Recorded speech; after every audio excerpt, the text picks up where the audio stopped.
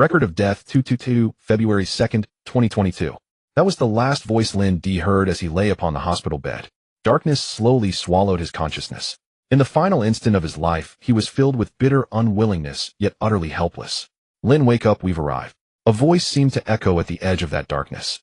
Suddenly, an urgent voice sounded right beside his ear as his body was vigorously pushed. Lin D jolted awake, his hands half-raised, his breathing ragged like someone who had been drowning for a long time and finally broken the surface. He realized he was actually sitting in a coach bus.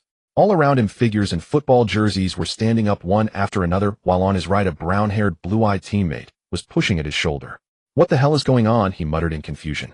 The guy had clearly spoken in Spanish just now, yet somehow he had understood every word. Then a torrent of memories suddenly surged through his mind. It was now October 27, 2009. He was still Lin D. He was 20 years old, playing for Alcorcon in the Spanish Tercera Division, a semi-professional club. He was a defensive midfielder, but could only occasionally come off the bench in this modest team. Head coach Ander did not like him at all. As for why, perhaps it was simply because his ability seemed lacking compared to the players produced by Spain's youth academies. In their eyes, his foundations and development were utterly insignificant. Or perhaps he was merely someone forced into Alcorcon by outside arrangements, a thought that left him deeply dissatisfied. Who could say for sure? What was truly strange was that aside from his memories of playing and living in Spain, everything else was blank. No relatives, no family, no past at all. It felt as though someone had deliberately erased them. The one stroke of fortune was that he was still Huaxia, still strikingly handsome, and his body possessed impressively powerful muscles. In his previous life, he had buried himself in training and playing in the Huaxia Super League, leaving everything else to his agent. Yet because that agent failed to operate things properly, he was twice omitted from the national team squad. Even though at that time he was already the finest midfielder in the Huaxia Super League. Now he had been given a chance to live it all over again. Returning to 2009, he stood at the dawn of an era crowded with superstars. It was the era when Messi and Cristiano Ronaldo were beginning their dual reign over world football. In 2009, an earthquake shook the sport. Real Madrid struck with ruthless ambition, signing the Premier League's #1 star Cristiano Ronaldo, Serie A's King Kaka, League One's top talent Benzema, and coming within a hair's breadth of taking the Bundesliga's finest rivalry. They also brought in Premier League standout Alonso, as well as Albiol and Granero, while offloading Robin Huntelaar, Sneijder, Heinz, Saviola, and others, an unprecedented operation that shook the entire football world. If he could rely on the experience of 2 lifetimes and more than 10 years as a professional to break into La Liga, he would at last share the pitch with those once unattainable idols. As for the national team, when Lin D stepped off the bus, his fists clenched tight. This time he would seize his destiny with his own hands. Meanwhile, in the dressing room, Ander was grumbling to his assistant, "That idiot Cristian Alberti. If not for him, I would never have had to put that youngster on the pitch." Assistant coach Roby sighed. He knew Ander disliked Lin, but there was nothing he could do. That fool has already made the arrangements. We can only let him go during the winter break. I've spoken with the doctor as well. Our holding midfielder Ruben has a pulled thigh muscle and needs at least 7 days. When we need time. Lin D actually has decent ability. Ander waved him off. I know you're soft-hearted, Roby, but I simply don't like him. Forget it. He'll be gone in 2 days anyway. Besides, there should be decent attention on this match. Let the people in Huaxia see just how pathetic the player they sent us really is. Standing before the Santo Domingo Stadium, Lin D felt a surge of emotion. Professional football, Lin D had returned. Yet as his gaze swept across the scene, something utterly shocking came into view. Not far away, a team bus was slowly pulling in, emblazoned with a crest he had never dared imagine, facing Real Madrid CF. Alcorcon was merely a semi-professional club. Many of its players held other proper jobs besides football. How could such a small team possibly have a fixture against Real Madrid? Lin, don't just stand there. Don't keep the boss waiting. You know his temper. Passing by and noticing Lin D in a daze, Borja Vigra jabbed him with an elbow, speaking in warning. Could it be that the very first match after his rebirth would pit him against the ultimate boss of world football? A semi-professional Tercera side against the overlord of La Liga. They're here. Is this really our opponent today? Lin D could hardly believe it. Amazing, isn't it? I almost want to ask them for autographs, his teammate laughed. Today it's our home ground. Next match we're heading to the Bernabeu, Borja said, his face so radiant with joy that one might think he himself had just signed for Real Madrid. It seemed that his fantasy of a dream opening bullying weak opponents was never going to happen. Instead, he would be thrown straight against the final boss. The thought left Lin D both exhilarated and discouraged. He felt like someone starting out with an empty bowl, begging his way through life. Yet at the same time, he was thrilled that he would finally have the chance to share the pitch with top-tier players. However, even at his peak in the previous life, he had been nothing more than trash in the eyes of such giants. Now though this 20-year-old body was far stronger than before, its overall level was clearly lower. Wasn't this pure self-abuse? Watching each top-class player step off the Real Madrid bus one after another, Lin D murmured, "It's like a dream. Too bad your contract expires in 2 days. Enjoy your last match, Lin," Borja said, dropping a heavy bombshell, just as Lin D was dazed with emotion. Fresh from the joy of rebirth, Lin D suddenly felt as if a bucket of ice water had been dumped over his head in the dead of winter. He was completely chilled to the bone. He was utterly finished. It was as if fate chose only the most worn rope to snap misfortune, seeking out the most wretched soul. Just as despair closed in, a voice echoed within his mind. Ding! Congratulations to the host for activating the midfield Blade-Wielding Guard system. By completing the sequence of missions issued by this system, you may obtain attribute point skill cards and other generous rewards. A system. The swing from despair to elation came too quickly, it was almost overwhelming. As a reward for first activation, a beginner's gift pack has been delivered. Please open your personal panel to view it. Personal panel. Even before the words fully formed in his mind, a luminous screen suddenly appeared before his inner eye, densely packed with text that took him quite a while to digest. Name: Lin D. Age 20. Height 183 centimeters. Weight 77 kilograms. Technical attributes: passing 55, crossing 55, marking 67, penalty taking 47, technique 53, corners 55, throw-ins 33, dribbling 61, tackling 67, free kicks 47, finishing 58, first touch 57, heading 57, long shot 60.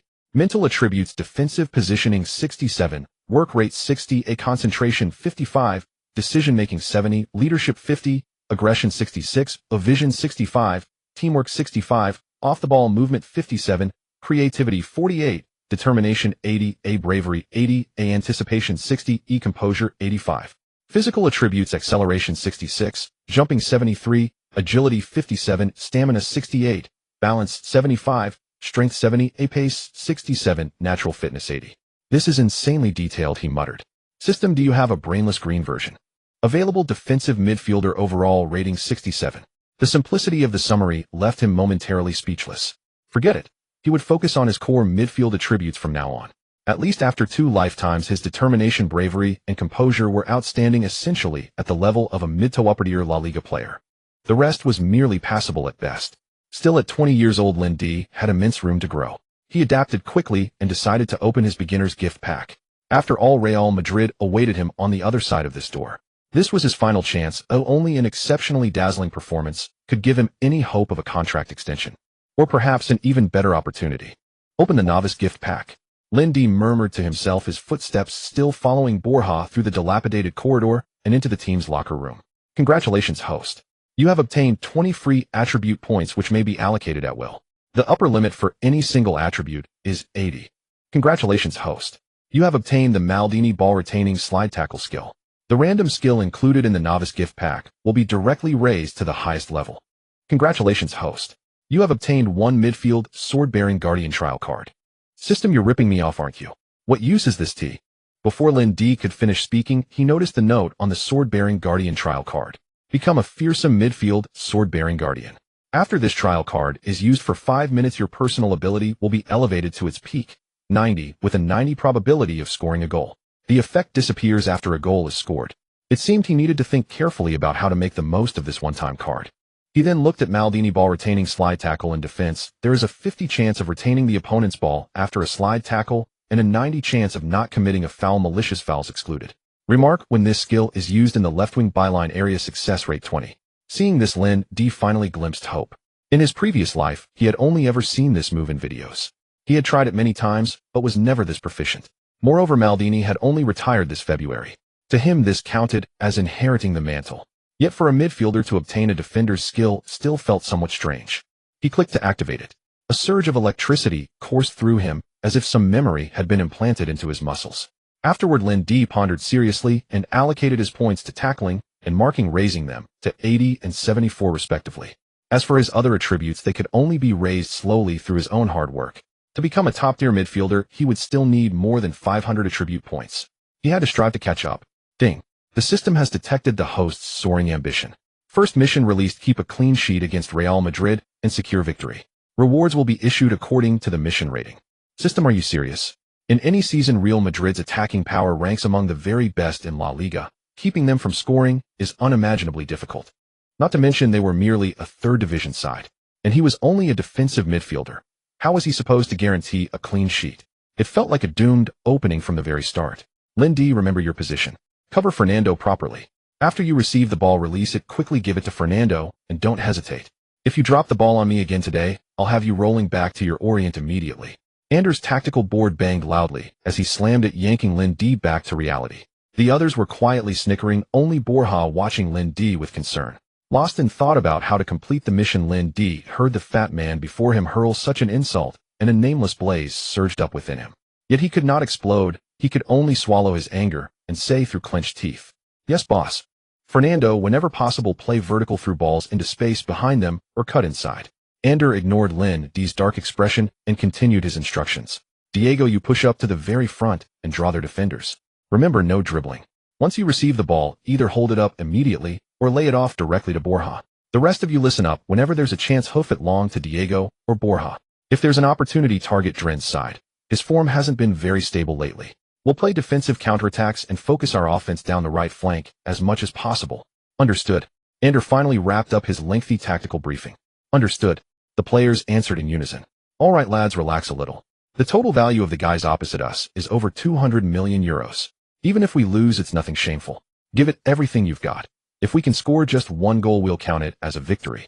This half-comforting, half-realistic remark eased the Alcor players' hearts somewhat. At this moment, standing in the players' tunnel, Lindy still felt as if it were all unreal. The row of star players beside him made him suspect he had stepped into another dream. Guti, Van der Vaart, Benzema.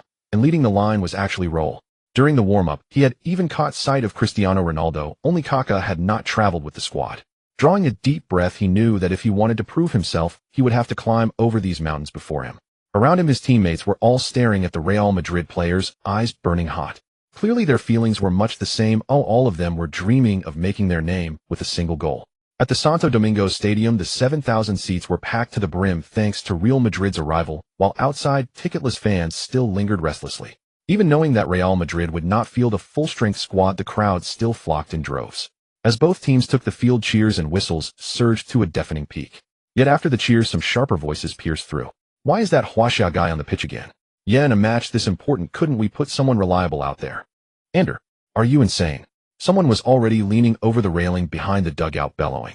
Don't even think about coming to my bar for a drink tonight. We want Kristen Alberti. Yellows can go back home and twist screws in a factory. To Lindy's ears, this rolling Spanish had been a frequent soundtrack whenever he took the field over the past 2 years. Yet every time he heard it, the words stabbed deep into his heart, drawing blood, pouring barrel after barrel of TNT onto the flames of rage within him. With the referee's whistle, the match officially began. Real Madrid kicked off first. They remembered their coach's instruction before the game: play freely and don't get injured. Guti and Raul exchanged a single glance, perfectly attuned. Finish the match quickly, then coast. After passing the ball to Van der Vaart, Raul and Benzema immediately surged into the heart of the opposition. Guti advanced while combining with Van der Vaart, and after 2 consecutive 1-2s they arrived right in front of Lindy. Asian, huh? Guti curled his lip in disdain. He was just preparing to lean his body into Lindy and then link up with his teammates again. But the moment the ball reached his feet, a force surged from behind him like a boulder, rolling inexorably over his back, driving him forward. And then suddenly the weight beneath his foot vanished. The ball had actually been taken away. Although it still fell to his teammate, Guti was stunned. He turned to look at the tall, black-haired figure. The guy was slightly taller than he was, with bronze skin and bulging muscles brimming with power. His tackling technique, it seemed, was not bad either. Alcor actually had such a player. Lindy narrowed his eyes as he also regarded this one-stop midfielder. With his composure attribute, at 85, he remained calm despite his indignation. So you're looking down on me? Guti refused to accept it. Though he was already 31, he was not about to be belittled by some snot-nosed Asian kid. Young man, you'll pay a price for your youth. Guti decided, determined to teach him a lesson. He stretched out his hand to ask for the ball again, back pressed against Lindy. Diarra was searching for an opening. Seeing this, he pushed the ball with his right foot straight to Guti. Guti used the outside of his right foot to gently brush the incoming ball while leaning back, blocking Lindy's line of sight. Feeling the force from behind, Guti had no intention of resisting it. He spun quickly to the left, intending to pull off a classic man-ball split. The movement flowed like water. In the blink of an eye, both man and ball vanished from in front of Lindy. In Guti's eyes, although the youngster was physically strong, players of that type usually turned as slowly as an aircraft carrier. This move had almost never failed him. His golden hair streamed behind him as he ran. Guti felt as though he had regained the sensation of youth, that effortless, dashing elegance. But in the next instant he felt his body, and the youth he had just reclaimed, collide with something and be sent flying together. Santo Domingo Stadium erupted in a thunderous cheer.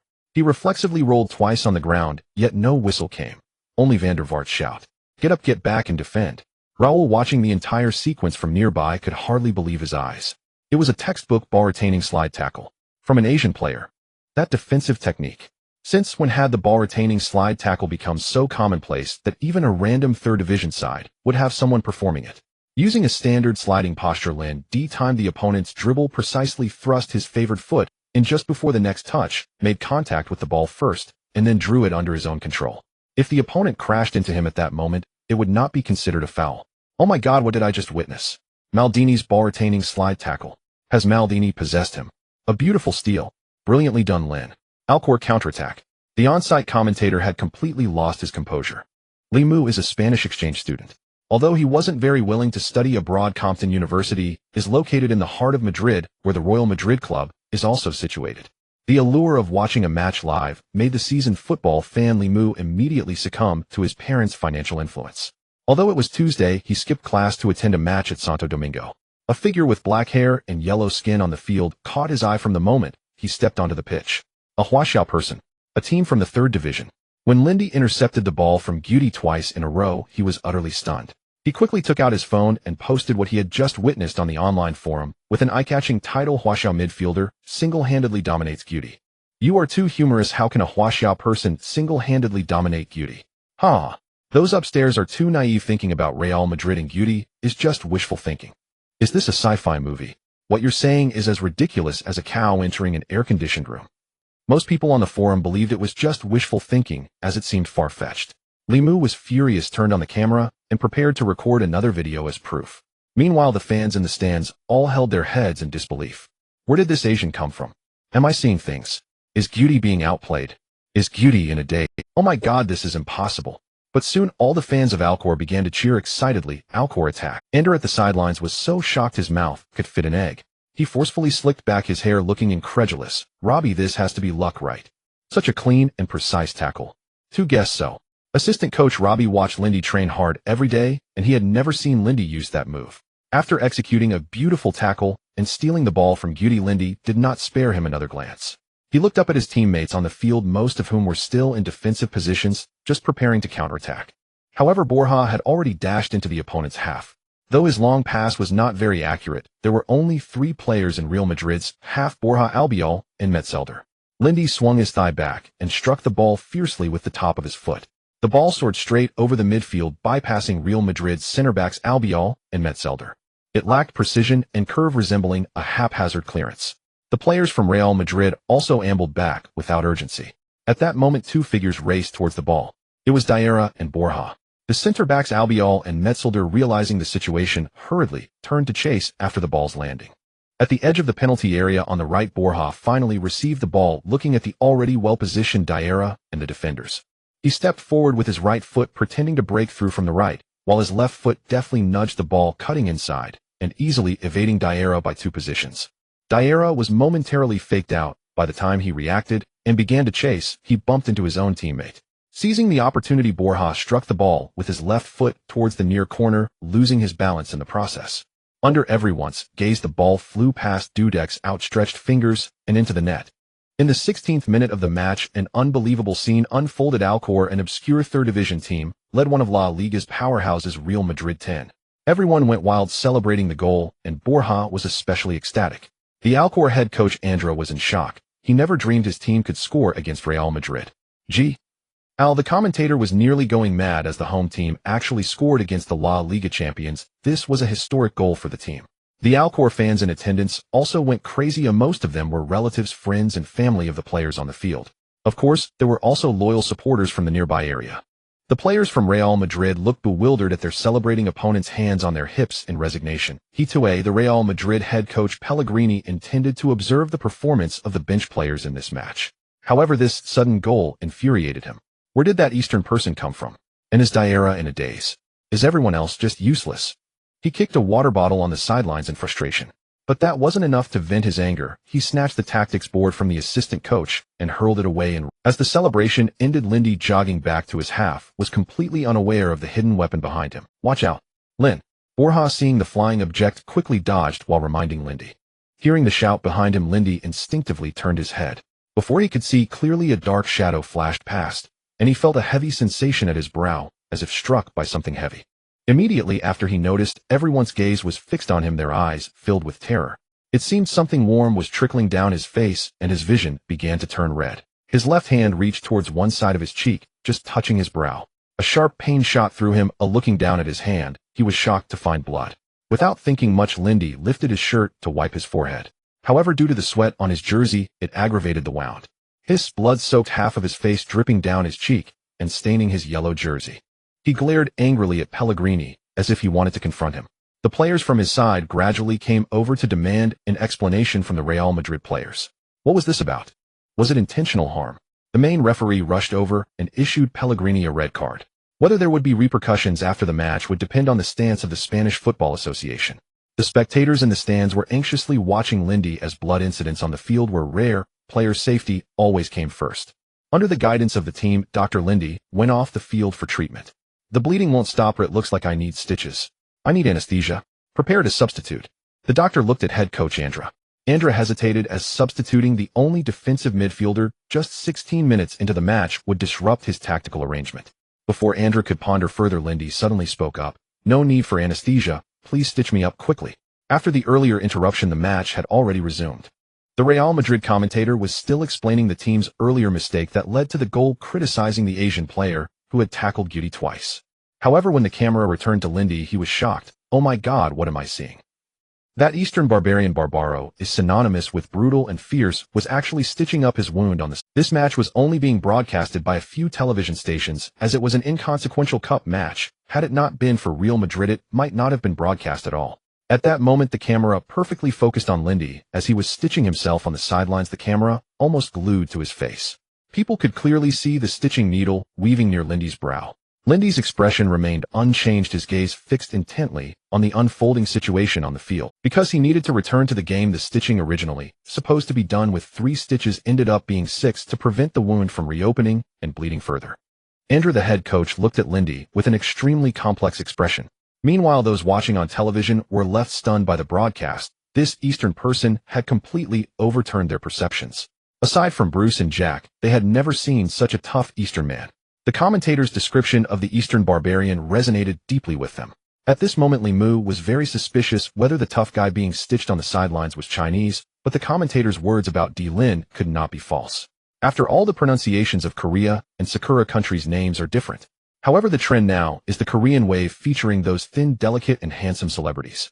Yet Lindy's image of overturning Guti completely subverted Li Mu's impression of domestic players. He quickly captured this scene and posted it online. Before he could check the replies, he was drawn back to the match.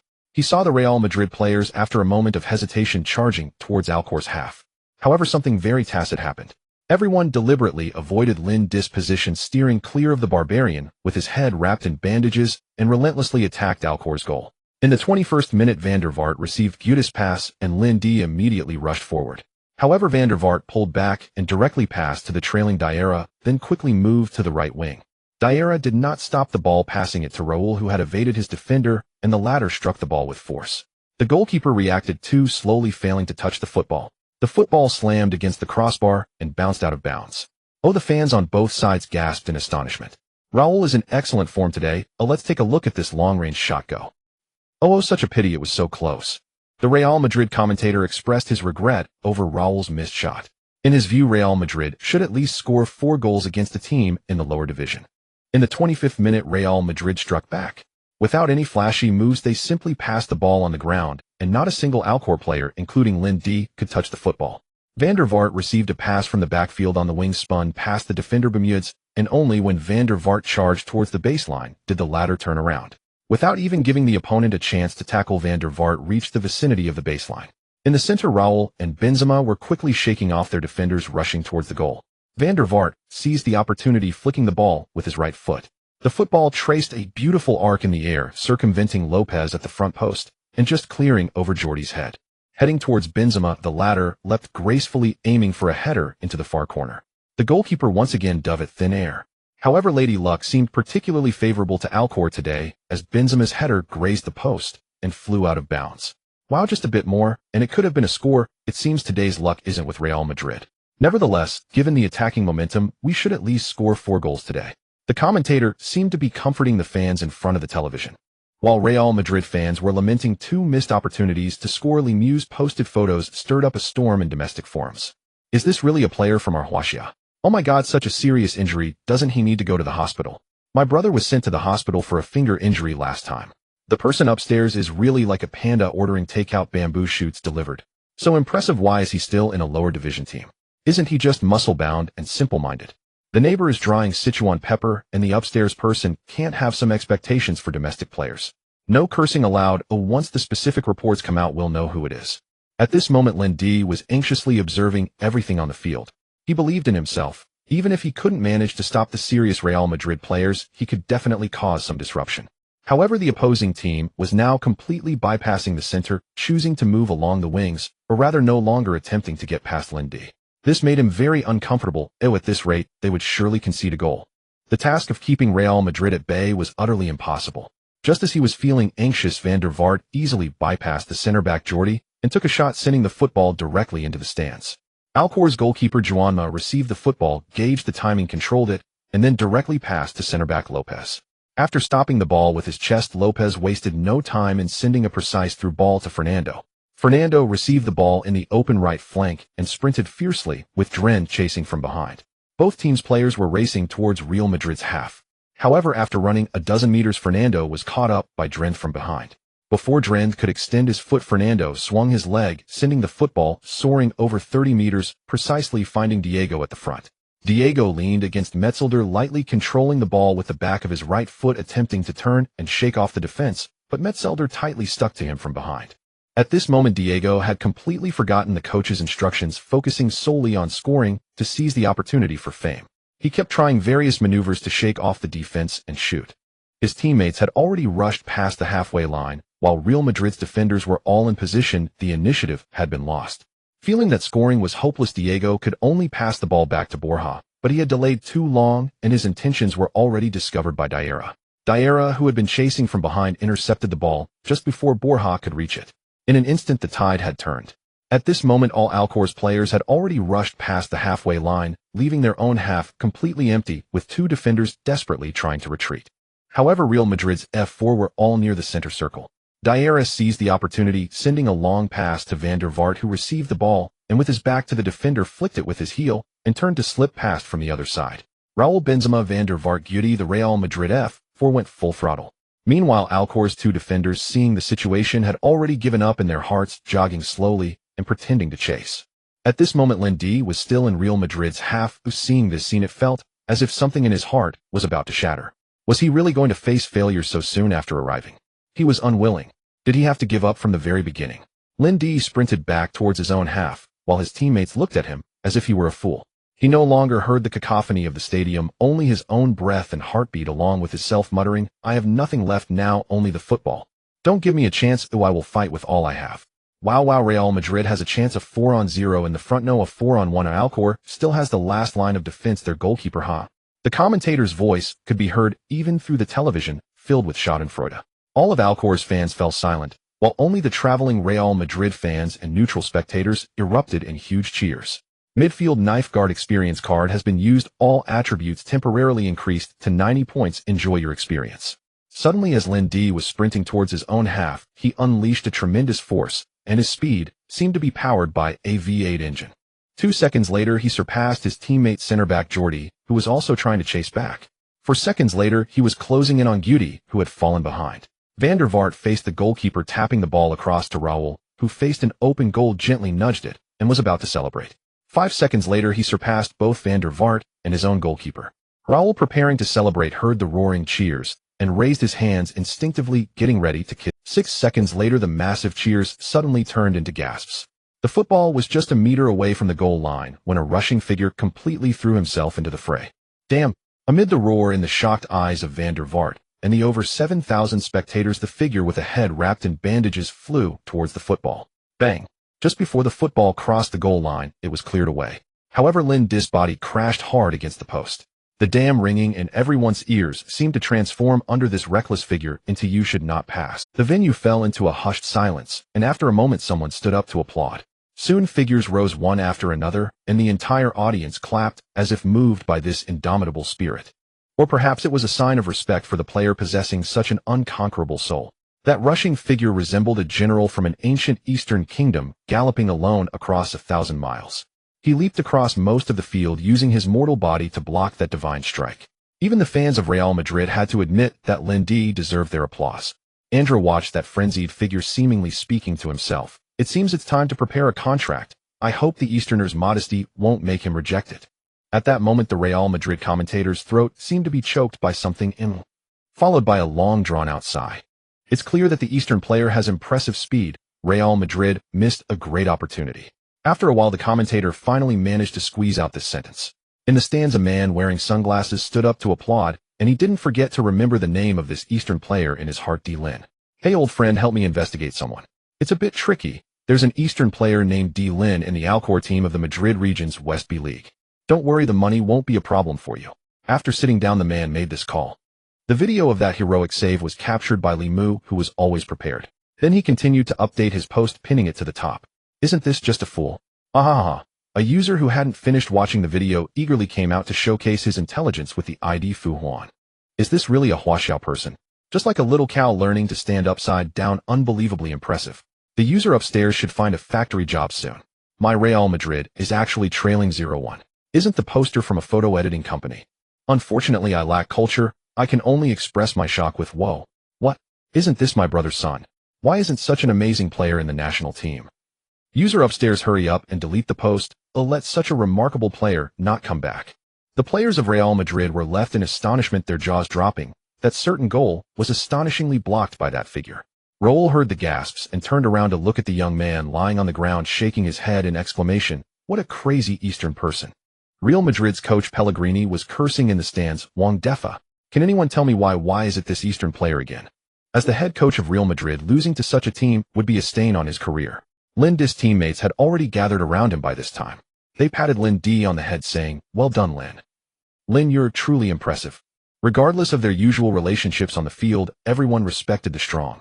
Moreover, Lin Di's spirit made them feel a bit ashamed. At that moment, when everyone had given up on defending, he alone charged forward. Using his body, he helped the team regain a point, and now they were still in the lead. Lin Di sensed his body and stood up before the team doctor could arrive, indicating he was fine. "I'm fine, prepare for a counterattack." Upon hearing Lin Di's words, his teammates nodded unconsciously. "We need to counterattack." Everyone failed to notice that after Lin Di's consecutive interceptions of Guti assisting Borja in scoring and saving the ball alone, he began to lead. As if tacitly agreeing, everyone felt an implicit sense of Lin Di leading them. Only when you accomplish what others cannot will you earn the respect you deserve. Lin Di's thoughts were simple. With the experience card countdown at 4 minutes, he needed to score within those 4 minutes. He wanted to win. He aimed to crush Real Madrid's spirit early, showing the world who says there's no one in Huaxiao. Even if it was just a fleeting moment, it would be enough. The dejected expressions of the Real Madrid players fell into Lin Di's eyes. Earlier, when clearing the ball, Lin Di had kicked it out to the right sideline. Guti threw the throw-in to Benzema, hoping to collaborate with him.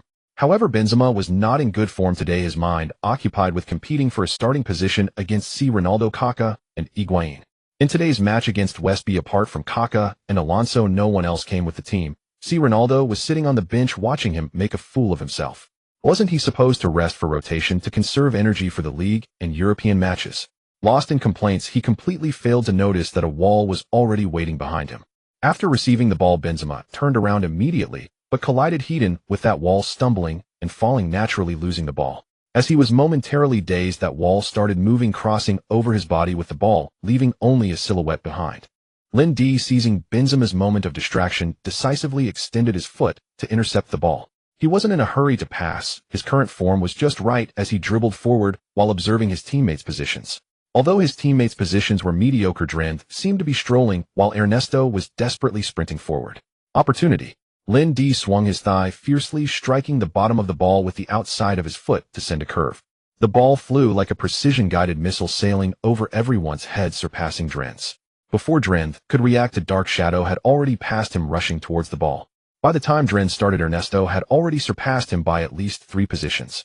The ball landed precisely at the feet of the running Ernesto, who gently flicked it with the outside of his foot, allowing it to roll smoothly along the surface. At this moment, there was no one in front of Ernesto. If he charged into the penalty area like this, it would form an unknown situation.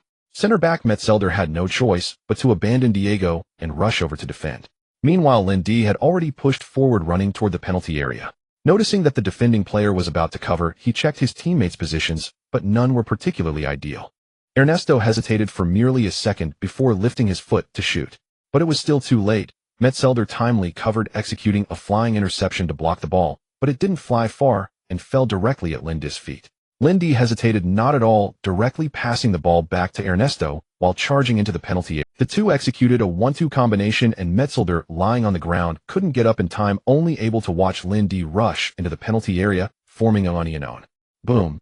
The sound of his right foot striking the ball echoed throughout the venue. The ball shot towards the right side of the goal, like an arrow released from its bow, a close-range blast. Goalkeeper Dudek dived desperately, but it was too close and too fast.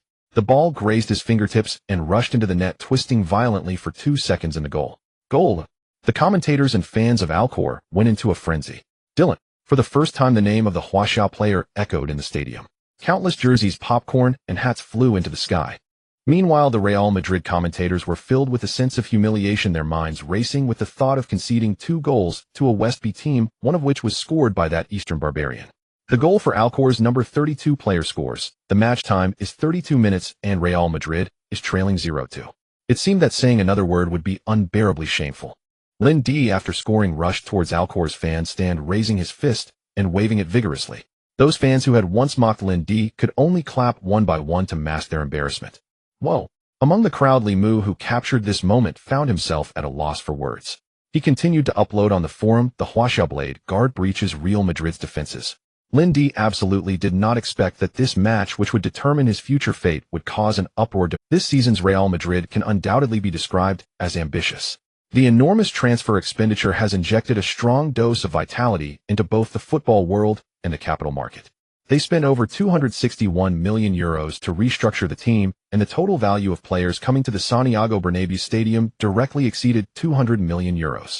Among the biggest expenditures, they brought in the young 24-year-old Cristiano Ronaldo from Manchester United, spending a whopping €94 million, nearly the combined values of Kaká and Benzema.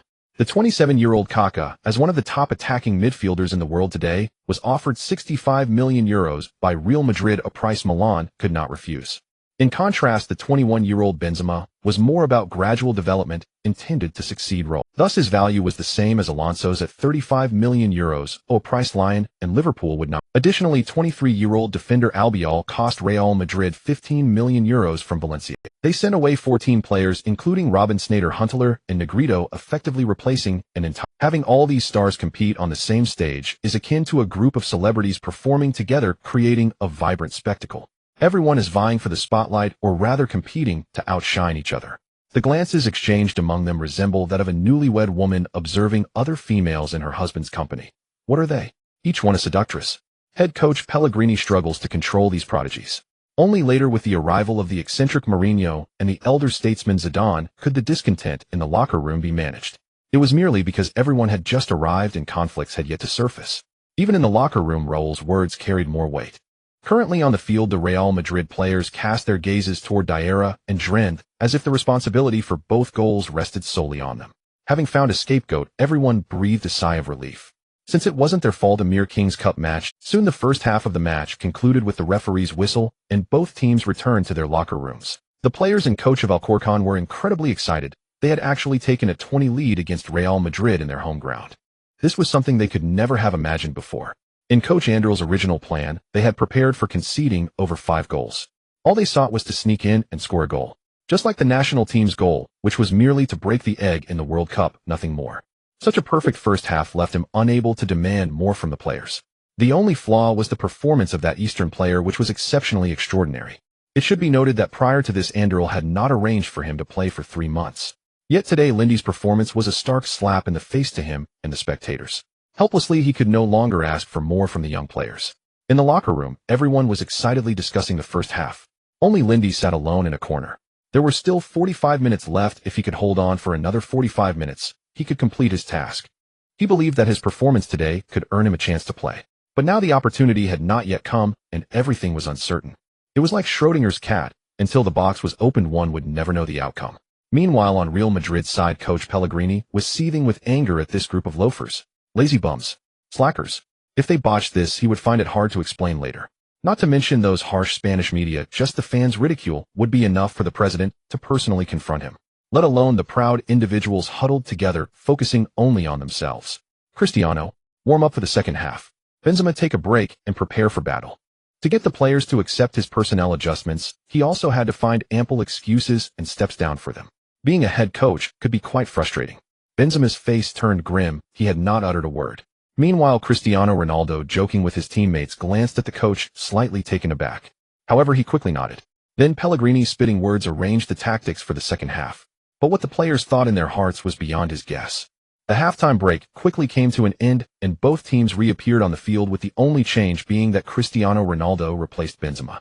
The original double striker formation shifted to a single striker, with Cristiano roaming the right flank. This odd arrangement only indicated that Pellegrini's control over the locker room was waning. This thrilled the fans. The score no longer mattered, as the 24-year-old Cristiano Ronaldo was the highest valued player on the field. At this point, the total value of the Real Madrid players on the field had already exceeded 300 million euros. The halftime pep talk seemed to have made no difference to the Real Madrid players. They still strolled about, except for one person, Cristiano Ronaldo. His thirst for victory made him unwilling to lose any match. In the 51st minute, Cristiano received a long goal kick from the goalkeeper at midfield, gently nudging the ball down with his toes as someone charged toward him. It was that Eastern player, his head wrapped in bandages. Cristiano became highly motivated. He was not like Guti and Old Timur, still thinking about dribbling. He feinted with his left foot as if to play the ball, and the next second, he had already bypassed the ball, executing a brilliant bicycle kick. With the outside of his right foot, he nudged the ball, and with his left foot landing, he fiercely stomped down, instantly darting past Lindy's right. Lindy barely had time to turn around and grab Cristiano's jersey. It was truly terrifying speed and skill. Fortunately, the final shot went awry, causing the fans in the stands to sigh. Watching that fleeting figure, Lindy finally felt the pressure. This was not something the 31-year-old organizing midfielder Guti could rival. Perhaps a younger Guti could, but at 31, physical attributes inevitably decline. Of course, only the highly disciplined Cristiano could maintain such a high level of physical condition at the age of 37. Today, Lindy might not be able to stop the man before him, but he believed that one day he would be able to intercept this man in midfield. In the 58th minute, Cristiano received the ball once again, this time in a deeper position. The original plan was for him to play as a left winger. However, Cristiano had his own ideas. No matter the adversity, he wanted to win. If his teammates were unreliable, he would take matters into his own hands. As a newcomer to Real Madrid, he was like a lone wolf under Ferguson's Manchester United. After outpacing Ernesto with sheer speed, he glanced toward the center and found that Raul had no opportunity, while his other teammates were still lagging behind. Though that lanky player was also in the center, Cristiano had no fear. Just because Guti was ineffective did not mean he was. He took a deep breath. He prepared to cut inside, feinting with a left-footed bicycle kick, as if he intended to go down the flank, hoping to repeat the trick. His distant teammates watched coldly, showing no intention of coming to support. Because the script that followed was very familiar, after 2 steps a soaring shot was something they had grown accustomed to. Attempting to intercept was simply not possible. The nearby Real Madrid players looked on with cold smiles. In fact, during that time, Real Madrid's tactics were the most effective. Lindy, as a defensive midfielder, appeared competent in experience and ability, at least in the eyes of the Real Madrid players. However, he was unable to form effective interceptions in midfield. Football is a collective sport. Individual skills can shine at certain moments, but they cannot change the outcome of every match. But for Cristiano to frequently challenge a player with obvious strong tackling ability, that was not a wise decision. Just as Cristiano confidently thought he had shaken off Lindy and was ready to take another step for a shot, suddenly everything went dark before his eyes, as if his thigh had tripped over something heavy, sending him sprawling and rolling 3 times. Beep. The referee blew the whistle for a foul. Lindy stood nearby, coldly watching the writhing Cristiano on the ground. You should have gone diving instead. At that moment, the referee rushed over and issued a yellow card to Cristiano for his exaggerated actions. Everyone saw that Cristiano was clearly attempting to cut inside. If he hadn't stepped on the ball, he might have slipped past using his speed advantage. However, a stationary bicycle kick undoubtedly weakened his explosive speed. Lindy seized the moment with a clean tackle, neatly disrupting the ball.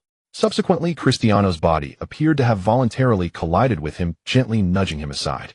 It was like Phelps diving into the water, sending him sprawling. Years later, a more mature Cristiano would learn to dribble with simpler moves and score in a more efficient manner. However, he would never forget that moment when Lindy tackled him. This made him begin to reassess his style of play. And now everyone's attention was focused on that Eastern barbarian who had successfully defended against Cristiano. A yellow card. This is the first yellow card issued at the Estadio Olímpico de Santo Domingo today. It is also a card that has killed the match. On the stands, the chairman Florentino Perez has maintained a grim expression and later even showed signs of death. Real Madrid's general manager Jorge Valdano lowered his head to tidy his clothes after falling behind 0-2, seemingly trying to escape from something. Meanwhile, head coach Manuel Pellegrini has been on the fan stands, his eyes filled with helplessness. Even he himself does not know why such a situation has arisen. In the subsequent match, Real Madrid fell apart, like individual sailors riding the waves, all wanting to rush through the English Channel alone. With no teamwork to speak of, the players of Real Madrid embodying individual heroism repeatedly met their demise against Alcorcon's defense. The commentator from Spanish Canal has fallen into complete silence. He does not know how to introduce this unfamiliar team he is incredibly familiar with. He could recite the story behind every shirt number, could shout goal with his rich voice for a full minute, and could use the most splendid words to praise his beloved team. But at this moment, he seems to have lost all the skills expected of a host. Even his director did not remind him what he should say. A certain emotion has spread in Madrid, and as time passes, more people have joined in this sentiment. In the 72nd and 77th minutes of the match, an own goal by a teammate and a chaotic loss of possession in the penalty area ultimately killed the match. The team crowned with the royal title seems like an extremely luxurious carriage that has arrived on a country road. The muddy road has trapped its wheels, and no amount of luxury can propel it further.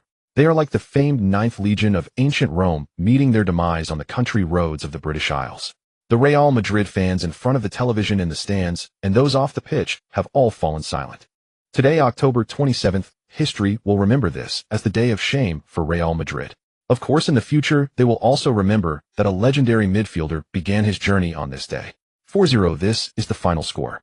When the final whistle blew, everyone from Alcorcon embraced each other. It was a miraculous victory. At this moment, Cristiano Ronaldo cast a complex glance at Lindy. He should have left the pitch directly, but he did not. This man, who gradually adapted to his rhythm and marked him, left a deep impression. Cristiano approached him to exchange jerseys, smiling as he said, "Lindy, I remember you. They'll be waiting for you on the La Liga pitch." Lindy seemed to be inspired by Cristiano's fierce competitiveness, a surge of youthful spirit erupting within him. "I swear, I will definitely make it to La Liga, just wait for me." After saying this, the two spirited young men high-fived each other on the pitch, a moment captured by keen journalists. Later, coach Anderl smiled as he approached Lindy, asking if he had time tomorrow afternoon, expressing a desire to talk to him privately. "Why not in the morning?" Spaniards do not have the habit of waking up early. Their lunch generally takes place around 2 p.m. Inviting someone before having lunch is considered impolite. Lindy understood that his performance had been quite outstanding. Even Anderl, who usually clashed with him, smiled at him. However, he had already made up his mind to wait. If it had only been a narrow 1-0 victory over Real Madrid, he might have been willing to accept a renewal contract from a third-tier team. But now, with the score frozen at 4-0, a result comparable to a Hollywood movie, it would definitely be reported widely. He has the patience and confidence for this. The media and fans of Catalonia should now be happier than at Christmas. Nothing pleases them more than seeing their archrivals in a national derby lose to an unknown third-tier team. If there is anything that could, it would only be turning this score into the score of a national derby. Of course, Real Madrid must be the side with a score of 0. Tonight, the beer in Catalonia will surely sell out, as those sexy and fiery female fans will perform flamenco dedicated to the Catalan bullfighters. However, the Royal Bullfighters will not be in such a good mood. Of course, it is hard to say about those players who did not come to the Estadio Olímpico de Santo Domingo, or those who did not play. Perhaps a bottle of Romani will be missing from the wine cellar. Cristiano could also be among them. Before coach Pellegrini could return to the locker room and explode, someone had already notified him that chairman Florentino Perez was waiting for him in Madrid. Except for very rare cases, no one would place the responsibility for losing on a single player. The ones held accountable are usually the coaches. Without any press conference, Pellegrini led the players of Real Madrid away from this sorrowful place. In the stands, a man wearing sunglasses wrote in a notebook, "Strong physique, brave, unyielding, resolute, with incredible defensive abilities and great potential for the future, surpassing Paula Sunsell in physical and age advantages." This match left a deep impression. Both domestic and international media have been intensely reporting the final score, with no one wanting to postpone such explosive news until the next day. Compared to the harshness of Western media, the domestic media seems to have yet to learn the essence. Moreover, without broadcast, they had no idea there was a Huaxiao player on the field.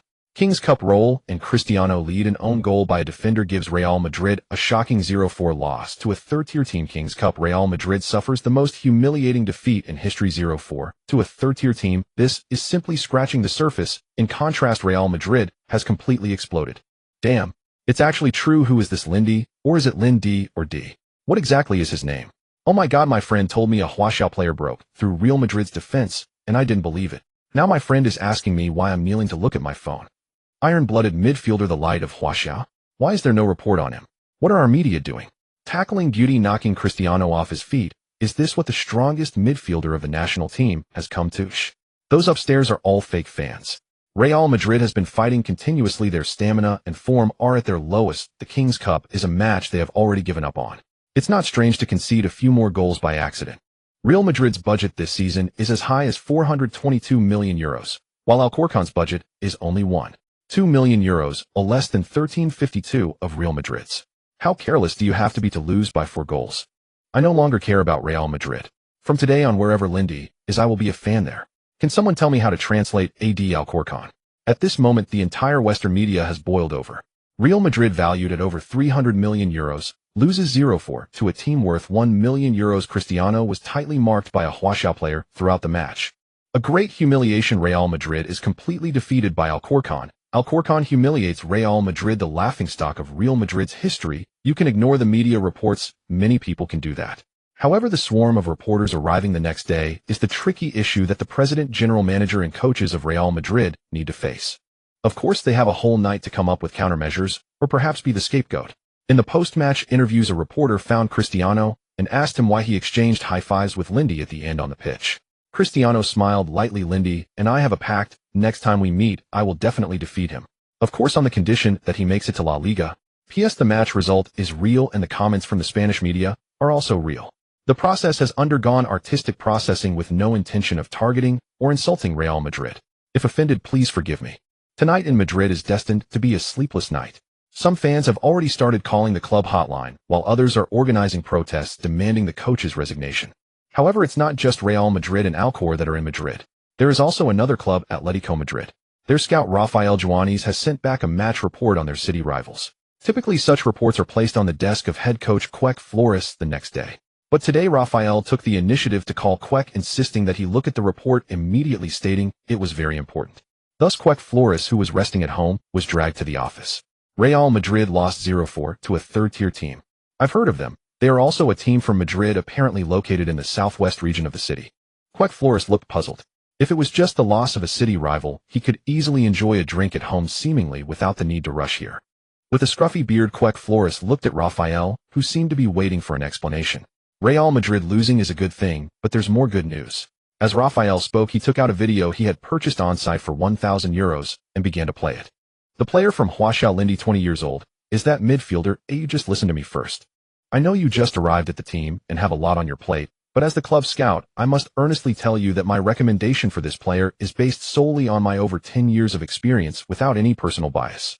Lindy is the backup defensive midfielder Atletico currently needs. Raul Garcia has significant registration issues, and Paulo Asuncel is aging and limited in ability. Lindy's future will surely surpass that of many who I won't misjudge this. The crucial point is that we currently only have one defensive midfielder, and Lindy's contract expires the day after tomorrow. We don't have to wait for that damned winter break. We can sign him for free. Yes, Quek, he doesn't want money. Rafael stared intently into head coach Quek Flores' eyes, hoping to see some signs of joy, but only the word free seemed to touch him. Now I'd like you to take 10 minutes to watch this match. Oh, I've noted several key moments. Rafael quickly skipped through the match. From Lindy's consecutive interceptions from Guti, a long pass, assisting a goal, a stunning strike, to being stitched up on the sidelines, and heroically saving the day against Cristiano Ronaldo, every moment was captured.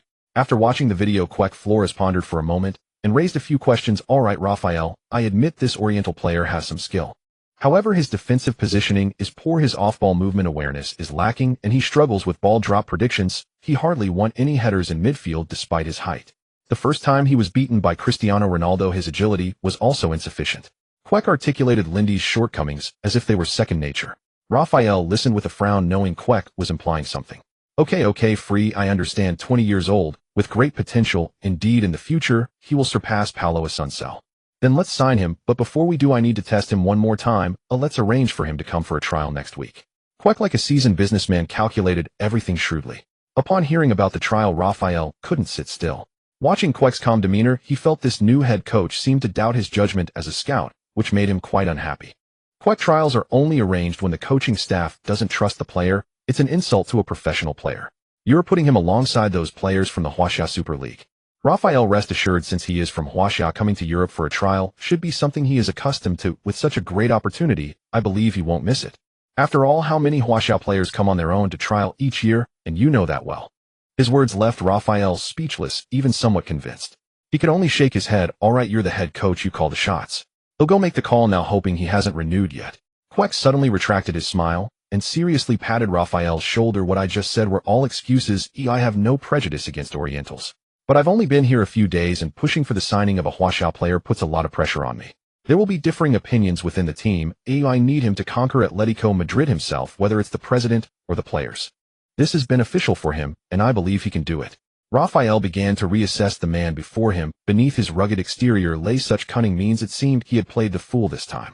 In the Alcor Club 14, 5 kilometers southwest of Madrid city center, head coach Ander and assistant coach Robbie were discussing what kind of contract to offer Lindy. Currently, the highest salary in the team belongs to forward Borja with a weekly wage of €2,100. The others fall between €600 to €1,200. This year's total budget is only €2 million, which includes season tickets, Copa del Rey, and bonuses from the 3rd division. Of course, don't underestimate €2,100 a week. Compared to top players, it's not much, but converted to RMB, it's nearly €1,000 a month. Equivalent to €2,000 a month in 2022. By that calculation, it's not low, right? Ander pondered for a long time, seemingly making a significant decision. €3,000 a week. I believe he has never seen such a large sum. I just asked a friend in Madrid, and €1 million annual salary in Huaxia is considered an incredible achievement. €3,000 a week converted to Huaxia currency exceeds €1 million. Robbie frowned tightly, looking at the confident Ander, unsure how to speak. €3,000 is a figure that any starting player in a second-tier team could easily surpass. And after today, Lindy will undoubtedly attract numerous second-tier teams looking to take advantage. After all, his contract expires in 2 days, and if he becomes a free agent, Alcor will get nothing.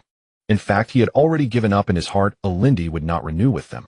Thinking of the distressing matters over the past 2 years, Robbie could only say something insincere. As you say, boss. As Atletico and Alcor were still grappling with trials and weekly wages. Far away in the province of Alicante in the Valencia region of Spain, the Hercules club office was buzzing. The head coach Esteban Vigo was excitedly gripping the scout's arm after watching the entire video. Offer him the highest weekly salary in the team, €8,000. I want to bring him to La Liga. The current Hercules team lacks such a defensive midfielder, and he is still young with great potential for growth. Isn't €8,000 a week too high? The scout, a bit dizzy from the excitement, exclaimed. The coach was already fantasizing about the future. By avoiding at least €2 million in transfer fees, €8,000 is not high. Rafit is getting €7,300 a week and is currently injured. I know he has some shortcomings, but those can be developed between the ages of 20 and 23. They are not a problem at all. Only that determination and courage along with that sliding tackle are things that cannot be achieved without talent. His future is worth at least €10 million. As he grew excited, Esteban Vigo clenched his fist as if he had already signed Lindy. No, I need to make this call myself. It shows sincerity. With determination, Esteban Vigo prepared to personally make the call. Meanwhile, Lindy was getting ready to accept system rewards, completely unaware of the situations of the 3 clubs. Ding. The system assessment has been completed. Congratulations, host, on completing the task. Based on the completion rate, you are awarded a rating of S with 40 attribute points and a random skill lottery once. The long-awaited system voice echoed once again. The host's beginner task has been completed, and the system is beginning to upgrade 1 to 100. The system has been upgraded to version 1. Version 1, activating the task rewards and penalties mechanism. As the first step into the 5 major leagues, please join a professional club within 10 days. Reward 20 attribute points, unlocking the skill level system. Task failure, the system will seek another master, deducting all extra attribute points and skills. The host has bid farewell. Before Lin D could recover from the joy of receiving rewards, he heard the system upgrade autonomously. Moreover, the next task is to sign with a professional club within 10 days. This means that if he chooses to sign with Alcor, it would be considered a failure. because Alcor is a semi-professional club and not a professional one. This implies that he must sign with at least a level club to complete the task. Furthermore, if he fails to complete it, the system will simply run away. It's utterly ridiculous, so forget it. He won't open the door. For now, he should allocate his points. What if an opportunity arises? In the match against Real Madrid, he distinctly felt that his ball control was a bit off. Aside from close-range low balls and throw-ins, his first touch of the ball was very much like the national team. Moreover, when facing those skilled players, his concentration was insufficient. The first time, he was easily shaken off by C. Ronaldo was a prime example. In the final stages of the match, although it had already entered garbage time, both sides were too exhausted to continue playing. However, he felt that his physical stamina had reached its limit and he needed to improve on heading as well. Although there were many other attributes that needed improvement, the flaws Lindy personally felt were definitely a priority. Therefore, the 40 points rewarded by the system were allocated as follows: ball control 13, concentration 10, stamina 12, heading 5. After allocation, the stats were ball control 70, concentration 65, stamina 80, heading 62. Won't elaborate here, or it would be 200 words.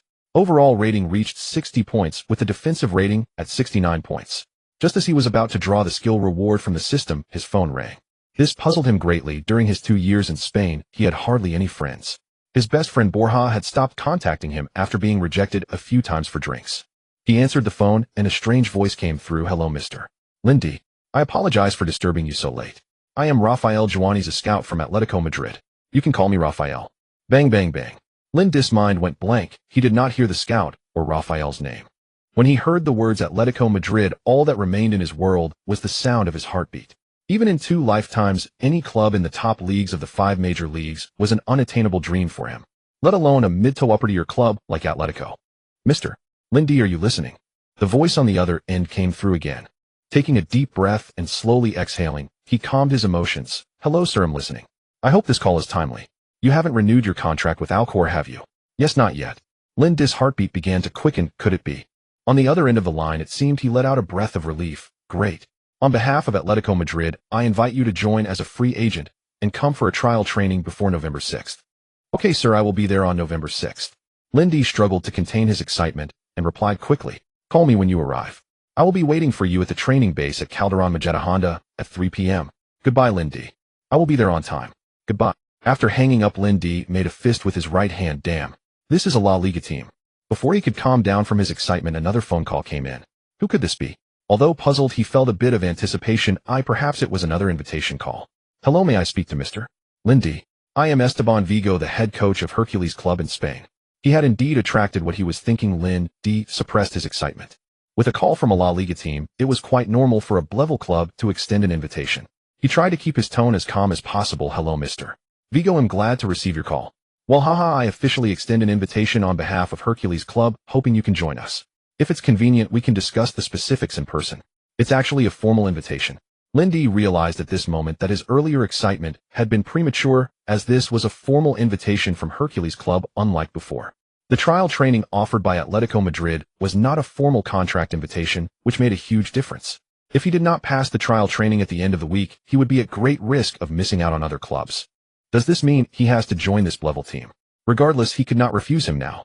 I am honored to receive your recognition, but I need to handle some matters with Alcor Club in the next few days. I hope you can understand. Perhaps we could meet in 4 days. Esteban Vigo glanced at his assistant, clearly realizing that other teams had already made their move. But it didn't matter. He was confident enough that Hercules Club ranked in the top 3 in level leagues this season, having a very good chance to advance to La Liga. Aside from those teams with Europa League and Champions League qualifications, he had nothing to fear. Who could refuse a starting position? Understood, completely understand. Let's meet on November 2nd. No problem, we'll see each other then, Mr.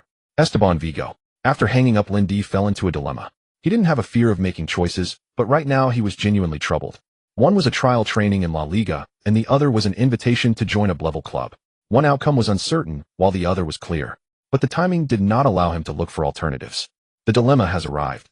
On October 28, 2009, at the headquarters of Marca in Spain, reporter Chin Luoyun held the article she had just completed, preparing to submit it for the editorship's review. With heavy dark circles under her delicate face, it was evident that she had not rested well the previous night. Having been in Spain for 2 years, this was her first time staying up late for a football article. Her colleagues had already sent out reports on yesterday's major news, the loss of Real Madrid. Yet she alone returned home, the lights in her study burning throughout the night. She had conducted an extremely professional and in-depth analysis of Real Madrid's intensive schedule over the past month, covering each player's performance, as well as various rumors from the locker room, pre-match gossip about the players and the coach's strategies. It was exhaustively detailed, yet a part of her piece was allocated to the Huaxiao man Lin Di. Moreover, it was exaggeratedly touted that he was the reason for Real Madrid's humiliating defeat. The editor-in-chief crossed his legs, smiling at Qin Lun. Wow, are you serious? Which readers want to see such dry data analysis these days? He adjusted his glasses and continued. Locker room rumors and gossip about the big-name players can stay, but that lower-tier team, and that Huaxiao person, nobody cares about this, okay? Hearing the editor-in-chief's words, Qin Luoyun could no longer sit still. But this is the core reason. If we remove it all, it would just be gossip. Yes, but don't viewers like to read this? Riding on the current heat of Real Madrid's loss, isn't it good to capitalize on it? The editor-in-chief stood up, walked behind her, and gently pressed her shoulders, urging her to sit down. I understand that you both being Huaxiao people helping fellow countrymen is a normal thing. However, it should be based on respecting the facts. The editor-in-chief continued to press Qin Liyun, who was eager to stand up, and whispered in her ear, "It's about newspaper sales. We are not CNS or the Lancet. Let those dry data go to hell, and let those personal feelings go to hell. Do you understand, dear Qin?" Upon hearing this, she fully understood that this was no longer the market she was. Aside from chasing fame and fortune, they also distrust Huaxiao people. She forced a beautiful smile. "Okay, editor-in-chief, I will revise it according to your instructions right away." After saying this, Qin Luoyun stepped out. Back at her workstation, her emotions were on the brink of explosion. Taking a step back only made her angrier, and holding back made her feel more at a loss. She remembered her former mentor back home, and picked up the phone. "Brother Li, it's me, Luoyun. I have a report." Lin Di had already gotten up early, a habit formed by his biological clock. After breakfast, he had arrived at the gym. By this time it was only 7:30, but the club's old man Picasso was already accustomed to it. For 2 years this young man had been waking up at the same time as him. The morning passed in the blink of an eye, and when he emerged from the gym, he found head coach Ander waiting for him outside. Seeing the eager expression on Ander's face, Lin Di understood. "Good morning, boss." "Oh dear Lin, do you have—" "Of course, boss. Shall we go to your office?" In Ander's office, Lin Di noticed assistant coach Robbie, also present, holding a document and looking at him with a motherly smile. "Lin, you performed exceptionally well in yesterday's match, so the club intends to give you another opportunity." Ander planned to butter him up, but Lin Di interrupted. The man in front of him had never treated him this kindly in the past 2 years. This was an unprecedented first, and Lin Di found it somewhat amusing. "Sorry, boss, I do not intend to renew my contract." "What? What did you say?" "Not renewing." Ander had intended to discuss the future with Lin Di, only to be surprised by Lin Di's immediate rejection without even hearing his conditions. Lin Di looked at Ander calmly without speaking. "I must have misheard, Lin. We are discussing the contract renewal you have long awaited. We plan to offer you the highest salary in the team, 3,000 euros, equivalent to 1 million Huaxia currency. How about that?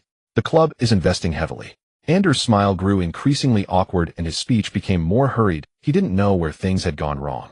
The Huaxiao man before him had never faced him with such calmness in over 2 years, let alone that he was already offered the highest weekly salary of 3,000 euros in the team. Lin Di remained unmoved, which left Ander utterly confused. He could only cast a pleading glance towards Robbie as the situation had surpassed his control. Following yesterday's match, all fans, including the club's higher-ups, had accepted Lin Di.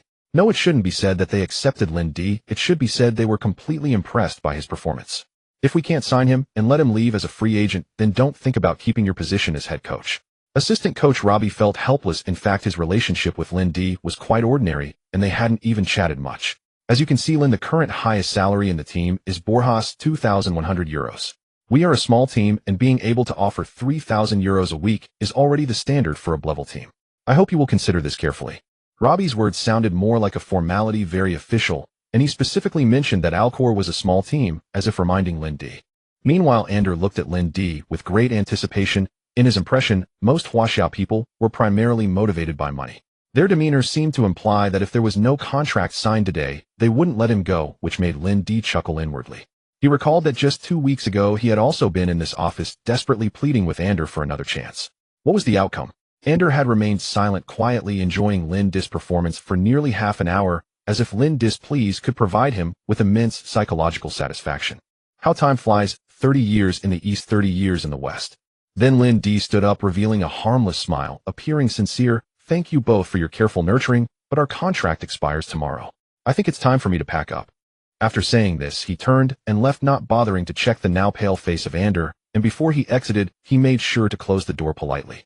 After walking a few steps, sounds of roaring began to come from behind the door, followed by what seemed to be fragile. Over the past 2 years, whenever Ander was in a bad mood, he would take it out on Lin D, publicly berating him mercilessly.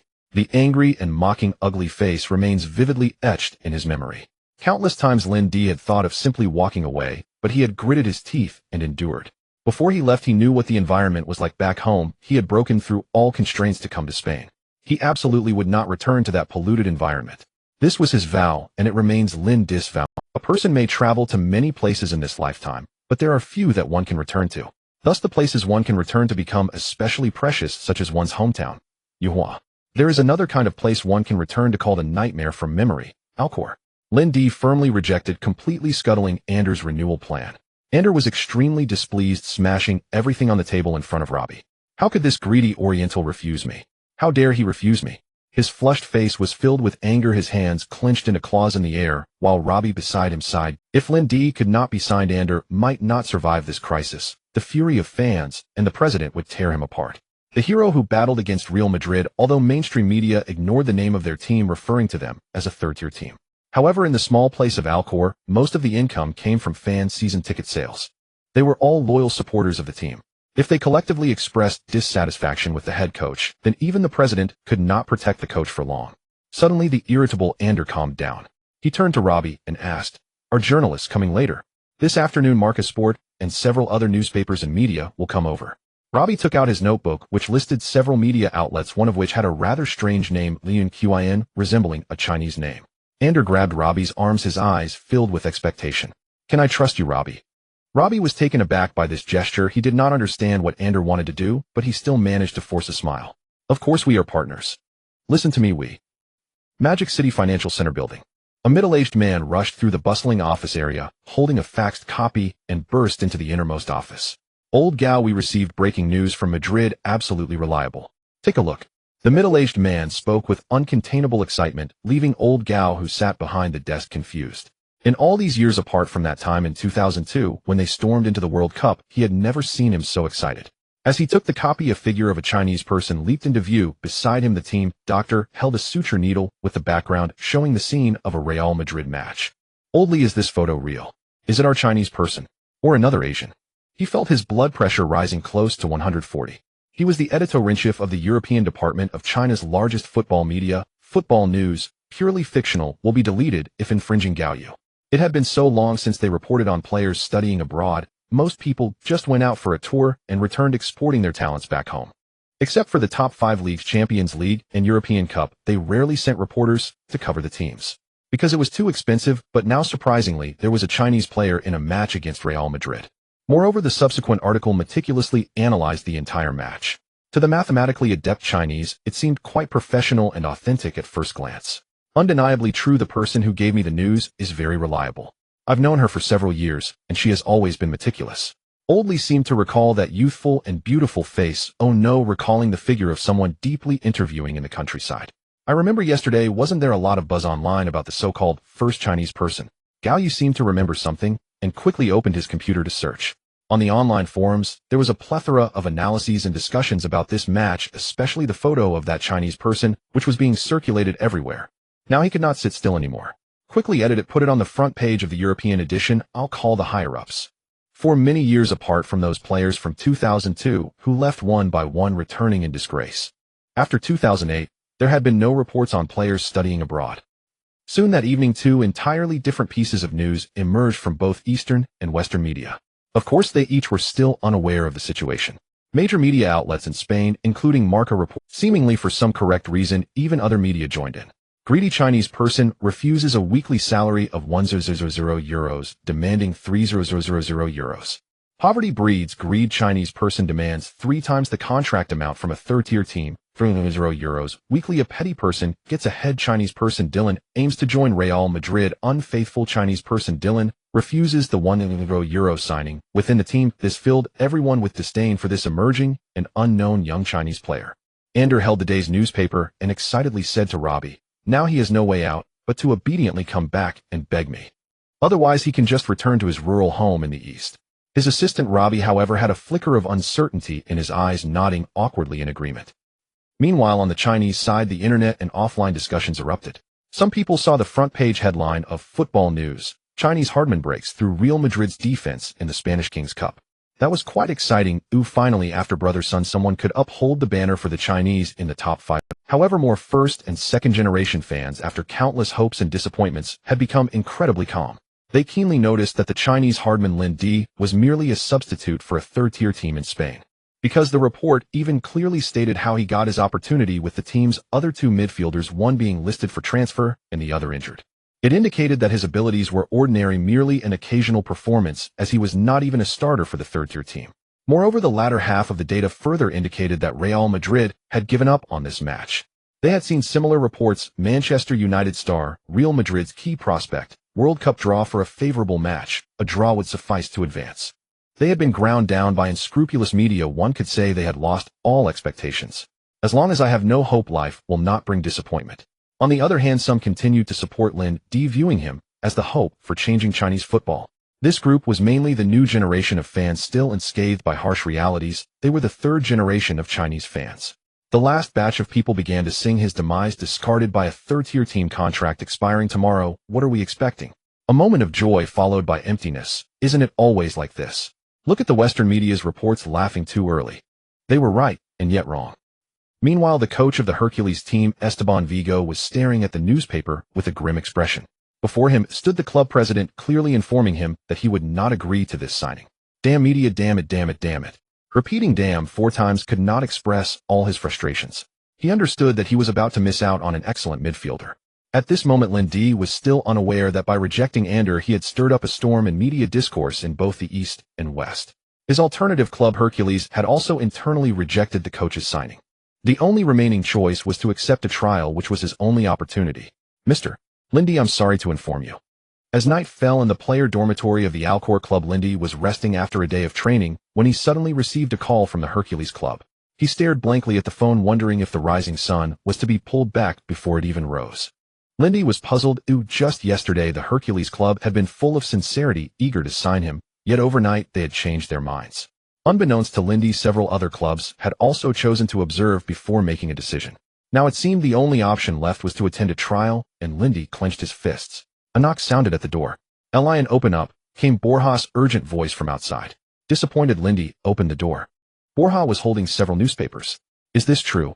Did you ask the boss for a weekly salary of 3?" Lin Di was even more confused what was going on. But when he saw the slanderous headlines, everything suddenly became clear. Damn that Anderl for stabbing him in the back. Lin Di trembled with rage. Anderl was trying to ruin his future. Just then the club's security personnel arrived at the dormitory. "Lin Di, your contract expires at midnight today. You have 2 hours left. Please pack your things quickly." Lin Di's anger exploded immediately, and Borja quickly hugged him. "Don't be impulsive. Perhaps this is exactly what Anderl wants to see." "Elian, calm down. If they send this surveillance footage to the media, won't it confirm everything that happened before? Come to my place. It's a bit remote, but the house is big enough for a party." After helping to pack all his belongings, Borja took Lin Di back to his rented house. The house was over 30 kilometers from downtown Madrid. As the car drove away from the city, Lin Di felt as if he had escaped from a whirlpool. Sitting in the unfamiliar room downstairs was another party hosted by Borja. Lin Di wondered how he could keep throwing parties with his meager income. His thoughts were chaotic, and he simply couldn't sleep. Standing by the window, he noticed what looked like a street football field outside. Such places were common in Spain. Lin Di decided to change into sportswear, and under the curious gazes of the partygoers made his way to the street football field. All worries, frustrations, and doubts were cast aside the moment he stepped onto the pitch. A small place can be a home, but a large place is needed for peace. Perhaps the football field was Lin Di's sanctuary. Since darkness had enveloped him, he would become the light. Either he would burn himself out in the midst of darkness, or he would dispel the darkness. Ding detected that the host has reaffirmed their beliefs. The skill lottery has changed to a choose 1 from 3, and the system has been upgraded to version 1.2, activating training acceleration function. "Are you waiting for me here?" Lin Di laughed, not because the difficulties had vanished, but because he had found his direction. The system was also very cooperative. It seemed that having a fighting spirit was crucial. "Lottery," Lin Di silently chanted. The images in his mind began to spin rapidly, stopping 3 times in succession. Ultimately, he drew Lion's Roar conversion, positioning, turn, and grab, leap of faith. It seemed his system wasn't too serious after all. Skill description for Lion's Roar: the signature skill of Germany's goalkeeping legend, Kahn, known for its roaring echo. A true man is unparalleled, having caused countless strikers to falter at the goal. Active skill usable once per match. The roar causes opposing players with calm attributes below 80 to tremble, reducing their ability by 15, or if used against all opposing players with calm attributes below 80, it causes a total ability decrease of up to 15. If used on 10 players, each will be reduced by 1. 5. Current skill level LV. 1 max level 30. Skill level LV. 1 max level 30 eye positioning turn and grab skill description. This skill is linked to the user's anticipation, defensive positioning, speed, and tackling. There is a certain probability of directly stealing the ball from the opponent's feet when facing breakthroughs, passes, or contested balls. Current skill level LV. 1. Probability increase 10 max level 30 a leap of faith. Skill description: in the name of faith, a jump that enhances vertical leap to a net height of 100 centimeters. It only activates when seizing opportunities at the goal and can only trigger once per match. Current skill level LV. 1. Trigger probability 30 a max level 70. How should I choose? The lion's roar is extremely important for limiting top opposing players that can give him a fighting chance against Messi. The second skill has some uncertainty, but the third skill could be very beneficial for the team. It's a powerful tool for set-piece tactics. Ding. If the host chooses random selection, the system will randomly match and directly upgrade the skill to max level. Max level. Lindy decisively chose random selection. Ding. The host has chosen random selection. Congratulations, the host has successfully obtained Leap of Faith, and it has been directly upgraded to max level. Wishing the host smooth sailing in future matches. Professional. However, the top-level Leap of Faith is indeed powerful, but I will definitely need to transition from a defensive midfielder to an all-around midfielder, and the ability to acquire scoring skills will depend on my own capabilities. Ding. Training acceleration function has been activated. The host will experience 1.5 times the physical consumption during training and achieve twice the training effect. Remaining training acceleration time, 5 days, 0 hours. Completing tasks or during lottery draws will grant training acceleration time rewards. It is now October 29th, and the trial with Atletico Madrid is on November 6th. He has 7 days and 168 hours. On the 6th, he needs to conserve energy. The training acceleration time is 120 hours. To use this time fully, he can only sleep for 85 hours each day. All Chinese people can do mental math. Before starting, he needed to identify his weaknesses and improve them as much as possible before the trial. Agility 57, speed 67, balance 75, off-the-ball movement 57, anticipation 60, technique 53. These were the key areas. Oh, let's go Pikachu. No, let's go Lindy. Ding. Detected that the host has a correct understanding of their weaknesses. Training acceleration mode activated, accompanied by VR simulation robot mode activated. Before Lindy could react, the scene before him changed. Agility training activated. A floating green running path appeared in his view, extending only 10 meters. In the middle of this floating path, there was a countdown timer reading 2.1 seconds. Lindy attempted to run along the green path, and as he neared the end, he found the countdown reached 0 first. Beep. A faint red light emerged in front of him. Incomplete. The 3 big characters replaced the countdown timer, and before Lindy could react, everything returned to the starting interface. Above his head, another countdown timer appeared: 4 days, 23 hours, 58 minutes, and 21 seconds, and the time continued to decrease second by second. Huff. Taking a deep breath, Lindy began his sprint. At 1.5 seconds, he had already completed the green path. Just as he finished, a new path appeared at his 4 o'clock position. This caught him off guard. Before he could finish the new path, the faint red light lit up again. Incomplete. This was a test of his reaction speed, agility, and speed with a high level of difficulty. Understanding the rules, Lindy began his training journey. Everything depended solely on Lindy. The vibrant parties across the street and the figures sweating under the moonlight intertwined to form a song: Warriors. What one can endure is called experience. Oh, what one cannot endure is called suffering. The commotion outside had no effect on Lindy. After finishing his training, he felt an immense sense of relief, even giving Bora at the party a warm embrace. Of course, the latter could not escape, and had to introduce Lin, saying in front of the ladies, "This is Elian. Yes, he is a bit odd. Let's continue drinking and ignore him." After washing up and preparing to rest, Lindy looked at the results of the past 2 hours with disbelief. His agility and speed had both improved slightly. At this rate, by the day of the trial, Lindy's strength would definitely meet the minimum requirements of La Liga. The next morning at 6 a.m., the Bodis biological clock woke Lindy up once again. This was a habit formed over a long time. Most successful people belong to the disciplined kind. In his past life, he was also part of the disciplined army, as the Chinese Super League was not something one could play just with money and connections. He did not feel particularly fatigued. The 2-hour training in the early morning mainly helped him shake off the distractions. Some might say that being this impressive is worth showing off. Have you seen Madrid at 2 o'clock in the morning? 50 of people would ask, have you seen Madrid at 3? Yes, the Spaniards are not shy about comparing themselves to that great basketball star. But if you ask them if they have seen Madrid at 6 in the morning, that's just absurd, utterly ridiculous. After having cheese, ham, low-fat yogurt, fruit, and toast for breakfast, Lin D returned to the training ground. He had already rested for 4 hours and still had 3 hours left. The remaining time was to be allocated for various training. Unfortunately, without anyone to practice stealing the ball, passing, and other ball skills with, he temporarily did not need to focus on shooting and other specialized training. So when he restarted the training acceleration mode, a green running route appeared before his eyes again, albeit with some changes in timing.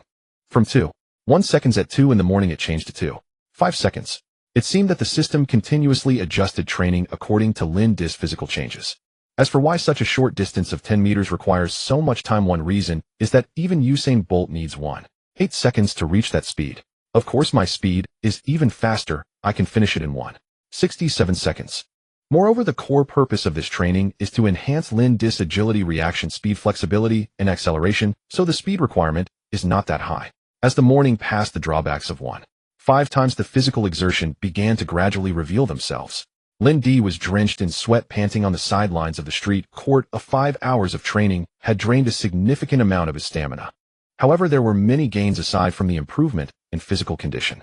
To his surprise, behind the skill leap of faith appeared an experience bar, 3000. During the acceleration training, there was also a lot of core strength and jumping exercises that could give experience to leap of faith, which was indeed unexpected. What does this mean? Skills acquired in the future will require training to upgrade.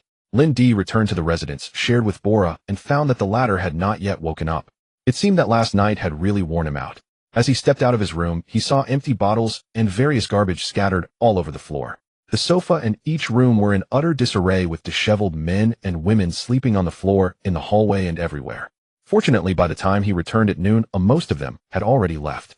When he knocked on Bora's door, he intended to ask if he wanted to go out for lunch. After all, it was Bora who took him in when he had nowhere else to go. But just as he knocked twice, the door opened naturally. The scene before him instantly jolted his mind awake. Holy SHD. However, he did not shout it out loud and quietly closed the door. There was not just Bora inside. Clothes were scattered everywhere. The bed, the sofa, and the floor were overcrowded, which was utterly insane for Lin D.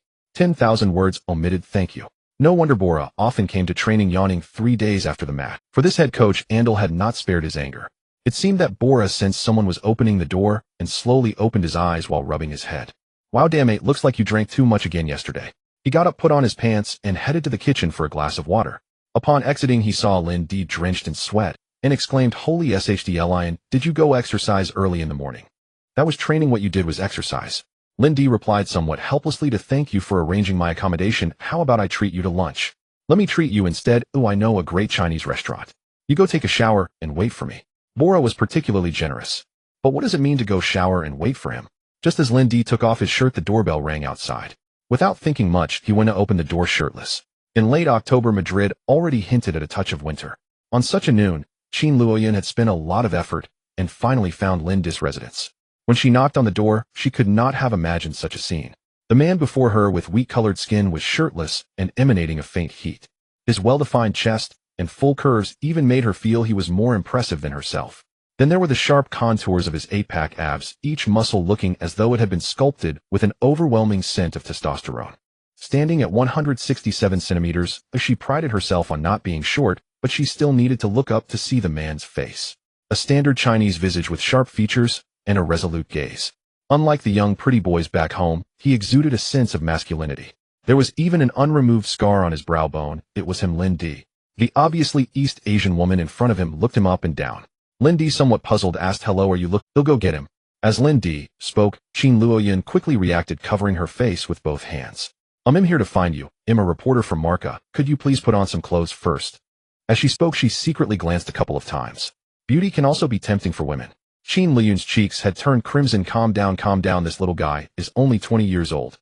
Qin Luoyun, you must remain calm. Just one more glance at most. Seeing Lin D turn to find his clothes, his broad back and well-built physique made her gulp. So good, what are those big bellies at the newspaper office? She seemed to have completely forgotten the purpose of her visit. A Western restaurant in the downtown area of Madrid.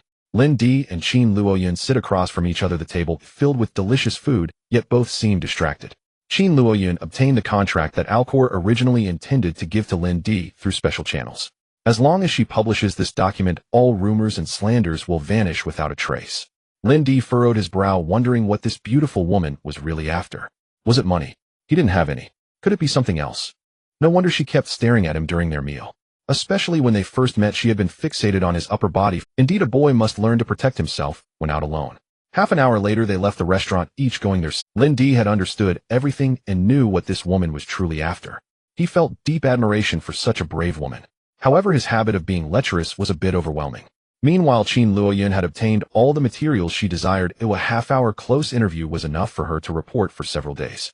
There was also a top-secret message. This boy had actually secured a trial qualification with Atleti. He would also receive the results in due time. However, she knew that Marco would not allow these reports to be published. It seemed a different approach was necessary. Time flew by in training. In the information age, people's memories aren't much better than those of fish. 3 days later, people had already forgotten about Lin D, a man from Huaxia. For days later, the headlines in the eastern country reported that some celebrity had caught a cold, and the next was about another celebrity with a fever. 5 days later, apart from the fans of Real Madrid and their rivals, everyone had forgotten that match.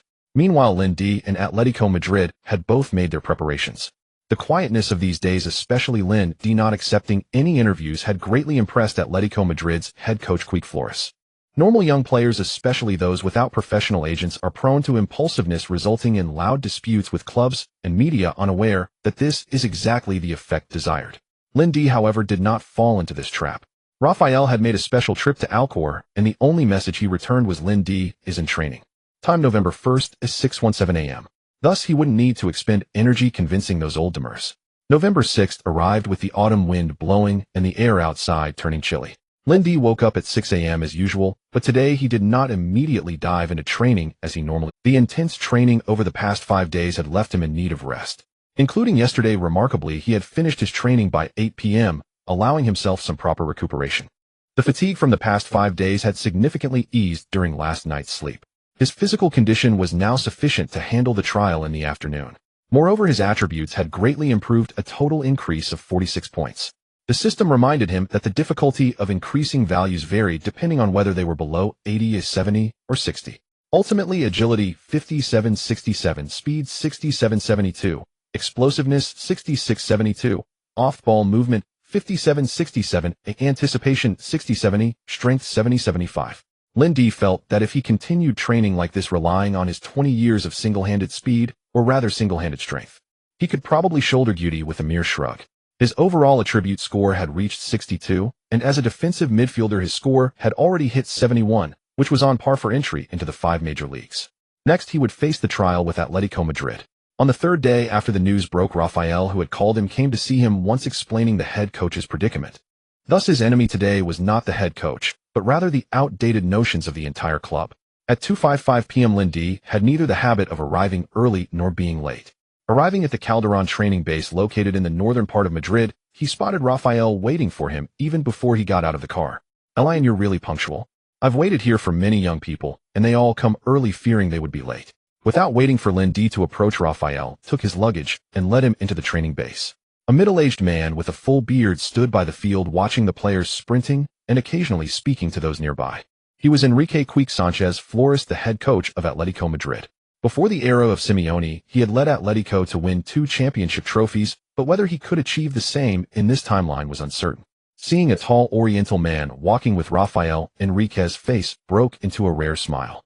As the acting head coach for this season, he had no familiar faces among his players. Although Lin D was an Oriental, Orientals are known for their sense of loyalty and righteousness. Just look at Yao Sun. After sizing Lin D up and down, Enrique patted him on the shoulder with a smile. "Elian, you look much sturdier than in the match videos I saw a few days ago. Oh, by the way, I am Enrique Sanchez Flores, the head coach of Atletico Madrid." He's much more approachable than I imagined, which made Lin D relax a bit.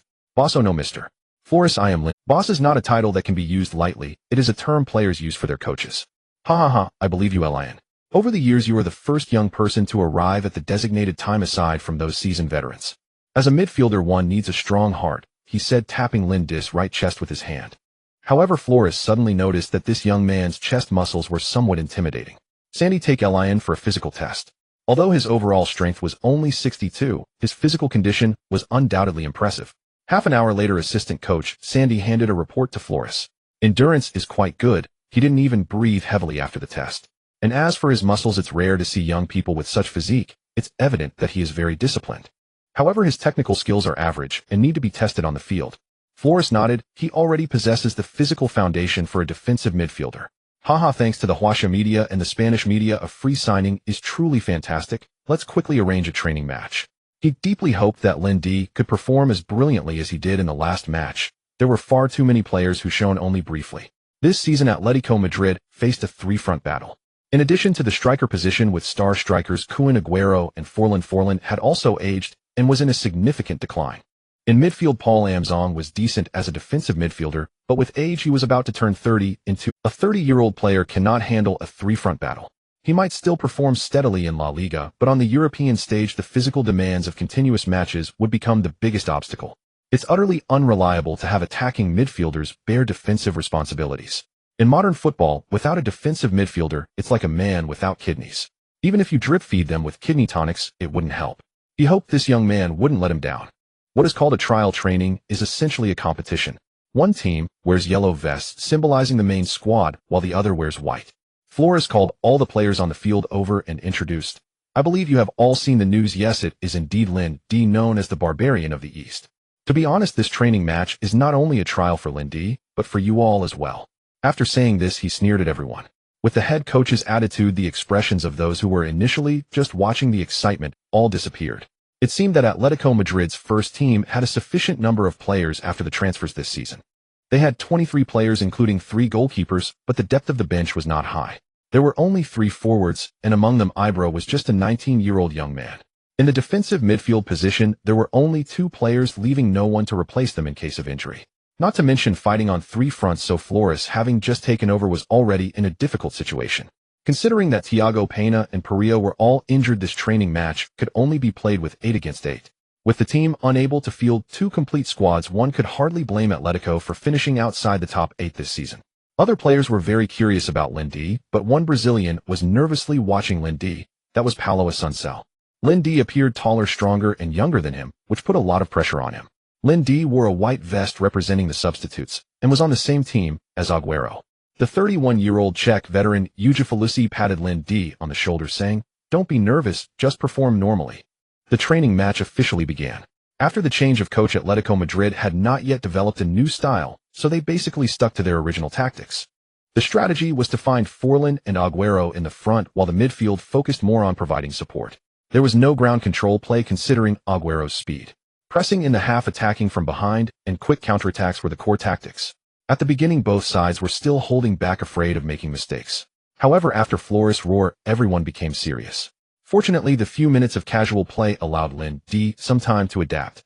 In the 7th minute, center-back Domingos received the ball and did not pass to the midfielder Simon, but instead launched a long pass, sending the football over the midfield to find Forlan at the edge of the penalty area. The latter, with his back to the center-back, used his physical advantage to control the ball with his chest, took a touch with his right foot, turned to shake off center-back Ibáñez, and prepared for a long shot. This was Forlan's characteristic. Although he was a forward, his long shot ability was rated at 95, which was quite terrifying. However, before he could shoot, a powerful force came from the right side, and in an instant he was tackled to the ground.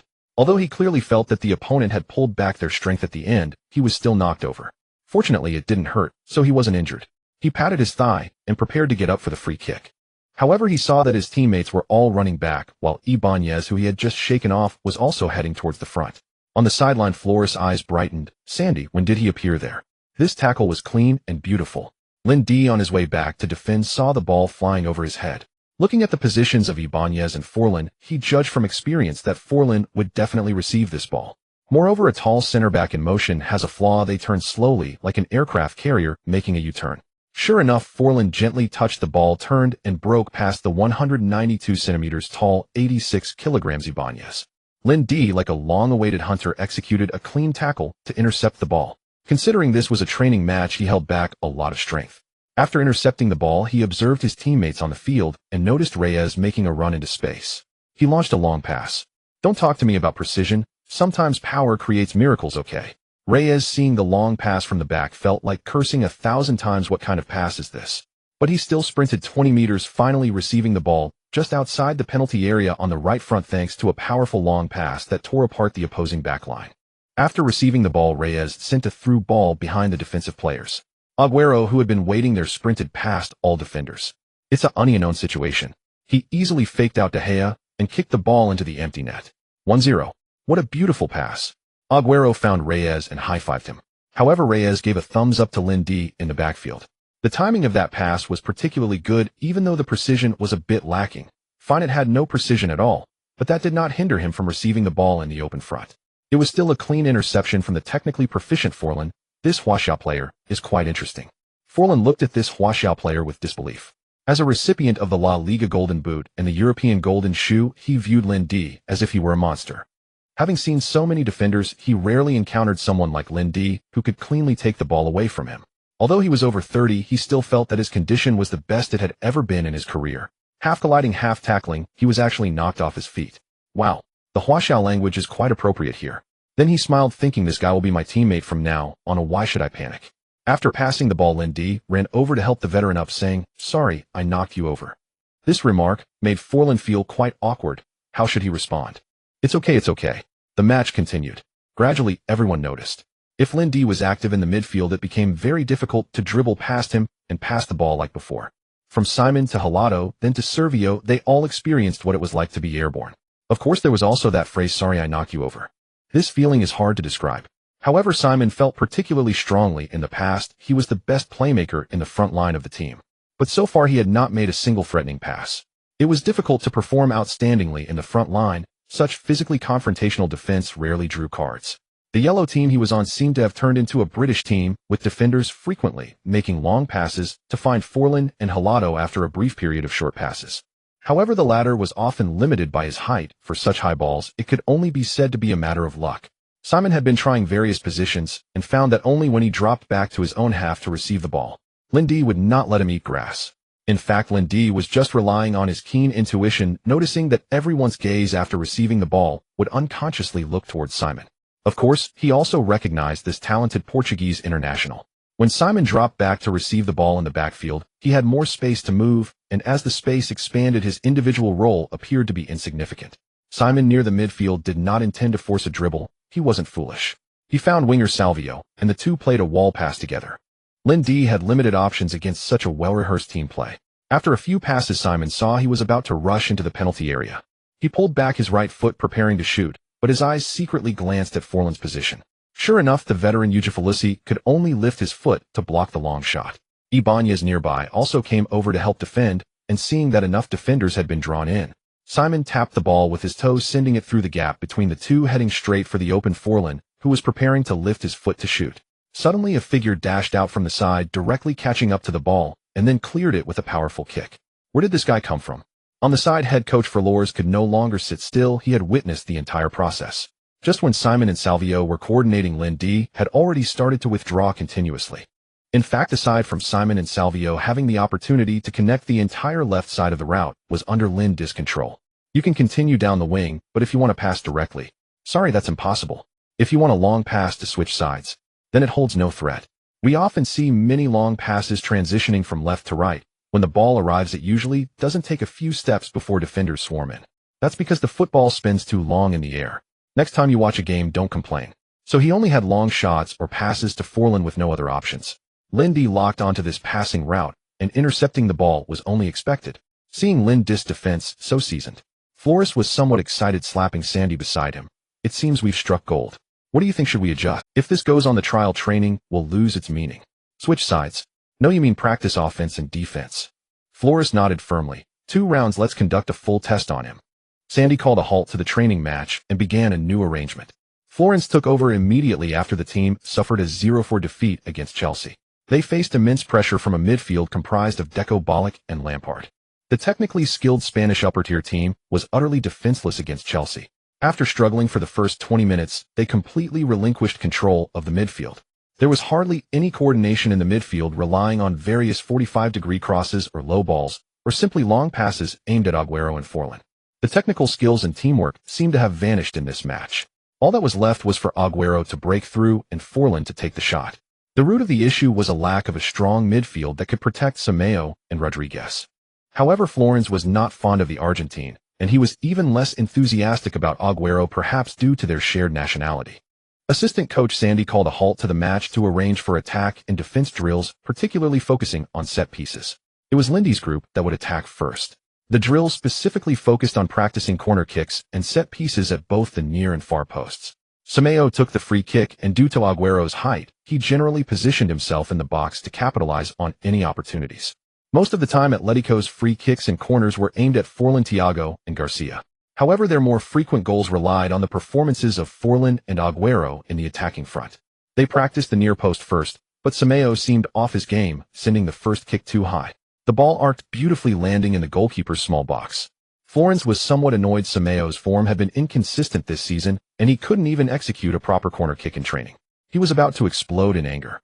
At that moment, the figure of an Eastern player caught everyone's attention. As the ball soared over the near post, he appeared in midair like the legendary Michael Jordan.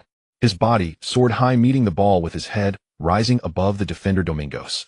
The connection was perfect, and due to the ball's speed, it surged into the net before goalkeeper Asenjo could react.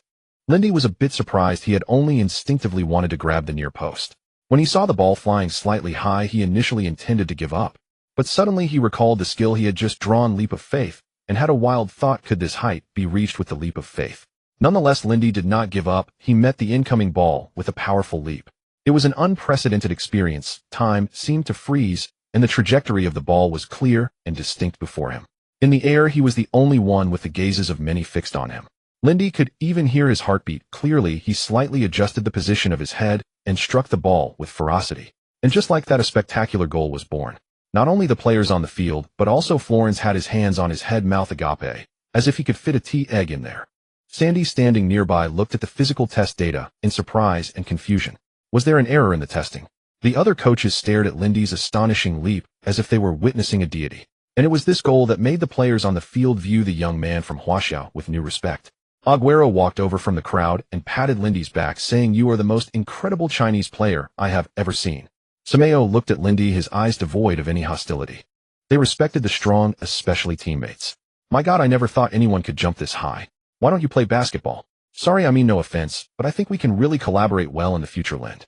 After saying this, Simeo extended his hand and shook Lindy's, expressing his recognition of him. Forlan looked at Lindy in astonishment. "My God, Lind, I feel like you're going to take my place."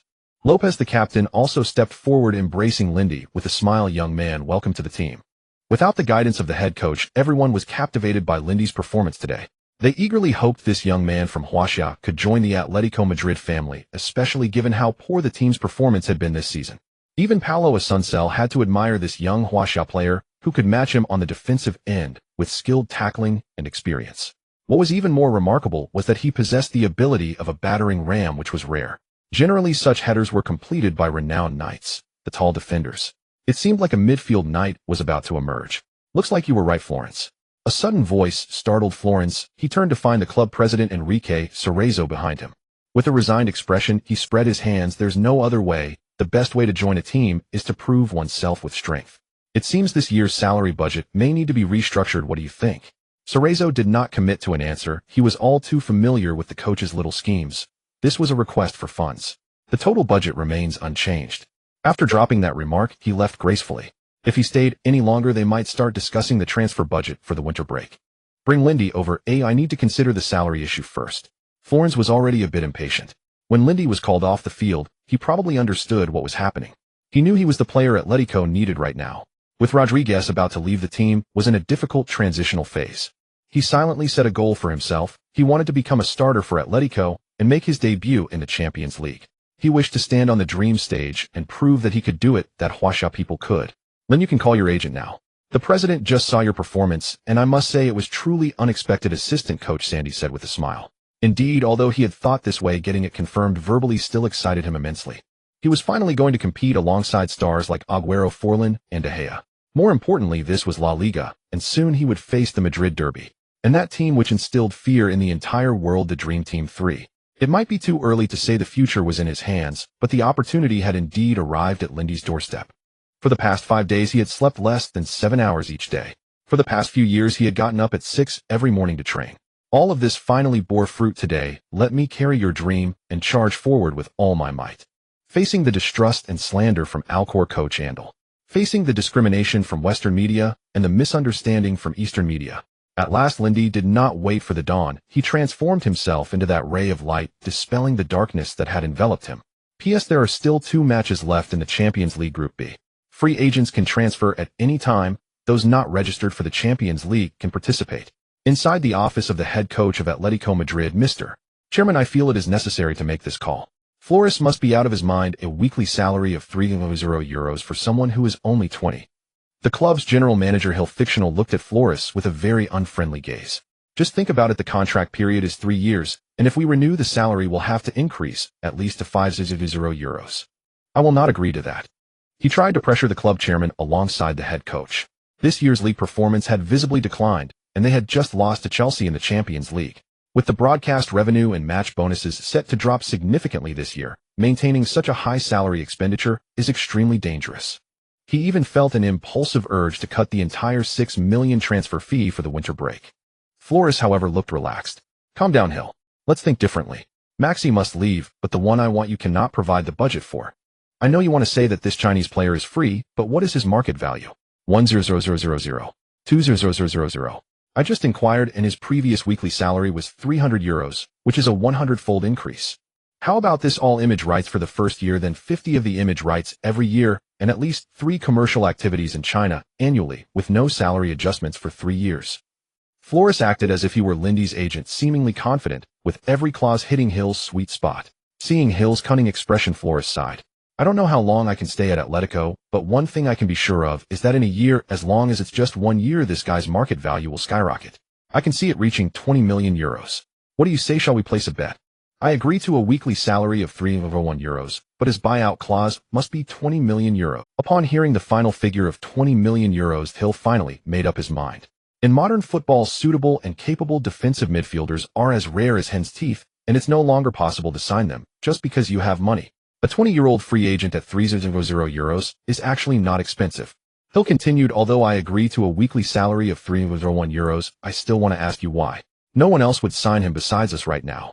The Chinese are a grateful people. Oh, just look at Africa today, and you'll understand. Moreover, it's not him who needs Atletico, but we who need him. We need him to tackle Ronaldo and Guti, just like he did in the last match. I hope he can strengthen Atletico's midfield. I hope he can push Atletico from mid-table to the top 4. Atletico cannot endure another series of failures, sir. We need Lindy's spirit. At this point, Lindy and the assistant coach arrived at Flores' office. Flores seemed to envision the team taking control of the midfield, playing the technical style of Atletico. And Hill saw €20 million approaching him. Lindy, on behalf of Atletico Madrid, I formally extend an invitation for you to join us. Flores then displayed the noble etiquette of his Madrid upbringing, giving Lindy, this Chinese player, enough respect to negotiate for the greatest benefit in the upcoming talks. It is an honor, Mr. Flores. Lindy also greatly admired this coach from Madrid. Take a look at the contract I prepared for you. Of course, if you pay attention to the expression on the club's general manager Hill's face, you'll find that this is indeed an excellent contract. As he spoke, he arranged for someone to print out the contract they had just agreed upon. When Lindy took his first glance, he almost lost control. Holy crap. A weekly salary of €3,001. Didn't those media say he was greedy and didn't deserve €300? Didn't Anderl accuse him of being overly demanding, asking for €300? Didn't those domestic media laugh at him for being kicked back to his country? Lindy looked up at Flores, who was smiling at him. Even though Flores did not have a good reputation in later years, his current action undoubtedly helped vindicate Lindy. This favor once owed must be repaid. €301 over €1,500 a year, which is about over 14 million yuan. Of course, this is the pre-tax salary. Although it cannot compare to the core players, it is indeed not low for a newcomer in La Liga. A 4-year contract, a buyout clause of €20 million, no salary increase during the contract period, and some detailed bonus clauses regarding image rights. Oh, and there's a signing fee of €2,100. Generally, the signing fee is about 10 times the weekly salary. But for Lindy, €2,100 is indeed a large sum. Lindy immediately understood that this was a compromise clause to secure the €301 weekly salary. As for the no salary increase during the contract period, that was a joke. The day the contract is signed is just to prepare for renegotiation later. The salary will still need to be discussed. €20 million. No problem, the wealthy owners have already entered the scene, and besides, he doesn't care about this. From this contract, he saw his value in the eyes of the club. Lindy, take a look. If there are no issues, you can sign. The three all looked at Lindy with anticipation. After Lindy signed, general manager Hill officially welcomed and stated that a separate press conference would be held for him. Retaining a player is better than keeping a heart. Let's make things thorough. With no cost incurred, letting Lindy wholeheartedly commit is a win-win situation. Meanwhile, after receiving Lindy's call, Qin Luoyun immediately resigned from Marca without hesitation. He then joined the World newspaper, the second largest media outlet in Spain, and on the same day released photos of the contract that Andor, the coach of Alcorcon, prepared for Lindy. It clearly marked the weekly salary he offered to Lindy, €300. The lies were exposed. There was no renewal contract worth €100 at all, just a mere €300. This scandal instantly stirred up quite a storm in Spanish football, even though Andor was just a coach of a lower. But 5 days ago, Spanish football media had mercilessly mocked this Chinese player, with some media even conveniently reporting extensively. Some matters once involving China and the West inevitably become exaggerated. All the media personnel were calling Alcorcon, and many reporters from Madrid rushed over. Scandal. That's also news. It's what readers love to see. The flowers bloom in two branches, each representing a different story. The official Atletico Madrid website suddenly updated with the headline news: Lindy joins Atletico Madrid as a free agent. The content was brief, but very interesting. Lindy will wear the number 26 jersey for Atletico. La Liga allows a team to apply to introduce a player during the season. This parallel world slightly modified the rules, originally only allowing applications if the team had fewer than 25 players or someone was injured. Signing for 4 years, weekly salary €301. Buyout clause €20 million. As everyone doubted this greedy Chinese player, Atletico Madrid stepped forward. Under immense pressure, they offered Lindy a higher market value than rumored. Did you not think a salary of €300 for Lindy was far-fetched? Then I shall give him €301, an evaluation of €20 million. It must be said that all the coaches hold no fond feelings towards these media. Originally, the reporters rushing to Alcorcon were calling their bosses, requesting more manpower. The slap to the face came so quickly that the crownless kings seemed oblivious as they leaned in for it. Oh, please come even more fiercely. The Alcor club was now bathed in the twilight as the autumn wind swept through the street, sending fallen leaves swirling aimlessly in the air. It is hard to imagine that one day the small Alcor club would be surrounded by the media. I still remember the last time, it was 5 days ago, when reporters rushed in from all directions like sharks smelling blood. The difference today is that the club's gate is firmly closed. Apart from the old man at the door, no one else appeared. At this moment, Andor was sitting across from a middle-aged man in an office that was not particularly luxurious. The middle-aged man said nothing, merely gazing at Andor with a calm demeanor. Yet it was such a gaze that made sweat bead incessantly on Andor's forehead. Finally, he could not hold back any longer, his tone filled with anger. He should come back to beg me. Then his expression changed. You won't fire me, will you? This season our performance has been quite good. Right now this is merely a small trouble. The middle-aged man slightly raised the corner of his mouth as if he had heard a grand joke. I believe you are a smart man. Alcor cannot afford to lose. The club has been established for nearly 40 years and certainly will not collapse. Andor, you understand. The room fell silent for a few seconds, as if the heavy air had finally breached Andor's psychological defenses. No. You hypocritical people, you are all aware of these decisions, and now you are just going to abandon me. 5 days ago, everyone stood with me in the same trench. Where are you all now? Who would want me after this? Who would hire me? And that damned Lindy greedy, that damned Orient. The middle-aged man had already left, leaving Andor to vent his frustrations alone. At the entrance of the club, yes, everything was done solely by Andor. The club was unaware of this, and I received the same information. As the club president, the middle-aged man could only step forward to give the reporters an explanation in such a situation, continuing his gentlemanly performance. You must know that club presidents rarely interfere in the head coach's work. At that time, there were only the two of them. In this regard, the club was unaware before the truth was revealed. The middle-aged man's expression was very grave, tinged with a hint of regret. As he reached the crucial point, the corners of his mouth slightly turned down, his eyes gently closed, deep furrows forming on his forehead as he spread his hands in helplessness.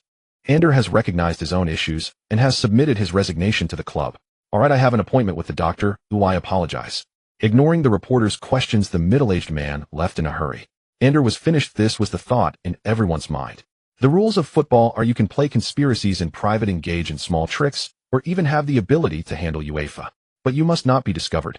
Think of Juventus. No more examples needed. That day he left with his luggage, returning to his western hometown in disgrace.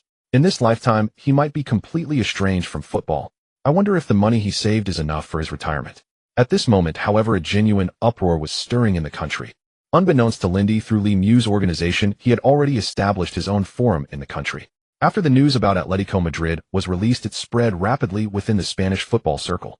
As loyal fans of the former Real Madrid, there were people in their fan club who specifically followed the city rival Atletico Madrid. Of course, most people find such matters rather boring as the two teams are not even in the same league. However, many pieces of news would be released immediately. Just like now, Limu sat in front of his computer sending screenshots of Atletico Madrid's official website along with Chinese translations to the Lindy forum. Soon this news spread across the country like a tsunami even before the news returned from Qin Luoyun was published in the Football Daily. It had already circulated online with various media outlets competing to report on it. After all, it is quite simple to verify this news. You just visit Atletico Madrid's official website to find a couple of translations. Chinese hardman midfielder joins Atletico Madrid. China's youngest overseas player joins Atletico Madrid today. As an official media outlet, they had previously remained silent. Those so-called messages could not be broadcast on the sports channel without verification. And now, after the official announcement from Atletico Madrid, they quickly contacted the other party. After receiving a positive answer, they placed it on the front page. The current Chinese football desperately needs someone to step up and inspire hope. Chinese talent enters La Liga. The sports channel will broadcast every match of Lindy in the future. After the official media spoke out, the overall sentiment shifted. Those first-generation fans who were once disappointed, "That's great, don't come back. It's better than anything. We hope you can return to play, but we also hope you won't be called up by the national team." The second-generation fans who don't blindly believe the Chinese Super League can't afford this 14 million annual salary. Right now, exporting and importing would require more money. We can rest easy. And the third-generation fans, do you still believe in light? Go far away to Europa on the far western edge of the Mediterranean. There is a country where someone has ignited the torch in their top league. Once we loved it so much yet lost patience during life and death battles, dignity battles at the train station. This time it doesn't matter. I only watch Lindy go for it. Lindy. The first person from China, Lindy, officially joins Atletico Madrid. I officially joined the Atletico Madrid fan club. Lindy knew that these events would surely provoke a huge reaction, but he did not want to pay attention to it right now. Ding, congratulations, host, on completing the task, rewarded with 20 attribute points. A new task is issued. First appearance in the 5 major leagues. Task reward, dependent on host performance. Future tasks will eliminate fixed rewards, changing to floating rewards.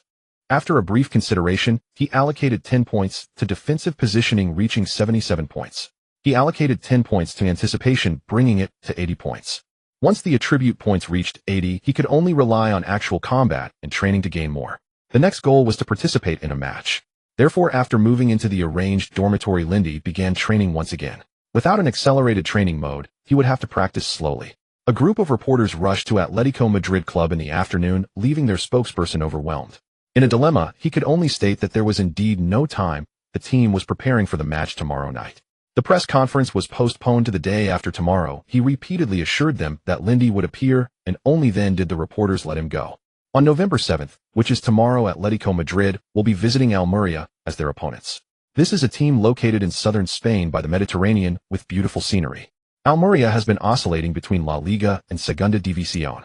In Segunda Division, they are strong contenders for promotion. In La Liga, they are merely an ATM. However, for Atletico Madrid, currently competing in the Champions League, these 3 points are indeed crucial. The league has reached its 11th round.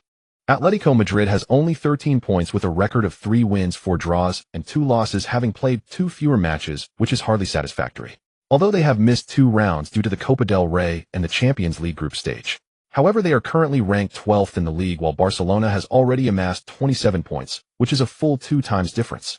They are also 8 points behind the 4th-placed La Coruña, which is why the former head coach was dismissed mid-season. If they fail to secure a win in tomorrow's match, Flores may very well follow in the footsteps of his predecessor. Time swiftly arrived at the evening of the second day. During the day in Spain, people were busy with work and the streets were only sparsely populated with tourists. However, once night fell, one could feel the passion of Spain. The small taverns and local restaurants along the streets were bustling with the revived Spaniards. The women had finished their exquisite makeup, still dressed in summer attire, seemingly unaffected by the November weather. The word life only appeared in Spain after 8 p.m. At this moment in the Mediterranean Stadium's dressing room, everyone was not surprised by Lindy's inclusion in the squad. Strangely, he seemed quite familiar with it all, as if La Liga was just an ordinary match for him. It is known that many teams in the lower divisions do not even have dressing rooms, often changing at the sidelines. Recalling their own experience the first time in the top league's dressing room, they anxiously observed the people and events around them, unsure of what to do. Compared to them, Lindy appeared remarkably different. Captain Lopez approached and patted his shoulder. "Hey Lin, are you nervous?" Looking at Lopez, Lindy seemed to remember his own past, where he was taught by so-called seniors to follow the rules. He shook his head with a smile. "I'm just here to learn today. I'm not playing, so why be nervous?" Lopez was clearly surprised by this response, but he said nothing more, merely ruffling Lindy's hair in a gesture of comfort. Lindy looked at the ambitious coach Flores and his teammates, recalling what Sandy had said to him during the day. Although I personally believe you can fully adapt to La Liga as a newcomer, even Messi had to integrate into the team step by step. Your task today is to observe. Indeed, having just joined the team, it was impossible for him to be on the field in his first match. If that were the case, it would be difficult for Flores to stabilize the team's morale, leading everyone to fear they might be the next to be replaced. When morale dissipates, it becomes hard to manage the team. Over 10,000 kilometers away in the Sports Channel studio, classmate Lou received today's starting lineup. It's already quite an achievement to make the squad after just joining. He'll keep it low today, don't raise the audience's expectations too much. A voice came from the earpiece. Lao Lou, the higher-ups feel the same way, or whether you play or not, don't go too far. The national team is under a lot of pressure right now, you understand. Here we go again, I understand. The match soon started. The home team, Almeria, wore red and white striped jerseys, while the visiting Atletico Madrid donned black jerseys. Almeria's formation was 451, seemingly aiming for a defensive counterattack. This season they had overturned several mid-table La Liga teams with their fast counterattacks. One could say that they were quite unconventional in a league that emphasizes technical collaboration. As expected, in the 25th minute of the match, Fran attempted a long-range shot after persistent pressure from Atletico. Due to the angle being too direct, the ball was easily collected by goalkeeper Alves. The opportunity arose as per the pre-match tactical arrangement. He directly threw the ball to midfielder Leandro. Leandro tapped the ball with his toes, released it slightly, leaned his body, and with a push of his instep, sent. Atletico's defenders were entirely focused on the Nigerian forward Kalu UK, completely unaware that a figure was sprinting past midfield at an extraordinary speed heading for the ball. The ball arced from Almeria's right back, bypassing their forward Kalu UK, and evading two Atletico defenders flying towards Atletico's left front. Just when they thought the pass was too far, a red and white striped figure raced in to receive the ball. It was attacking midfielder Gusat. With two powerful touches, he charged towards the penalty area, while Atletico's center-backs Ibanez and Domingos desperately chased from behind. However, the distance between them exceeded 10 meters, and Gusat's speed was simply too fast. Unknown. Facing the approaching goalkeeper Asenjo, this 27-year-old, small-sized midfielder appeared remarkably calm. He slightly leaned his body to the right, flicked the ball with the outside of his left foot, and a feint deceived Asenjo. With the empty goal before him, he easily slotted it home. Boom. The Mediterranean Stadium seemed to have dropped a bomb, igniting the entire venue, and the home fans erupted in cheers. As frequent movers between La Liga and Segunda, the feeling of fluctuating up and down was actually quite unpleasant. But this season, one Manuel Lillo prematurely assuming command for narrative purposes has brought them many surprises. Although the performance was not very appealing, winning and accumulating league points were what they needed most right now. They would rather have an ugly performance for 90 minutes as long as they could secure the 3 points, not return to that damned Segunda. Nothing would be a problem. The tempo of this match has basically been under Atletico's control. They aggressively attacked for 25 minutes, but ultimately achieved nothing. Leandro easily delivered the ball without any interference, and no one went to intercept Gusat. Paul Asuncel seemed to have disappeared. Lao Liu's voice timely rang out. Even without mentioning Lindy, the people of Huaxia staying up late in front of the television at 2 in the morning were all waiting for him. So bad Almeria scored with their first shot. Can Atletico do it?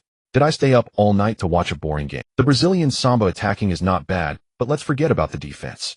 At 2 in the morning, the online forums suddenly filled with comments. Just like in the past, when the 4 naturalized players never played simultaneously, the screen was filled with comments. Coach Flores looked helpless on the sidelines, but he still had confidence in the first match. He called Wifa Lucy over, gave him some earnest advice, and then returned to the coaching seat. The match continued, and the ball was reintroduced. Atletico's attacking ability, led by Fran and Agüero, was ineffective even against Almeria's defense. Not scoring in the first 25 minutes did not mean they could hold out for 90 minutes. Just 7 minutes after conceding, Agüero chased down the ball on the left flank, flicking it with his heel, passing between 2 defenders. He drove straight into the penalty area, forcing center-back Chico to come over for support. Without waiting for the double team, Agüero delivered a back triangular pass to the advancing Fran. Fran gently pushed the ball towards the right far corner, scoring with ease. This season, Agüero and Fran complemented each other well. One tall and one fast, they often created spectacular combinations near the penalty area. 1-1 Atletico equalized the score. Unbeknownst to whether it was intentional or not at this moment, Lao Lu simply stated congratulations to Atletico for equalizing the score. However, the good times did not last long. In the 35th minute, just as Atletico's players continued to bombard the goal, another counterattack followed the same pattern. This time Paul Asuncel closely marked Gusat, but the speed difference between the two was simply too great. In an off-ball run Asuncel could not keep up with him. Another unknown chance 1-2. Flores could no longer remain seated. This was not just a problem for the defensive midfielder. Even the fastest fullback Varela could only kick up dust. This relatively unknown Spaniard was surprisingly as fast as Agüero. Of course, in a positional battle the speed advantage was not as pronounced. But now Atletico had to attack, while also defending against the opponent's sharp counterattacks, which was somewhat troublesome. They had only offense, but no defense. It was akin to wielding a fully equipped M4A1 without level 3 armor or a helmet. All one could do was act as a material supplier. In the deep of night in Germany on the tarmac of Frankfurt Airport, a passenger plane that had taken off from the capital of Huaxiao made a brief stop in the magical city. After a flight of 13.5 hours they arrived in Europe, and they would take off again in 2 hours, ultimately landing at Barajas Airport in Madrid. At this moment, a man and a woman resting on the plane were discussing, "Old Wong, what do you think the higher-ups are Let's interview that Lin D, so eager and impatient. I haven't even packed yet, and the ticket has already been." The speaker was a beautiful reporter from a sports channel specifically designated to conduct an exclusive interview in Madrid, Spain. It should be noted that the sports channel reporters originally stationed in Europe for the major leagues had all been recalled as the overseas players returned and the national team's performance continued to decline. Thus, more often than not, their work consisted of reprinting news articles. They would then add their own speculations and interpretations based on videos and recordings, resulting in composed reports. This situation, where an external reporter was sent directly with a photographer, was difficult for her to comprehend and accept. The man referred to as Old Wong smiled at the temperamental beauty before him, saying, "Shaoli, you're still young, having only been here for a little over a year. There are many things you don't understand. We were not supposed to make this trip, but the higher-ups received certain directives. TCH, it's just a 20-year-old young man. He might end up playing for a team in the magical city, or in Guangzhou or Shenzhen in a few months." The beautiful reporter known as Shaoli looked somewhat disdainful, but Old Wong was unfazed. To him, after years in the sports channel, he adhered to two principles. What does it have to do with me? What does it have to do with you? The match between Atletico Madrid and Almeria continued. In the last 10 minutes of the first half, Atletico Madrid, like a grieving army, ceased their relentless assault. After 2 consecutive counterattacks, they resorted to the same tactic. This prevented them from advancing, boldly fearing that their crystal would be stolen from behind. As a result, Almeria's pressure significantly decreased. However, as you know, some people play to survive, and they truly do so. If you don't come, the bus won't leave, and they begin to pass the ball endlessly in their own half. Only when they spot a flaw will they make a long pass, hoping for luck. Time was wasted like this until the main referee blew the whistle to signal the end of the first half. Both sides ended this grinding match and returned to their respective locker rooms. The only difference was the 2 head coaches, one with a face like a stone, the other seemingly equally stern. Lin D returned to the locker room with the others. Before the door was even closed, Flores began to roar, "Ho, lay damn shut. What's wrong with you? Either attack fiercely or shrink back. Augustat has you all tied up. Can't you play?" Everyone at this moment was also holding back a fit of anger, thinking that with a new head coach there would be some new tactical approach. However, the pre-match arrangement was still the same lineup. Conceding a goal. Can they be blamed for this? Everyone lowered their heads. Even if they felt uncomfortable inside, they wouldn't be foolish enough to challenge the head coach's authority in the locker room. Meanwhile, Flores continued, "Paul, do you understand my mouth shape when I say Fangue foul? This is something that can be solved with a yellow card. What are you doing as a defensive midfielder? And you too." He pointed at the 2 center-backs Ibanez and Domingos, saying, "One person can mark Karuk. His strengths were discussed with you before the game. He excels at jumping and heading, but is very ordinary in speed and dribbling. In the second half, Domingos, you can mark him on Ianon. Throw away all the fantasies in your minds. The opponent is no longer the La Liga ATM. They are now ranked 11th, 2 places higher than us. I expect you to take this match seriously. This will determine the starting lineup for the next Champions League match. Now let me explain the arrangements for the second half." Lindy had felt a bit pleased when he heard the coach berating Paula Suncel. However, he quickly cast that emotion aside.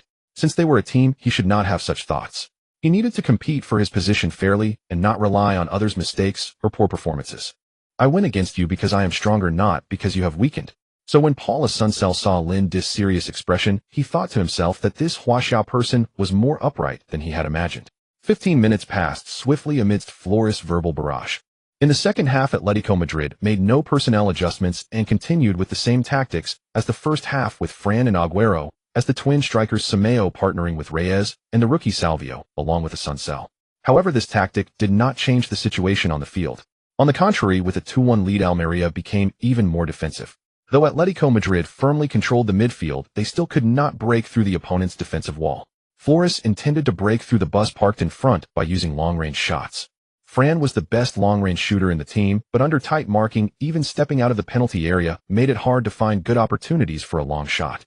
Everyone was also worried about counterattacks playing timidly, and even Flores yelling from the sidelines proved to further motivate the players. He made all the substitutes warm up.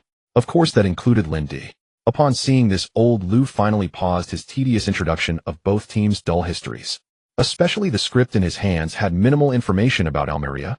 Dear viewers, we see that Atletico Madrid seems to be planning to make substitutions. Several players, including Lindy, have already started warming up. If lucky, we will witness Huasha Youth Lindy's debut performance for Atletico Madrid. He did not dare to say it too emphatically or expect too much from Lindy's performance.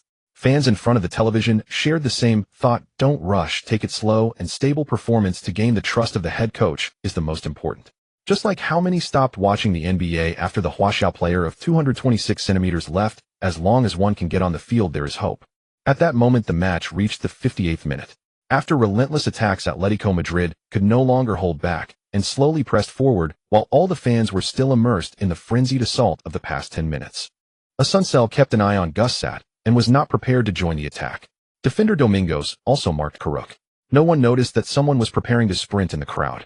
After Semeo's wild shot sent the football soaring into the stands, Almeria's goalkeeper Alves quickly retrieved the ball from the ball boy and with all his strength sent it flying. The football soared through the sky towards Atletico Madrid's backfield, and the winger Miguel Neto kicked into high gear, charging past the tangled crowd like 1,000 warriors. Flores gave himself a slap on the sidelines, feeling a bit regretful. He initially wanted to stabilize the team's morale, but now it seemed that he first needed to stabilize his own position as head coach. To lose to a promoted team in my first match, where is the time to build the team I envision? He glanced back at the club president Enrique Cerezo in the stands, who was also watching him, confirming with a glance, I am the one who is about to cool down. Many people's decisions are made only when they are pushed to a dead end. Despite Atletico Madrid's good fortune, this time Almeria's winger Miguel Nieto still sprinted quickly. However, his shot was quite poor, a close-range push that went straight into the arms of goalkeeper Asensio. Although Flores let out a sigh of relief, his patience had been completely worn out. The current situation was lackluster in offense-fearing counterattacks, so it was simple: change the formation. Switching from 442 to 343, going all in. Lose and go back to work, win, and enjoy the company of young models. Flores discussed the tactical arrangement with Sandy, then called the two over. Sandy looked at the young man and asked, Lynn, are you ready? In my heart, I have fantasized countless times about when I could finally step onto the La Liga stage. But when the opportunity truly arrived, I still felt a surge of excitement, my voice trembling slightly. Yes, I am ready. Flores patted him on the shoulder, but he was not that patient and immediately launched into a tirade. Once you go on, cut off the opponent's counterattack route. Do you understand? No matter who it is, once there's a counter before they reach the penalty area, you let them meet God. Understand? Unlike domestic coaches, take him down, flip him over. Flores had a clearer target in mind. If the opponent defended and countered, just take down whoever came charging in. Yes, boss. Send them to meet God. It seemed Flores had stirred up Lindy's emotions, prompting him to shout, unconsciously catching the attention of the fourth official and others nearby. Flores was pleased with Lindy's enthusiasm and continued to shout at another player, Gelato. Your task is to dribble along the edge of the penalty area and the sideline, draw a foul, or cross the ball. Do you understand? I want free kicks and corner kicks. If you can break through, don't hold back. Soon, during a dead ball situation, two signs were raised at the sidelines. Lindy replaced Balera and Gelato replaced Asongseng. The defensive midfielder replaced the fullback. The attacking midfielder replaced the defensive midfielder, leaving only 3 defenders at the back. This was a gamble. Lindy excitedly jumped up and bent down to pat Chow Pai, a habit from his past life. Old Lou in the studio had almost lost spirit, preparing to chat with the audience in front of the TV, waiting for. However, suddenly the camera shifted to the bench. Lindy and Gelato stood up, called over by the head coach for final instructions. Before long, during a dead ball opportunity, both players entered the field simultaneously. This immediately energized Old Lou. It was 3:15 a.m. in the capital, no coffee needed. Including Old Lou, all the viewers in front of the television were thrilled. They witnessed Huasha player Lindy make his debut on the La Liga stage. Dear viewers in front of the television, it is now 3:15 a.m. on November 7, 2009. Let us remember this time Huasha player Lindy stepping onto the La Liga stage for the first time. I believe this is a historic moment. Perhaps one day in the future we will say I witnessed Lindy's first appearance in one of the top 5 leagues, the beginning of his legend. Old Lou seemed particularly excited, gradually forgetting the backstage reminders. Fortunately, at this moment, an urgent prompt came through the earpiece. "Old Lou, did you forget our agreement? It's almost time. Stop milking it. It's a bit excessive." Luckily, at this moment, old Liu's expression was not visible, a face full of helplessness. "Let us give this young man more tolerance and expectation." The two players who were substituted looked surprised, but Balera showed understanding. Only Asongsang paused for a moment, casting a meaningful glance at Lindy. The match continued. After the formation change, everyone realized that head coach Flores was determined to win this match. The current score was 1-2 with 30 minutes left. Oh, anything was possible. Seeing this situation, Almeria's coach whistled, raised his right hand, and extended 3 fingers. This was a tactic they had practiced many times in training, retreating all players, leaving no one in the front, continuing to lure the enemy deeper. He glanced at the Huaxiao player's figure, a defensive midfielder. As long as they withstand your 15 minutes of substitution blitz, they will deliver a fatal blow. In the 18th minute of the second half, the newly entered Gelato weaved past 2 players and crossed from the right. However, the angle was too straight, and the goalkeeper intercepted it. 3 minutes later, Atletico Madrid came back with a vengeance. Gelato and Simon passed the ball back and forth, reaching the edge of the penalty area. Gelato made a cut and rushed into the penalty area. The center-back, Perarano, unable to keep up, tackled and brought Gelato down along with the ball. He felt something trip his right foot and rolled forward, hoping to earn a penalty. Everyone thought it was a foul, but the referee's whistle did not blow.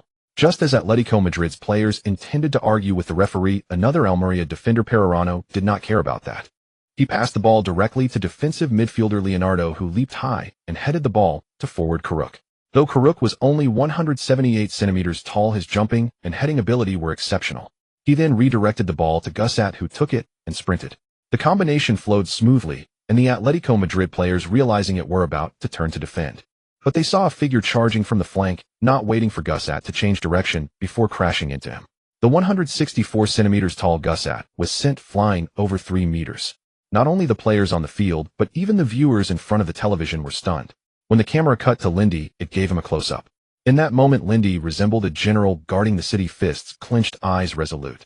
It was uncertain if it was intentional, but the camera slowly zoomed in. Everyone could see the muscles on this guy, the deltoids on his shoulders, and the pectorals were about to burst out of his shirt. The bulging biceps even showcased the throbbing veins. It had been a long time since such a robust Huaxiao player had been seen on the field, perhaps never before. Many girls were already parched, their cheeks flushed.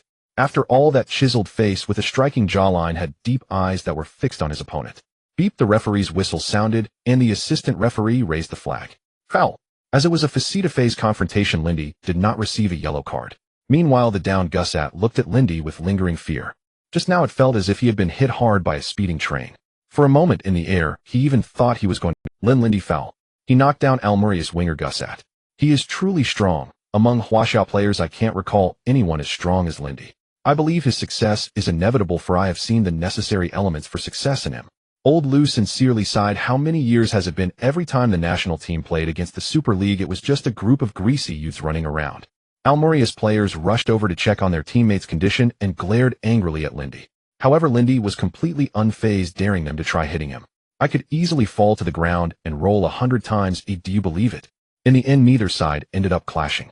It was evident that Lindy's foul was quite restrained, or it might not have even been considered a foul if it had been any other center forward. However, due to Gusat's relatively slender frame, the referee assumed that Lindy had deliberately charged into him. Of course, if this had happened in the Premier League on the British Isles, it might not have been called a foul. Almeria was awarded an indirect free kick in the attacking zone, and on the sidelines, Flores let out a sigh of relief, beginning to take a liking to this Chinese player. The phrase he uttered, "send them to meet God," was merely a habitual expression, yet Lindy executed it to the letter. Every head coach appreciates such players.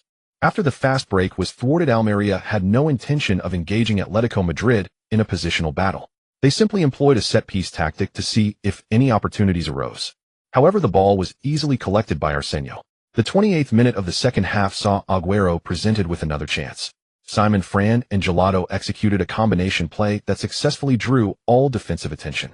Gelato received the ball with his back to the goal, and with an imaginative flick of his heel at the edge of the penalty area, the soccer ball curved diagonally past 3 Almeria players, landing at Agüero's feet. Without taking a touch, he shot, but unfortunately struck the ball too squarely. The goalkeeper Alves deflected it away with both fists.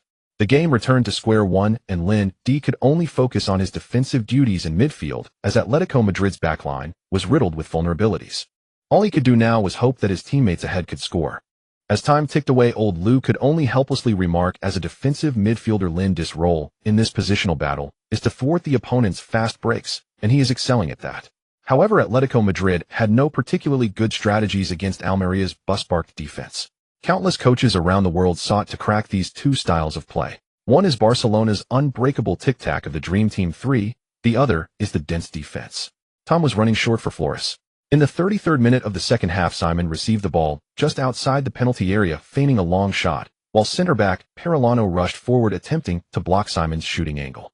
Almeria's tactical arrangement was simply to avoid committing fouls in the dangerous zone just outside the penalty. Unexpectedly, Simon performed just a feint. With a flick of his right foot, he evaded Perolano's block and prepared for another long shot.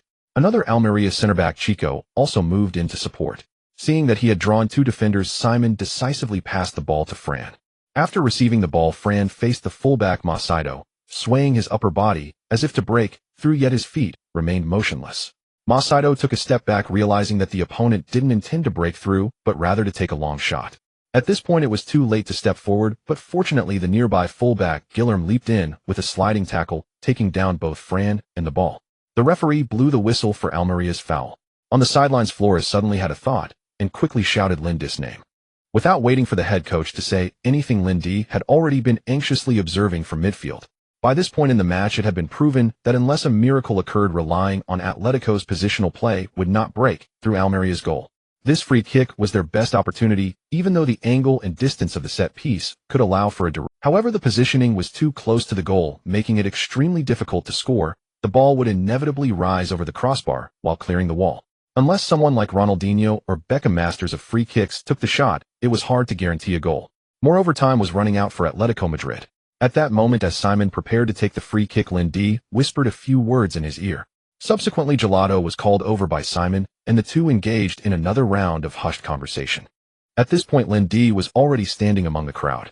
Chico, like Gusate, was also Spanish. He noticed the Chinese player who usually stayed back in midfield suddenly rushing in. He chuckled inwardly, wondering why he was called a barbarian from the East. His muscular build was indeed impressive. But playing football requires intelligence. He needed to teach this Chinese player that La Liga's penalty area was not like the laughable penalty areas of their Super League. Thinking this, he slowly moved beside Lin-Di, lightly grasping the hem of Lin-Dis' shirt with his right hand while entangling his left hand with him. Lin-Di had long since grown accustomed to such disruptions. It was laughable. Did they really think this would stop? However, Chico's underhanded tactic had yet to work. He tilted his body slightly, quietly placing his right foot in front of Lin-Di. If Lin-Di moved forward, he would undoubtedly trip. At that point, not to mention jumping, even taking a step, would be uncertain. Simon and Gelato stood side by side as the referee's whistle blew. Simon rushed forward first, feigning a shot, but ran towards the right side of the penalty area. No one jumped. This two-player tactic was something everyone had grown accustomed to. At such close range, if you kicked a high ball, you wouldn't need to jump. The soccer ball would simply end up in the stands. What needed defending were often low flat shots. At this moment, Gelato prepared to take a running shot. Everyone held their breath, but he suddenly passed the ball to Simon at the edge of the penalty area. After receiving the ball, Simon twisted his ankle and struck a small arc, sending the soccer ball soaring towards the 12-yard line in front of the goal. However, it seemed he kicked it too high. Old Liu sighed, "This cross seems a bit high weight." Before he could finish his sentence, two figures shot into the air.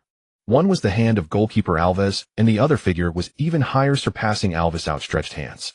That was Lin-Di soaring through the air. Chico's hand was still clutching Lin-Dis' shirt, the collar already frayed and torn. Yet it still failed to stop Lin-Di. He met the incoming ball, and the light forcefully driving it into the net. Goal. In the 80th minute of the match, Lin-Di of Atletico Madrid equalized the score. The live commentator reported in a rather indifferent tone, it was difficult for the home team to feel good after being equalized in the 80th minute. The goal counts. Lin-Di. It's Lin-Di. He has equalized the score. He has become the first Chinese player to score in La Liga. That height is simply terrifying. His leap even surpassed the outstretched hands of the goalkeeper. It was like completing a dunk right in front of the goal. Old Liu's excited voice echoed from the television. Fans watching the match late at night, after nearly 100 minutes of waiting, finally welcomed their moment of cheer. Incredible. Lin-Di is incredible. Wow. Lin-Di scored. Shouts erupted throughout China in the early morning, breaking the quiet of the autumn night. After scoring, Lin-Di was overjoyed. It was his first goal in one of the top 5 leagues. He ran directly to the camera on the sidelines, stripping off his shirt. Displaying his strong muscles, he clenched his fists and flexed his well-defined muscles with all his might. With a fierce roar towards the camera, This roar seemed to declare La Liga I Lin D have arrived. There exists a kind of expectation that is neither seen nor touched. It resides in the hearts of every generation of Chinese football fans once ignited, yet it quickly fades away. We thought we could patiently wait for it to re-emerge. Yet perhaps it is us who have aged no longer holding on to our obsessions. It could also be that our desires have been extinguished by this cruel society. The youthful exuberance and grand aspirations have drifted away with time. Those expectations have gradually transformed into a series of in our lifetime. The oldest fans are just a breath away from invoking ancestral spirits in remembrance. However, that seed is firmly rooted in our hearts. As long as we provide some sunlight and a bit of water, it will sprout and grow once more. Yet for 7 years we have waited in vain. But today someone has found that seed and scattered its light. That man, Lin D, roaring in front of the television screen. He embodies the roar of Chinese football fans. After the excitement, the older generation of fans regains their composure. They lift their beers from the table and take hearty gulps. Tears well up in their eyes. This is the first time, but it certainly won't be the last. At this moment, Flores throws a punch in frustration, letting out a breath. There are still 10 minutes left, still a chance. Of course the referee won't show leniency. Just because it's your first appearance in La Liga, Lin D still received a yellow card. For a defensive midfielder, this is not good news. The game continues. The current score is 2-2 with only 10 minutes remaining. For Almeria facing Atletico, even a point at home is acceptable. Originally, their goal this season was merely to escape the relegation zone and establish themselves in the mid-lower tier of the league. Their current ranking has made their president and fans very satisfied. The Mediterranean Stadium, which can only accommodate 2,000 spectators, has been nearly full every day since their promotion to La Liga. However, for Atletico and Flores, they must score in the last 10 minutes. They must return to Madrid with 3. Atletico still firmly controls possession, conducting offensive and defensive drills in Almeria's half. However, neither Fran's long-range shot nor Agüero Simon and Gerardo's breakthroughs can breach the opponent's goal. Almeria is even more straightforward, substituting players every 2 minutes and taking their time to waste a minute. The true purpose of these substitutions is not to waste time, but to disrupt the opponent's rhythm of attack. The referee will consider adding time for stoppages, and at most they might waste a minute. The core aim of the substitutions is to break the opponent's relentless assault and make them uncomfortable. Wearing down the opponent's patience or even provoking them is the fundamental goal. Soon Almeria's midfielder Bernardo cramps up, prompting a frantic Agüero to rush over to help. But his teammates immediately rush over, skillfully and patiently assisting Bernardo. The game clock shows 87 minutes. The Atletico players on the field are becoming increasingly anxious. Flores substitutes another player, replacing the last fullback with the 19-year-old Senegalese forward Ibra. Atletico's bench is indeed too thin. They only have Agüero, Fran, and 19-year-old Ibra as pure forwards. Faced with battles in the Copa del Rey Champions League and La Liga, if either Fran or Agüero gets injured or lacks stamina, they will have to switch formations to play with a lone striker. Thus, the 0910 season is particularly challenging for Atletico. Flores decided to sign Lin D without hesitation upon learning he was available for free. This way, he wouldn't need to bolster the midfield bench strength and could allocate the remaining winter transfer budget to acquire a third striker. As the game reaches 90 minutes, the fourth official raises the stoppage time indicator 3 minutes. In the final 3 minutes, Flores sits helplessly on the bench. This is his first match as a coach, and facing Almeria, who has just been promoted from La Segunda, securing only 1 point away, is barely a lifesaver. If they lose 1-2, he might have to prepare to pack up and leave. In the 92nd minute, the rookie forward Ibra gets intercepted while trying to dribble past an opponent. Almeria's defensive midfielder Vargas notices that Atletico's backline is completely vacant. Even their 2 central defenders have frequently pushed forward, leaving only Lin D, who understands the situation and refrains from joining the fray when there's no set piece. In the final moments of the match, there is nothing more advantageous than having the ball in the opponent's half. Vargas takes a big kick and sends the ball toward the opponent's half. Several speedy players have already begun their sprint. Gusat, Bernardo Macedo, and Neto burst forth like a dam, breaking, sweeping through the Atletico players. Atletico's players, after 90 minutes of intense assault, have exhausted their stamina. Although they are desperately trying to chase back, they are still lagging in speed. The viewers in front of the television are once again on edge. Will it be another counterattack goal? It's over. Apart from Lin D, there's no one left in the back. Is he really going to lose in his first match? Although Atletico may lose the game, Lin D has earned respect. After receiving Vargas pass, Bernardo turns and delivers a through ball to Neto, who is sprinting down the left flank.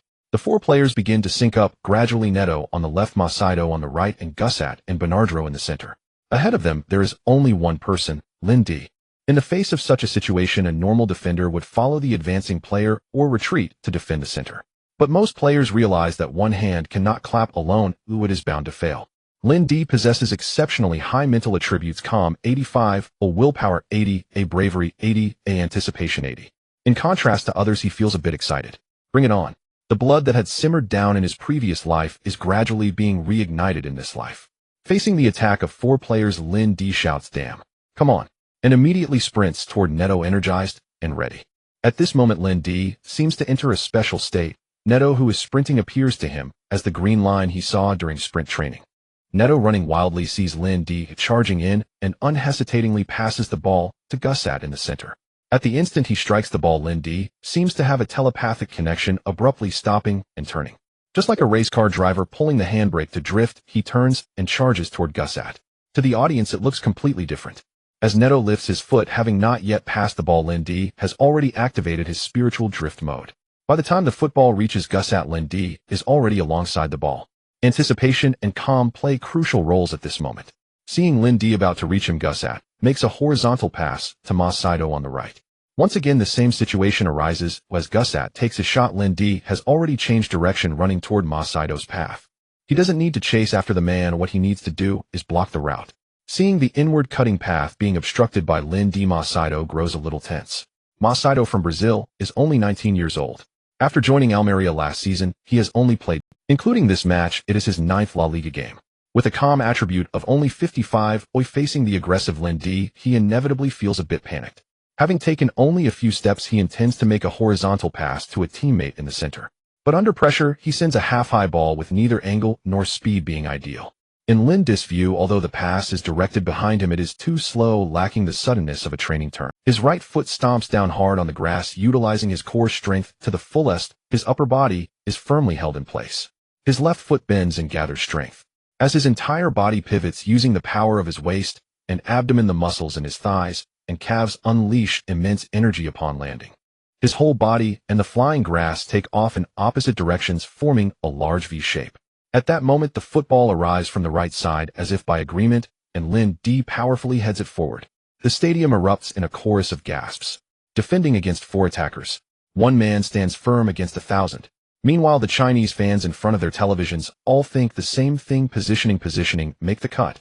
At this moment, Old Lu was extremely excited, as such scenes had never appeared during past Chinese Super League matches or national football games. When defenders face more attacking players than themselves, they place their hopes on the goalkeeper, confronting an unknown situation. Lin D, like this, ran from the front to the back, then dashed back to the center from the left. In a miraculous turn of events, he headed the ball clear, putting on a sci-fi show for the Chinese fans watching. Lin D has once again performed a stunning rescue. Why do I say once again? Because he displayed the same brilliance in the previous match against Real Madrid. Unfortunately, that match was not broadcasted. I can already see this rising star of hope in La Liga, who will surely shine on European stages and beyond. Many have waited a long time, and I think the scenes from our dreams may not be far away. No matter how outstanding Lin D's performance was, recalling the voice in his earphones made him halt the discussion, leaving the audience room for imagination. Right. The emotions of the viewers in front of the television were too intense.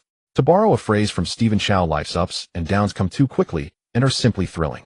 Watching football requires a strong heart. One shout of wow, amazing, followed by a sip of beer, became the unified action of fans in front of the television. The ball was forcefully headed away by Lin D, soaring over the 4 Almeria players, rushing forward, landing at the feet of Hilaro, who was retreating. Hilaro, who was ready to give up, hesitated upon receiving the ball, but quickly reacted, striking the left lower side of the ball with the outside of his foot. The ball traced a beautiful arc, crossing over 40 meters from the left side of the field to the right. A short black-haired player reacted just after Hilaro, making a sudden stop and swiftly heading towards the Almeria. The 2 Almeria defenders turned around, clearly a step slow, watching as that figure darted towards the ball like an arrow released from a bow. Meanwhile, the referee was already checking his watch. This meant if Agüero didn't receive the ball, the match would be over. If he received the ball but failed to score, the match would still end. This was the last chance, the final opportunity Lin D created for Atletico. After checking his watch, the referee had already put the whistle to his lips, seemingly about to blow it at any moment. The entire audience had already stood up, and Almeria's coach could no longer sit still, let alone 3 points. They might not even be able to secure a single point. Pularo's pass was rich in imagination, the ball flying towards Agüero like a precision-guided missile.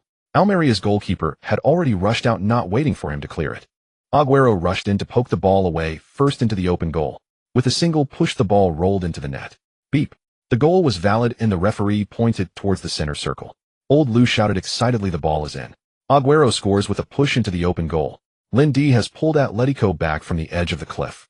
What a thrilling match. Let's congratulate Atletico. After scoring, Aguero avoided the excited hugs from his teammates and directly ran towards the backfield. He found Lindy, jumped up and hung onto him. Seeing this, other teammates rushed over as well.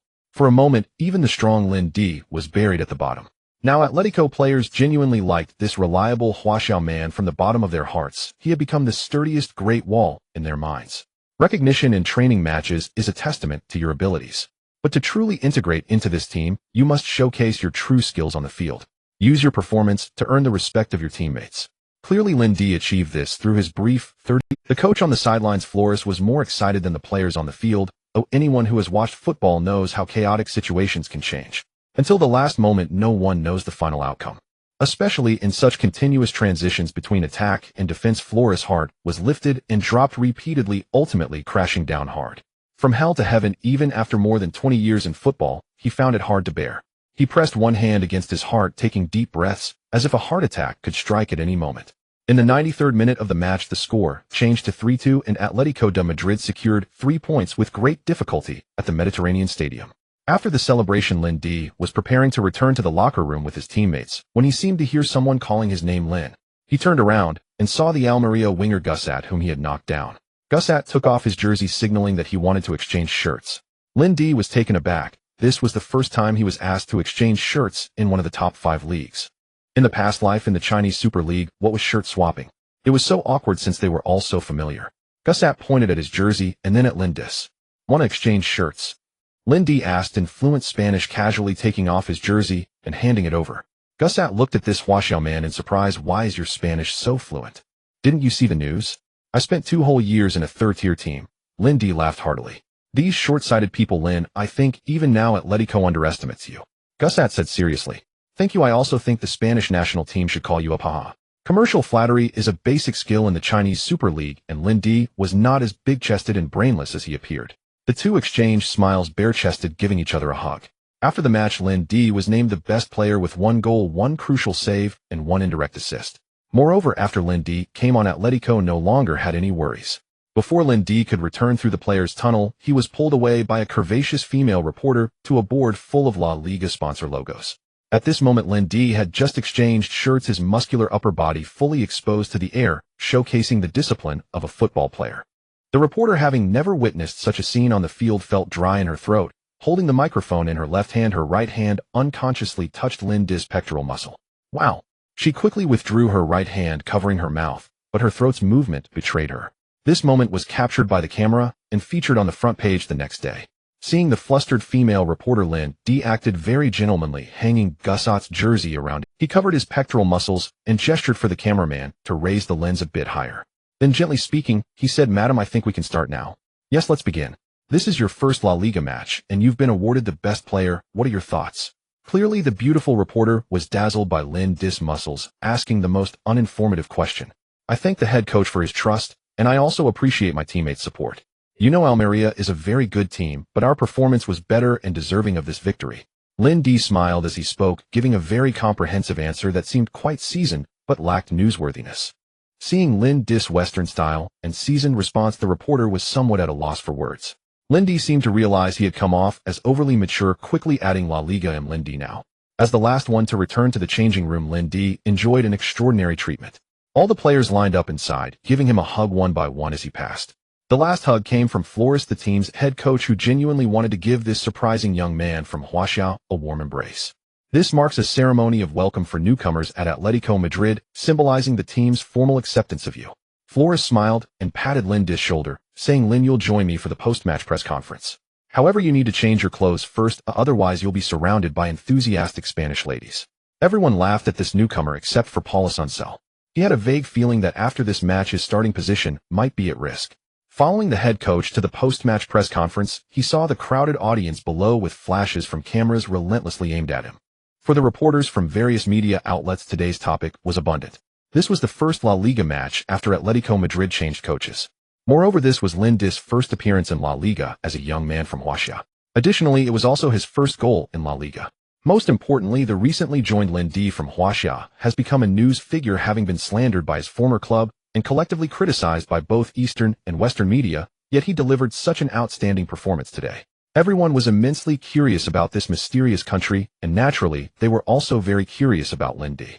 It can be said that today Lin Di was the hottest topic in Spanish football. People had grown weary of Barcelona's invincibility and Real Madrid's superhuman abilities. After consuming too many delicacies, they craved some organic vegetables for a change. Before the media spokesperson could call on anyone, hands were already shooting up throughout the audience. Randomly selecting someone, the middle-aged man with brown hair and glasses was evidently prepared, and his question was exceptionally sharp. Lin Di, how do you view the remarks made by former coach Ander of Alcor? After all, you spent 2 years there. Lin Di couldn't help but sigh inwardly. Spanish media questions were indeed quite pointed, but he was no longer the inexperienced rookie. I believe today is my first match representing Atletico Madrid, and this is a post-match press conference. Shouldn't we focus the questions on the match itself?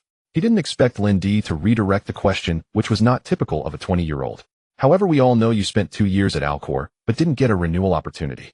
Can you elaborate on this? But Lin Di ignored him, turning to the Atletico Madrid spokesperson and giving him a look.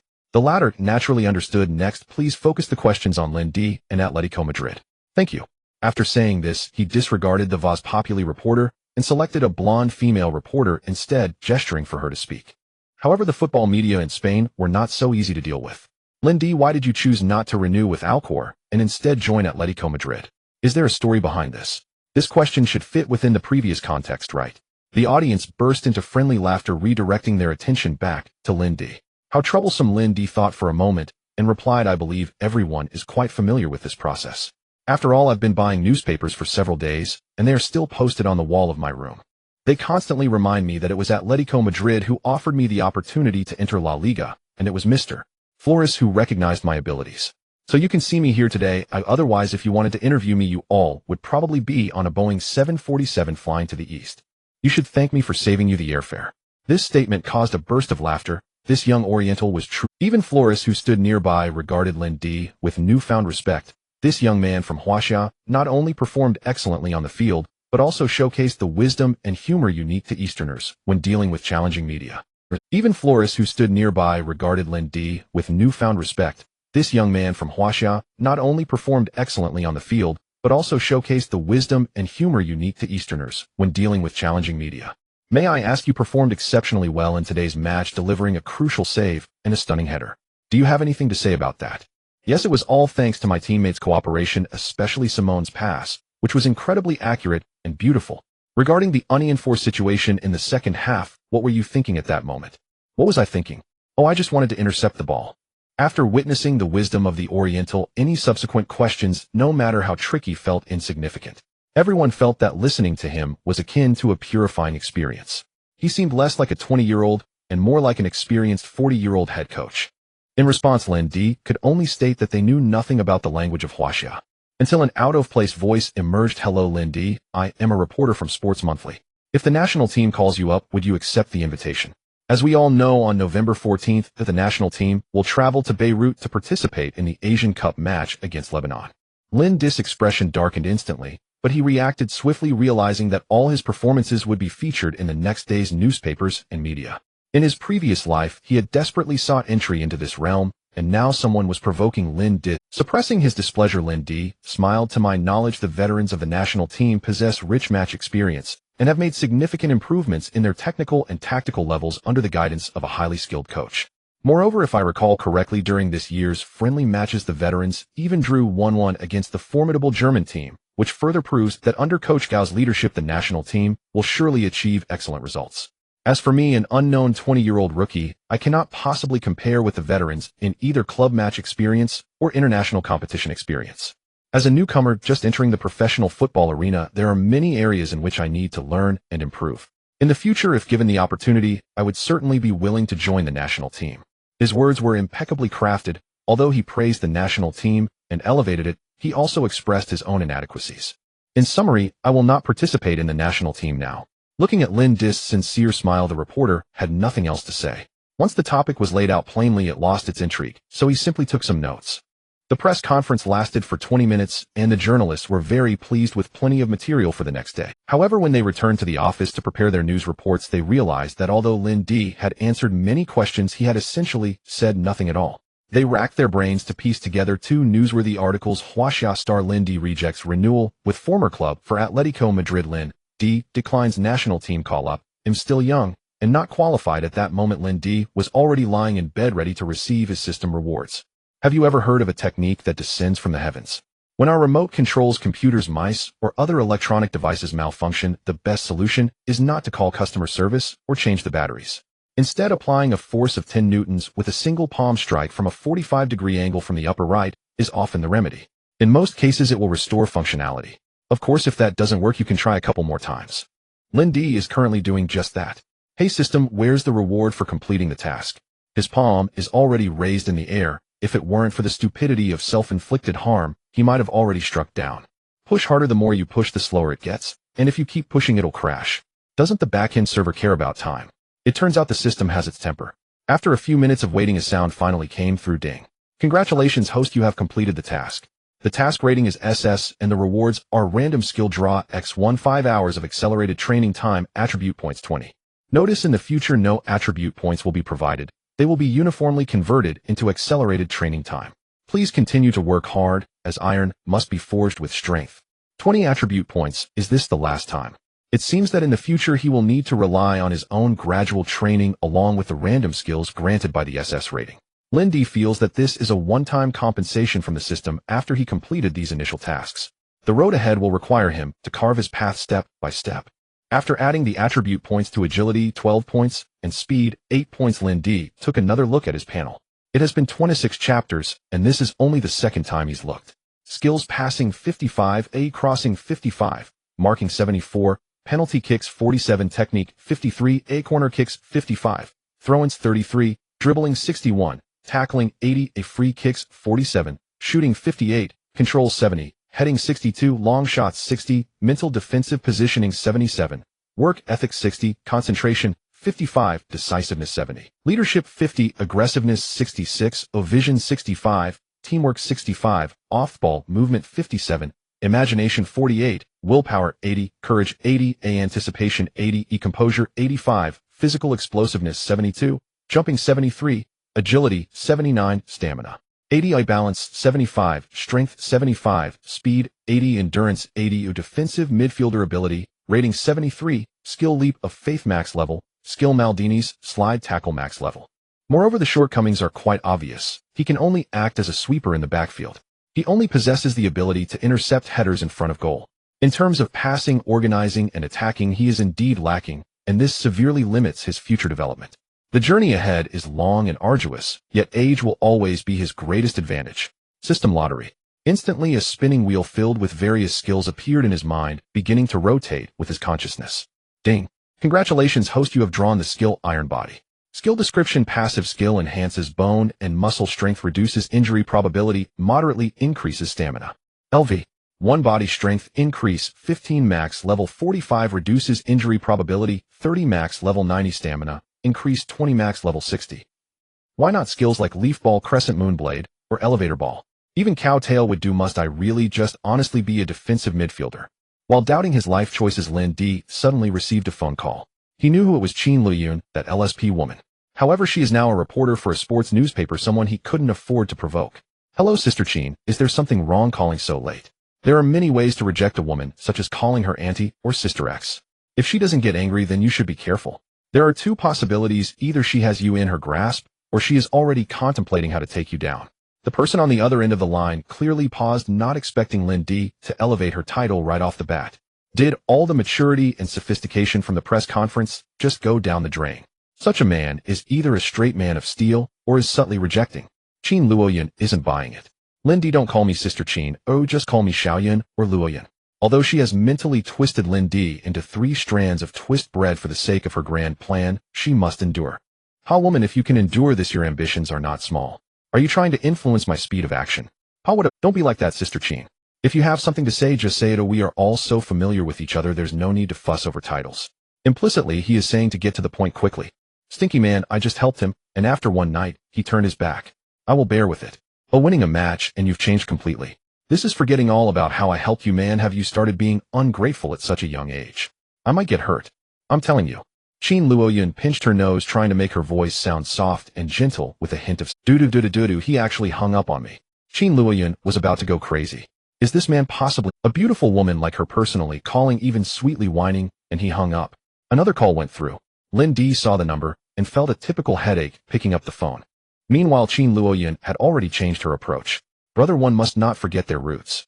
If you dare to hang up on me again, I'll go to your place and unfurl a banner. Alright, I give in. You say, what is it? Don't use that tone with me, and my brain is cramping. This woman is truly persistent. Then you treat me to dinner tomorrow, and there's also a special interview. He remember to come pick me up. Qin Luoyun's voice suddenly became soft and gentle, losing the earlier commanding tone. I need to rent a house tomorrow, so I won't have time. How about the day after tomorrow? After all, she had helped him. As long as she wasn't seeking his body, anything else was fine. A good opportunity, Qin Luoyun thought to herself. Sure, I'm familiar with Madrid. What kind of house are you looking for? I'll take you there and do an interview at the same time. This is a task. You can't let me be unemployed right after I've changed jobs. What does it mean to take advantage of someone? To climb the ladder. This is a typical case. That said, I really do need a bigger house with a garden. Otherwise, when entering accelerated training mode, others will look at you like a lunatic, and that would be too strange. Thinking of this, Lin Di indeed responded, okay, see you tomorrow. Okay, dear brother, see you tomorrow. Just thinking about that muscular body made Qin Luoyun a bit hot, so she hurried to take a shower. Meanwhile, the interview duo from the sports channel had just landed in Madrid. After more than 20 hours of long-distance flight, fatigue had completely engulfed them. Moreover, there was a 6-hour time difference. Although not as terrifying as the time difference between China and America, it still required adjustment. Old Wang, are we going straight to the club tomorrow or? Li Xinyue yawned repeatedly while waiting for their luggage. The headquarters has already faxed the information to Atletico Madrid. We'll just proceed as per the usual protocol. We'll head there directly tomorrow afternoon. Old Wang seemed a bit distracted given his age. A newcomer in La Liga who knows if he can even make an appearance. What a waste of time. Li Xinyue was still somewhat annoyed about being sent to Spain. However, she took out 2 pages of paper from her handbag and handed them to Old Wang. By the way, I just finished writing the questions and answers on the plane. Can you take a look? Just have Lin Di read it out during. Isn't that inappropriate? He's just a kid. Doesn't the sports channel deserve some respect? I don't have time to revise his script. After saying that, she grabbed her luggage and exited the airport. Due to Lin Di's representation of Alcor in the King's Cup match against Real Madrid, he would no longer be able to participate in the match against Plutolano on November 10th. Fortunately, on November 25th, Atletico Madrid has a Champions League group match against Germany's Wolfsburg, and the club has completed all necessary registration preparations. Therefore, when Lin Di went to ask for leave, head coach Flores readily granted him 3 days off to sort things out, preparing for a long-term life in Madrid. After finishing his morning workout, Lin Di waited for Qin Luoyun after lunch. At that moment, Lin Di was standing by the roadside when a yellow Porsche Boxster sped by and stopped beside him. The person who arrived was none other than Qin Luoyun. Goodness, was she accompanying him to view houses.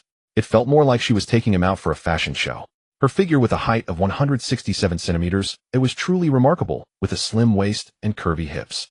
She wore a white sleeveless crop top and black loose casual pants, her exquisite features complemented by a natural makeup look prepared for today.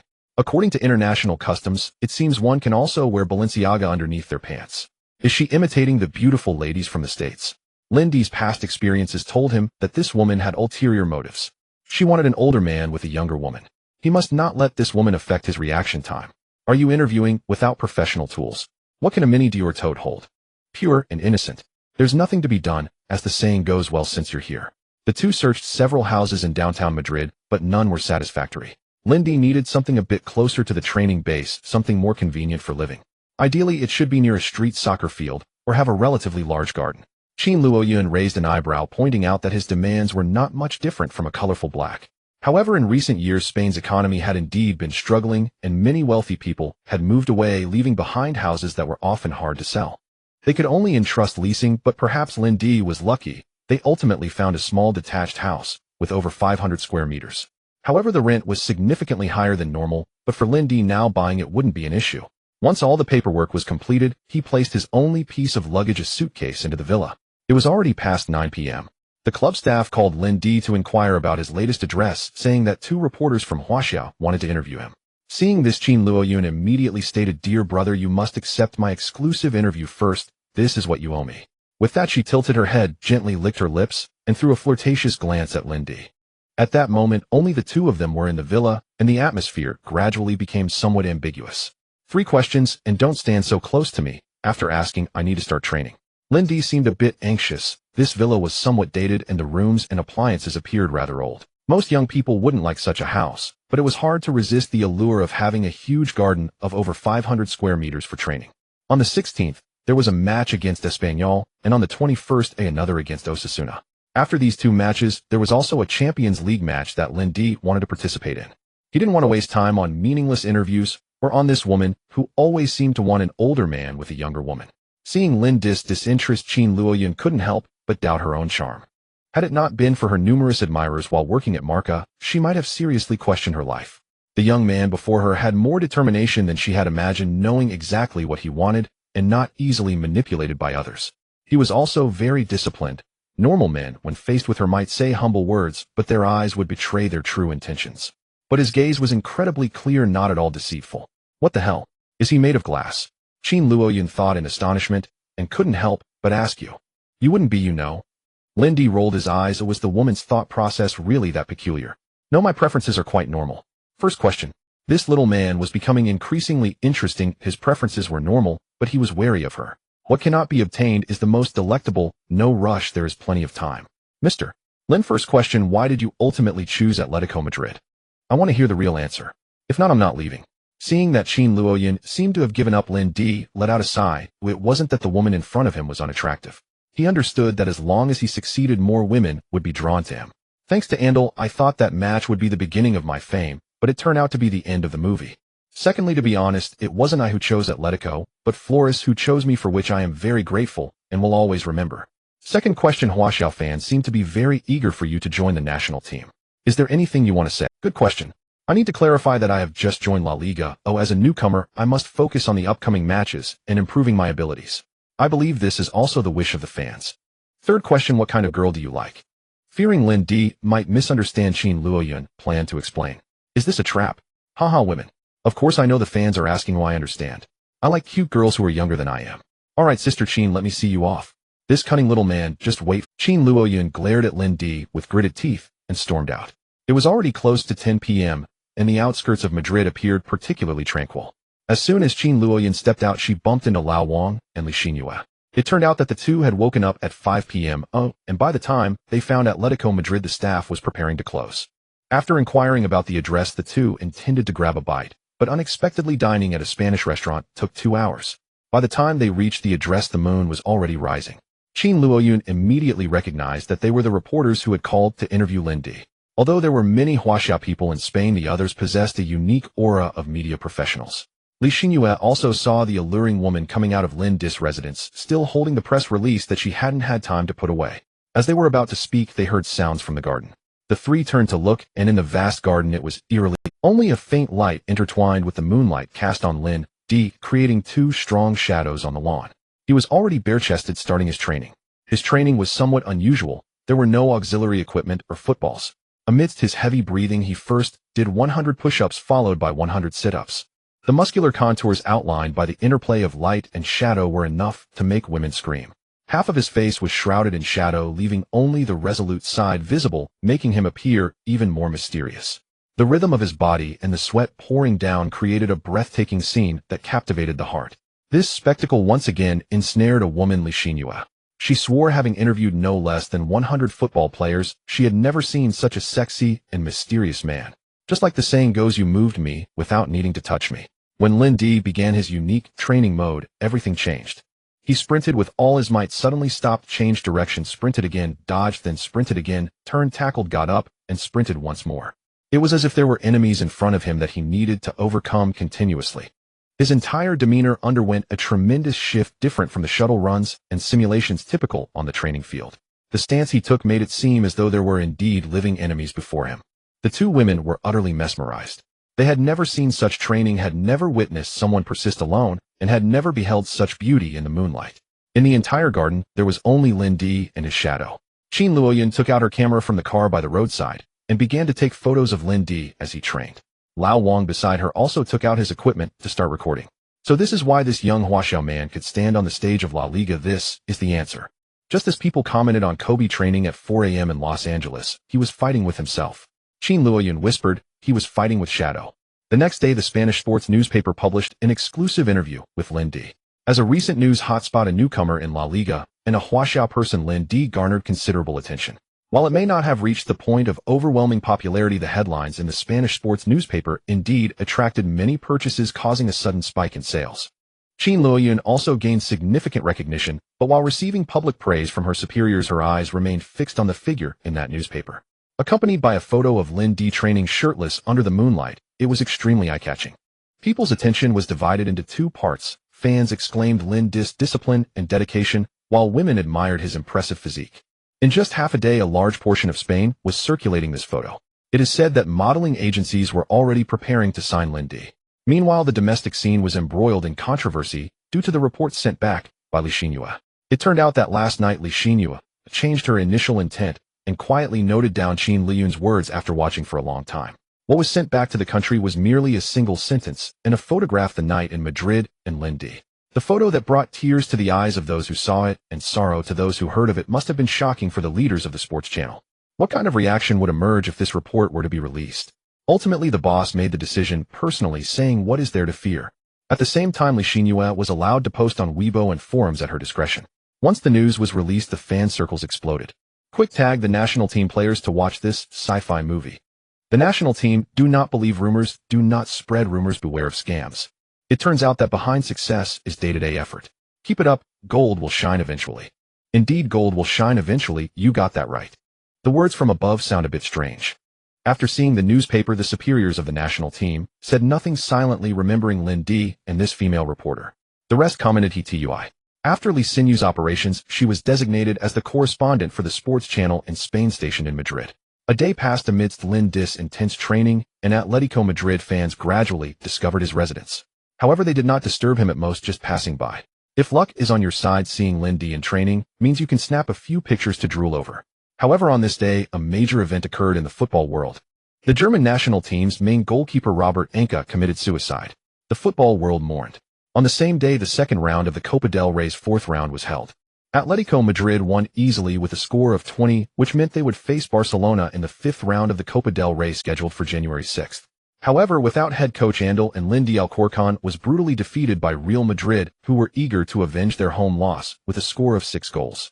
Ultimately, the aggregate score was 64, with Real Madrid making a comeback to advance. Although it was somewhat laughable to describe it as a comeback, the fact remains.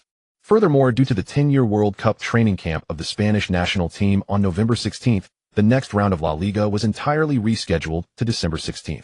The next match against Osasuna would take place on November 21. Finally able to catch his breath, Flores began his transformation of Atletico Madrid. Currently, the forward line is relatively fixed, with the unmovable mainstays Forlan and Agüero, and the only substitute being the 19-year-old Ibra. This forward line is still insufficient to cope with La Liga, especially considering the three-pronged battle. In the last Copa del Rey match against a weak team, it was clear that Forlan's stamina was severely lacking due to his 31 years of age. As such, Flores prepared to consider a single striker strategy with a 451 formation before the winter break to allow for rotation among the three forwards. In terms of attacking midfielders, they are also stretched thin. If Sameo, Reyes, Gelado, Salvio, and Garcia encounter injury troubles, it becomes difficult to rotate the attacking players. As for the defensive midfielders, only the newly arrived Lin Di and Paulo Asunca can ensure rotation. In defense, there are as many as 9 players, so even if someone is unfortunately injured, there are sufficient replacements.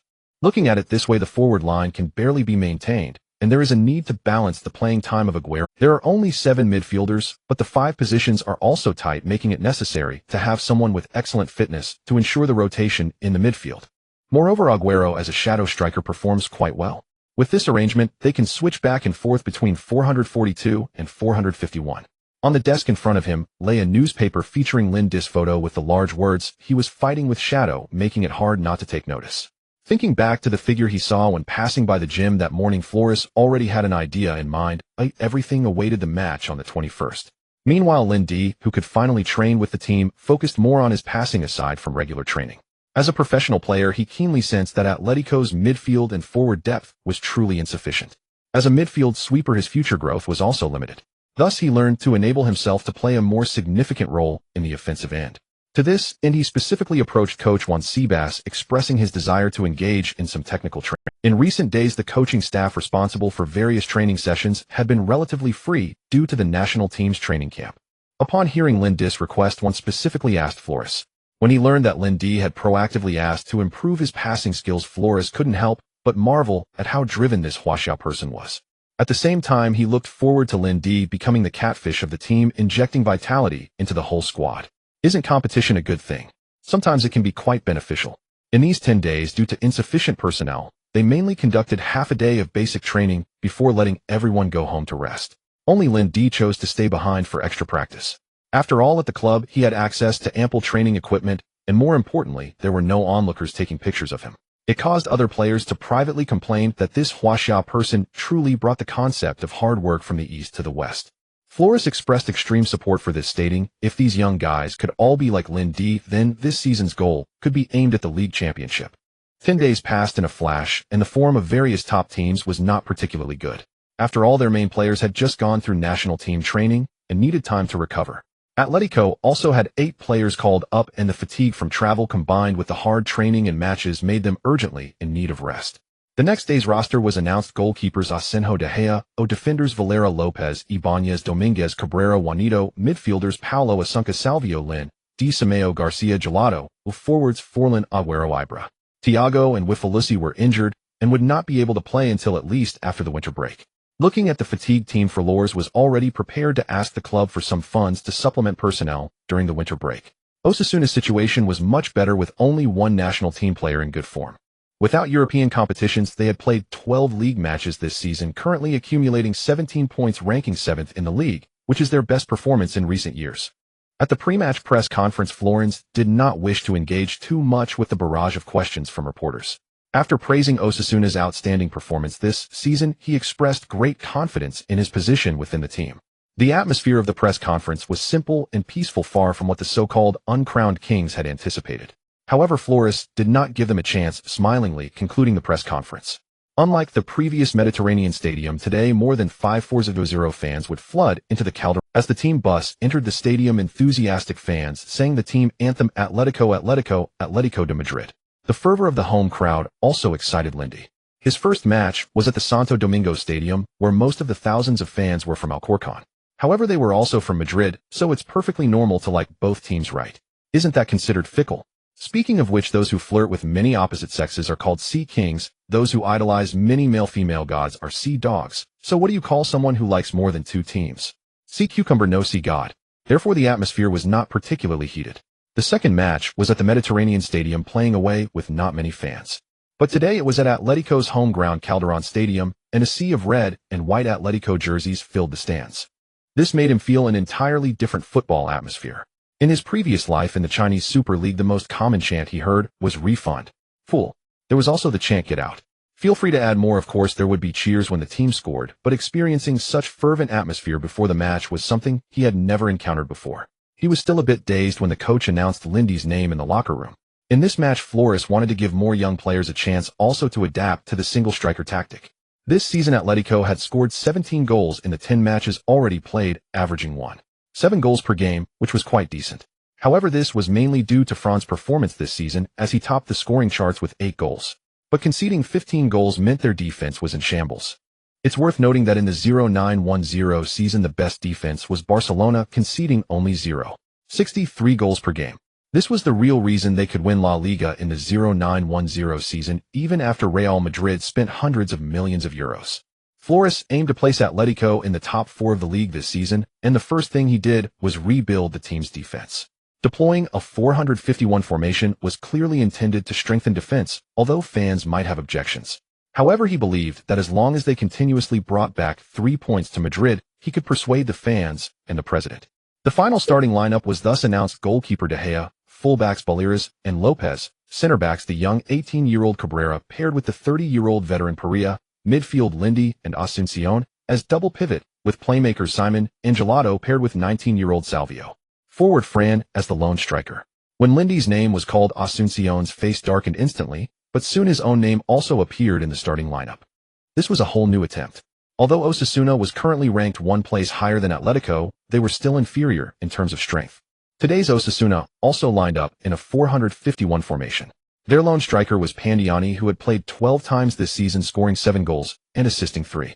It was thanks to this 33-year-old veteran that they led Atletico by 1 place in the league. Flores spoke very seriously and in detail about today's tactical arrangement.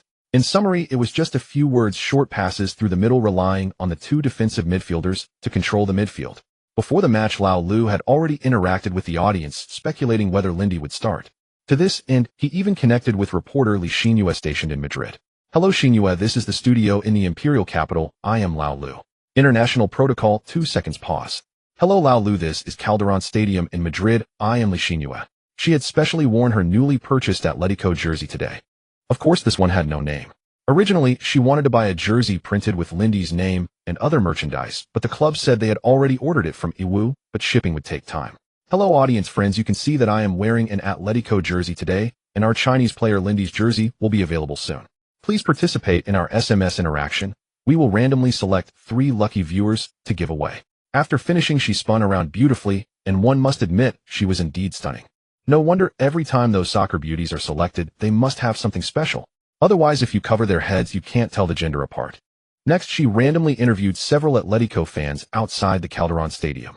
"Welcome to Calderon. Roar. Well, Lindy, of course, he will definitely start. He is the hero of our last match.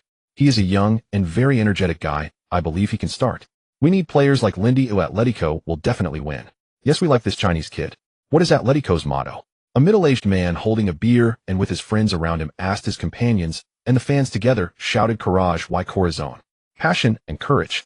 Li Xinhua then smiled. It seems that Lindy has already left a deep impression on Atletico fans. To be precise, Lindy is very much to their liking. At 1 o'clock in the imperial capital, it was 7 p.m. in Spain. The 13th round of La Liga officially kicked off. Zhuang Television. Zhuang Television. This is the live broadcast of the 0910 season, the 12th round of La Liga, with Atletico de Madrid hosting Osasuna. Oh, we have just received the starting lineup. Lao Lu deliberately paused at this moment, and one could imagine the viewers in front of the television must have already started to complain. Our player, 20-year-old Lindy, has appeared in the starting lineup. In this match, Atletico deployed a 451 formation, with several young players appearing in the starting lineup. It seems Flores has put in great effort to prepare for the Champions League match in 4 days. Osasuna also lined up in a 451 formation with the goalkeeper. It is worth mentioning their veteran forward Pandiani, who has remarkably scored 10 goals in 12 matches this season. Let's see if he can continue his brilliant performance in this match. Ding system task issued: achieve at least 5 interceptions in this match and secure victory. Task reward rating based on completion status.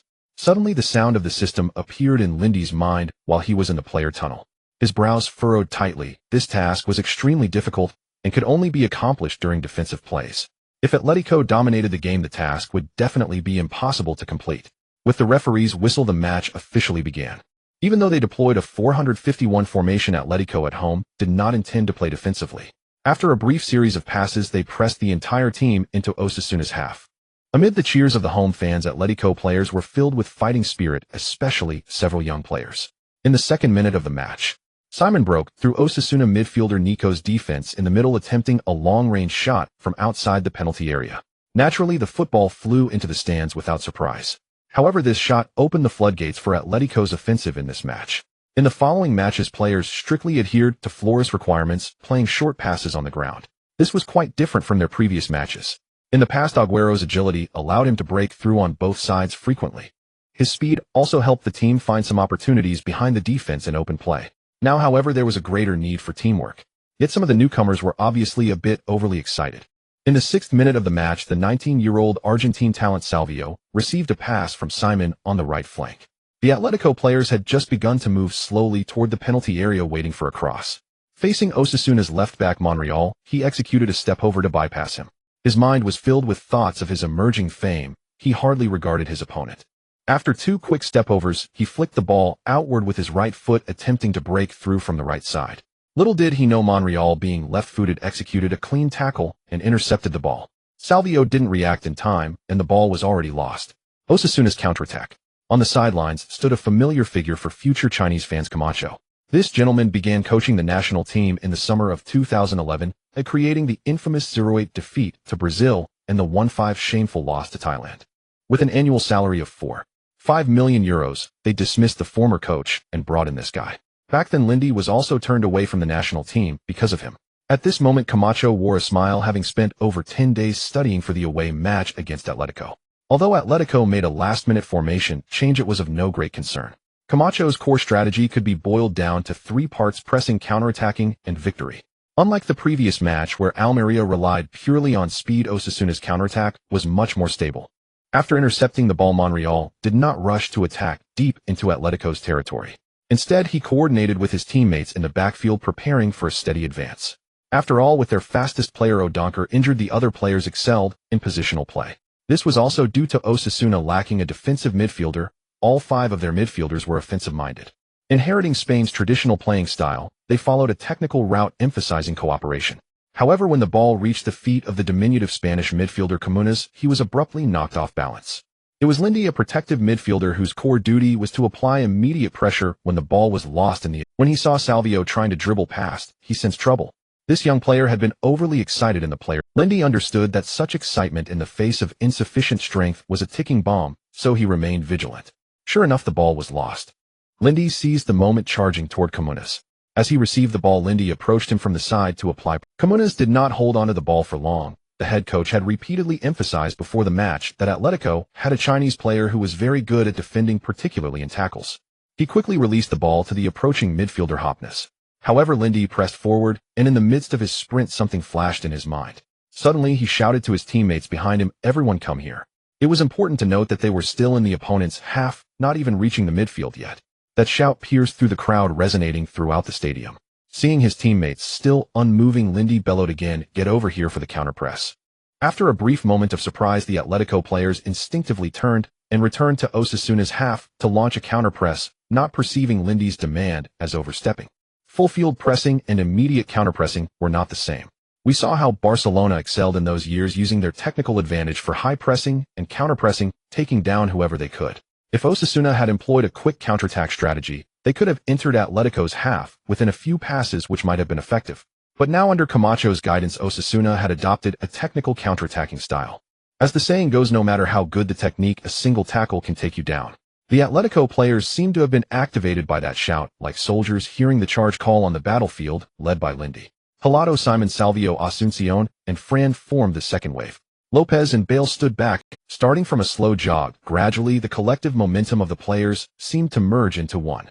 In an instant, 8 players accelerated, simultaneously sweeping toward Osasuna's half like a tidal wave. The fans on site went wild at that moment. They felt utterly unfamiliar with the Atletico before them.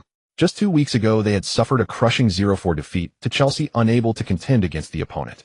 But was this current Atletico still the one they knew? What magic had Flores infused into this team?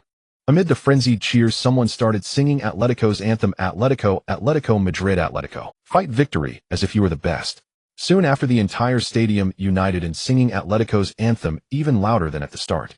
Meanwhile, Osasuna's fans, like their players on the field, still hadn't reacted to what was happening. The Atletico players seemed to treat their anthem as a battle cry, charging forward to intercept.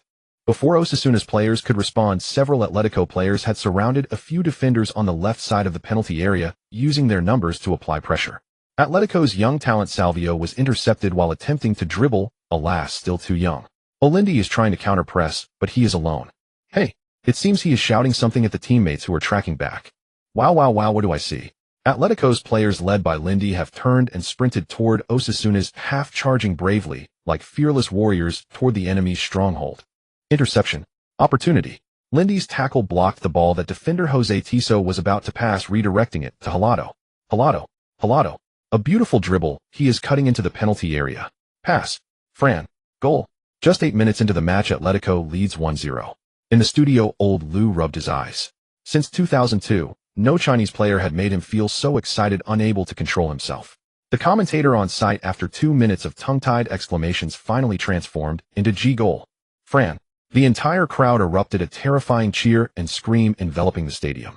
The security personnel outside, hearing the noise, couldn't help but raise their fists. Yes, we scored. On the field, Atletico's players embraced in a group. It was a collective victory, and everyone excitedly patted Fran's head. On the sidelines, Flores held his head in his hands, overwhelmed with excitement, not just for this goal. He saw the future of Atletico, but also felt a wave of fear. If he had not insisted on bringing in Lindy, it was unimaginable. The old Atletico did not have a midfield core. The only offensive core was possibly the veteran Fran. Thus, there was no unified orchestration in Atletico's midfield. But now it seemed Atletico had found their heart. Looking at the Atletico Madrid players who were still celebrating, the Osasuna players were bewildered. They had never seen such a style of play. It felt as if they were not in their own half, but in Atletico's half. This feeling was quite peculiar. It was as if two armies were facing off.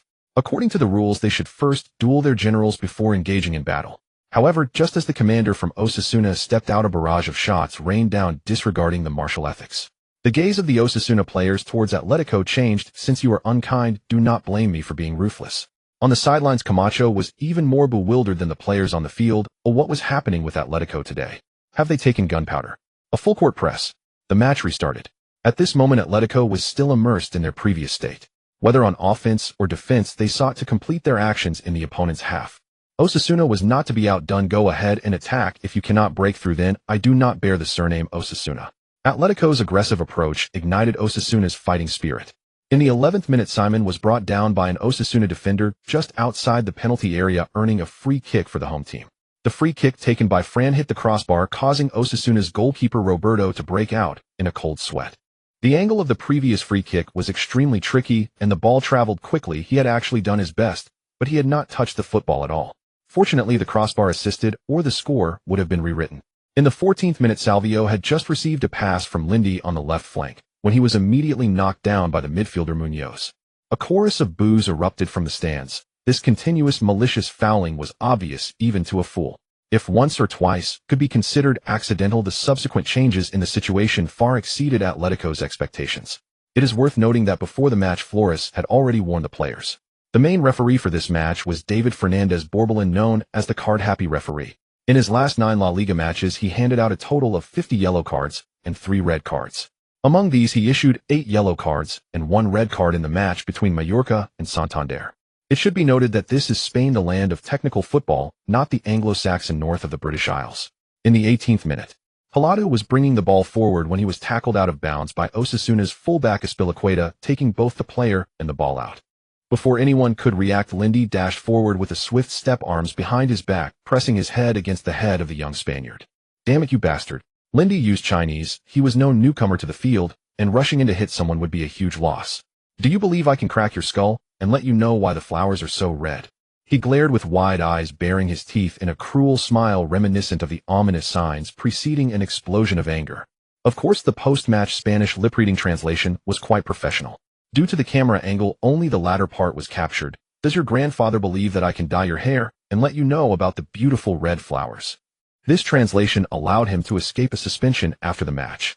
Azpilicueta was somewhat intimidated by Lindy, who, although he could not understand what Lindy had said, he felt a bit afraid of this so-called barbarian from the east, but this made him seem cowardly. Therefore, Azpilicueta lowered his head and continued to push back against Lindy, but he did not dare to speak harshly to him. This action undoubtedly added fuel to the fire, and all the players rushed over.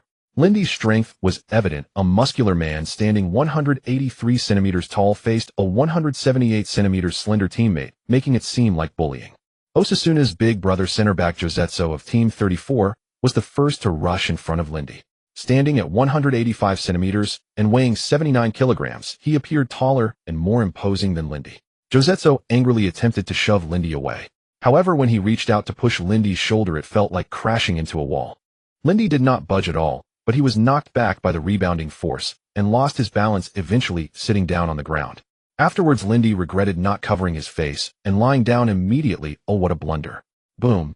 This seemed to ignite the final matchstick of chaos, and the players from both sides were thoroughly entangled. Haladu saw Lindy come to help him and quickly stood up, rushing forward.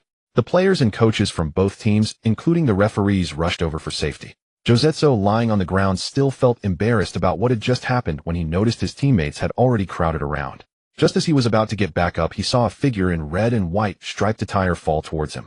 Immediately, the scene began to descend into chaos. He could only lie on the ground, covering his head to protect. Old Lou could no longer contain himself, exclaiming, Oh, it's about to start a fight. A conflict may arise between the two sides. The nature of this foul is extremely serious. Lindy, it's Lindy. He was the first to rush in. At this moment, it is crucial to remain calm. Only 18 minutes have passed in the match. If he gets sent off with a red card, it would be a tremendous loss. Hey, it seems Josetso is about to attack Lindy. Oh no, he must not fight. Hey, How did Josetso fall down on his own? Is this a dive? The main referee must see clearly how Lindy did not retaliate. All the players rushed over. Lindy must remain calm. Most of the fans in front of the television were worried about Lindy receiving a card, while only a few said don't back down, if he strikes take him down. Where there are impulsive individuals, there are also calm ones. The coaching staff and referees stood between the two teams, desperately pulling apart the entangled players. Seeing this, Lindy hurriedly tried to dissuade Fran, and others rushing over desperately signaling to them. Every person he could hold back was one less. The fans on the field also began to lose control. Lindy, take him down. Don't be afraid, we will all back you up. You bastards from Osasuna, don't think you can leave Madrid alive. You son of a bitch, if you have the guts, wait for me in Madrid after the match, I'll kill you. You scum from Pamplona FXXXXX, I greet your whole family. Motherfucker. Get back to your doghouse. Big Mike, you bunch of XXXXX. Lindy, charge up. Some people had already started throwing water bottles and other debris down, but unfortunately, they were too far away to hit the Osasuna players. Some even wanted to rush towards the away fan stands if it weren't for the police and security on site, holding them back. It seemed that both on and off the field would erupt into violence. After a few minutes of chaos, everyone was pulled apart. The main referee began to issue cards and shuffle the deck, preparing to hand out a few to both teams. The voices of the fourth official and the linesman reached his ears. The main referee hurried over, and several people discussed on the sidelines for 2 minutes. When the main referee returned to the field, he waved to Osasuna's Espilaqueta Josetso and Lindy, showing each of them a yellow card in front of the entire audience. The first two were understandable, but Lindy's yellow card was baffling. Even Lindy himself was utterly perplexed. The fans in the stands were about to explode completely this time. Lindy stood there without any excessive actions, hands clasped behind his back. Even he was pushed slightly by the opposing defender Jose Tiso, who should Lindy be blamed for that? He was a young newcomer to Atletico Madrid, the first to rush in and help his teammate. This has already greatly increased the fans' goodwill towards Atletico. Now could you tell them that Lindy, who rushed in first to help his teammate, was actually going to receive a yellow card? They couldn't understand, and some had already started to climb down from the stands intending to rush onto the field. Flores, just back to the coaching seat, jumped up and marched toward the fourth official, roaring, "What's going on? My player didn't even lay a hand on anyone, why give him a yellow card? Furthermore, why did that player who actively provoked Lindy only receive a yellow card?" The fourth official rolled his eyes and took a step back, saying that yellow card of the Eastern player actively provoked the opponent. A yellow card is quite lenient. What provocation? Lenient. What about Jose Tiso, who laid hands on him? Why isn't that a red card? Everyone saw him act. You are being discriminatory and biased against him. Flores' anger grew, spittle flying onto the fourth official's face, as it was clear they were favoring the opposing side. Beep, a whistle sounded next to his ear. Flores turned to see the referee holding up a card pointing toward he has been sent off. The home team's coach was sent off in the 18th minute of the first half. Old Lou, surprised by the Spaniard's fiery temper, also felt worried for Atletico. The match had just started and the head coach was already sent off. In the VIP box, Atletico's president and general manager were about to explode. This main referee will never be welcome at the Calderon Stadium again. The players surrounded the main referee, demanding an explanation, but instead received 2 yellow cards. Sameo and Jurado each received a card. Just as the entire Calderon Stadium seemed ready to ignite, the team's backbone was also invited to the stands. Lindy stepped forward, grabbing each teammate and pulling them back. Calm down. The situation is very unfavorable for us now. If we keep entangling, it will only lead to trouble. He held on to Fran's head with both hands, shouting loudly, while the nearby players listened to Lindy's voice, halting their urge to rush in. Then Lindy grabbed each teammate's head. Calm down, we need victory. Oh, look at those beasts over there. They are laughing at us. The fans are waiting for us to counterattack. This is Calderon. We are Atletico Madrid. Kill them all. Fran was the first to respond. We are Atletico Madrid. Let these bastards taste our power. Jurado, Sameo, and even Asunso joined in shouting together, kill them all. Oh, oh, oh. The fans in the stadium were about to explode, and the Osasuna players, the referee, and Flores, who had just stepped into the stands, were all astonished watching them. The angry Atletico players gathered together, roaring and shouting. A group of them patted their chests, hugging and high-fiving Lindy. It was as if they were conducting a ritual before setting off. Each one walked, while shouting, repositioning themselves resolutely. In a way, everyone unconsciously regarded Lindy as their current leader, but every individual's gaze was filled with killing intent, as if they were waiting for the referee's whistle to rush in and take them down. Looking at the familiar face on the screen, old Lou felt a tightening in his throat. This young man from Huaxiao was handling the situation in a way they never expected. While some thought they should endure, others felt it was time to act. Camacho had a foreboding sense that Atletico seemed to have transformed into a different team. Everyone exuded a faint killing intent. He shook his head vigorously, dismissing this ridiculous feeling. Now was Osasuna's best opportunity. Atletico was incensed, and the head coach was not on the sidelines to direct. Having lost the team's soul with just slight adjustments, they could certainly take away 3 points from Calderon. He then called Monreal to the sidelines and gave a few pointed instructions. After a 10-minute delay, the match resumed. Atletico continued to launch fierce attacks in Osasuna's half, giving their opponents no chance. Once possession changed, they immediately pressed forward, engaging in fierce tackles. In the 33rd minute, Osasuna's Jose Tiso received a goal kick outside the penalty area, but before he could turn, Fran slammed into him fiercely. The latter ignored Jose Tiso on the ground, brushed off his butt, and retreated, provoking cheers from the fans in the stands. This simple shoulder charge foul wouldn't even warrant a warning. However, the Osasuna players had already caught a whiff of an unusual scent. They exchanged glances quietly, helping Jose Tiso up. The coach's task was to make them provoke the opponent as much as possible, but it seemed unnecessary. Atletico had already started targeting players rather than the ball. In the 35th minute, Jose Tiso received the ball again, this time within the penalty area. But a figure came rushing and executing a direct tackle that sent Jose Tiso crashing to the ground without even touching the ball. It was Asunso who, after the tackle, signaled that it wasn't intentional and that he was going for the ball. You a defensive midfielder charging into the opposing penalty area with a flying tackle, and it's not intentional. Seeing Asunso's innocent expression, Jose Tiso was enraged, but the pain in his foot was all too real. He could only grit his teeth and roll on the ground. The referee also noticed the action could be viewed as a malicious foul, but Asunso had a good attitude and didn't show the sole of his shoe. Nevertheless, the referee issued a yellow card to Asunso, who didn't seem to mind. Seeing this, the Osasuna players found it difficult to approach and demand an explanation. In the 39th minute, the instigator from Osasuna, Azpilicueta, received a throw-in from the goalkeeper. Before the ball could settle, he panicked and kicked it as the Atletico players charged toward him. The ball soared high into the air, coming down directly. Watching the descending ball, Azpilicueta hesitated about whether to seize it, as it was clear that these players were coming for him. However, Atletico would not let such a good opportunity slip. Ujurado blocked Azpilicueta's position. Lindy made a header pass, sending the ball to Sameo before the Osasuna defenders could surround him. Without waiting for the ball to settle, Sameo positioned himself for a shot right at the edge of the penalty area. He extended his body, opening his right leg, and slammed the ball. The ball arced through the air from the right side of the penalty area, soaring past goalkeeper Roberto's fingertips.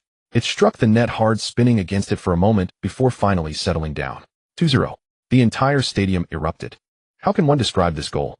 If Quaresma were here, he would likely bow down in a 360-degree spin right on the spot. A long-range shot with the outside of the foot from outside the penalty area. That is Quaresma's dream. The place where that dream shatters is also the outside of the foot. The first half of the match concluded with this astonishing long-range shot using the outside of the foot. Osasuna was suppressed throughout the entire first half. At halftime, the statistical results were astonishing. Atletico Madrid had absolute control in the first half, including stoppage time.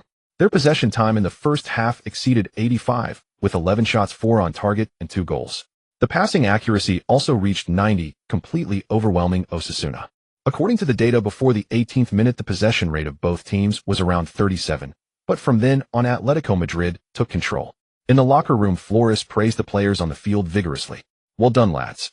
Show these guys from Pamplona what football is all about." Flores gave Sameo a hearty hug. That goal with the outside of the foot was simply fantastic, brilliant. I will definitely vote for you as one of the top 10 goals of the season. After praising Sameo, he turned to Lindy and said very earnestly, "Lindy, you did great, thank you." Lindy was taken aback. Thank you, was he being thanked?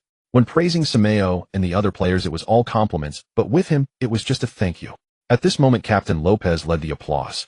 Then all the players applauded for Lindy, knowing what had changed for Atletico Madrid in the first half. Even Asunso, who had always been unconvinced, willingly applauded Lindy at this moment. Without Lindy's example, they would not have pressed high in the front, and that goal would not have happened. Without Lindy, Fran's fists might have been swung toward the opponent. Without Lindy, everyone might have completely collapsed after Flores was sent off. If his outstanding performance in the last match helped Lindy integrate into the Atletico Madrid family, then what Lindy did on the field today resembled that of a captain. Currently, the on-field captain of Atletico Madrid is Lopez, as the former captain Rodriguez was abandoned by Coach Abel and the fans. Last season, in the match between Atletico Madrid and Barcelona, it is worth mentioning that Atletico won 4-3, with Agüero and Fran each scoring twice. Rodriguez was substituted due to poor form. Although he was supposed to hand the captain's armband to Lopez, he suddenly flung the armband at Lopez. Because of this incident, he did not receive forgiveness from the coach and fans for a long time.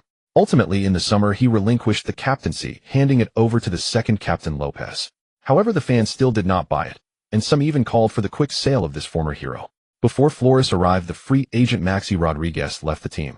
In the first half's conflict, Lopez also failed to fulfill the responsibilities expected of a captain. Although no one spoke up, some things once planted in the heart will eventually sprout. With a 20 lead, Flores prepared to make substitutions for the second half to set up for the upcoming matches. He first replaced Asuncio, who already had a yellow card with Garcia, and brought Iber on for the 30-year-old Fran. There were 8 players on the field under the age of 25, with 5 players aged 20 or below. Lindy, 20 years old.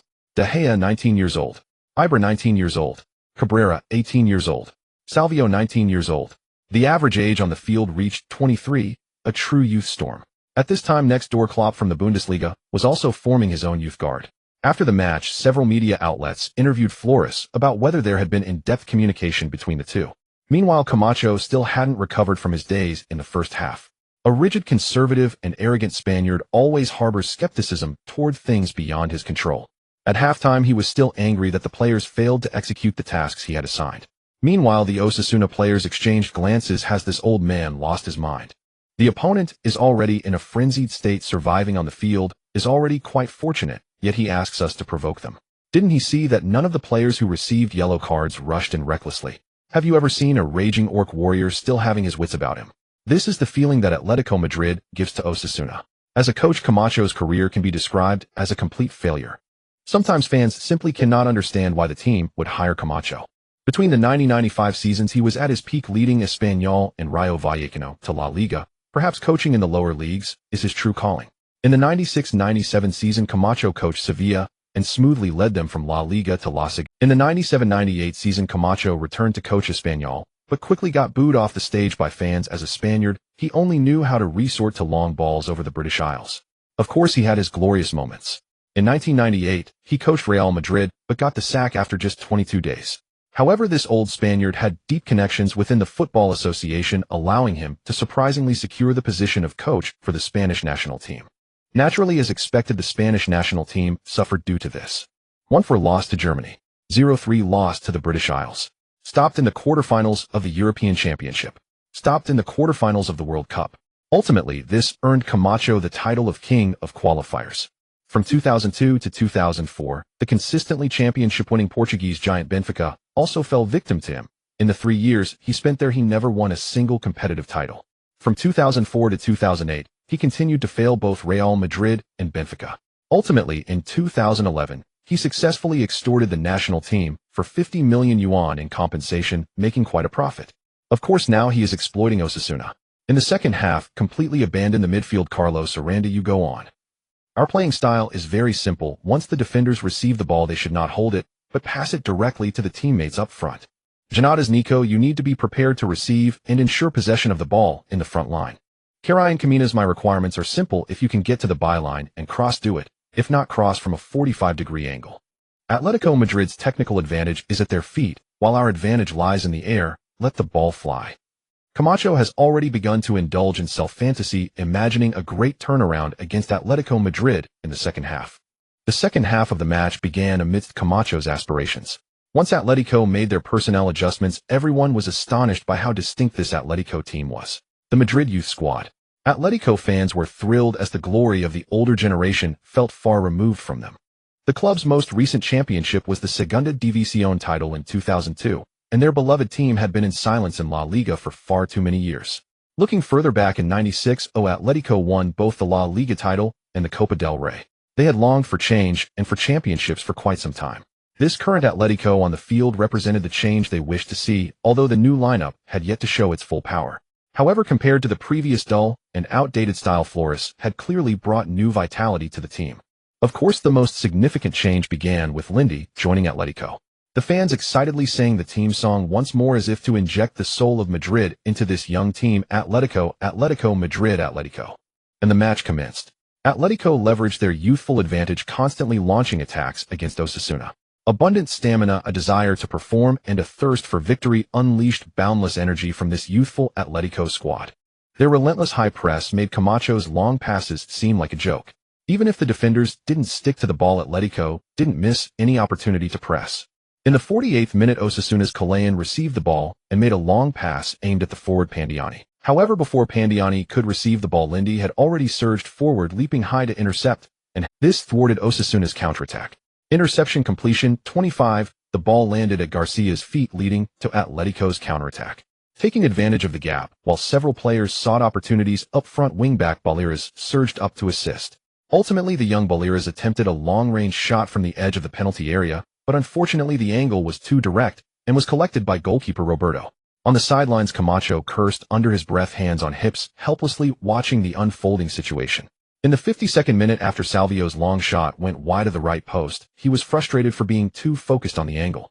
Goalkeeper Roberto took a long goal kick towards the forward line.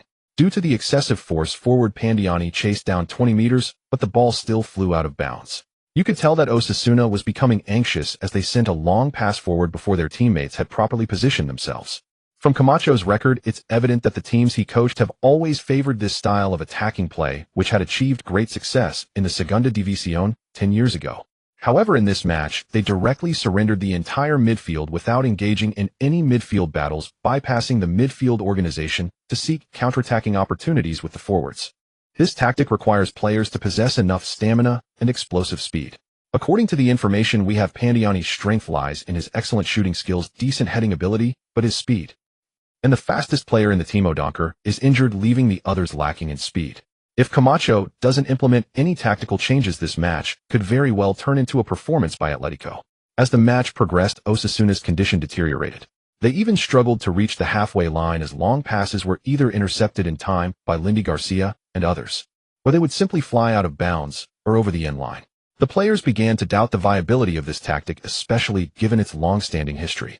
In La Liga, there are teams that play counterattacking football, teams that focus on ground short passes, and penetrative play, teams that excel in quick counterattacks, and teams that utilize both flanks. Purely relying on long passes made them very uncomfortable. Watching the head coach on the sidelines cursing and stomping, they felt even more demoralized. Seizing the opportunity to strike while the iron is hot. In the 55th minute, Atletico's newly substituted Ibra received a clever pass from Simone. After receiving the ball, he used his right foot to lead it, feigning to the left before quickly spinning to the right, causing Osasuna's defender Monreal to be left behind as he entered the penalty area. At this moment, the Osasuna players seemed to awaken from a dream and rushed to surround him. Ibra, however, was not in a hurry to shoot, controlling the ball in the penalty area while waiting for support from his teammates. Seeing Salvio waving from outside the penalty area, Ibra cleverly backheeled the ball to him. Salvio then pushed the ball directly, but it struck the leg of Nico Nan and rebounded to Helado. Before Helado could react to shoot, he was surrounded by a crowd and chaos erupted in the penalty area. Suddenly the ball rolled to Josetisso's feet, and he hurriedly attempted to clear it, but was interfered with by Garcia and kicked it poorly. The ball rolled diagonally to Simon, who took a powerful shot. The shot soared over the heads of the crowd. The goalkeeper, despite his desperate dive, was unable to reach it. With a loud bang, the ball accurately struck the post, and then flew high into the air as players in the penalty area pulled and tugged at each other, preparing to contest a header. A cluster of players jostled together, but ultimately no one managed to seize the first touch. At that moment, Lindy was positioned at the edge of the penalty area, ready to protect the ball, noticing it flying directly towards the right side of the penalty area. Instinctively, he prepared to contest for the ball, protecting possession. However, upon seeing Josetiso and Aspilicueta charging towards him, Lindy suddenly had an idea. As the saying goes, enduring for a moment only breeds more anger, stepping back only leads to greater loss. Lindy clearly remembered the previous grudge. Fighting on the pitch is naturally unacceptable, and receiving a red card would be a severe loss. However, the skill iron body had not yet been tested in a real match. What does physical enhancement mean? Just then, all three players charged towards the ball almost simultaneously. Aspilicueta extended his foot in an attempt to poke the ball out of the penalty area, while the 33-year-old veteran Josetiso adopted a swinging leg posture. His intention was to scare off the young Lindy, as this kind of leg clash is very prone to injury. Lindy was waiting for him, and he also swung his leg in response. Josetiso's leg collided with Lindy's, but there was still a foot in between Aspilicueta's. The spectators in the stands and viewers at home all closed their eyes upon witnessing this scene, feeling a pang in their right foot, as if it were sore and recoiling. A collective gasp ensued. Oh no. What the hell? The three of them simultaneously screamed in agony, collapsing onto the ground and rolling about. Since they were injured during a normal contest for the ball and had no excessive movements, players from both teams rushed to their injured teammates. Oh no. We see. Ouch, that must hurt. All three have gone down. Let's pray that Lindy doesn't get hurt. Many gifted players, if they don't take care when young and suffer serious injuries, never return to their peak. Oh my, Lindy looks like he's in pain on the ground. It seems he might be injured. The team doctors from both sides have rushed over.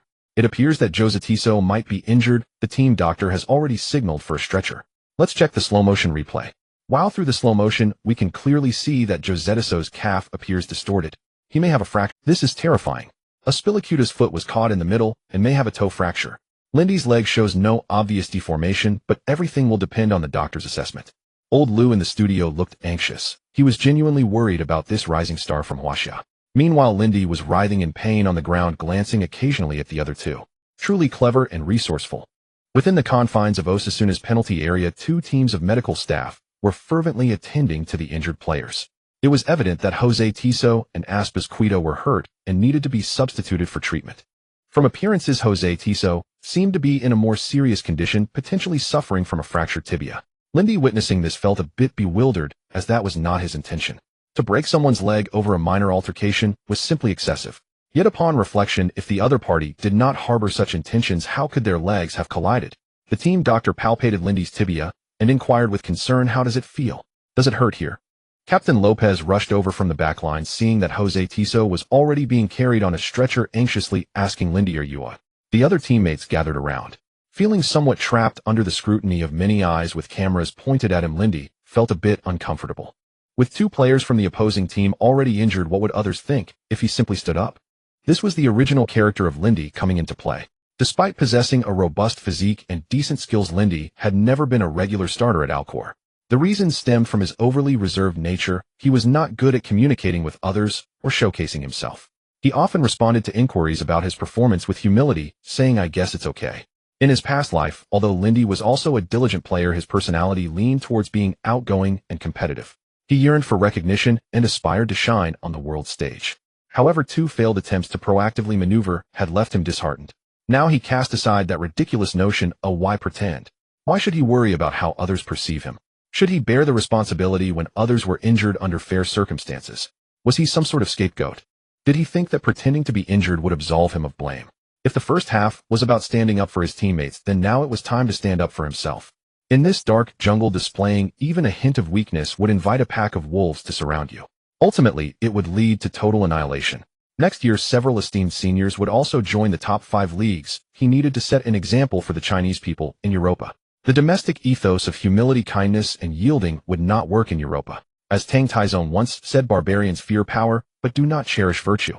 With this in mind, Lindy shook his head at the doctor, saying, "I'm fine. It was a bit painful earlier, but now I'm completely okay." Saying this, he stood up amidst the astonished gazes of everyone, stomping his right foot vigorously to demonstrate he was totally unharmed. To convince the team doctor, he even jumped a couple of times.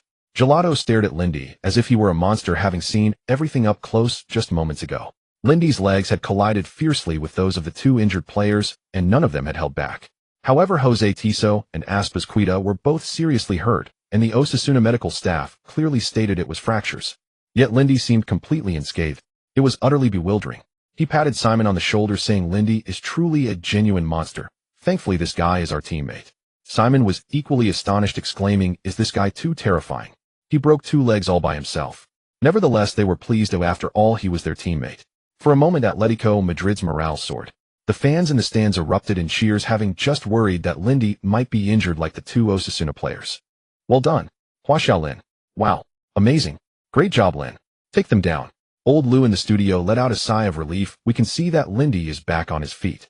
Thank goodness he wasn't injured. His body is truly strong.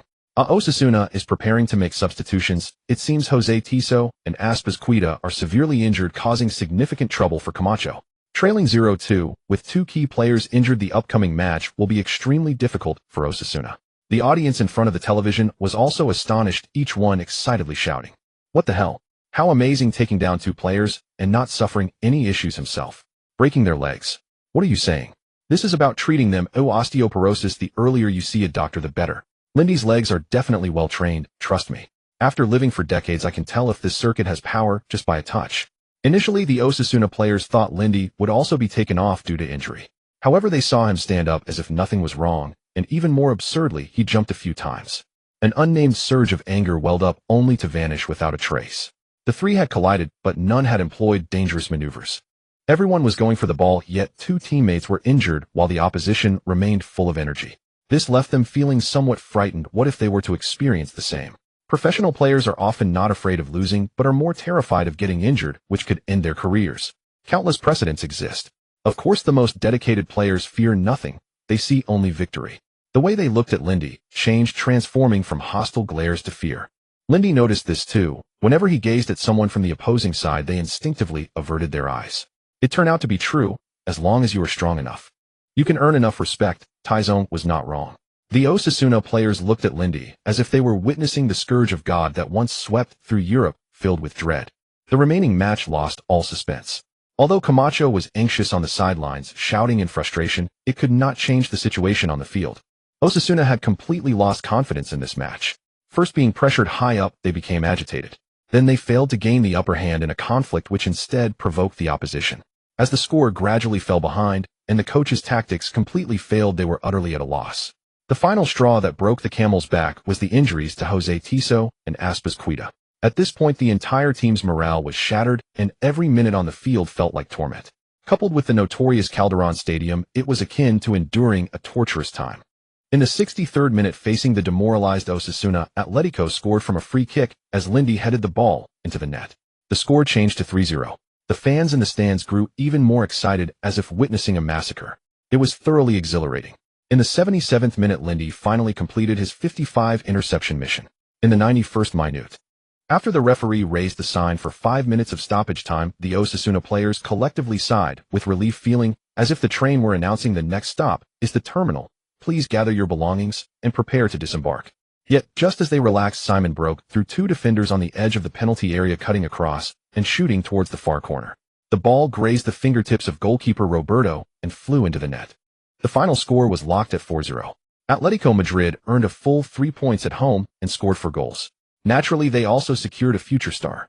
The next day, the Spanish media dubbed Lindy the Scourge of God for his performance in this match. From the barbarian of the East to Scourge of God, Lindy took less than a month to reintroduce himself to. After the match ended, everyone celebrated wildly in the locker room. Although it wasn't a particularly important game, this match enhanced the cohesion of the entire Atletico Madrid team. In particular, Paul Asuncel surprisingly took the initiative to hug Lindy in the locker room. This left Flores astonished and filled with unexpected delight. I never expected that in response to the manpower shortage for the three-line battle, there would be so many pleasant surprises. It seems that my maneuver was indeed a stroke of genius. Paul Asuncel's thought process was quite simple, without any unnecessary twists and turns. If he couldn't defeat you, he would join you. Moreover, Lindy did not show any hostility towards him. In a team where one's own status is not high, offending the coach's favorite player is something that a normal adult would not. This round of La Liga has come to an end. Atletico won convincingly with a score of 4-0, earning 3 points. Barcelona defeated Getafe with a score of 2-1. Meanwhile, Real Madrid continued their luxurious lineup, but remained in a slump, drawing 2-2 against Valencia away. Until the 80th minute, Valencia was still leading 2-1. Real Madrid managed to equalize at 2-2 thanks to Kaká's solo effort, prompting people to marvel at Kaká's prowess, while also lamenting that such a lineup of Real Madrid failed to unleash its expected strength. Watching the flourishing Kaká, Cristiano Ronaldo felt a surge of determination within him, vowing that he would achieve success at Real Madrid. With this, Barcelona temporarily topped the La Liga standings with a 27-point advantage. Real Madrid followed closely in second place with 26 points, both teams having played only 11 matches. Atletico Madrid found themselves in 5th place on the leaderboard with only 19 points after 11 matches. They were still 5 points behind the 4th place Real Zaragoza. Behind them, the teams ranked 6th to 10th had between 16 to 18 points, meaning that if Atletico were to lose a match now, then after the next round they could very well drop to 10th place in the standings. No wonder Flores was so eager to make adjustments when facing the three-line battle. 4 days later, Atletico will continue at the Calderon Stadium, facing their Champions League group stage opponent. The last match was on September 15th in Germany against Wolfsburg, and perhaps now fans watching the Bundesliga find them somewhat unfamiliar. Wolfsburg, also known as the Wolves, were the new Bundesliga champions in the 08-09 season. Moreover, in that season they defeated Bayern with a score of 5-1. Their head coach is the newly appointed second-team coach Kostner. However, the fortunate thing is that although Wolfsburg's lineup remains unchanged this season, their form seems to be lacking, which is Flores' only opportunity. It is understandable for Atletico to be eliminated from the Champions League group stage. When he took over, Atletico had already played 4 matches in the group stage with 2 draws and 2 losses, accumulating only 2 points. In the remaining 2 group matches, even if they win both, they will not advance to the next round and can only obediently head to the Europa League. However, they must fight for honor in the remaining 2 matches.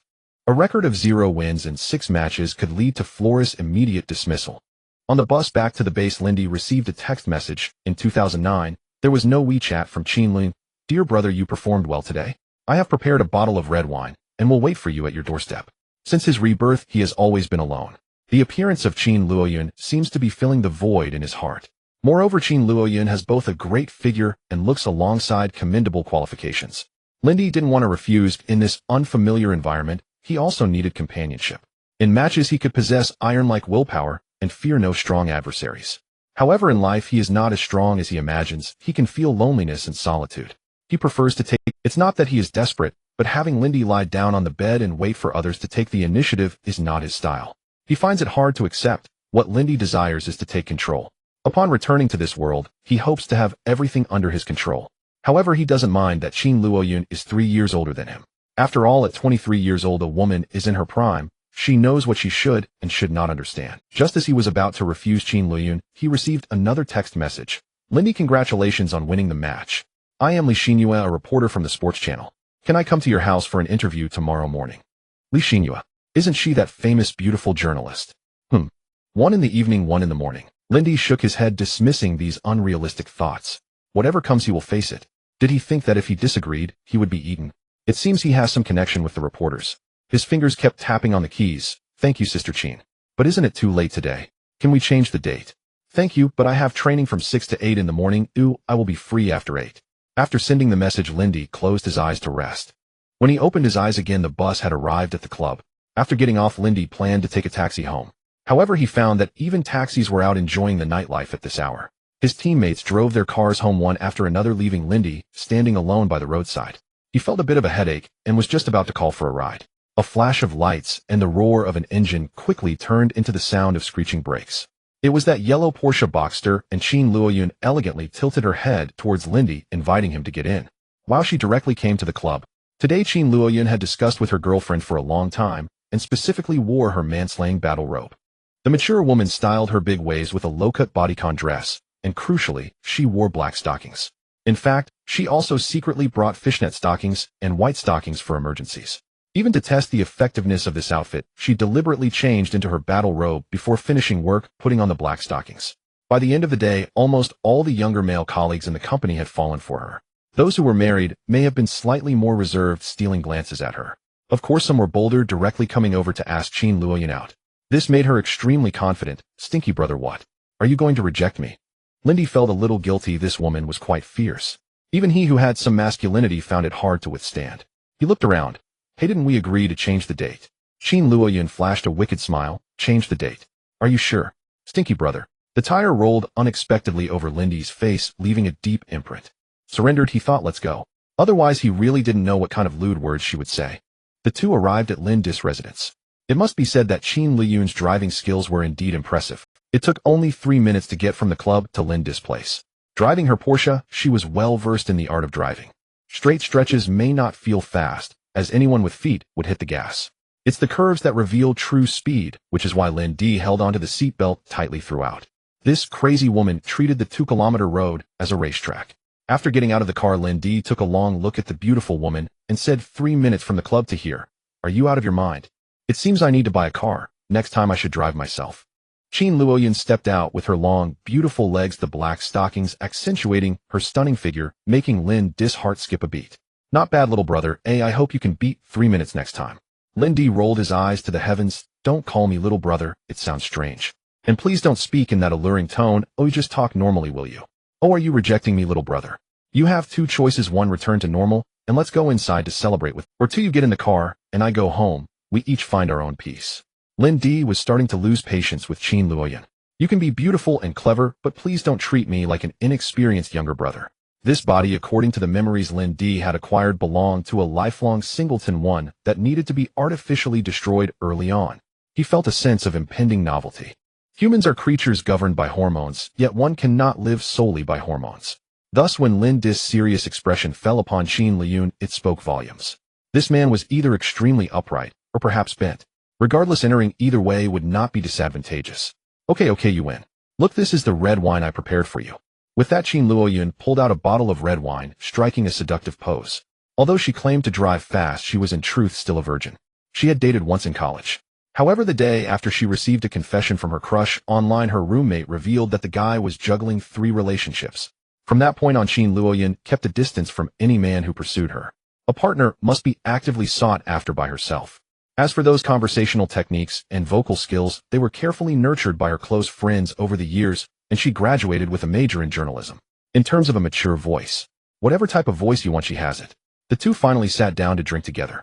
Although Qin Luoyun had rambled during their last meeting, most of their time was spent discussing renting a place. Let's get to know each other again. I don't want you to see me merely as a reporter or as a compatriot in Spain. She graciously extended her delicate hand. I am Qin Luoyun, 23 years old, 167 centimeters tall, with measurements for you to see. By the way, I'm from Hunan. I love shopping, reading good food, and of course watching football games. Especially yours. Holding her soft hand, Lin D felt a ripple in his heart, though he wouldn't admit it.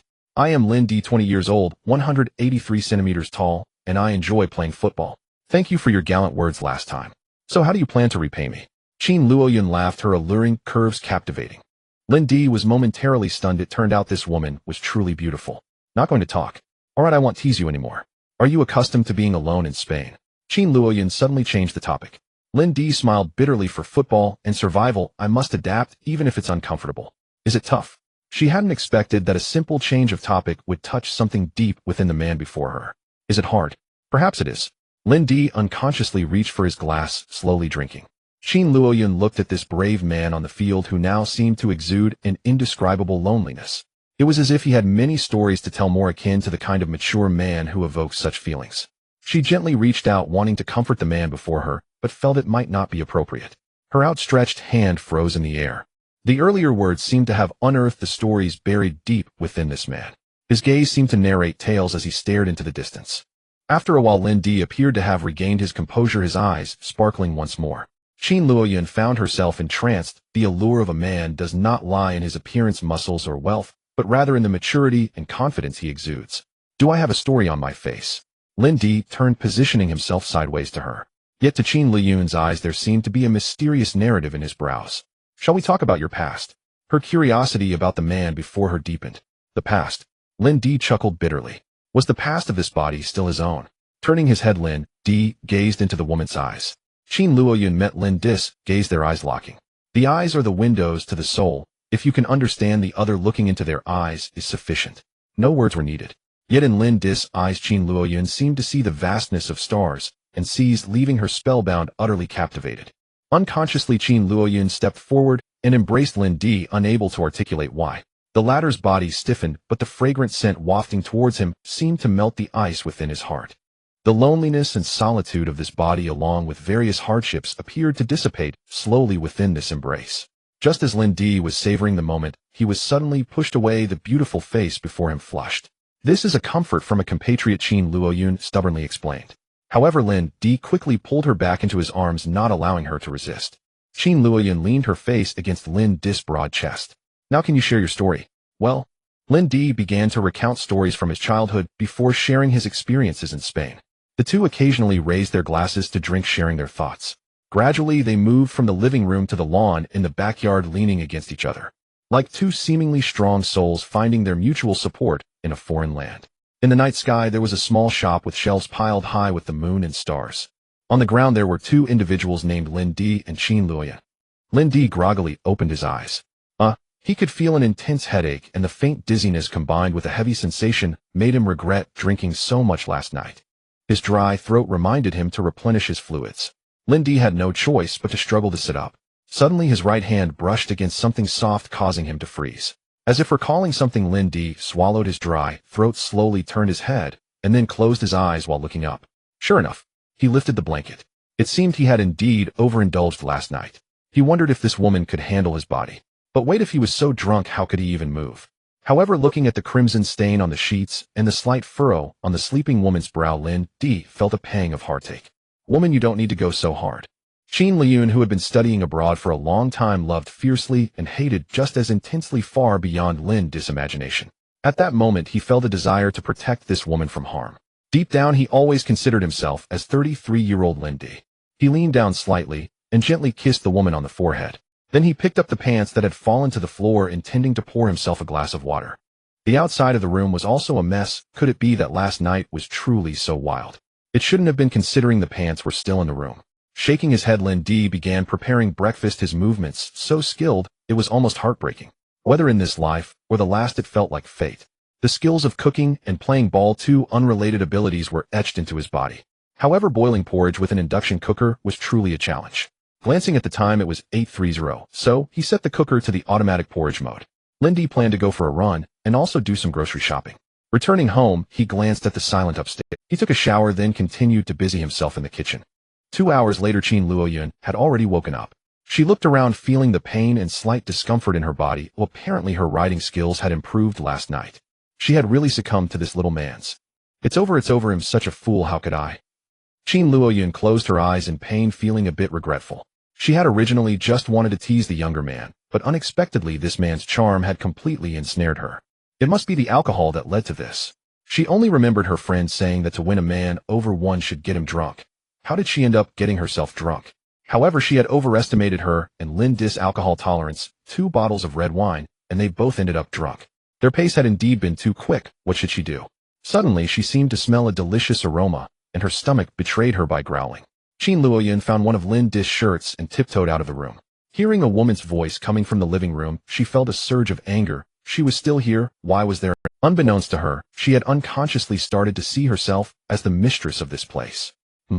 She deliberately made a noise as if to assert her dominance and strutted toward the living room. At this moment, the traces of battle in the living room had been thoroughly cleaned up by Lin Di, who was neatly dressed while sitting across from Li Xinyue. Li Xinyue had also dressed carefully today, wearing a casual blazer paired with a deep neck inner garment, the cleavage deep and alluring, exuding both professionalism and sexiness. The latter had placed a recording pen on the table. "Excuse me, is there anything you'd like to say to the fans back home?" Before Li Xinyue could finish, she saw a woman dressed only in a loose shirt walking out from the hallway, her long white legs almost fully exposed.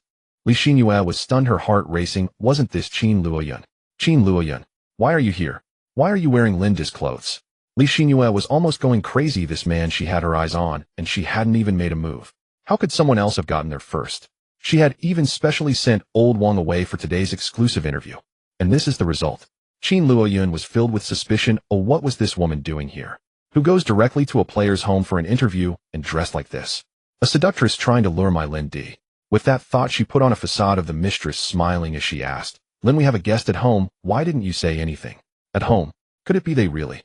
Just a few days, woman, you are ruthless. But I won't give up, Li Xinyue thought to her. Oh, isn't there a special interview on the sports channel? I almost forgot. Lin Di noticed the tense atmosphere between the two women and felt a headache coming on. Alright, there's just one last question. You go back to your room to rest for a bit. Bill call you when the chicken soup is ready. Who said children have to choose? Adults want it all. What about his reputation? What about money? What about his kidneys? Moreover, the family education he received since childhood did not allow him to entertain such thoughts. Li Xinyue was clever enough to understand Lin Di's words.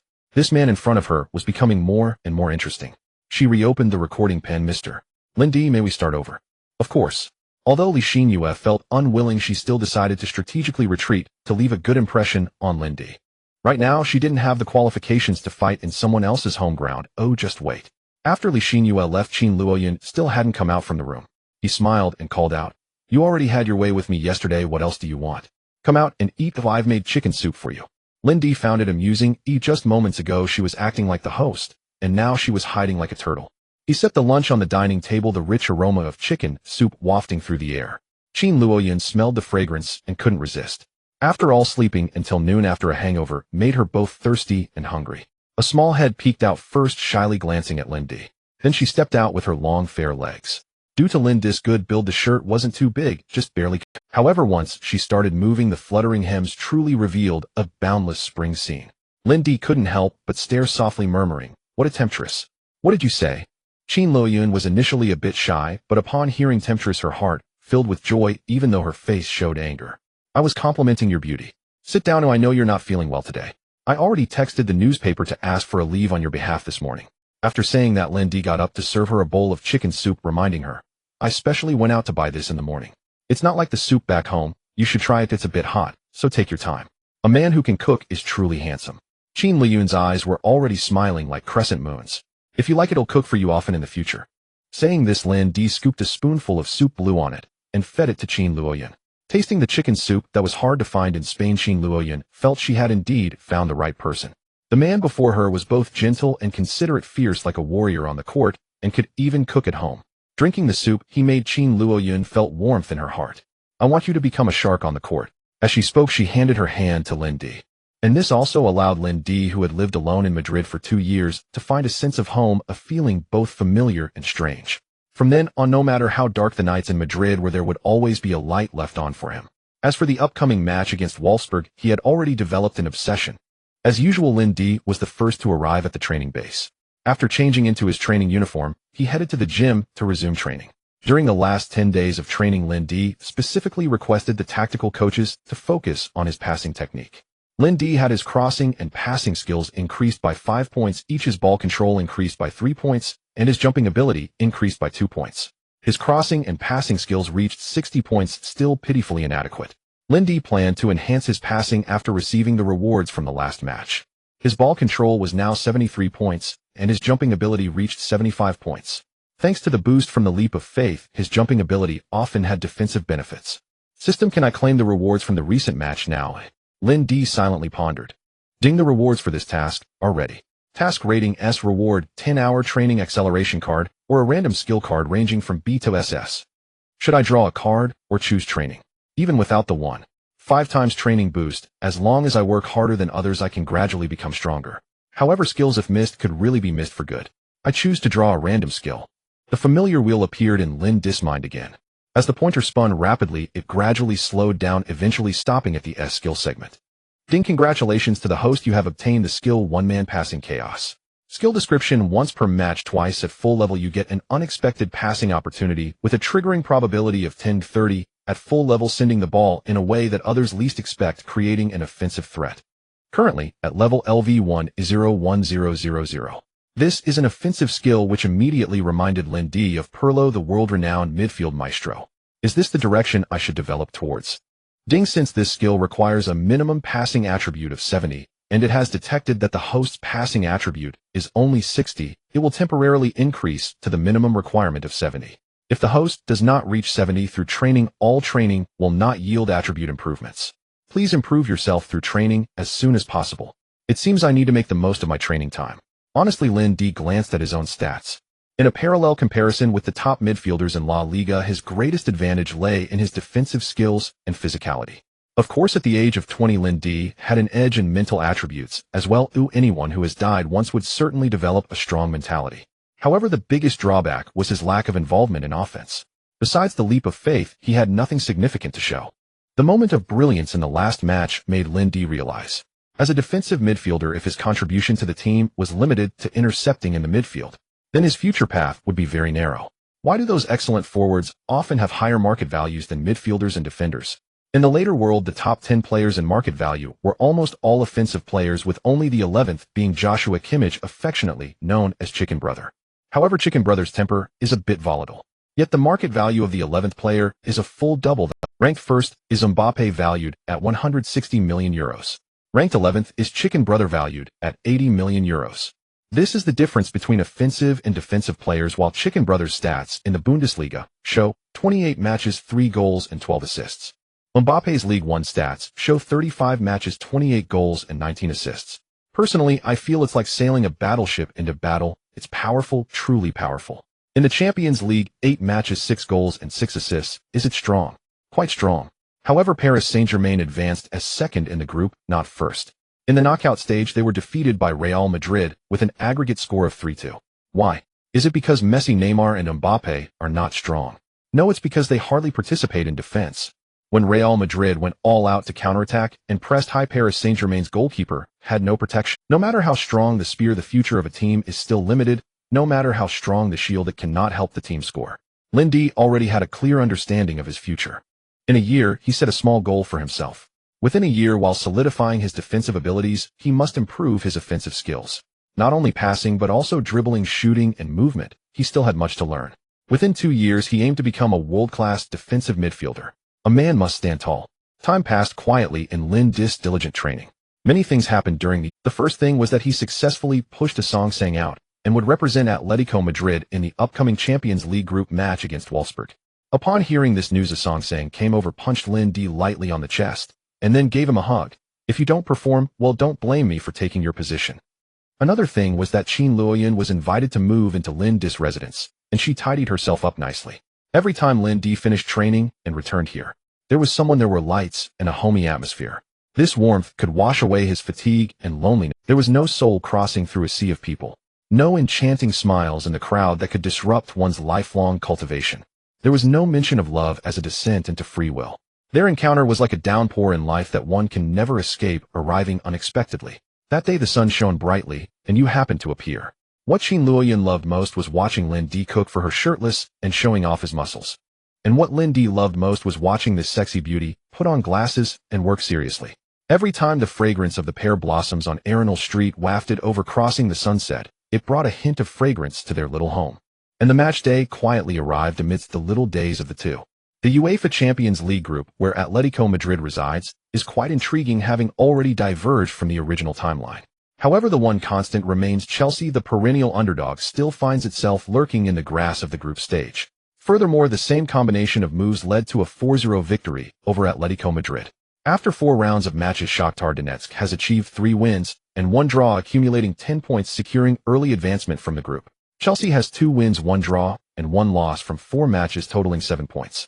In the next 2 matches, as long as they secure 1 more point, they will advance from the group, and there is even a possibility of vying for the group's top position. Atletico Madrid sits with 2 draws and 2 losses, accumulating just 2 points with only a theoretical chance of advancement, which would require Chelsea to lose both of their remaining matches, while Atletico must win both of theirs. At the bottom is Wolfsburg, last season's formidable warriors, who have performed poorly in this season's European competition, with 2 draws and 2 losses, also totaling 2 points, but trailing Atletico due to goal difference. In the pre-match press conference, Flores faced the reporters' tough questions once again. Currently, Atletico's advancement is only a theoretical possibility. What are your thoughts on this? Flores felt like he might as well walk out of the press conference. Such questions could only be asked by someone who has suffered a stroke for a decade, akin to asking a bedridden patient. The doctor said, "Unless a miracle occurs, you will never stand again." What are your thoughts on this? He suppressed his anger and replied word by word, "Every match ahead is a new challenge for Atletico, regardless of the opponent, regardless of the outcome, we will face it together." The journalist noted down in his notebook, Atletico is already prepared for elimination. Prior to the UEFA Champions League group stage, the two teams had never faced each other. The result of the last match was 1-1, where Atletico drew in Germany. This time, with the home advantage, Atletico will face their opponent. In this UEFA Champions League match, Wolfsburg's form has not been good. After winning the championship last season, many key players have departed. They have scored only 1 goal in the group stage while conceding a total of 8 goals. Despite this, Flores remains very cautious. Even against such a Wolfsburg side, their strength is still formidable. Furthermore, the fans have high expectations for Atletico in this match. They have long been yearning for victory in European competitions. Ultimately, Atletico is preparing to play their accustomed 442 formation, as Flores does not have confidence to easily change formations in such a crucial match. Goalkeeper De Gea, influenced by Lin Di, has shown rapid improvement in recent matches and has replaced Arsenio as Atletico's main goalkeeper. Defenders: Balera, Lopez, Ibanez, Domingos. Midfielders: Lin Di, Reyes, Simon Salvio. This 19-year-old talent is already qualified to compete for a starting position in Atletico. Forwards: Forlan, Aguero. Lau Liu's voice resonated in front of the television. This can almost be said to be the strongest lineup Atletico can field, which also represents that Lin Di has firmly established himself in Atletico within just over half a month. This serves as an excellent example for other players aspiring to play abroad, showcasing outstanding performance on the field and diligent training off it. All teams appreciate such players. Wolfsburg has also deployed their strongest lineup. According to the information, we have Zeko Martins. Both teams have set up in a 442 formation. It seems it will be a splendid attacking battle, which will delight fans watching from home. However, Wolfsburg's tactics are quite simple: half-field pressing, localized walls, aggressive ball recovery, and decisive counterattacks, but it demands high physical exertion and lacks ability to defend against set pieces. In just a few words, the author condensed the insights gathered from watching 10 consecutive matches of Wolfsburg. In the tactical briefing before the match, Flores made his demands simple: this match must be won at home, otherwise losing all in European competitions would leave him with no face to face the fans. In fact, Flores and his assistant coach had been studying Wolfsburg for several days. The match against Osasuna was a game they should have won. Although there were some twists and turns, the outcome was favorable. Wolfsburg, on the other hand, is concerned about whether they can keep their jobs. Therefore, tactically special arrangements were made for their attacking core Zeko and Graphite. The technical style of Bundesliga teams is quite different from that of La Liga. Particularly for Spanish coaches like Flores, who come from a player background. German players often seem like a bunch of brutes. However, the 23-year-old Zeko is a terrifying presence in the Bundesliga. In the 2008-09 season, he and his partner Graphite scored a total of 54 goals together, leading Wolfsburg to score 80 goals, that season becoming a spearhead stronger than Bayern. The 30-year-old Graphite directly scored 28 goals in 25 matches. With 1 golden boot and 1 silver boot, it was simply terrifying, as if terror had opened the door to terror. Zeko, a towering figure at 193 centimeters, possesses excellent heading ability and superb technical skills, particularly in controlling the first touch of long passes from the back. In this match, the 192 centimeters Ibanez will closely mark the Bosnian forward. Meanwhile, the agile Lindy is tasked with guarding against the opponent's long counterattacks. However, this future Golden Boot candidate has 2 fatal flaws. He makes too many mistakes in the attacking third and has a low passing success rate. He is not a selfish forward, but often squanders his team's attacking opportunities. Another flaw is his lack of speed and slow turning, but this is only relative to top forwards. Zeko's insufficient speed poses less threat in high-pressure situations. Graphite will be directly defended by the experienced Captain Lopez, while Lindy must remain vigilant against counterattacks, ensuring that this pacey shooter does not get a 1v1 opportunity with a defender. Otherwise, based on Graphite's form from last season, he would be insurmountable. The remaining issues will be left to Forlan and Aguero to resolve. Lindy is currently warming up in the player tunnel. This is his first UEFA Champions League match. It is also the first time in recent years that a Chinese player has appeared on the UEFA Champions League stage. Facing the physically robust last season's Bundesliga champions Wolfsburg, he is genuinely looking forward to it. It seems no Chinese player has ever scored in European competitions. This is a historic moment. Why is our domestic league and the AFC Champions League so overlooked? Lindy thought bitterly. With the referee's whistle, the match officially begins. Ding. The continuous system task has been released. The Battle of Dignity for Atletico Madrid requires victories in the upcoming 2 Champions League matches. System reward distributed according to performance rating. Indeed, the Champions League group stage is unlikely to be without tasks. Both teams' players exerted their utmost right from the start, all for the final glory of the club. One is a La Liga giant while the other is the reigning Bundesliga champion from last season. It can be said that both are fighting for dignity. Lindy did not receive any special treatment during the match. He had only participated in a few domestic matches. Thus, despite having some reputation, it was limited to the Spanish football circle in Madrid. He couldn't make any significant impact in the Europa League, unless he could score a goal like the legendary player or pull off a long-range shot like David. The idea of becoming famous with a single goal is far too unrealistic for Lindy. He is merely a midfielder. To achieve fame, he must prove himself in the Champions League, even if it's just in 2 matches. Therefore, today Lindy is full of vigor. 3 minutes into the match, Wolfsburg's advanced midfielder Karim Ziani received the ball in the front field, and as he attempted to push past Salvio, Lindy forced him off the sideline. This defense broke the mutual probing stalemate between the 2 teams.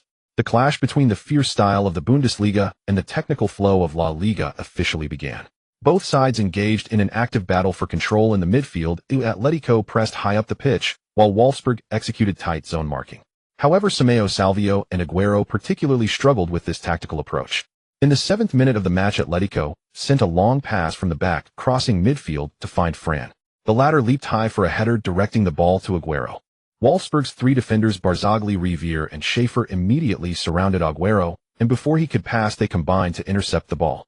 Aguero, falling to the ground, was a bit bewildered, as it seemed the opponents had anticipated his every move. Only one player was marking Fran, while the others were ready to swarm the ball's landing point. The fierce zone pressing from the back made it extremely uncomfortable for Aguero, who excels in technique. Flores, who planned to secure a victory at home against Wolfsburg, wore a troubled expression, but when he saw Wolfsburg's coach Kostner smiling, he suddenly understood. With a tight defense and counterattack strategy, but this is not the Bundesliga. The tolerance for fouls in the Champions League differs from that in the Bundesliga. Since you enjoy a bloody battle in the back, I'll play along. Immediately, Flores waved his hand, signaling the entire team to push forward. They cannot abandon the attack just because the opponent wants to counter. He called over Lindy, "You also go up and attack. Let Aguero drop back." Simeo, Reyes, and Salvio all move forward to create opportunities for Aguero to break through and draw fouls. We will execute our set-piece tactics. Soon the coach's intentions were communicated to the attacking players. Francisco Salvio and Reyes pushed forward to attract defensive attention for Agüero, and even Lindy moved up significantly. Everything carries risk. Personal breakthroughs that earn fouls from opponents also run the risk of losing the ball.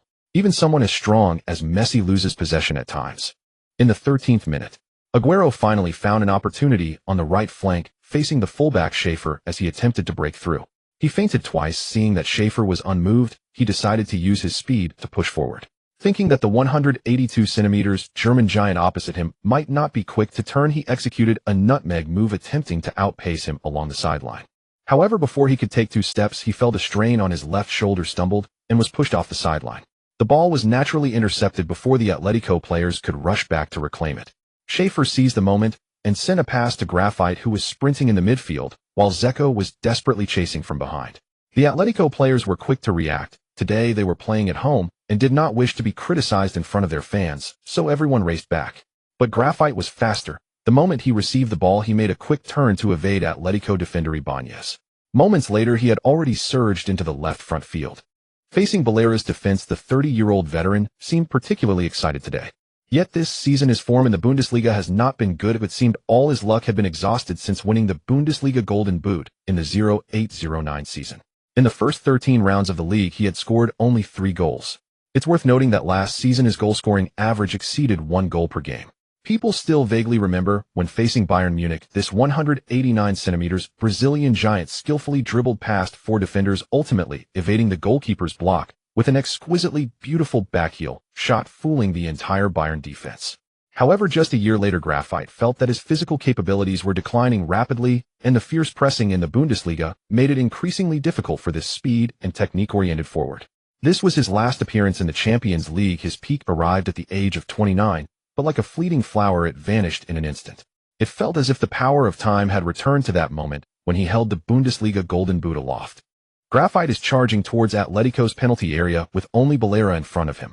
There are no fancy moves. Graphite simply pushed the ball ahead, but oh no, it seems he pushed it a bit too far. Oh no, it wasn't too far. Graphite seems to have taken flight. He passed the ball to himself 3 seconds later, executing a perfect overtaking maneuver from outside the sideline. The spectators and viewers at home seem to have a BGM automatically playing in their minds. Run da da da da da da. God, he surpassed Balera. Balera reached out to grab Graphite, but didn't even touch his shirt. What kind of speed is this? It's simply terrifying. As Graphite accelerated away from Balera like a superhero, the latter could only eat his dust. Just as the song Unstoppable sings, unstoppable. I'm a Porsche with no brakes. Graphite now feels like that Porsche without brakes. He has rediscovered the exhilarating sensation of racing. That feeling is truly amazing. Youth reborn. Before him, there is only the goalkeeper. He must prove himself again. He is still the formidable Graphite.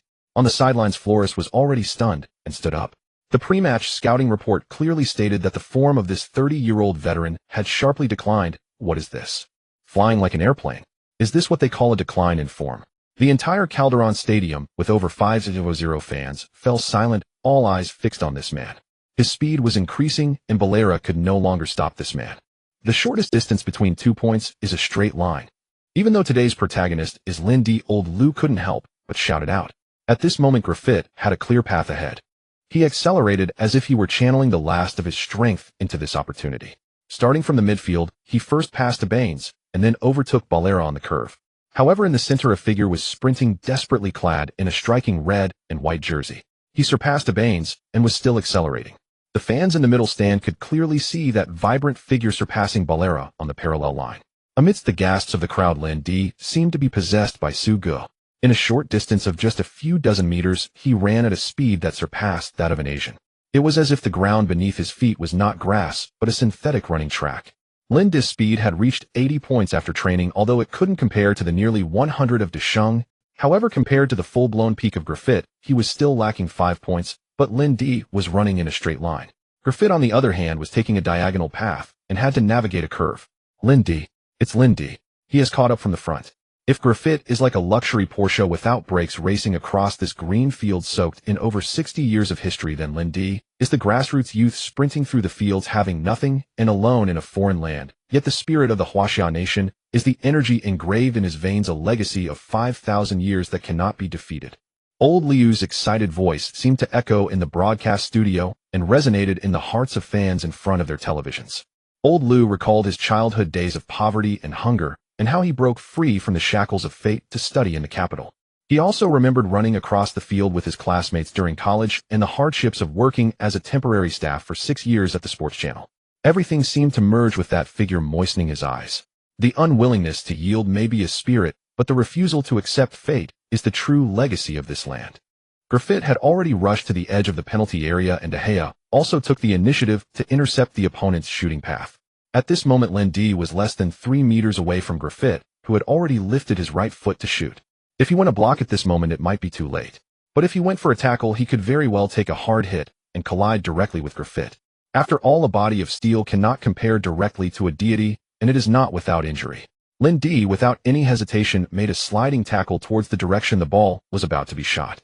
Under the gaze of over 540 pairs of eyes, Lindy's foot reached the ball just as it was about to be kicked. But at the same time, Griffith's right leg also swung with full force. After the match, the media dubbed it a defensive move that risked his career. The ball rolled out along the right sideline, but the crowd did not cheer. This was the second time they had been shocked by Lindy at the Calderon. This young man from the East possessed courage comparable to that of a matador. However, this time the danger was even greater than in the last match. Fellow countrymen thousands of kilometers away were also worried for Lindy.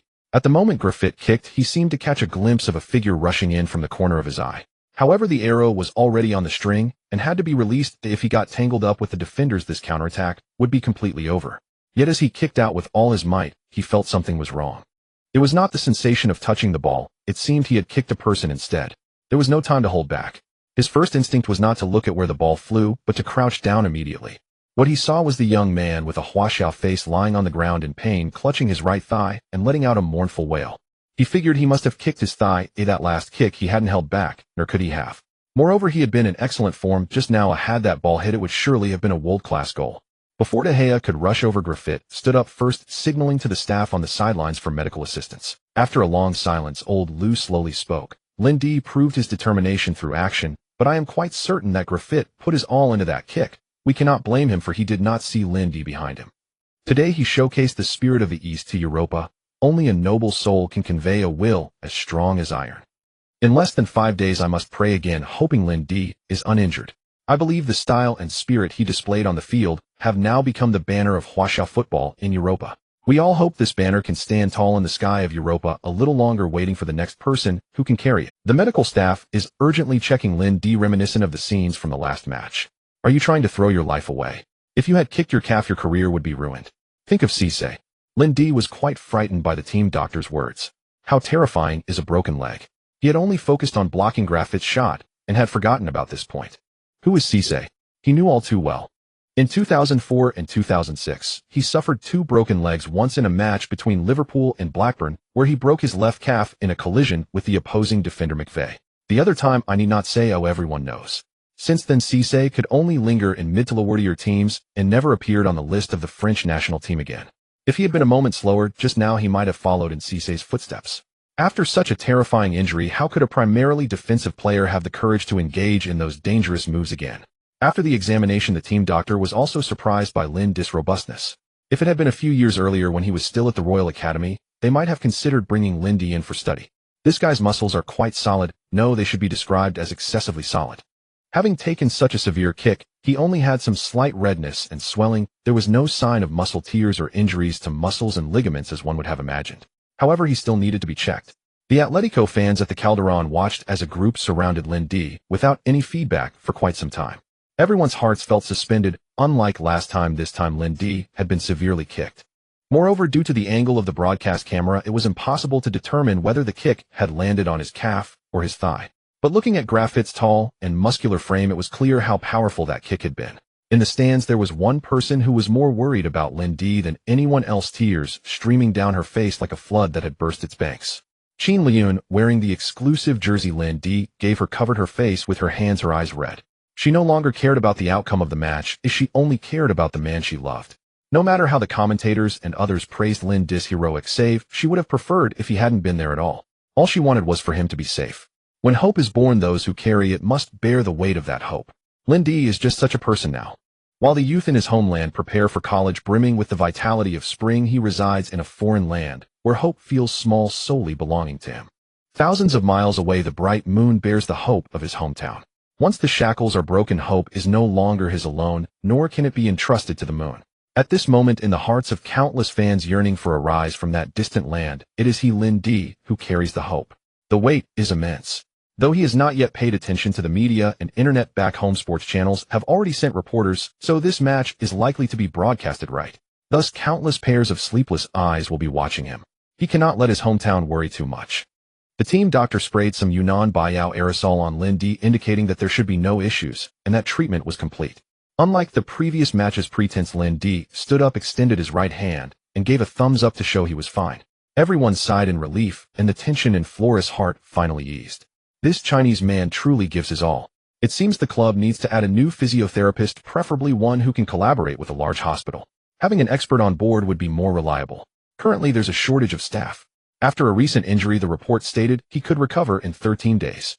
However, when the day came and he went to the hospital for another checkup, it turned out he still needed another 7 days. Fans in front of the television breathed a sigh of relief when they saw Lin Di signal that he was okay. What just happened was truly thrilling and exhilarating. It's ignited. After brother-son, our China has a thank goodness I had a bad premonition for a moment that our newly rising star would not fall. Please take back what you just said, spit 3 times, and stomp hard. Bad luck. Lin Di will not be injured, just look at those muscles. Our China has finally produced a Lin Di. Please do not ruin him. Otherwise I will never watch La Liga again, just like I no longer watch the beautiful country's basketball. No rush, take it easy in the future, as long as you are here we can see hope. Qin Luoyun in the stands also sighed in relief. She didn't care about anything else as long as Lin Di was Graphite, seeing that Lin Di was okay, apologized to him in Portuguese. Oh buddy, I'm so sorry. I really didn't notice you. I'm glad you're alright. Of course, although both languages belong to the Latin family, Lin Di only understood the English apology. Lin Di patted him on the shoulder to show forgiveness. After all, it wasn't intentional. De Gea hugged Lin Di tightly, exclaiming, "You are really Nyo B." Stretched tone. Well, this term was taught to him by Lin Di. After the last match, De Gea sought out Lin Di. Being young, they naturally had more topics to discuss. However, he thought for a long time, but couldn't find a suitable Spanish word to compliment Lin Di. Seeing his anxious expression, Lin Di then taught him the essence of Chinese, specifically noting that the B needs to be elongated, otherwise it wouldn't have the right feel. Others like Fran also came over to hug Lin Di. He always gives his all. The match continued. Learning from this lesson, Atletico adopted a focused marking tactic against Graphite.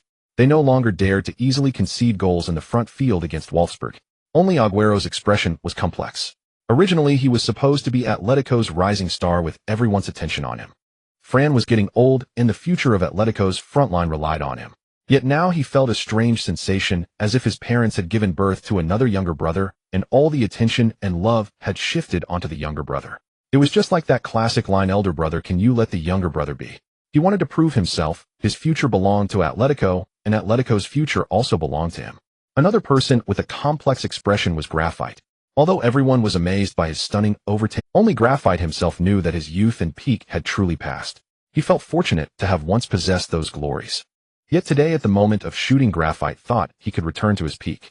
However, it was Lin Di's flying block that truly made him realize he was getting old. He was no longer as sharp as before. A year ago, he could sense and dodge a goalkeeper's save. But now, even though he caught a glimpse of that figure at the last moment, his body could no longer keep up. Looking at Lin Di, his eyes were filled with envy. In the 19th minute of the match, Atletico gained possession in the front field, and Simon attempted to break through again, but passed the ball back before being surrounded. Fran had been pulling at Wolfsburg's defense, but Barzagli was tightly glued to him, not allowing Fran any chance to receive the ball. Reyes received Simon's pass from the outside, feeling quite troubled. After a period of fierce attacks, all of Wolfsburg's players had retreated to defend their half. They had somewhat given up on counterattacks, with even Graphite assisting in organizing the defense in front of the penalty area. Facing such a Wolfsburg, it was extremely difficult to outnumber them in the front. At this moment, he saw Agüero bypassing the defense, moving back to receive the ball. Without thinking much, Reyes lightly dribbled a few steps and passed the ball to Agüero. Agüero's state was clearly different. He sensed someone coming up behind him trying to intercept. He pretended to receive the ball, but instead flicked his right foot over the ball. Then he quickly turned and ran back. The defender who followed him had no defense prepared, and the ball passed right between his feet. Though he couldn't see the ball, he saw Agüero's turn and immediately followed.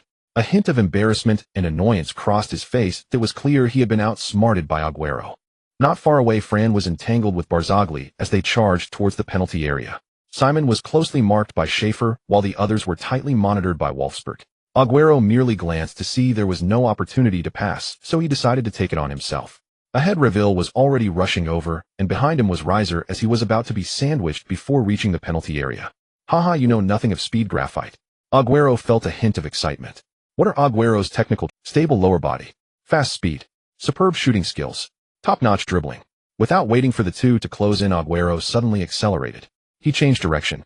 He tore through Wolfsburg's defense directly, and others who wanted to come over and assist were already too late. In truth, Agüero's speed is very close to Graphite's, but Agüero is only 21 years old. He is at the peak of his career, and at 21 he still has plenty of room for improvement. The most crucial point is that Agüero's explosiveness is exceptionally strong, reaching a remarkable 90, allowing him to accelerate faster than most. This is also why he has consistently penetrated the penalty area to create opportunities for penalties. The current situation is just so, with Agüero facing defender Reville without any flashy movements. With a flick of his right foot, his body suddenly accelerated, bypassing his opponent and charging into the penalty area. Outside the small box, he seemed to sense someone closing in from the side. With a sudden stop, he pulled back with his right foot and lightly flicked with the outer instep of his left foot. Agüero saw a green shadow sweep past him. Only the Swiss goalkeeper Benaglio remained before him. Agüero remained remarkably calm, leaning slightly as he forcefully pushed with the arch of his foot. The football skimmed along the grass, passing through the legs of the opponent, rolling into the net. The crowd went wild as the commentators erupted with excitement. This was Atletico's first goal after 20 minutes of fierce competition. Agüero, utilizing his individual prowess, broke through Wolfsburg's defense, continuously calmly shot against the goalkeeper, scoring the first goal for Atletico. Although it was Agüero who scored, the live camera intentionally lingered on Graphite's face, which was etched with signs of weariness. Both are speed-oriented forwards, both facing relentless pursuit, yet Agüero delivered a completely different. If Lindy was an insurmountable mountain for him, then Agüero was the rising mountain range, shifting every 1-0. Atletico took the lead in the 19th minute, thrilling the fans and filling them with hope for victory in this match. In the 24th minute, Atletico seized another opportunity as Simon suddenly had a flash of inspiration, delivering a lob pass from just outside the penalty area. The football soared over the defender's head. Barzagli attempted to leap for it, but realized he was out of reach, while his marker Frank had already turned and penetrated the penalty area. Without waiting for the ball to settle, he launched a powerful shot in the direction it was bouncing, giving the Wolfsburg defenders no time to recover. Unfortunately, despite the immense power, the shot was too straight and was deflected by the goalkeeper. The football flew to the right wing, where Josue leaped to chest the ball down, glanced at the field ahead, and decided to carry it himself.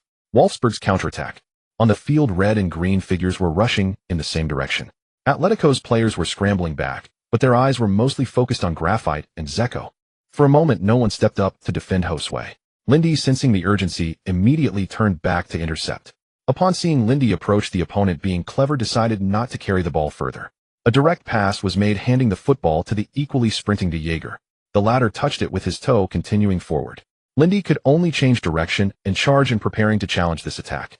The opponent returned the football to Josue, but Lindy's aggressive pursuit still delayed Wolfsburg's counterattack. However, Josue seized the opportunity for a half-high ball, finding Zeko, who had already reached the edge of the penalty area. The 193 centimeters tall Zeko, with exquisite technique, controlled the ball with his right chest, and without waiting for it to hit the ground, unleashed a powerful shot with his right foot. Zeko is not Morata, who is known for his two-footedness. His right foot packed a punch. The sudden shot left De Gea with no time to react as the ball directly found the back of the net. 1-1. After scoring, Zeko was overjoyed, raising his fists as if challenging the fans at the Calderon. This drew a chorus of boos. Frelos, holding his head in his hands, knew there was nothing he could do. Facing the world-class strike from Wolfsburg's leading scorer, he could only accept his fate. Sometimes football is unpredictable. You never know when your opponent will explode. However, standing at a distance, Lindy frowned slightly, realizing there was nothing he could do about the previous goal. Yet he suddenly felt envious, wishing he could also unleash a powerful long-range shot. But he was aware that his shooting skills were probably on par with Heskey's. The game continued. Once the score was tied at 1-1, both teams played without reservation, launching a full-on offensive. This gave the fans watching the match a feast for the eyes, with both sides exchanging blows joyfully. However, Wolfsburg's attacks were slightly less fluid. In the 29th minute, Misimovic received the ball in the front field, intending to coordinate with Zeko just outside the penalty area. Before he could pass the ball, Lindy swooped in from behind and intercepted it with a clean tackle. However, Atletico's counterattack ended with Simon's long-range shot aimed at the third tier. In the 38th minute, Wolfsburg launched another attack, with Graphite, who had been hidden for a long time, lurking on the flank. Receiving a long pass from the back, he was about to sprint when Lindy executed a clean Maldini-style tackle intercepting the ball. In the 42nd minute, Wolfsburg's winger Fabian Jurgensen was disrupted by Lopez as he attempted to cross. Wolfsburg earned a corner kick opportunity in the front field, but De Gea's coverage area was quite large, so as the ball flew past the goal, he leaped high and caught it in midair. In the 46th minute, Atletico gained a free kick opportunity in the front field. Lindy originally planned to contest for the near post. However, Frank indicated that he intended to go for a direct free kick. The football grazed the crossbar and flew out of bounds, much to the disappointment of the fans in attendance. The first half concluded amidst the exchanges of both sides. During halftime, Flores was somewhat silent. Although the spectacle was visually pleasing with both sides engaging in a fierce exchange, it was not what he wanted. The team failed to establish cohesion in the front. In terms of offense, aside from Agüero's moment of brilliance utilizing his individual skill to penetrate the penalty area and score, the rest was rather lackluster, with not even a single particularly threatening attack. Today, both Frank and Simon seemed to be off their game. They both attempted several long-range shots, but the results were disappointing. Aside from providing some entertainment for the fans in the stands, they posed no threat to the opponent's goal. Lindy, on the other hand, dutifully fulfilled his defensive responsibilities, making multiple interceptions and tackles, but his involvement in the offense was exceedingly low. Suddenly, he recalled that Lindy had been seeking help from a tactical coach to practice passing. If Lindy could exert a greater influence from his position in the front akin to Pirlo. After a brief thought, he spoke Lindy in the second half, push forward and try to organize the attack. Simon, let Lindy have a go when the opportunity arises. Trust me, he won't be foolish enough to attempt a dribble and breakthrough. Lindy was taken aback, his eyes wide with disbelief as he replied, but coach, I've never tried organizing an attack before. Flores stepped forward and patted Lindy's shoulder, saying, everyone has a first time. It's not about having you organize the attack alone. It's about encouraging you to pass more through balls or balls behind the defense in the front, creating some opportunities, because our offense is somewhat lacking. Upon hearing this, Lindy began to vaguely understand what was being suggested. Pirlo. Then maybe he should give it a try. The halftime at Wolfsburg was marked by a profound silence. Graphite could clearly feel his performance decline. The others seemed to lack motivation. After Magath's departure upon the expiration of his contract this season, the entire team appeared to be in a state of lethargy. Although the brilliance of last season had a degree of serendipity, the credit for it undeniably belonged to Magath. With such a celebrated coach departing, they seemed to glimpse their own uncertain future. Replacing him was the coach from the reserve team, whose prestige and abilities were worlds apart from those of Magath. Despite his earnest tactical guidance for the second half, no one paid him any heed. Ultimately, it was the captain Josue who stepped forward to uplift the team's morale. The second half commenced under such circumstances. The home fans were quite dissatisfied with the 1-1 scoreline from the first half. Particularly in the VIP box, chairman Enrique Cerezo was furious this season, having lost the chance to progress further in the Champions League, leading him to expel Abel Rezino from Atletico. His original top choice for the head coach was Michael Laudrup. However, the latter completely disregarded Atletico Madrid, leaving Cerezo no choice but to select Flores. Now facing a Wolfsburg side in decline, if they still could not secure a victory, he would begin to doubt whether Flores had the capability to lead Atletico forward. After all, although they won the first two matches, the opponents were too weak. A team like that could not possibly face Valencia or Barcelona. There was even a possibility that the Madrid derby would end in a crushing defeat, which would surely submerge his position as club chairman under the fans' scorn. He noticed some changes in the formation from the second half. That Eastern barbarian seemed to be positioned further forward.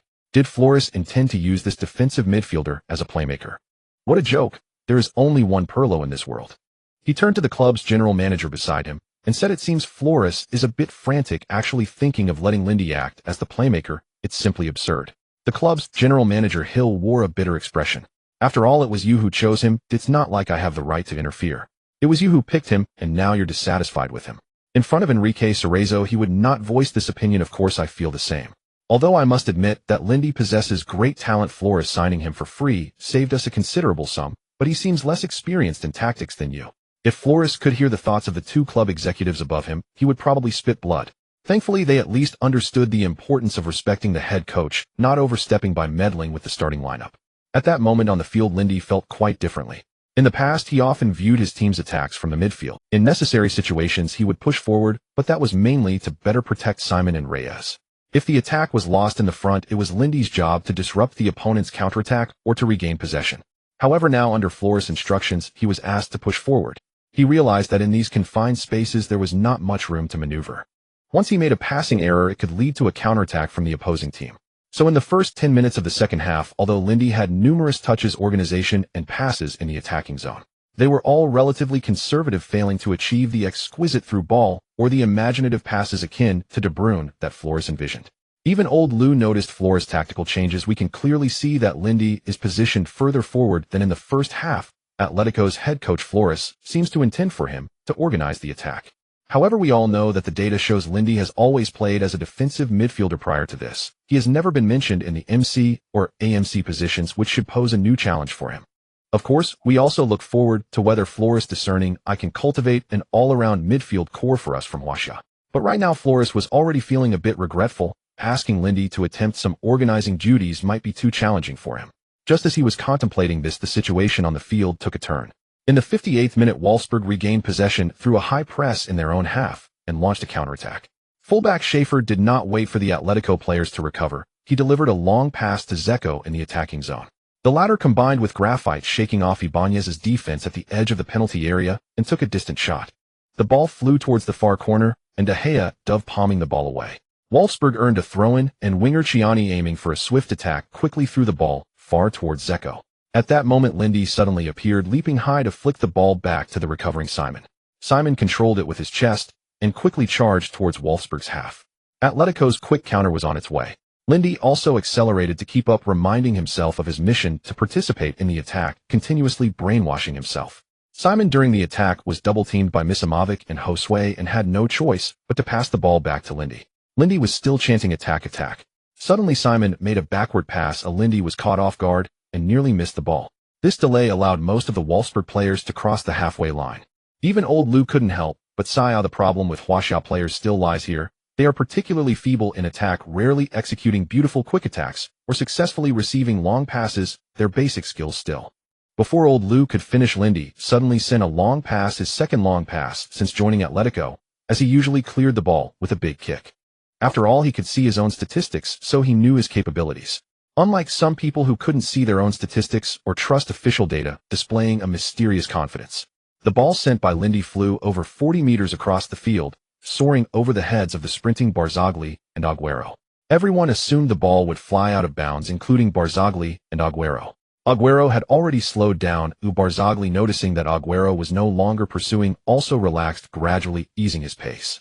The other Wolfsburg players who were retreating and the Atletico players attempting to counterattack all ceased their movements. On the sidelines, Flores slapped his thigh, regretting having Lindy organize the attack. Lindy's long pass seems aimed at Agüero, who is sprinting in the front of Agüero is quick, but this pass from Lindy seems a bit too far. It looks like he won't catch up weight. Just as the ball landed, a strong spin caused it to change direction after hitting the ground. Lao Lu, witnessing the scene on the pitch, abruptly swallowed the second syllable, truly a feat of self-restraint. Before the stunned gaze of the entire stadium, the football, spinning violently backward, curved back over Balzarelli's head. A synchronized gasp of "whoa" rose from the crowd as Agüero stood bewildered, watching the ball return precisely to his feet. Balzarelli, still suspended midair, twisted his head back toward himself, an uncanny, disorienting sight. Opportunity. A striker earns the title killer, not by brute force alone, but by possessing an uncanny instinct and the razor-sharp ability to seize fleeting chances. Here the ball had miraculously rebounded straight to his feet, an alignment so rare it defied belief. Agüero, without hesitation, cushioned it softly with his right foot, effortless, elegant, perfectly controlled. The ball's intense backspin meant even a national team-level player would struggle to control it beyond half. Observe, this pass seemed to anticipate Agüero's deceleration halfway through his run, landing with surgical precision directly at his feet, requiring no conscious adjustment. For a pass exceeding 50 meters in distance, so flawlessly executed, I must retract every word I uttered at the end of the previous chapter. A rainbow pierces the sun, leaping over 1,000 mountains. A single arrow traverses 10,000 ancient rivers. This pass is simply extraordinary. Lao Lu stammered, overcome with exhilaration. Agüero took only 2 quick cuts inside, and goalkeeper Benaglio, unable to contain his impatience, rushed out to meet him. Agüero feinted a shot with his right foot, drawing the keeper into a desperate lunge, then instantly dragged the ball wide, gliding past him with serene ease. He then slid a gentle, decisive push. The ball rolled untouched into the empty net. Boom! The Calderon Stadium erupted for the second time that night. The goal thrilled them, but it was the audacious, visionary pass that ignited their collective euphoria. That astonishing pass, not mere technique but artistry, sent fans leaping to their feet, in unison roaring with disbelief and delight. Atletico Madrid has long been renowned for cultivating elite forwards. Vieri in the 1997-98 season, Hasselbank in 1999-2000, the Golden Boy Torres, and even Roll. Yes, that Roll, who emerged from Atletico's youth academy before rising to legendary status at Real Madrid. Today's squad boasts Aguero and Forlan. Tomorrow's will include Costa, Falcao, Griezmann, and Felix. It seems forwards are Atletico's singular shining strength. Yet now something unexpected has emerged: the Chinese player Lin Di. After delivering a defensive revelation, he has now unveiled latent brilliance in attack. Indeed, in that single pass, they glimpsed the raw, untapped talent residing within him. One might dismiss it as luck, but the angle was exact, placed perfectly along Aguero's running path. And when the ball rebounded astonishingly, it arced back over Balzarelli's head. It landed at Aguero's feet as if guided by celestial navigation. A moment so precise, so imaginative it felt preordained. Fans had earlier marveled at Aguero's first-half flash of brilliance, the goal born of sudden inspiration. Yet in this instant that goal's radiance paled beside Lin Di's transcendent gravity-defying pass.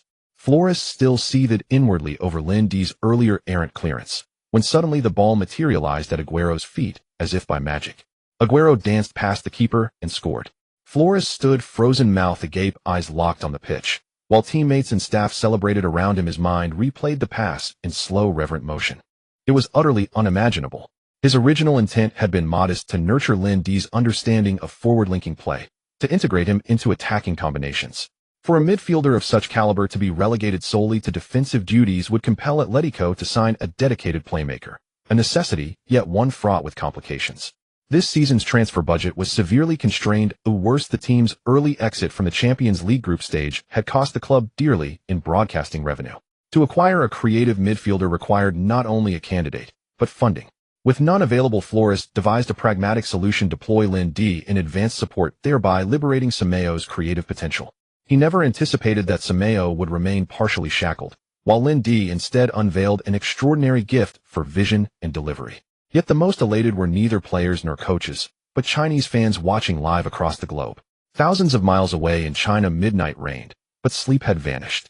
They witnessed something unprecedented: a Chinese player executing a pass of sublime intelligence, flawless execution, and breathtaking imagination. Does the Chinese national team lack long balls? No, they launch many. But who among them can receive them? Over the past decade, how many goals have truly stemmed from accurate, purposeful long passes? In World Cup qualifiers, one often sees defenders hesitant, shuffling, scanning, pausing, before launching a blind, hopeful hoof forward. What follows? Invariably, the lone forward raises his right hand, thumbs up, and utters "Hate," a ritual of resignation. Until now, before Lin Di's pass, sighs echoed across living rooms, another familiar feudal scenario unfolding. Even as the ball descended, some whispered, "Lin Di, just focus on defense." Mastery lies in specialization. They cared little about who ultimately scored. They cared only that their Chinese player had just conjured a moment of pure, unadulterated genius. "I'm blind. I cannot believe a Chinese player just delivered that pass. A on-seen-a-lifetime moment. I feel I've lived enough." My mother asked why I'd left the house at midnight. I told her I was going to buy joss paper to burn for my grandfather. Chinese football finally has heirs worthy of its name. Another: tell your father at his grave moment. My father once bled from sheer frustration watching the national team. I'm rushing to the hospital to tell him the news. Forget Beckham. Tonight, I only want Lin Di to Aguero. Absolute perfection. Does the Puskas Award have a category for top 10 assists? Lin Di must be on that list. In the VIP box, Atletico's president Enrique Cerezo exhaled deeply. We must trust Flores. If he could unearth Lin Di, a formidable cost-free talent, from the vast landscape of Spanish football, then his judgment is unquestionably sound. Hill, still riding the high of the goal, had barely sipped half a glass of champagne when the president's sudden theatrical shift in expression made him choke. Absolutely. My view aligns entirely with yours. You personally appointed Flores. His instincts cannot be flawed. Satisfied, the president took a quiet sip of wine and returned his gaze to the match. Aguero, post-goal, remained dazed, still struggling to comprehend how the ball had curved back over Balzarelli's head and into his waiting feet. He pointed emphatically at Lin Di and sprinted toward him, embracing him fiercely, his tone shifting instantly to warm familiarity. "Brother, how on earth? It's unbelievable, absolutely mind-boggling." Forlan, standing nearby, affectionately ruffled Lin Di's hair. "Lin, that pass was otherworldly. I swear in 15 years as a professional, I've never seen anything like it." Semeo stood motionless, eyes wide, glancing left and right, measuring the distance again. confirming it exceeded 50 meters. Then with a wry self-deprecating smile, he joined the celebration, acknowledging the inevitable passage. At 30, Sameo and Graphite both sensed in that instant the quiet encroachment of twilight upon their career. Beside them stood youth, vibrant, fearless, unburdened, making their own experience feel unmistakably like the fading echo of a bygone era. The match resumed. Many were still savoring the previous goal, and the broadcast signal took the opportunity during the stoppage to replay the goal over and over. Surprisingly, the fans in front of the television did not develop a distaste for the replay, but instead became engrossed in it. Just like when they scroll through Douyin and come across a beautiful woman they watch repeatedly. However, two individuals in the stands were more excited than the others, yet their brows were deeply furrowed. A scout from Barcelona seemed to have spotted a versatile midfielder who could defend, organize, and attack, sprinting across the Camp Nou in the iconic red and blue jersey of Barca. Today's performance would surely inflate Linde's market value. If they cannot secure Linde, he would become a minor nuisance for Barcelona in the future on the La Liga stage. Of course, it would only be a minor nuisance, especially now that Guardiola has returned to Barcelona, heralding the arrival of the Dream Team era. To be precise, if people still refer to Real Madrid of 2009 as the Galacticos, then Barcelona starting in 2009 should be dubbed the Cosmic Team. The other person, speaking with a thick British accent, muttered to himself, "Damn it, with this Linde's value, will definitely exceed 20 million euros. Forget it. Who let us have a big boss this season? I'll just record everything and let them handle the financial issues." As the match got back on track, the players from Wolfsburg no longer dared to underestimate Linde's passing. Such exquisite passing is something no one would believe was a fluke. But only Linde knew, "I definitely didn't intend to pass like that. Oh, I just wanted to deliver the ball directly to Aguero." That must have triggered the skill one pass all panic. You can imagine when a defensively minded midfielder like Linde encounters strict defense. Wolfsburg's defense clearly faced a shortage of personnel. If every key player had to be marked, it would be a tremendous challenge for the defender's stamina and energy. After Linde's brilliant assist to Aguero for a goal, both sides entered a stalemate. Wolfsburg hoped to consolidate their defense to avoid conceding further while seeking opportunities to attack. At the same time, Atletico, leading in score, and with only a few minutes left, did not wish to press too high and risk losing their victory to a counterattack. Moreover, they often handed possession to Linde, allowing him to attempt to organize play. In the original match, they frequently passed to Linde only when their attacking efforts were thwarted or when transitioning back. Whether in club training or matches, Linde had not demonstrated a strong talent for passing or organization. Now, however, with Flores discerning, everything would change. In the 73rd minute of the match, Linde received the pass, but did not rush to kick. Instead, he returned the ball. He appeared to be very patient, but in reality, Linde just hadn't found a suitable passing route. When the ball came back to his feet, he felt a bit helpless. Skill cooldown, you know. But thankfully, he noticed Aguero seemed willing to collaborate. As soon as he received the ball, Aguero was ready to make a forward run. Seeing this, Linde couldn't help but understand that this guy was addicted. Fine, let's satisfy him this once. Linde again passed the ball sideways to the advancing fullback Balera, while he himself moved back to shake off the marking defender Simovic. Knowing Linde had withdrawn and shaken off the defender, Balera was well aware. Is it coming again? He decisively returned the ball to the retreating Linde, who took the ball and glanced up at the front. He swung his right foot and struck the ball fiercely again. The football soared, instantly speeding past midfield and over Wolfsburg's defensive line. Under the gaze of everyone in the stadium, the ball sailed past Wolfsburg's goalkeeper and, of course, over the goal. What happened to that stunning pass?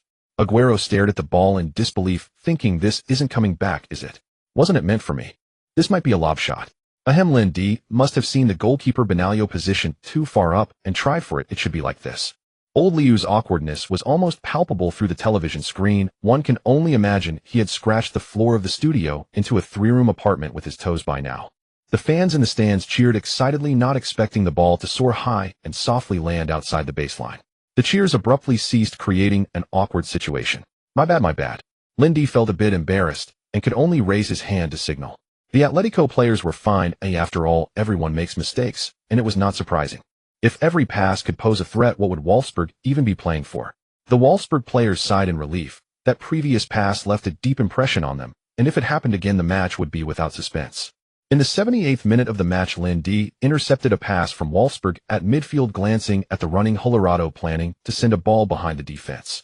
Linde struck the ball with the outside of his foot, hoping it would draw a beautiful arc over the defenders, and however, the ball did not curve as Linde envisioned. Instead, it was a powerful straight shot. Under the puzzled gazes of the Wolfsburg players and the confused stares of the Atletico players, and amidst the bewildered expressions of the fans in the stands, The ball was sent directly to Wolfsburg's defensive midfielder Josue, who was momentarily stunned before quickly organizing a counterattack, fortunately causing no major threat in the end.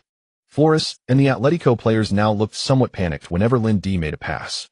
Lindy frequently apologized, feeling a bit scared of himself. To this, Fran even specially came over to comfort Lindy. "Lin, try to use short passes, those flashes of brilliance are rare. I believe you can do it well." Lindy understood that his big brother was not blaming him, abandoning those unrealistic thoughts of making perfect shots. In the 83rd minute of the match, Atletico once again gained possession through an attacking move, and the ball found its way to Lindy's feet. Under everyone's expectant gaze, Lindy did not immediately push forward, but observed for a moment, pretending to turn to return the ball to the defender. This caused Wolfsburg's formation to push forward again. At that moment, Lindy unexpectedly made a straight pass, delivering the ball to Fran's feet with the route and angle being quite standard. After all, Lindy's passing and crossing were both rated at 70, it couldn't be said to be particularly poor, but to be as precise as the likes of De Bruyne, Beckham, or Pirlo over dozens of meters to find a teammate is no easy feat. Otherwise, there wouldn't be a title like midfield pass master. Yet this pass was brilliant in that it granted Fran the chance to take on the defender Barzagli. After receiving the ball, Fran quickly shifted his weight and created some space. He then turned and took a shot. In the first half, Fran's performance had not been great, but in the second half, Aguero had already scored twice. He watched anxiously, feeling the pressure. Thus, he put extra effort into this shot. He wouldn't go down quietly like Simon or Graphite. The football traced a beautiful arc, drilling into the net from the upper right corner of the goal. The shot was powerful, and the goalkeeper Benaglio's view was obstructed by Barzagli. He had no chance to react. By the time he saw the ball coming, it was already too late to make a save. He could only watch helplessly as the ball flew into the goal. 3-1. The commentary at the scene became excited again. Go. Al. The Atletico players were exceptionally thrilled. 3-1 meant they still retained that slim chance of advancing from the Champions League group stage. Flores was frequently impressed. A Lindy's pass seemed ordinary, but led to Fran's goal. He had already envisioned Lindy as the absolute core of the midfield, not only stabilizing the defense, but also leading Atletico to conquer and seize victories. However, he was somewhat unpredictable and not very stable. Countless fans were also lamenting that such a fluid attack had not been seen in Atletico for a long time. They had endured a tough first half of the season, but the arrivals of Flores and Lindy reignited the Calderon Stadium with astonishing fervor. This renowned Devils' home ground across Europe had finally been revived, carrying its terrifying atmosphere, continuing to accompany Atletico in their battles in Europe. The match has completely entered garbage time with a score of 3-1 in the 83rd minute, enough to seal the fate of the game. Flores made consecutive adjustments, substituting Gallardo for Simon. Asmungsang replaced the exhausted Fran. The last substitution was Cabrera, coming on for Domingos. Thus, Atletico Madrid's formation changed from 442 to 451. With Asmungsang's protection, Lindy could be more composed. The last nearly 10 minutes served as a testing ground for Lindy under Flores. Wolfsburg also exhausted their substitutions, but it was in vain. After all, this was just a group match. If it were a knockout round or a national team game, no one would give up. However, for Wolfsburg, their Champions League journey this season has ended. As last season's Bundesliga champions, this has been a disgraceful campaign. Except for the first match where they drew Atletico Madrid at home, they have lost consecutively to Shakhtar Donetsk, yes, that one, Chelsea, and now Atletico Madrid. It's like just getting to the top, and then suffering 10 consecutive defeats, and ranking truly tearless. In the 84th minute, faced with a demoralized Wolfsburg, Atletico's players were still riding high. Earlier, during a dead ball moment, Flores received news that Chelsea was trailing 0-2 against Shakhtar Donetsk. This means that when this match ends, they will only be 2 points behind Chelsea. In the last match, if Chelsea draws or loses, they might surpass Chelsea and emerge as the second in the group. In the final round of the Champions League group stage, Atletico will travel to distant Eastern Europe to face Shakhtar Donetsk away. Meanwhile, Wolfsburg will host Chelsea at their Volkswagen Arena, marking their final honor match. To prevent the possibility of a draw which could disqualify Atletico due to insufficient goal difference, Flores urged the players to keep attacking, stressing that every additional goal counts. After Simon left the pitch, Lindy fully took over the task of organizing Atletico's front line. With the trust of the team, the ball returned to Lindy's feet. At this moment, Lindy was also forced into action, even executing a give-and-go with Gallardo. The Wolfsburg players were nervously watching Lindy, who had already assisted twice in the second half, making him one of the most threatening figures in Atletico's attack. Lindy maneuvered past Misimovic through a combination, encountering the approaching Josue. Without waiting for the latter to get close, Lindy flicked the ball with his ankle and passed it to Aguero running forward. The ball passed through Josue's legs, a nutmeg. Just as the fans began to prepare for excitement, the ball rolled to a bewildered Rizel. Aguero. Everyone. The cheers instantly turned into an "oh, what the hell?" At this moment, Lindy began to resent himself for not having learned anything during the past 2 years in Spain. Aside from building muscle, he had made no progress in terms of technique, especially on the offensive end. Fortunately, Wolfsburg's counterattack was lackluster and Graphite's long-range shot from outside the penalty area soared into the stands. However, the nutmeg pass still startled the Wolfsburg players who thought the corner kick was directed at Agüero, who was attempting to stay onside. It also made Atletico players and the fans in the stands break into a sweat. If it weren't for Wolfsburg's lack of fighting spirit, this counterattack might have resulted in a goal. It truly lived up to the skills name one-man pass, everyone panics. Lindy didn't expect it to mean this. After this mistake, he made it clear to himself to avoid playing tricks. He decided to play it safe, making simple passes and running into position. Until his passing and organizing abilities improved, he would not take unnecessary risks. Soon the obedient Lindy began to function as a pivot in the front line, working in harmony with his teammates. Even though his passing attributes were lacking, short passes rarely went wrong. In the 91st minute, entering injury time, Atletico continued to launch fierce attacks against Wolfsburg's goal, with Gallardo and Ibra, two young players, just on the field eager to showcase themselves in the Champions League. Lindy received a backward pass from defender Balera, and without attempting any tricks, directly passed the ball to the energetic Gallardo. The latter, with his back to the goal and unable to turn, passed the ball to Cabrera, who was making a late run. This young Argentine did not stop the ball, but lifted his foot to deliver a cross. However, the cross lacked height and was headed away by defender Barzagli. The ball did not go far and fell to Agüero, who was drifting at the top of the penalty area. Agüero intended to shoot directly, but saw Gallardo, who had just come on, preparing to stay onside. He twisted his ankle, sending the ball diagonally to the right front. Wolfsburg's defensive line pushing forward was caught off guard, allowing Gallardo to successfully stay onside, creating an unknown situation in the penalty area. Inside the penalty area, this young Spanish player faced the advancing goalkeeper and executed a delicate chip. The ball sailed over the keeper, marking the 4th time it had entered Wolfsburg's net today. 4-1, a resounding victory. The match concluded amidst the thunderous roars of the fans. The head coach, together with the players, gestured to the fans who supported them before leaving the field, and the fans responded with prolonged applause. This officially announced Flores' takeover at Calderón Stadium and earned him the fans' recognition. The fans left Calderón Stadium satisfied, planning to celebrate at a bar where there were beautiful Madrid female fans. At the post-match press conference, Flores did not bring Agüero, but instead brought Lindy. The maturity of this Huasca player was vividly demonstrated at the last press conference. However, Flores did not anticipate that the first question from the reporters would put Lindy in a somewhat awkward. To accommodate Lindy, they specially chose the sports channel's reporter Lishinua, asking Lindy, "Is the woman who appeared at your residence last time your girlfriend?" Boom. A stone stirred up 1,000 waves and countless camera flashes aimed at Lindy and the questioning Huasca female reporter. Lindy had already anticipated some questions the reporters might ask, such as about assists, passing, organization, or advancing from the Champions League group stage. He even had responses ready if they asked about the national team. On November 22nd, the national team won 1-0 against Lebanon, and he could say that the seniors are excellent while he is still young, which is the best way to respond. However, when Lishinua posed this question, it caught him off guard. Lindy's expression turned serious as he pondered. Since the matter was already out in the open, there was no need to hide it. This could actually reduce unnecessary troubles. In modern times, celebrity relationships and marriages are completely normal. As a player, what's wrong with dating? Yes, she is my girlfriend, but to protect personal privacy, I won't disclose any other information. Thank you. Next, please. Everyone thought there was some gossip, or if he has a girlfriend, he could just post a photo himself. Aside from gossip news, players dating normally isn't front-page material. Afterward, Flores addressed the concerns everyone had. We always maintain a desire for victory. Even with only a slim chance, we will strive for it. The next match will be no different. Of course, December in Eastern Europe will pose a significant challenge. Letting the game go. No, I trust the professionalism of Shakhtar Donetsk. That is beyond doubt. As long as we put in the effort regardless of the result, my players and I are willing to accept it. Yes, in the second half, I made some adjustments.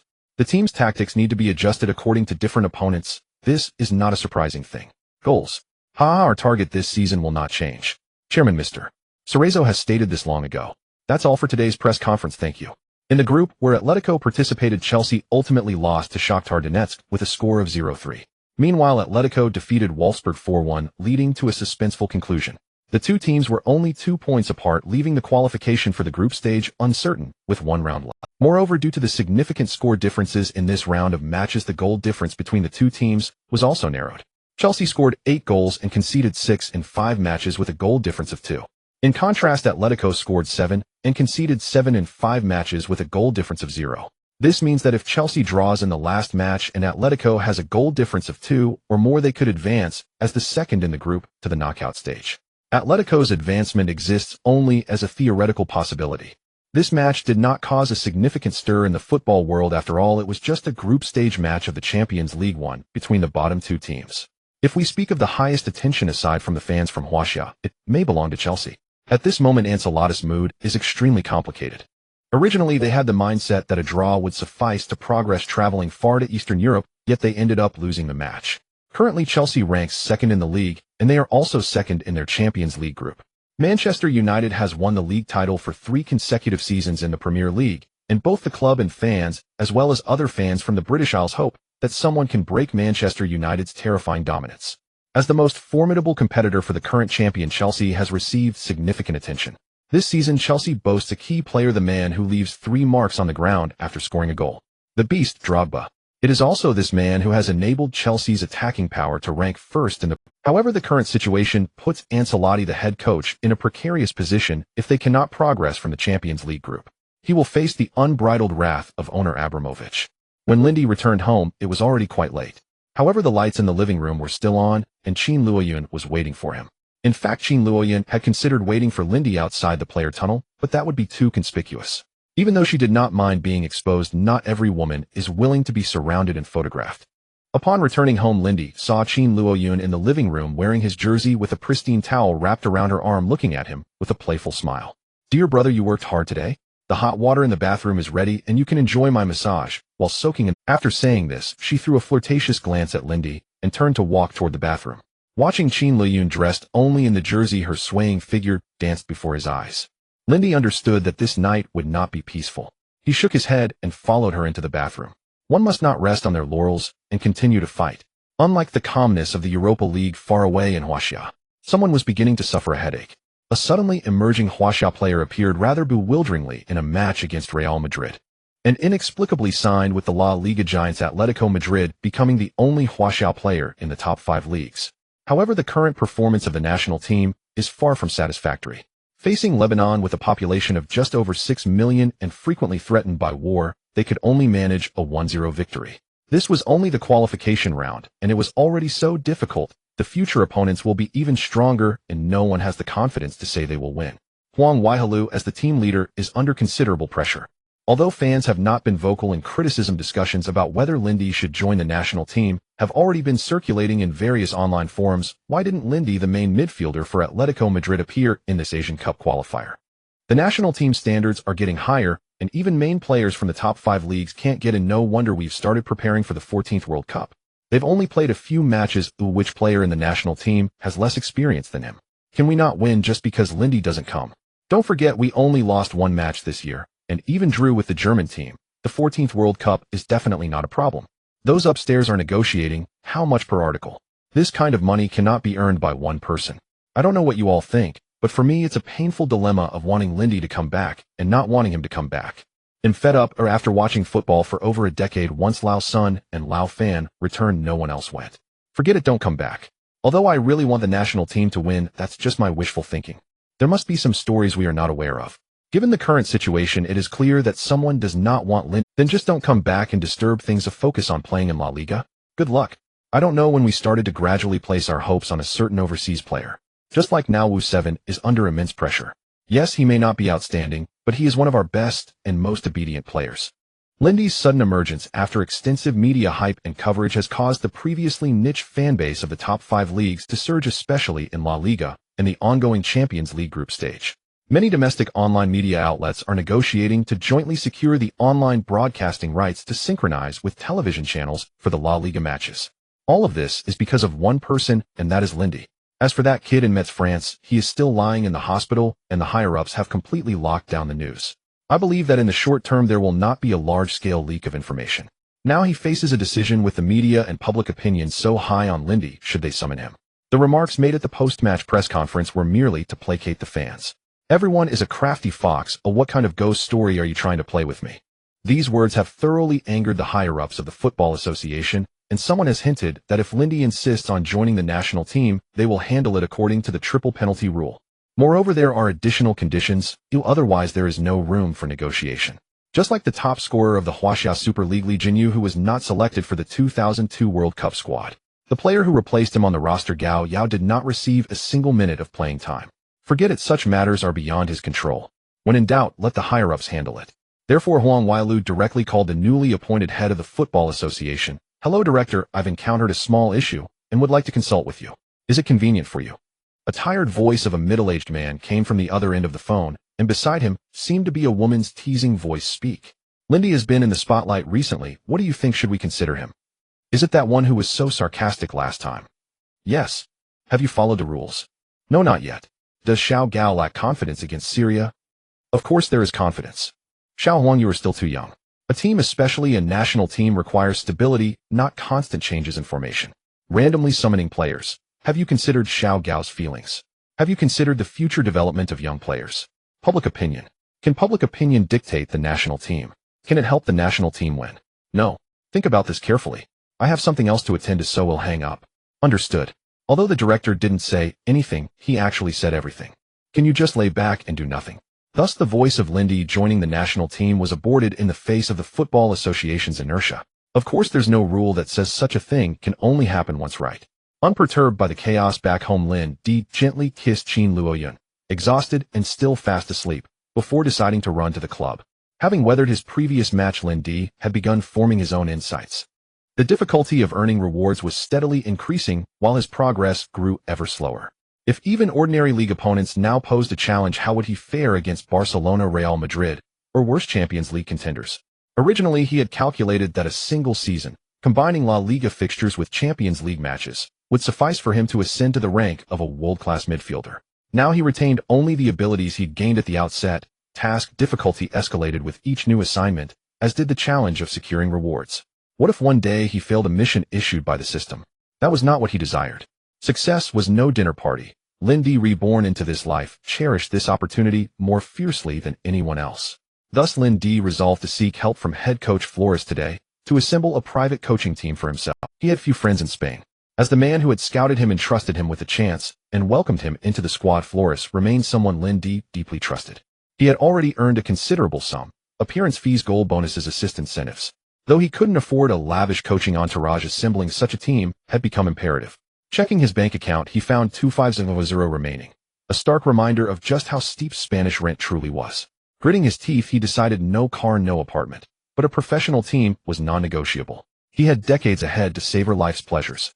Confident he would earn far more in time, he knew investing in himself now was the wisest course.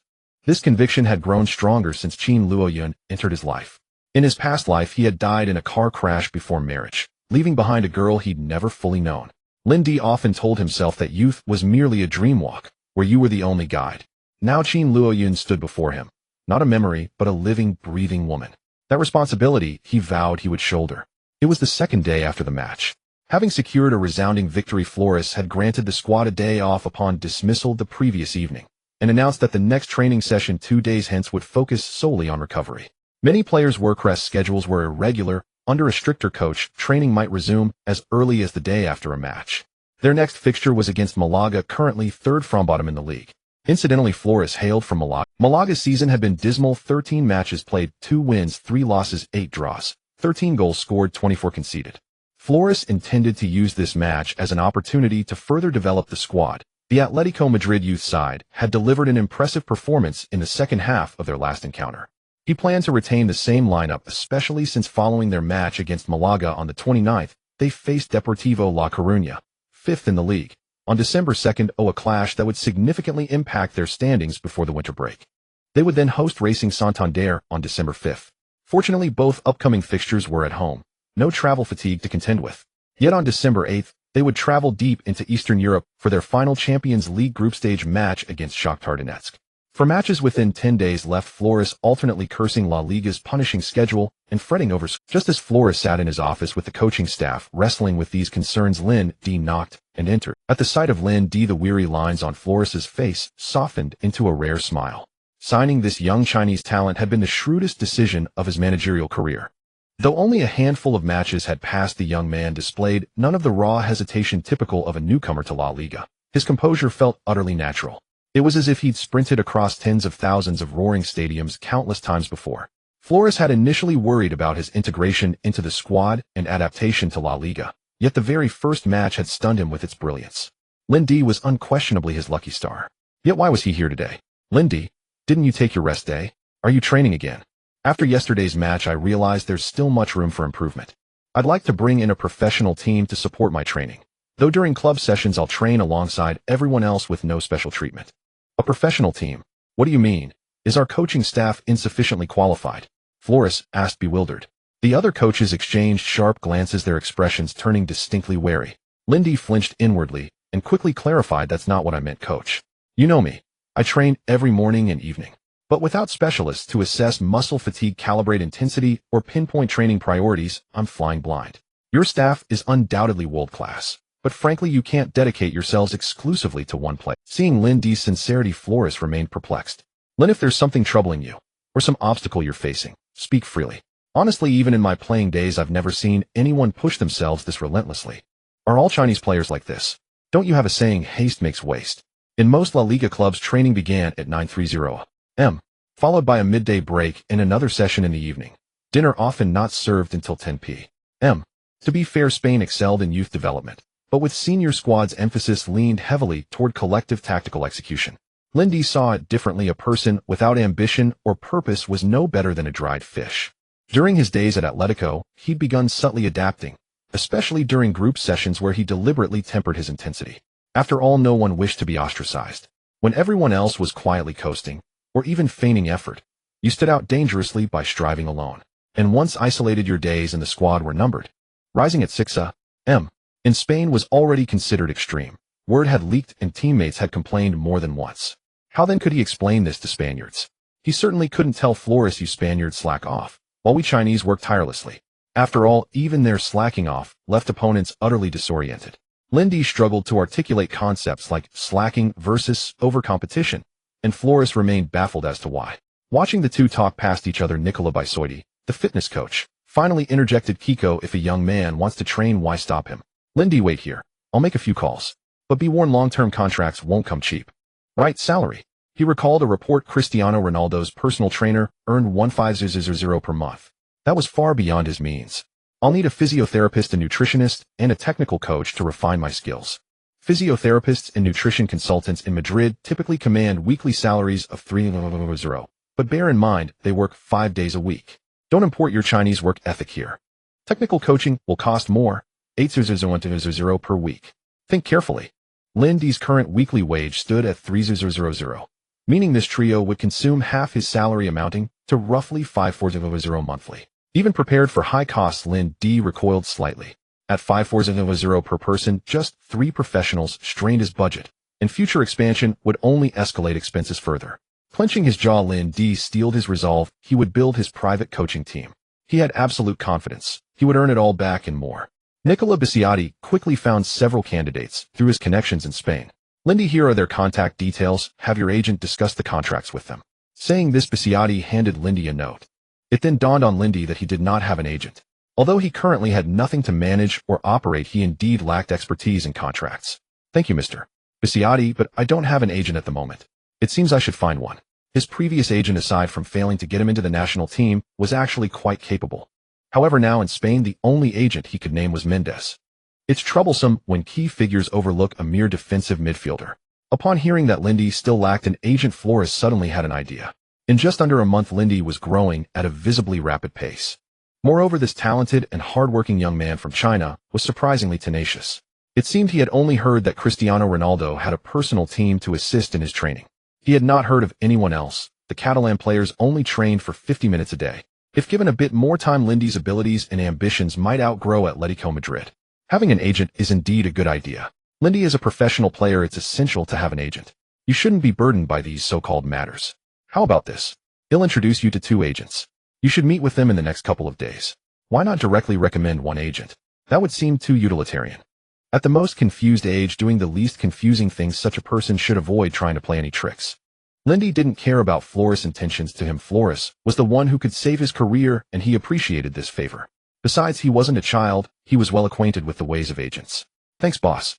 He'll get back to training now. Returning to the training ground, Lindy discovered something interesting. Today was supposed to be a day off, and it should. But he saw Aguero practicing shooting on the field. Wow, was he stirred up by Lindy's presence. So Lindy approached to greet him. "Kun, what brings you to the training ground today?" After kicking the ball toward the goal, Aguero turned and teased a hint of resentment in his tone. "Lindy, shouldn't it be just you practicing extra?" At that moment, Aguero felt a knot in his heart. Not due to jealousy, but he gradually began to understand. From the perspective of the fans and the coaches, when Atletico was lacking players, Lindy's timely appearance made sense, but he did not accept it. Aguero was only 21 at that time, young, passionate, and not willing to back down. Seeing Aguero's unfriendly tone, Lindy was confused. Could it be because Aguero scored 2 goals in the last match, but wasn't taken to the post-match press conference by Flores? Lindy recalled his interactions with Aguero since joining the club. It seemed he hadn't done anything remarkable. If anything had changed, it was the recent media and newspaper reports that were all about him. In the locker room and during training, Flores had praised him repeatedly. Suddenly, a thought struck Lindy: competition for affection. The more he thought about it, the more likely it seemed. Looking at Aguero's gaze towards him, oh boy, that look of resentment was clear. Lindy wrapped his arms around Aguero, who was caught off guard and unable to move. How tall is Lindy? 183 centimeters. How tall is Aguero? 172 centimeters. There was simply no escape. Kun, I know what you're thinking. Are you jealous that I've taken the spotlight from you? Aguero was momentarily stunned by the question, his face reddening and eyes darting away as if he had been seen through. No, why would I be jealous of you? In the strongest forward in Atletico. He was still denying it. Lindy thought to himself, let's see how I handle you. You still say no? I'm a defensive midfielder, you're a forward. Let me ask you a question. In the last match, wasn't it me who assisted you perfectly? Aguero was caught off guard by the question, forgetting to struggle. Yes, that astonishing assist in the last match gave him an unknown chance against the goalkeeper, but he wasn't so easily persuaded. Yes, but let me go first. Who was the top scorer in the 2006 World Cup? Close. Why are you asking? Who doesn't know? Who was the top scorer in the 2002 World Cup? Ronaldo. What do you want? Who was the assist king in the 2006 World Cup? How would I know? It was Pirlo, Riquelme, and Schweinsteiger. Let me ask you, who was the assist king in the 2008 European Championship? Just say what you mean. Aguero seemed to realize something. It was Garcia. What about the top scorer in the 2008 European Championship? You should know this, right? Lindy's smile grew wider. It was Hooper. Who was the best defender in the 2006 World Cup? Lindy threw out his final question. Aguero's face froze instantly, deep in thought. Was it Materazzi who took Zidane down? No, it was Pirlo, right? It seemed not. Cannavaro. No. Lindy watched Aguero struggling to think, fully enjoying his releasing his grip. He patted Aguero's shoulder and pointed to the training ground, earnestly telling Aguero, the football field is just that big. There are 22 players fighting here, but how many will be remembered in the end? There was no Best Defender award in the 2006 World Cup, nor an Assist King award. Throughout history, there have only been the best scorer and the best player. People will only remember one person, the one who kicked the ball into the opponent's net and made them ecstatic. Defensive players and assist players don't even receive as much attention as goalkeepers. I know my arrival has given you a somewhat different feeling. No need for that, Kun. Trust me, as long as you are at Atletico, you are the brightest star in the sky, the most dazzling one at Calderon. Listening to the alluring words, Aguero was a bit bewildered, as if he were beginning to understand. Why had he felt jealous these past few days? Before Aguero could speak, Lindy continued, think about it. I feed you the ball from midfield with Simon. As long as you don't waste chances like the happy boy and keep the attention of not just Spain, but all of Europe on you. How about the La Liga top scorer? La Liga top scorer. But there are Messi and Cristiano Ronaldo in La Liga. Aguero seemed to start envisioning that scenario. Oh no, I think I've oversold it. No worries, goals are meant to be ambitious. What is achievable is called a goal, while what cannot be achieved is called an ideal. People need to have ideals, otherwise how are they different from salted fish? Lindy continued to persuade Aguero, look, you're on the front line, right? Him in midfield, correct. And in goal we have that big silly De Gea. Our average age is only 20. The future belongs to us. We should be partners. Aguero was momentarily dazed by the persuasion, but seeing Lindy's sincere expression, he nodded. His right hand instinctively reached to wrap around Lindy's shoulder, but was a bit too high, so he opted for Lindy's waist instead. Yes, we should definitely be partners. Lindy, I'll organize something in a few days. We haven't had a welcoming ceremony since you arrived. After this grueling schedule, I'll arrange it. Meanwhile, Flores and the coaching staff emerged, witnessing a completely different scene. There on the training ground, the tall Lindy was embracing the slightly shorter Aguero, pointing into the distance, as if saying, look, this is the land I've built for you. Flores was highly efficient. By the afternoon, he had already called to arrange afternoon tea at 4 o'clock. Aguero was also quite surprised to learn that Lindy did not yet have a manager. At this point, Aguero had already considered Lindy as his partner, a companion for future battles in La Liga, so he began to show concern for Lindy. Although I don't understand much about economic operations, everyone knows that China has tremendous commercial potential. How about I ask my manager? You could have another option. Lindy thought for a moment it wasn't a bad idea to have another choice as his requirements were actually quite simple. The most crucial point is the formation of a private team, as well as future contract negotiations and commercial operations. Making money is always a vital aspect. Especially for Lindy at this moment, half of his monthly expenses were already spent on building his private team. Currently, he only dared to form a team of 3, and they were merely local employees from Madrid. If he were to seek world-class professionals, the cost would be even higher. A trainer for Cristiano Ronaldo earns nearly as much as his monthly salary. Alright, thanks, buddy. Agüero was taken aback. Buddy. Indeed, as his on-field partner calling him buddy seemed fitting. No need to be polite, I'll call him right away. Hernan Requira, who received Agüero's call, was especially excited. This was currently the most famous Chinese player on the European continent. Although he had not yet achieved sufficient fame, that was okay. He did not need Lindy to have great renown in Europe. He only needed sufficient popularity in China. His roster was too small, with Agüero being the most notable, so he took good care of Kun. Lindy, being Agüero's teammate, was only 20 years old and still had a decade or so of professional career ahead of him, full of potential. Naturally, Agüero's trust in him moved him deeply. However, when he learned that Atletico Madrid's coach Flores had also introduced a manager to Lindy, he immediately expressed that he would fly to Madrid at once and insisted that Lindy wait until he arrived before making a decision. The manager introduced by Flores was the well-known local Spanish agent José Darcy. Of course, it couldn't be super agents like Mendes or José Odino. Lindy was merely a newcomer to La Liga. Perhaps he had the commercial potential of China, but it was still insufficient to attract these big names to approach him. To put it bluntly, even if Lindy wanted Mendes to be his agent now, Mendes might not even pay him any mind, because Lindy was not yet worthy. The two arranged to meet at Lindy's home. Lindy was not the type of person who attracted a lot of tabloid attention, nor did he often make sensational statements to draw attention. Thus, for the time being, there were no paparazzi around his residence.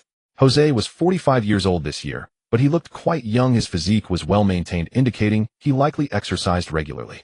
Dressed in a well-fitted suit, he appeared very professional. After they sat down, José Darcy began to introduce himself. Hello, Lindy. I am José Darcy. You can just call me Jose. My old friend Flores told me that you need a manager to help you manage affairs off the field. I need a professional private team, but I don't have enough time and energy to manage it myself. Mr. Bizziotti introduced me to a physical therapist, a nutritionist, and a private technical coach. I need someone to liaise and manage these. No problem in that regard. I still have some connections in Spain. What about on the Chinese side? What do you think? Since he had just signed with Atletico Madrid, if the manager wanted to earn money, the transfers and commercial revenue sharing would constitute the major source of income. Relying solely on the player's salary share, although it was not insignificant, could not be compared to the operations of transfers and contract renewals. Therefore, when the other party proposed the business operations in Huaxia, he had no objections. There are definitely no issues with that, but you might not be aware that due to some special circumstances, the contract I signed with Atletico Madrid grants them full rights to my likeness for the first year and 50 of the likeness rights for the next 3 years, along with no less than 3 commercial events in Huaxia each year. There may be unavoidable issues to face in the commercial development plan. Upon hearing Lindy's words, Jose furrowed his brow. This contract seemed quite harsh, but considering that a month ago Lindy was still vying for a starting position on a Clevel team, the contract now appeared to be suitable. However, the revenue from this likeness right, given Lindy's current situation, would only grow in value. At this moment, he couldn't worry about his old friend Flores anymore. Have you considered renegotiating the contract? Lindy shook his head, indicating refusal. At my most difficult time, it was Atletico Madrid that provided me with this contract. Although the terms were quite harsh for me at that time, it was more important than any other clause. Although aware that people in Huaxia place great importance on emotions, Jose still felt a bit disappointed and continued with a wry smile. The agent's contract is based on 10 of the player's overall earnings, including the services of those personal teams you require. You can decide on the candidates, and I will handle the salary and other terms. For future renewals or transfer matters, I will help you create a plan that is beneficial to you based on your personal situation and the market. Of course, the most important thing is the future commercial development in Huaxia. That is an immensely vast market. Trust me, you will become one of the wealthiest players among Huaxia athletes.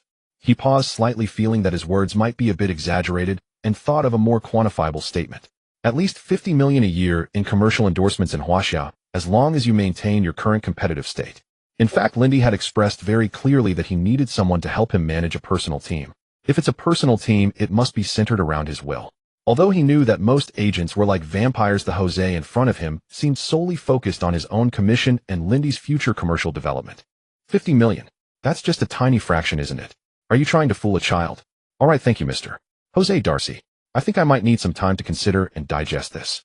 Lindy picked up his coffee, but quickly realized that this Spaniard might not understand the Huaxia custom of serving. I will respond to you by tomorrow at the latest. Jose looked somewhat disappointed. In his eyes, young players should be unable to control their emotions upon hearing the term 50 million, yet this Lindy didn't even blink an eye.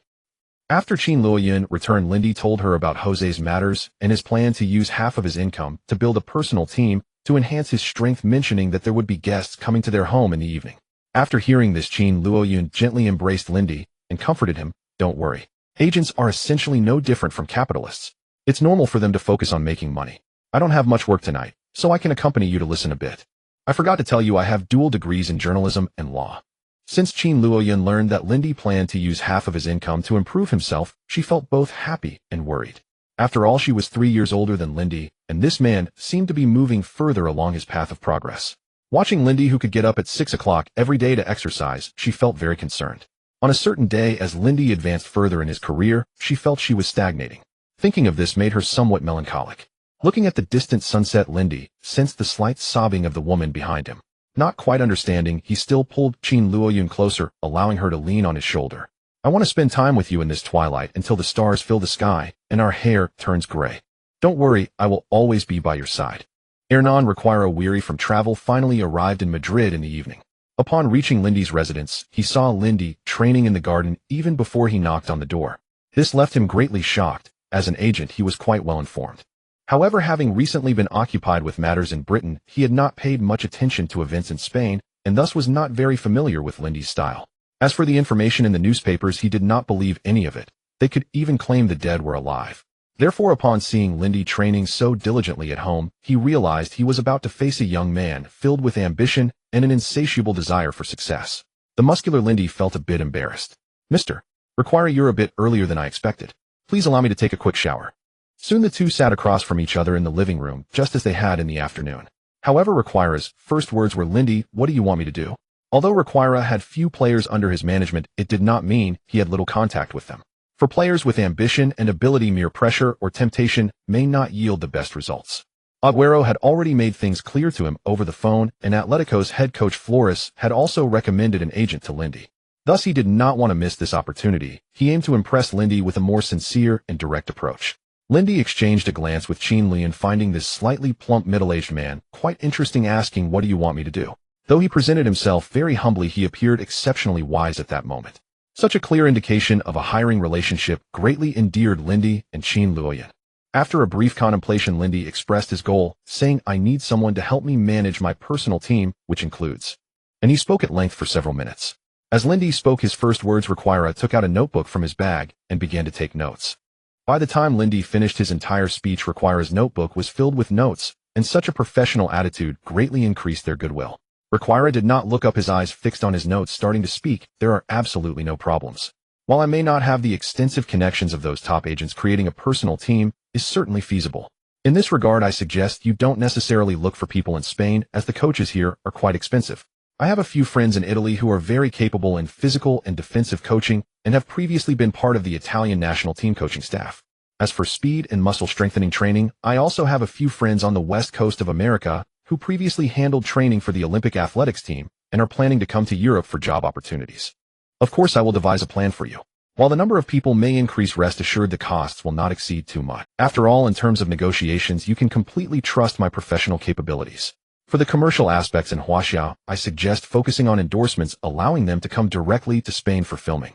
Of course, regarding the issue of image rights, I will communicate with the club on your behalf. Gratitude is one thing, but business is business. I won't make it difficult for you. As for career planning, there's no need to bring it up so early. Atletico is also a prestigious team, although there is a slight gap compared to top clubs like Barcelona and Real Madrid. However, the competition is not that fierce, so there's no need to go crazy for a starting position. Future plans will be adjusted according to your personal situation. As for commission, the salary portion follows the international norm of 5, and the commercial operations portion is at 10. I wonder if you can accept that, and also. Lindy was somewhat surprised, though initially he had not held out much hope. But what is a surprise? What the hell is a surprise? This man named Requira had genuinely given Lindy a huge surprise. Alright, how should I address you in the future? Lindy extended his right hand toward him. Require is still worried about whether the commission needed to be lowered a bit, felt extremely excited upon seeing Lindy extend his right hand, realizing that his efforts on the plane had not been in vain. Just call me Hell. Require finally smiled and extended his own right hand. One must say Hell's efficiency was exceptionally high. The day after signing the contract, Lindy met his personal nutritionist Emma. This brown-haired, blue-eyed beauty looked very pleasing to the eye, her bright eyes dazzling Lindy, but he felt that his agent Hell had an unusual relationship with Emma. Forget it, with Chin Luoyun watching, he shouldn't have any thoughts. The most important thing is professionalism. Emma was currently the nutritionist for many celebrities, a profession that did not require focusing on just one person. After a brief chat, Lindy found her to meet his standards and promptly arranged for Hell to negotiate her employment contract. Ultimately, Hell agreed on a weekly salary of 3,000 euros. November 29th. In the match against Malaga, Flores directly fielded a predominantly youth squad. Ibrahim Salvio Cabrera and other players under the age of 20 all took to the field. They employed an aggressive high-press, solid midfield defense with the future goalkeeper De Gea guarding the final line. Notably, Simon was resting on the bench for this match.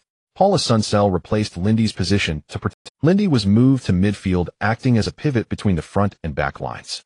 However, he was still not very skilled at organizing attacks, only able to participate more in the frontline presses. Malaga found it difficult to get past the half, being besieged throughout the match by Atletico. Nonetheless, Lindy still managed to achieve an assist. During one pressing sequence, Lindy kicked the ball out of bounds. In a rush to counterattack, the opposing team threw the throw-in ball right at Lindy's head, who was bouncing around. The football arced and landed at the feet of Aguero, who was also looking bewildered, and he smoothly scored a goal. The final score was set at 2-0 with Aguero and Salvio each scoring a goal. After this round of matches, Atletico remained in 6th place on the points table with 22 points, trailing 4th-placed Real Zaragoza by 2 points. At the top of the table was still the cosmic team Barcelona, but Real Madrid was just 1 point behind. It was still uncertain who would prevail. After this match, agent Hell also found Lindy an Italian defensive coach and a former coach from the American. The two would temporarily form Lindy's professional coaching team, with a combined weekly salary of 8,000 euros, which was considerably lower than he had imagined.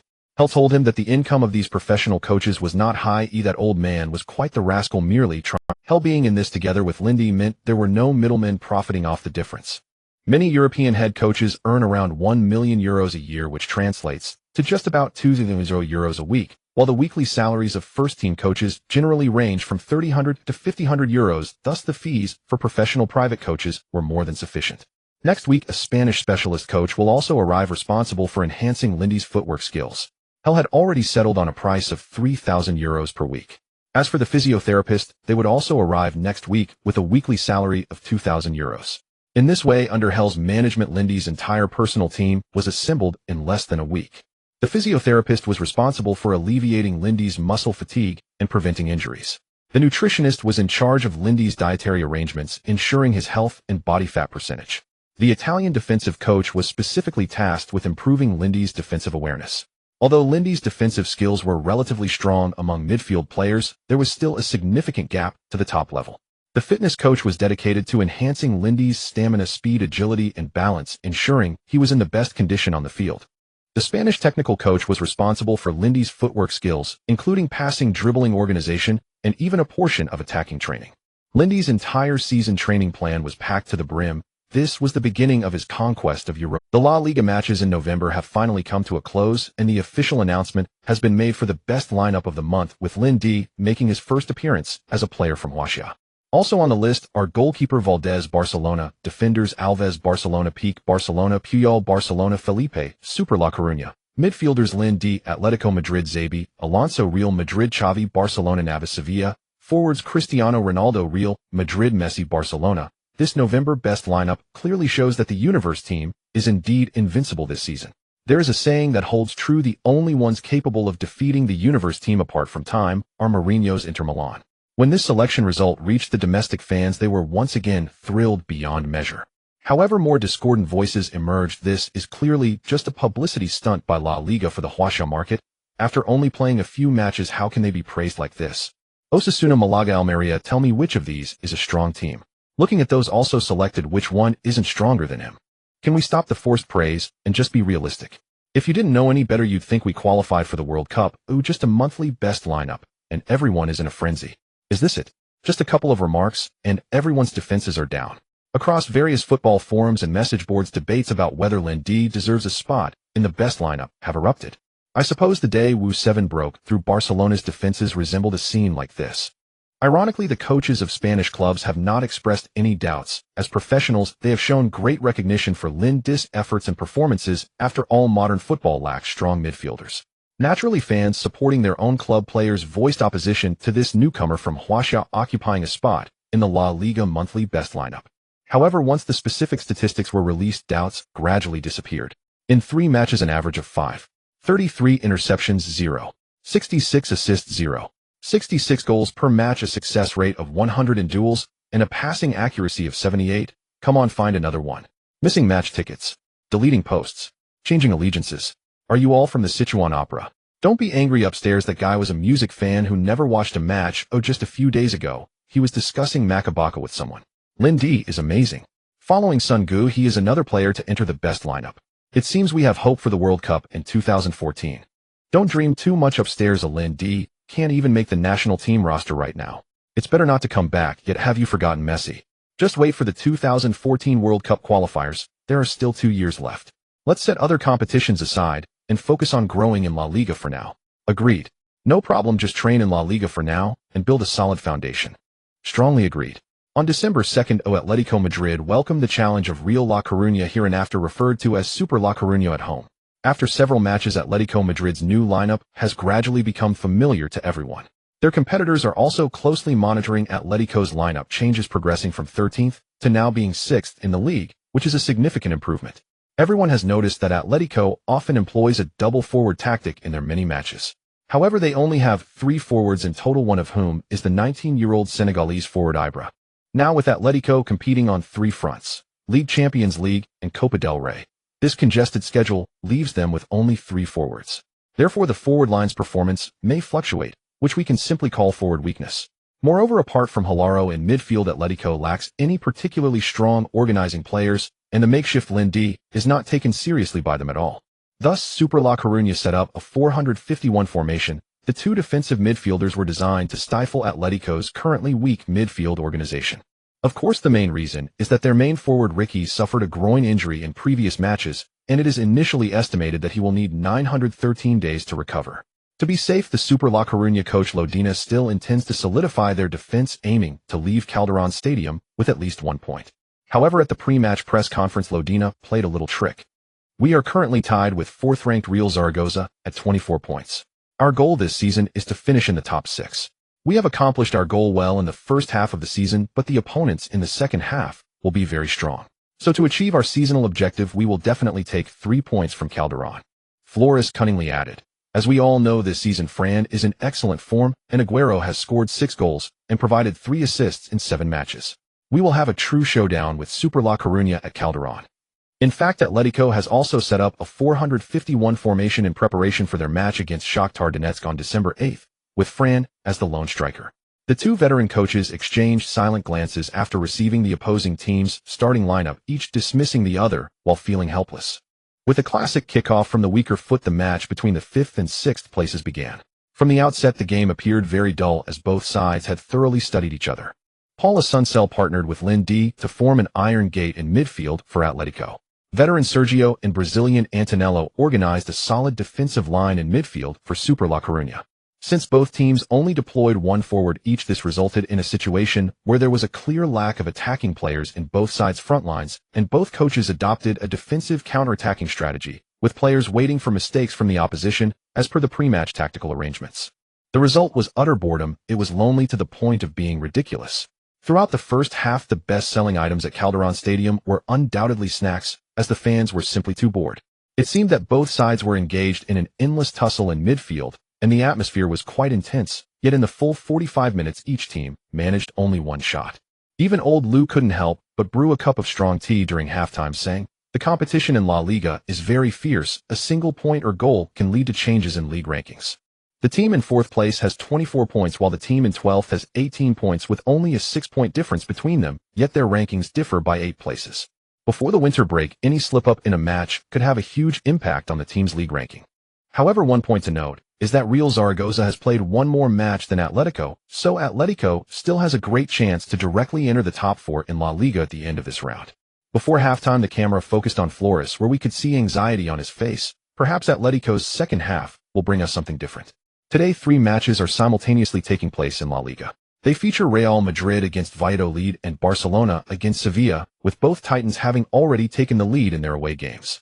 During halftime, Flores looked at the players who had battled for 45 minutes and felt it was hard to be too critical. After all, neither side had anticipated such a cautious approach from the other before the match, and it was quite normal for two teams employing counterattacking strategies to find themselves at an impasse. Thus, it is common in Serie A to see scores like 0-0 or 1-0. In the 2009-10 season, Real Madrid, the most offensively potent team in La Liga, scored 102 goals in a single season, closely followed by Barcelona. In the same season, the most potent team in Serie A, it was Inter Milan, who scored 75 goals. Real Madrid scored a full 36 more goals than Inter Milan. While the defensive intensity in Serie A far surpasses that of La Liga, a team determined to employ a counterattacking strategy can be difficult for opponents to breach. Flores wanted to switch to a dual striker setup as an experiment, but seeing Agüero's fatigued state and considering the upcoming matches gave him a headache. In fact, a draw was not unacceptable. Wanting it all would be too greedy. In the silent locker room, Lindy pondered how to break the deadlock in the second half. Players often focus solely on the match at hand when on the field, and few are able to think calmly. Everyone's attention was on the situation, and only midfield masterminds like Zidane, Pirlo, and Xavi could think clearly amidst the chaos. Lindy was no exception, especially in his past life during the Chinese Super League, where thinking was unnecessary and no one would exert such mental effort. However, once in the locker room, Lindy began to devise strategies. Since his rebirth, he had developed the habit of reviewing past performances. Chen Xiaojing once said, "In our youth that will eventually pass away, my life is a building that can only be constructed once, and I must make it precise, leaving not a single centimeter of error." When he saw this film back in the day, his career was already nearing its end, and he had no chances left for regret. But now he had to make sure he raced along the right path, just as he had done before, choosing a place where he could train alone and spending half his income to build a private team, all decisions made after careful consideration. Lindy pondered for a while, then pulled Huladu over, and the two whispered quietly. Flores noticed Lindy and Huladu in close conversation and couldn't help but feel a bit irritated. "Lindy, do you have any thoughts you'd like to share with us?" Having been called out by the head coach, Lindy was uncertain whether to speak up, as it felt somewhat challenging to the coach. Flores looked at Lindy's hesitant expression, both amused and annoyed, snorting, "If you have something to say, just say." All eyes in the locker room turned to Lindy, and he could only helplessly say, "I observed on the field earlier that the two opposing fullbacks seemed to have some stamina issues. They never joined the attack during counterattacks. I estimate their ages combined are close to 70. Before they are substituted, we should exploit the flanks and aim to penetrate their defense." Flores' eyes lit up upon hearing this. Indeed, it was essential to let those who can hear the cannon fire speak. With that thought, he pulled out the information on Super Depailler from a pile of documents. The fullbacks Pablo and Marcos are 33 and 35, respectively, making the two veterans a combined 68 years old. They can still hold on for now, but around the 70-minute mark, they will surely need to be replaced due to fatigue. He glanced appreciatively at Lindy. There were not many modern players who could think critically. Then he pointed to Reyes and Huladu, saying, "In the second half, starting at the 60-minute mark, I want you two to attack them relentlessly, exploiting both sides. If we have a set-piece, Shimon, you will take it following our tactical drills and aiming for the near post. Ibanez, Valeria, Lindy, you three go for the headers." After some thought, feeling it wasn't enough, Flores decided to change the formation from 451 to 4141, adding more attacking players up front. At this moment, he needed to trust Lindy's defensive capabilities. "Salvio, you go in and focus on attacking down the right flank, making good use of your speed. Asuncion, you can take a break for the second half." Salvio looked excited about the chance to play, while Asuncion showed little reaction. Since Lindy's arrival, he had become much more laid back. As long as his salary wasn't cut, he was fine. Super Depailler's coach Redina praised the team's effort and defense during halftime. However, he was also very concerned about Captain Pablo's stamina. This season, Super Depailler had excelled in the first half of the league, suddenly breaking into the top 6, but the team faced a situation of an aging squad. In fact, Lauer, as the substitute right back, had not been utilized since joining Super Depailler in 2007. Of course, a significant part of the reason lies in the fact that their captain's condition and experience are quite good. One could say he is aging gracefully. However, with the start of this season, as Pablo approaches the age of 34, his old injuries combined with a decline in form mean he can rarely last a full 90 minutes in intense matches. Meanwhile, Lalera has yet to mature, which has become one of the reasons for the future collapse of Super La Coruña mid. Nonetheless, this veteran managed to hold on with Super La Coruña until 2016 before retiring. From 1998 to 2016, he dedicated his entire career and youth to Super La Coruña, and after retirement, he directly took on the role of assistant coach for the Super La Coruña B team. This also resulted in his unparalleled status within the team, and the head coach holds great respect for such players who choose to spend their entire careers in one city. Lodina looked at the panting Pablo, a hint of worry in his eyes. Man, well, can you still hold on? No problem. Pablo, sensitive to his age, quickly calmed his breath. Lodina understood in his heart, 70 minutes, no more than 75 minutes, he must substitute him, or the right flank would become a gaping hole. The second half of the match began amidst the fans' drowsiness. Unlike the first half, Atletico made changes right at the start of the second half. They substituted in the faster Salvio for the defensive midfielder Paul Asuncel, which was clearly a signal to strengthen their attack. Sure enough, Atletico increased their breakthroughs in the front line and off-the-ball movements.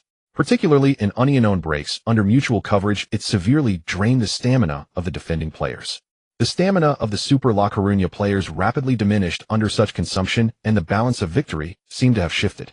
Salvio utilized his speed to stretch the play along the flanks in the second half, although much of it was off the ball. However, the back-and-forth movement drained Pablo's stamina, making his lungs feel like they were on fire, and his legs seemed leaden. With every step he took, it was unbearable agony.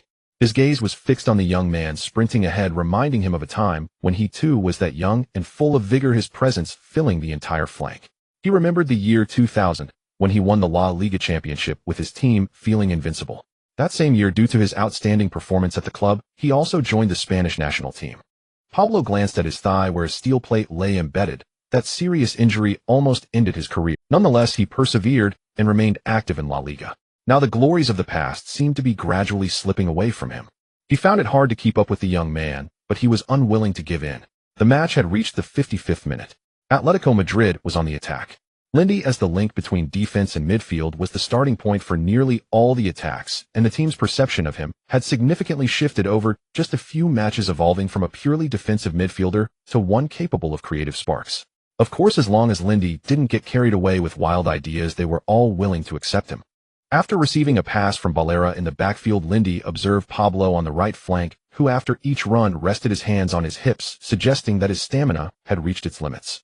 After passing the ball to Salvio, Lindy began to move forward, intending to provide support for his teammate. Upon receiving the ball, Salvio noticed that Pablo was not pressing him as aggressively as he had at the start of the second half, but instead left a certain gap, clearly wary of Salvio's breakthrough.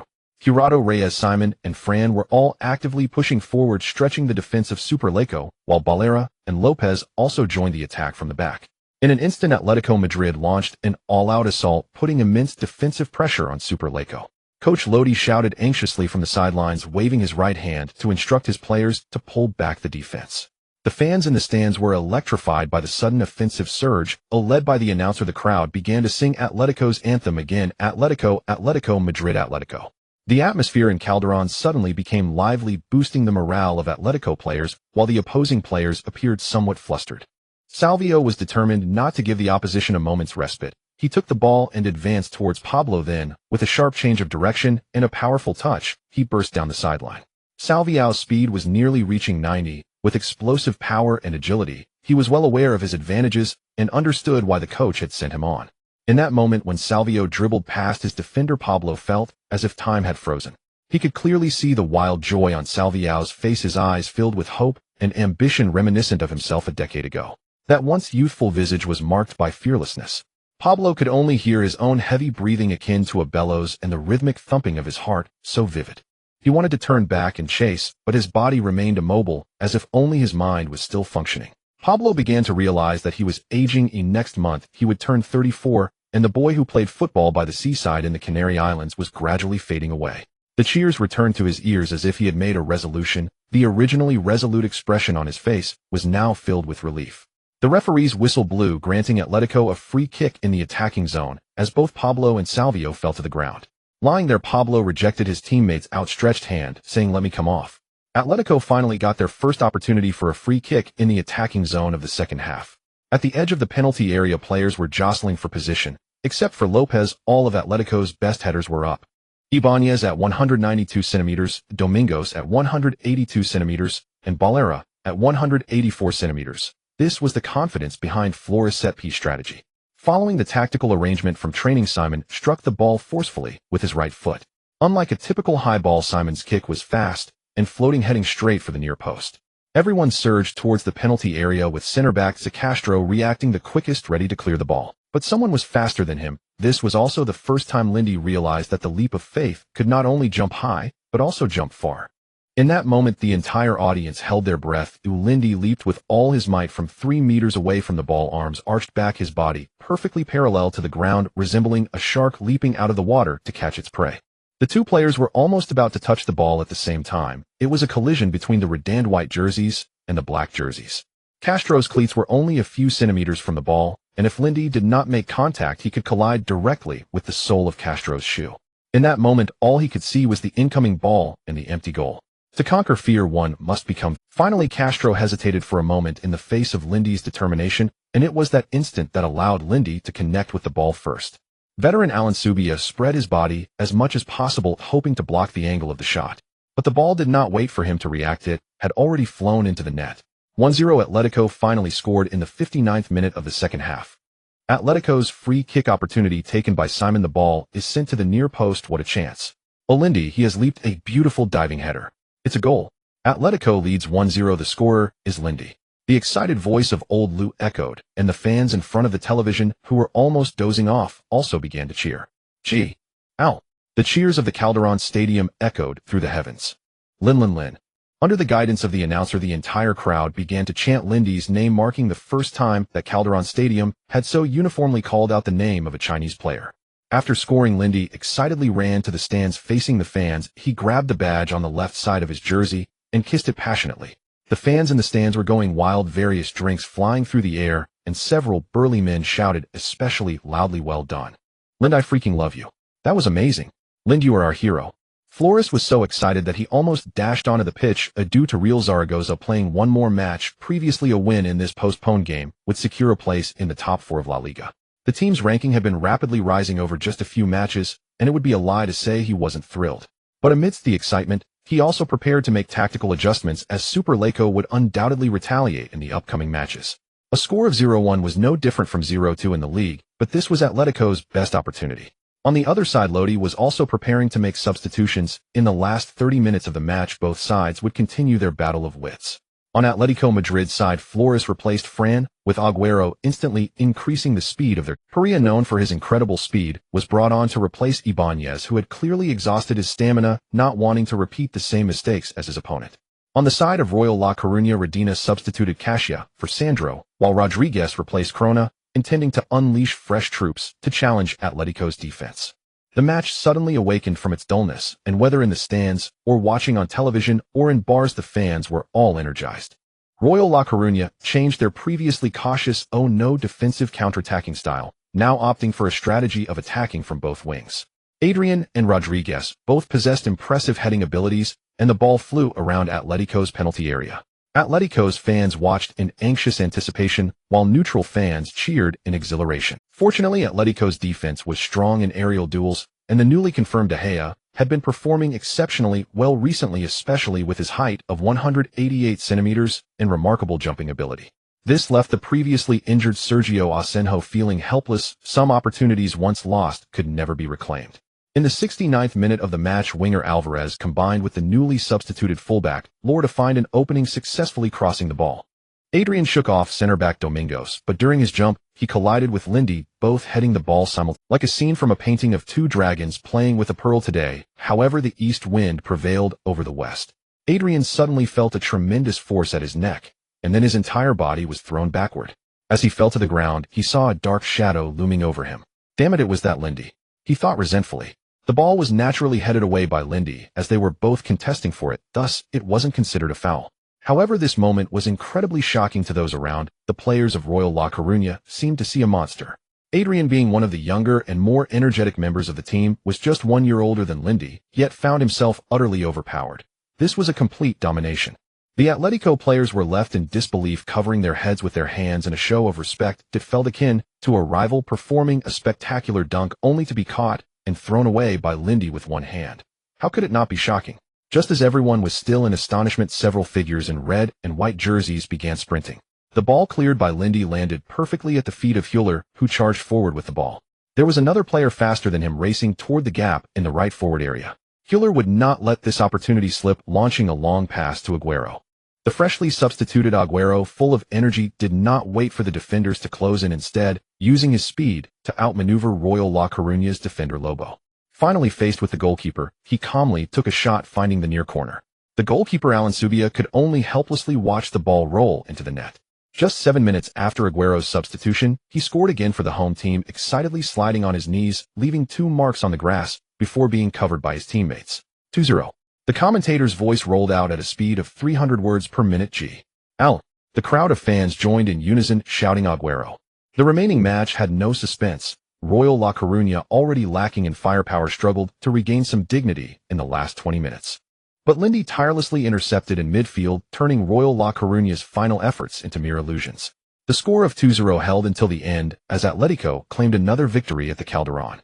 The two veterans exchanged polite handshakes without a hint of embarrassment, displaying their sportsmanship.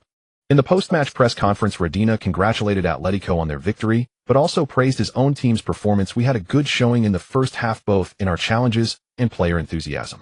There were a few chances that the young lads failed to capitalize on, but that's just how football is. Atletico Madrid performed better and seized their opportunities, leading to their victory. Especially Lindy. This young Chinese midfielder's performance was truly remarkable, and at just 20 years old, he has immense potential for growth. I believe he can one day be compared to Pirlo." Oh no, what a jinx. Flores thought bitterly as Lindy's popularity was gradually fading in Spain. It was only in China that he still had significant recognition.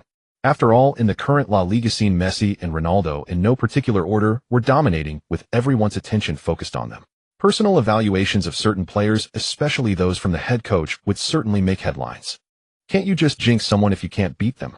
Flores wore a professional smile as he praised Royal La Coruña today. Redina's Royal La Coruña was outstanding, demonstrating active challenges and rich experience. However, our lads performed even better and were luckier. I believe that under Redina's leadership, Royal La Coruña will achieve even better results in the future. Especially the better part, Flores emphasized. Then the two men shook hands firmly, concluding the post-match press. This victory also propelled Atletico's points above Royal La Coruña and Real Zaragoza, placing them 4th in the La Liga standings. The top spot had been taken by Real Madrid, but Barcelona was just 1 point behind. More importantly, Barcelona was the only team this season to remain unbeaten after 13 rounds. Furthermore, in the Spanish National Derby, Barcelona defeated Real Madrid 1-0, slightly shifting the balance in the Messi-Ronaldo rivalry. If they were to lose again in the second National Derby of the season, Pellegrini's position would likely be in jeopardy. Considering that there was a match against Racing Santander on December 5th, Flores notified the entire team that they would have the next day off and would hold a recovery training session in the afternoon of the 3rd day. He also warned everyone that some things could be endured. If anyone broke the rules, they would be watching TV instead of going on the Eastern European trip. Upon hearing this, everyone smiled knowingly except for Agüero, who wore a bitter expression. He had originally planned to arrange something for Lindy after this match. Seeing the serious expression on Coach Flores' face, it seemed unlikely that it would happen. Because even if they were eliminated in the Champions League group stage, there was still the Europa League, but crossing the head coach was not something to take lightly. There were plenty of cautionary tales from the older generation. After the match, Agüero approached Lindy with some apologies. "Lindy, we were originally planning to arrange something for you tonight, but since the coach said this, how about dinner at my place tomorrow night?" At that moment, Captain Lopez also walked over, patting Lindy on the shoulder. "Lindy, we should have arranged this a long time ago, but with the national team call-ups and the packed schedule, you understand." Lindy understood in his heart. Before the first match, even though he had passed the trial period, it was Flores' recognition of him. The teammates merely accepted him, which did not equate to their acknowledgement. In that match against Osasuna, he had stood up for Hüller, which finally earned him the respect of his companions. Friendship among men is very pure. Sharing a smoke, carrying a gun, fighting together, dividing spoils, or even sharing a dorm room. Fulfilling any one of these can make one a friend. Don't ask, just know it's only these few things. Lindy happily agreed and expressed he would bring a female companion along. The following evening, Lindy took Chin Liyun's Porsche to Agüero's house for a gathering. In 2009, Agüero married the youngest daughter of old Ma Janina, and in February of the same year, they welcomed their love child Benjamin. To better care for the mother and child, Agüero spent a fortune purchasing a mansion in Madrid. However, Agüero's weekly salary at Atletico was significantly higher than Lindy's, amounting to €5 plus match bonuses and goal bonuses. Altogether, it was nearly €6 million in after-tax income, with pre-tax earnings estimated at over €7-8 million. Other Atletico players, especially foreigners, earned exceptionally high incomes. Thus, Agüero's private residence in Madrid was filled with various luxury cars. There was even a Pagani Zonda, showcasing the players' extravagant lifestyles. Qin Luoyuan glanced at Lin Di, who still had never bought a car. The last time she advised him that having a car would be convenient, he had refused. According to Lin Di's thoughts, he wanted to purchase the house he currently lived in, allowing him to convert it into a gym and remodel the garden into a swimming pool for training at home. To this, Qin Luoyuan was speechless, wondering if he lacked romantic understanding. He seemed to know all the right moves and understood women well. He could be considered romantic, at least with his cheesy pickup lines, "What a loss of the night. A kiss is 10 out of 10. But Qin Luoyuan always doubted who was more important, her or football. However, she was a smart woman and wouldn't voice such a self-destructive question. As Lin Di got out of the car, he saw Sameo stepping down from a luxury car with the RR logo. "Lin, wow, your girlfriend is really beautiful," he said, approaching to hold Qin Luoyuan's hand back, kissing it gentlemanly. Of course, it was just a formality. A true gentleman wouldn't touch a woman's hand. At that moment, a Ferrari roared to a stop beside them, and Halato stepped out wearing sunglasses. Seeing Lin Di and Qin Luoyuan together, Halato threw his arm around him. "Didn't see this coming. You lad are quite lucky. Your girlfriend is beautiful. Do you have any sisters you could introduce to me?" Many people had come today, including some key players with whom he had good relationships, as the head coach had explicitly instructed against violations. So everyone brought their partners, which Reyes humorously referred to as a simple gathering, and repeatedly told Lin Di he had to broaden his horizons. After dinner, the men gathered while the women indulged in their own conversations. Naturally, the topics that interested women revolved around fashion and gossip, especially regarding the new arrivals Lin Di and Qin Luoyuan. The ladies were amazed by Lin Di's physique, having only seen it in newspapers before today. "Qin, your boyfriend has some impressive muscles," one of them remarked, to which Qin Luoyuan proudly replied, "Yes, he gets up at 6 a.m. to start training every day." This statement drew gasps from the women. 6 a.m. They were used to waking up at 10 a.m. to prepare breakfast, so 6 a.m. seemed unbelievable to them. Of course, apart from being curious about his captivating muscles, they had other questions. After exchanging glances, one finally couldn't help but ask, "Is he strong?" Qin Luoyuan, seeing her confused expression, another quickly added, "I've heard that many bodybuilders don't perform well. I have a friend who dated a bodybuilder, but they broke up just 3 minutes after entering the room, if you know what I mean." The group of women giggled, drawing Lin. At that moment, Qin Luoyuan understood what they were implying. Her face instantly flushed red with embarrassment. Someone nearby took Qin Luoyuan's hand and said, "Don't be shy, it's nothing. If Lin Di isn't good enough, we can introduce you to someone great. Actually, I still can't handle him very well. I always thought working on muscles didn't include the sponge until that day he told me about the corpus cavernosum. Do you understand that pulsating feeling?" The crowd, all the envious gazes turned towards Qin Luoyuan. "Well, I have a friend whose husband might want to learn." "I have a friend too." It seemed Lin Di had quite a busy future ahead. On the other side, Lin Di was privately gathering with his teammates and realized that everyone was rather youthful with not much complexity. Others also had a greatly improved impression of Lin Di. Previously, he had been relatively quiet during training and had a tough style on the field, especially in fierce duels. While everyone liked such a teammate, without knowing him well, their relationship remained strictly that of teammates. However, today the men were astonished. The Lin Di before them was far from the impression they had. Halato, who had intended to lighten the mood with some off-color jokes, couldn't even finish 2 of them. "Lin Di, if a man has diabetes, what illness is his wife likely to get?" Now Halato lay slumped on the sofa as if his face had been run over by countless wheels, utterly dumbfounded. As a once proud joke teller, he could only beg Lin Di to slow down. "Lin, I thought you only knew how to train every day?" Sameo lamented, as few people from Huaxia were so talkative and outgoing. "Training is essential. Didn't I ask Kuyuan to find me an agent a few days ago? I have now formed my personal coaching team, including a nutritionist, a physical therapist, and technical coaches from Spain, defensive coaches from Italy, and speed coaches from the USA. So are you interested in joining me?" Wow, why don't you go out and have fun? Golf, or you know what?" Friend glanced at the gathered women. Lin Di looked at the still dazzling Qin Luoyuan, and the crowd smiled faintly and said, "I am only 20 years old. In Huaxia at this age, one should still be in university, then graduate to find a job. They don't like marry a woman they might not be fond of, have their children, and pour all their efforts into them, gradually watching them grow up and eventually grow old themselves. It's truly remarkable that I can join Atletico at 20. Just over a month ago, I was playing at Alcala, a third-tier club, so I cherish my current life and work." Everyone expressed their admiration, recognizing the difficulties Lin Di had faced. They all approached to pat him on the back, offering comfort.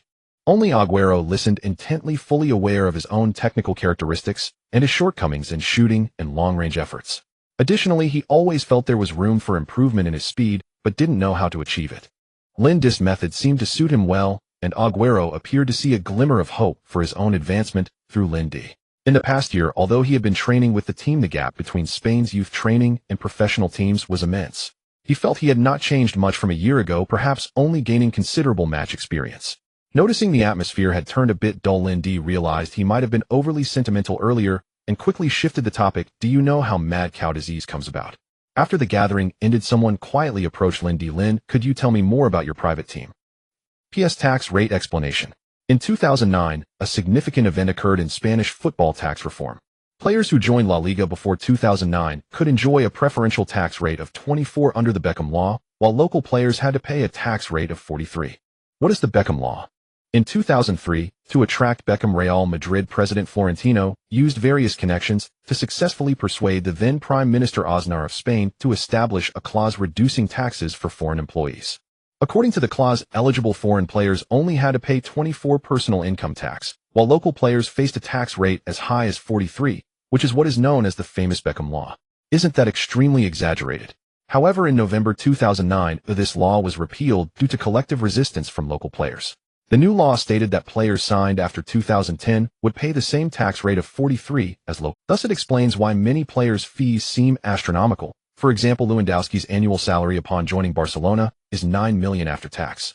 At first glance, it doesn't seem high, but the core issue lies in the after-tax amount, as the wealthy tax rates in various European countries are exceedingly high, particularly in Spain, where salaries exceeding 6,000 face a tax rate of 43. Lewandowski's after-tax income of $9 million translates to Barcelona paying over $15.5 million annually for his joining, not including bonuses for goals and appearances. Although Chin Luoyun did not know what Agüero had talked about with Lindy in the end, from the next day onward, every time training ended and there was free time, Agüero would take Lindy back with him. Moreover, as the two trained together, the coaching staff expanded from 3 members to 6. During this period, Agüero focused on specialized shooting training, while Lindy concentrated on speed and ball control training.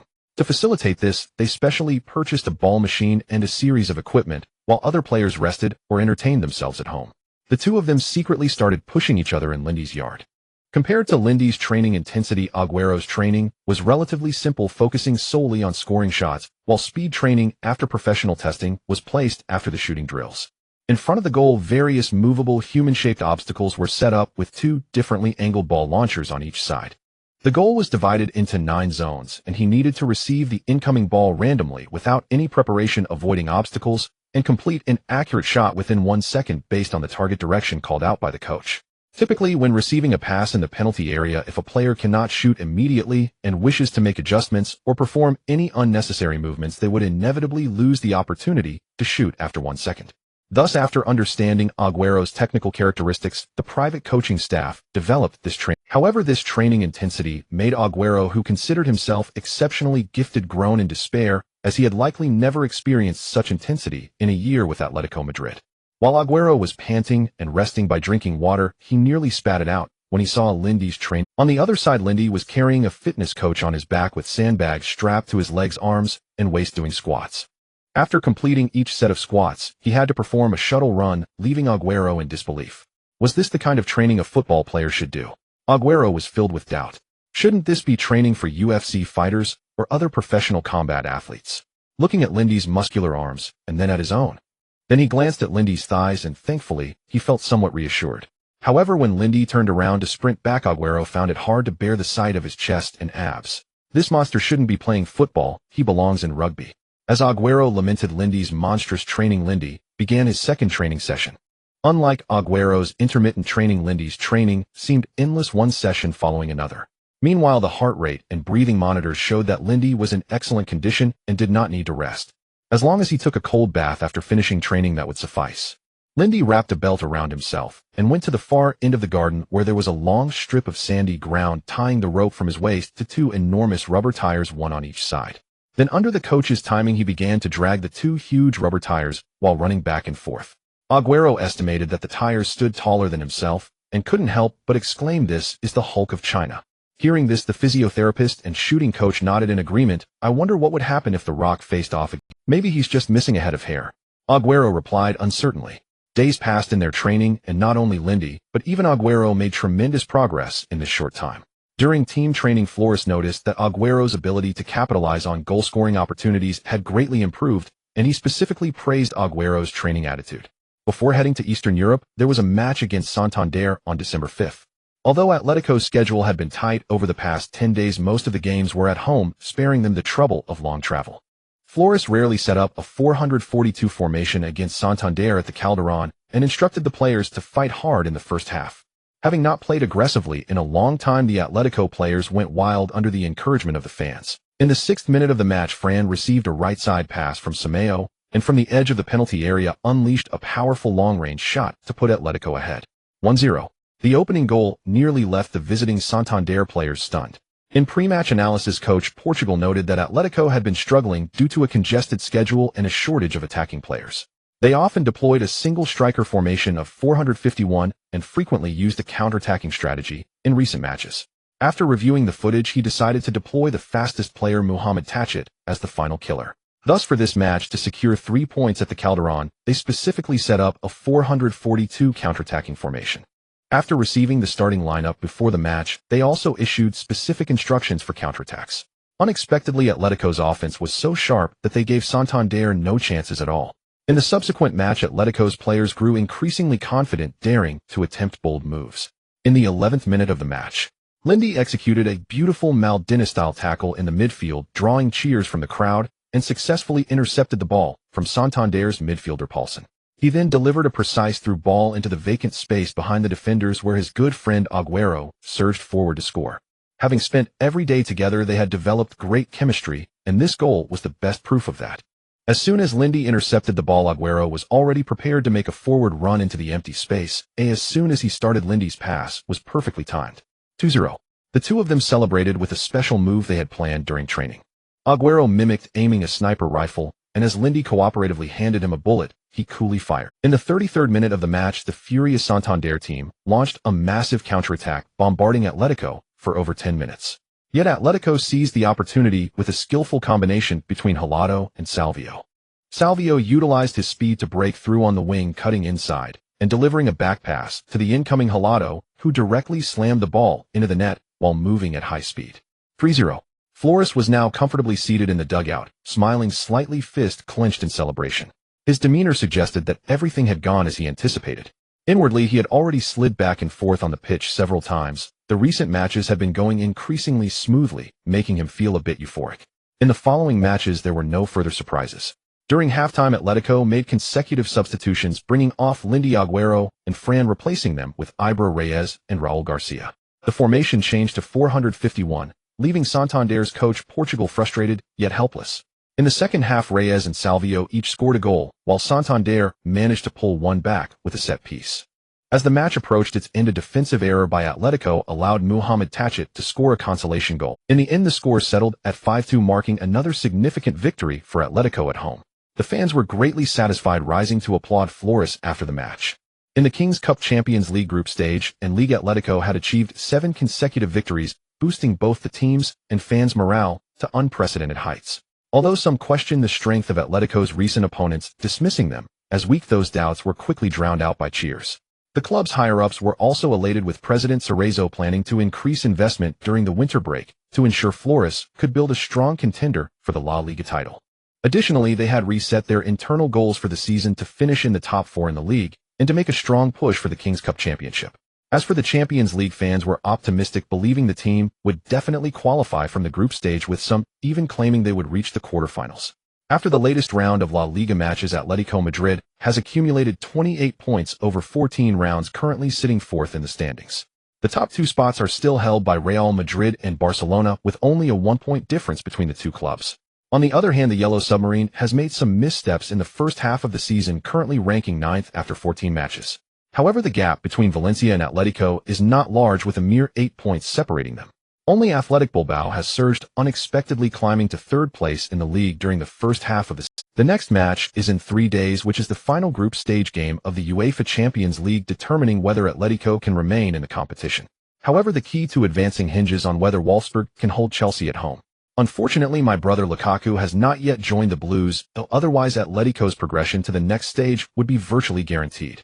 Flores and the coaching staff are brainstorming in the meeting room as the weather in Eastern Europe is getting colder. According to the information relayed by scouts, the temperature near Donbase Arena reached nearly 0 degrees during the day yesterday, presenting a significant challenge for the players.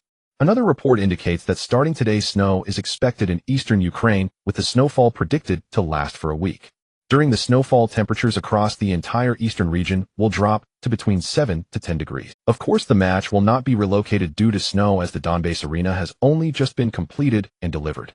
This stadium is rated as a top-tier 5-star venue by UEFA, and as long as it is not a blizzard, the match will proceed as scheduled.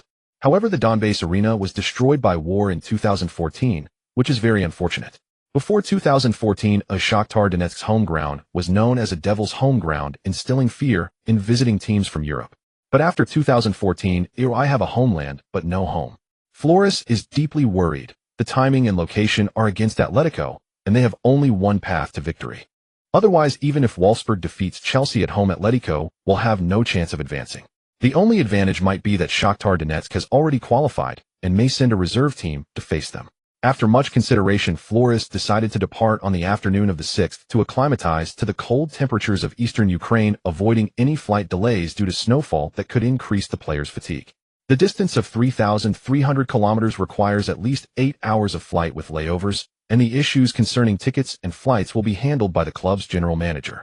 They must arrive in eastern Ukraine by the night of the 6th and acclimatize to the field and temperatures during the day on the 7th. Additionally, Flores urgently requested the club to send 2 accompanying doctors, as such temperature changes can easily lead to fevers. Finally, all that remained was to arrange the lineup. The current Shakhtar Donetsk team has a core defensive line primarily composed of Eastern European or domestic players. They possess excellent physical attributes such as endurance and strength, and most importantly, they have a hidden boost in combat power at home. Their aggression in duels is extremely high, and their ability to press in tight spaces is remarkable. The entire midfield is primarily made up of South American players, often referred to as the Eastern European Iron Cavalry, dancing the samba. Particularly from midfield to forward, they are all Brazilians with strong technical skills, dribbling, and passing capabilities. According to the lineup from the last match, the average age of the Shakhtar Donetsk squad is only 24, 9 years, making them a very young team on the Champions League stage. In the 2008-09 season, Shakhtar Donetsk won their first UEFA Cup title. In the match against Barcelona for the Super Cup title, they held the score level at 90 minutes and successfully contained the attacking trio of Henry, Messi, and Ibrahimovic. Ultimately, they lost 0-1 after extra time. Rubbing his temples, Flores felt a headache coming on. The data at hand indicated that taking away 3 points from Donbass Arena would be extremely challenging. In snowy weather, playing on the ground will pose significant challenges for Atletico, who rely on technical skills. Achieving even 80 of their usual performance will be difficult. After careful consideration, Flores set out a 442 formation, determined to use Atletico's strongest spear to take down the Eastern European Iron Cavalry. After several hours of transit, the team finally arrived in eastern Ukraine late at night on the 6th. As their bus entered the city, large snowflakes began to fall from the sky, as if heralding something. The Spanish players were fine, but the South American players looked completely bewildered, especially those from Argentina and Uruguay. With faces full of awe, they frantically took pictures with their phones. Salvio even called his mother, "Mom, it's snowing." Snowing? Have you ever seen snow? I'll send you a video.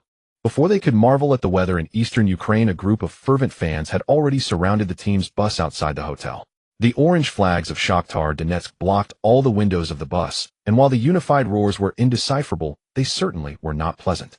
Lindy briefly thought these crazy fans might storm the bus, but it seemed they were merely asserting their dominance without taking any further action. Flores looked extremely grim. Despite having changed their itinerary in advance, they were still caught off guard by the fans. After local security coordination, the fans gradually dispersed. In the cold, snowy night, no one dared to linger by the roadside all night. Nevertheless, all the players and staff who came along felt a lingering sense of unease. When arranging hotel rooms, Aguero specifically sought out Lindy to express that he had some concerns to discuss. In truth, he was just worried about those crazy fans, which left Lindy somewhat amused. Their relationship quickly warmed after that day of pointing the way, and their attributes also rapidly improved. In just a few days of training, Aguero felt that his goal-scoring technique had once again improved. Meanwhile, Lindy had improved in speed and strength as well. Coupled with his persistent training, his strength had reached 80, which was related to the skill iron body. His speed had increased to 81.0, and his focus attribute had risen to 70 due to the matches with Lindy's average score as a defensive midfielder reaching 74. The technical aspects that hindered him were also gradually improving. In Lindy's plan, the Madrid derby after the winter break is his stage. The two ultimately fell asleep listening to each other's snores. After a day of acclimatization, Flores could no longer manage a smile. Fran was feeling a bit feverish, and so was Salviato. It seemed they wouldn't be able to participate the next day. Before the match even started, he was down 2 cards, indicating that this trip to Eastern Europe was likely going to be disastrous. After an hour of adaptation at the Donbass arena, everyone retreated back to the hotel gym for warm-up exercises. Only Lindy went to the outdoor activity area behind the hotel to train. Aguero initially wanted to persuade him to return together. As a result, Lindy insisted on dragging him along for training, leaving the boy regretting so much that his tears seemed frozen. The coaching staff, aware of this situation, offered their own suggestion, hoping to switch to a conservative counterattacking style. However, Flores still insisted. Even if Fran couldn't play, he wanted to attack in a 451 formation. Failure was not an option. Before coming here, he specifically sought out the chairman Silesia. He asked a single question: the situation does not look optimistic, and there are 2 choices. A conservative strategy is unlikely to lead to a loss, but the chances of success are not high.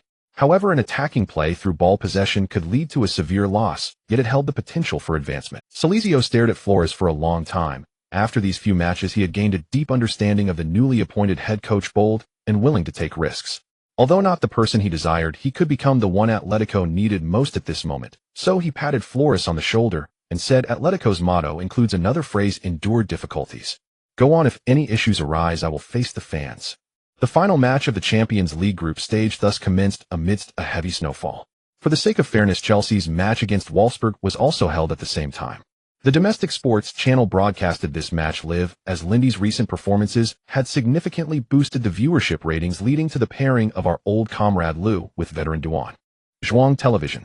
In Zhuang Television. And next. In wearing their away black jerseys are Atletico Madrid, and today's starting lineup is goalkeeper De Gea, defenders Wiferusi Balera, captain Lopez Domingos, midfielders Lindy Hilado, Simon Reyes, Paula Sunsell, and forward Aguero. They will re-register jersey numbers during the winter break. Flores, who has performed steadily this season, is not on the field in a must-win match. To advance, Atletico's coach Flores surprisingly deployed a 451 formation, which looks like a defensive counterattacking setup. Lau Duan felt confused. This had happened many times in men's football. Drawing would suffice for advancement, yet it always ended in chaos. At this moment, Lau Lu added, just received news from the front. Fran and Salviato both caught a fever the day after they arrived. The 2 South American players are not accustomed to such extreme conditions, thus missing this match. What a pity. And let's take a look again. Shakhtar Donetsk is wearing their traditional orange jerseys today. Today's starting lineup is goalkeeper. Finally, their forward Luis Adriano.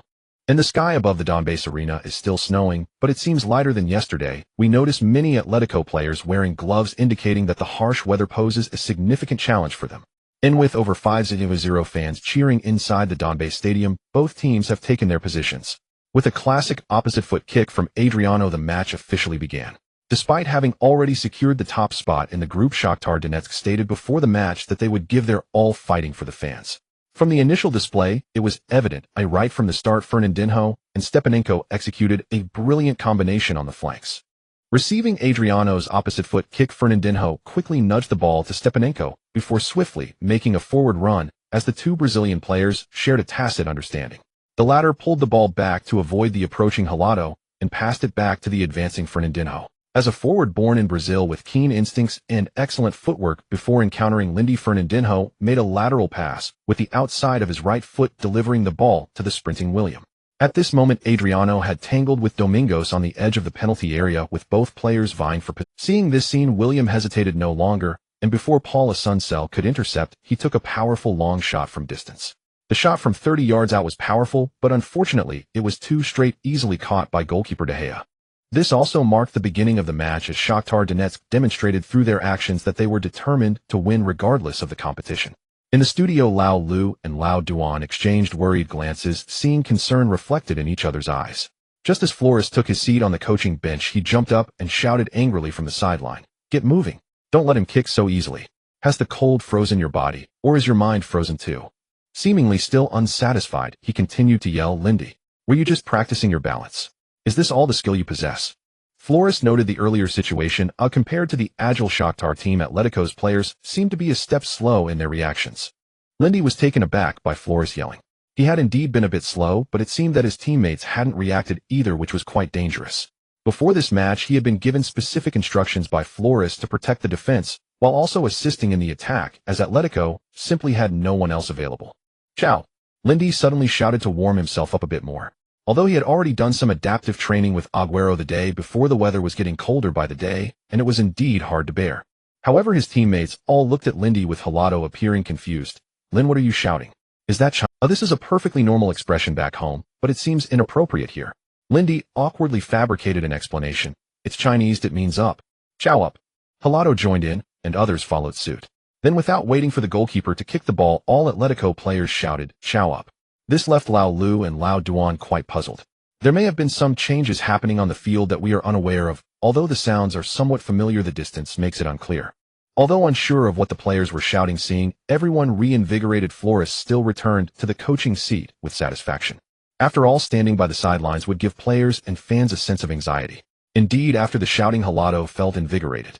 In the 11th minute of the match, the Miners attempted their old tricks again, with several Brazilian players seeking to exploit their synergy to find an opening through the center. However, this time Lindy did not monitor them. His eyes were fixed on the advancing William. Shakhtar's midfielder Jetterson, after several back passes, made a long direct pass to William, who had been making runs up front. Lindy had been waiting for this pass. He made a late run, positioning himself firmly behind William. Regardless of how much the opponent pushed and shoved, he remained unmoved as he saw the ball coming. Lindy bent down, causing William to stagger back a few steps. Lindy ignored him, intercepted the ball, and began to advance. However, as Paula Sunsell shouted, "Lin, you hurry up and chow up. I'm covering for you," he stumbled and almost fell. The snow above the Donbase arena fell heavier and heavier. Although the snow on the field had been cleared once before the match, it was beginning to accumulate again. The players of Atletico Madrid gradually warmed up as they moved slowly, adapting to the temperature of the Donbase arena. Once their bodies loosened up, they dared to attempt various movements, and the match became increasingly exciting. As one of the 5 major powerhouses in Europe, Shakhtar Donetsk consistently recruits excellent South American players, especially from Brazil. Their dominance in the Ukrainian Premier League allows them to participate in the UEFA Champions League year after year. This enables them to attract top players, and their enthusiasm displayed on the Champions League stage is unmatched by ordinary players. This is the stage where they can turn their fate around, and everyone will give their all. Arriving in the bustling Europe, no one wishes to return to South America. Fernandinho is an example of this. He is determined to make a name for himself at Shakhtar. With his sights set on the top 5 leagues, he vowed to achieve success. In the 16th minute of the match, after Atletico Madrid's previous attack yielded no results, both teams engaged in fierce battles in the midfield, stirring the home fans' excitement. Fans watching on television believed they were witnessing a UEFA Champions League final. Lindy just intercepted the ball from Mariusz and passed it to Sameo, who was immediately dispossessed by Shakhtar's fullback Serna before he could even take a touch. After Serna's interception, he sent a long pass to the front, but due to the snowy weather, visibility was somewhat compromised. Both Adrian and Domingos failed to connect with the first touch as the ball continued to bounce towards the right wing. In the end, Adrian was just a bit quicker, getting to the ball ahead of Domingos. However, the latter quickly closed and giving Adrian no chance to break through. Atletico's defenders Balera and Wijfarusi rushed over to offer support, while Reyes and others in the front line quickly tracked back. Shakhtar's frontline players William and Stepanenko also hurried over. My God, the talent of several Brazilian players is perfectly showcased at this moment. Facing more Atletico defenders, they opened up the play with their skillful coordination. Oh, he's in. William is so fast. Atletico is in danger now. William's low triangle pass is coming. The opportunity is here. Jetterson's shot, Lindy. What a beautiful block. Oh, the ball hasn't gone far and has come to Fernandinho's feet. The shot. De Gea. A stunning save, simply divine. Shakhtar's attack posed a serious threat to Atletico's defense, and Lindy knew he had to turn the tide. It was still a matter of morale. Being aggressively attacked right from the start, coupled with the weather, made it difficult for the players to adapt, resulting in low spirits. The current situation on the field is very unfavorable for Atletico. 16 minutes into the match, Shakhtar has already launched several attacks on Atletico's goal, but it seems The current situation on the field is very unfavorable for Atletico. 16 minutes into the match, Shakhtar has already launched several attacks on Atletico's goal, but it seems Atletico has yet to find their rhythm. At this rate, the scales of victory may tip in favor of Shakhtar. Old Duan narrated the match with concern in his eyes. This Atletico side was in poor form and low morale, making it difficult to take away 3 points from the Donbase arena. Indeed, December in Eastern Europe is a bit challenging for Atletico, but I believe they still have a chance, or rather I believe in Lindy. The snow continued to fall heavily, with visible accumulation on the grass. After a reminder from the 4th official, the ball was changed to a red one. Originally, it should have been orange, but since the home team's kit was orange, they had to switch to red and black. In the 22nd minute of the match before Atletico's counterattack could arrive, Shakhtar pressed forward like an avalanche. Agüero received a long pass on the right flank, looking to use his speed to outpace the fullback guy. However, when he attempted to cross it, seemed he lacked power, and the ball slowed down before it could reach the center. Before Hüller could get to it, the defender guy intercepted. After the interception, Shakhtar skillfully launched a long pass counterattack, with Adrian flicking the ball to the advancing Fernandinho. The latter dribbled and swiftly changed direction, directly getting past which Ferrucci, who at 31 years old, was caught off guard, helplessly watching as the opponent surged into the penalty area. Fortunately, Domingos quickly moved up to block, intercepting the shot's path, but Fernandez feigned to continue down the flank, causing Domingos to shift his weight, and the latter stepped to intercept. Then with a highly imaginative scissor kick, he passed the ball through Domingos' legs toward the goal. Adrian, arriving just in time, gently tapped the ball before De Gea could react, sending it into Atletico's net. 0-1. The cheers at Don Base Arena echoed through the sky, as if they would blow the snowflakes back into the air. Atletico found themselves trailing by a goal in Don Base Arena, and Flores was cursing from the sidelines, but nothing could change that. This weather, this morale, this temperature, none of this was within his control. After conceding a goal, Atletico's spirits sank even lower. In the 33rd, 38th, and 41st minutes, Shakhtar continued to create opportunities, causing chaos in front of Atletico's goal, almost scoring again. During this period, Atletico was having a tough time. Alendi was defending fiercely in front of the penalty area and hadn't ventured to the center circle for quite some time. As the first half neared its end, the heavy snow showed no signs of letting up. The distance and speed of the ball sliding on the grass left Atletico's players feeling extremely uncomfortable, though every pass was either too strong or too weak, frequently thwarting their counterattacks. In the 44th minute of the match, Shakhtar's momentum finally slowed down as the first half was coming to a close, allowing Atletico a few minutes to catch their breath. After adapting a few times with backward passes in the backfield, the ball came to Lindy's feet, and he noticed the fourth official had raised the sign for 1 minute of stoppage time. So he went for a long pass to find Agüero in front, but it seemed he put a bit too much power into it. The ball flew high, soaring over the heads of both teams, and landing directly in Shakhtar's right back area, seemingly heading out of bounds. Fans in the stands began to rise to seek warm food, as it was simply too cold. Nearby teammates stood with hands on hips, shaking their heads in resignation. Both head coaches were already preparing to warm up substitutes, beginning their halftime instructions. Only Lindy noticed the ball's landing spot. Gritting his teeth, he disregarded the surprised looks from others and quickly ran toward the front. This kick was a bit too far. The first half is about to end and Atletico is temporarily trailing Shakhtar by a score of 0-1. Let's see what adjustments Flores will make in the second half. Indeed, looking at the first half, both teams' players rushed towards Shakhtar's half. Let's see what exact. Old Duan suddenly perked up. There's already some snow accumulating in Shakhtar's front area, and the ball is resting near the right corner flag. It hasn't gone out. The players of Shakhtar have also noticed everyone is sprinting toward the corner flag. Lindy. That dark figure was racing through the wind and snow with several players in orange jerseys from Shakhtar behind him, and only then came his teammates. On this night, amidst the wind and snow at Don Base Arena, there seemed to be a lone general charging into battle, reminiscent of a hero who had just awakened, galloping across the plains. Vast rivers surge forth. Who does not strive to be first? Lao Lu shouted with fervor. A dark figure sprinted from the rear, charging all the way to the front before the Guangdong players could react. Only then did his teammates shift from strolling to surging forward. Agüero Luo, as if in tacit understanding with Lin Di, began to accelerate the moment Lin Di broke past the Guangdong defenders. After recent drills, the two had cultivated a growing rapport. In the wind and snow, Lin Di was the first to reach the corner flag, but when he turned, he saw several orange figures lunging toward him. Guangdong players had already swarmed around, men even poured in from the edge of the penalty area.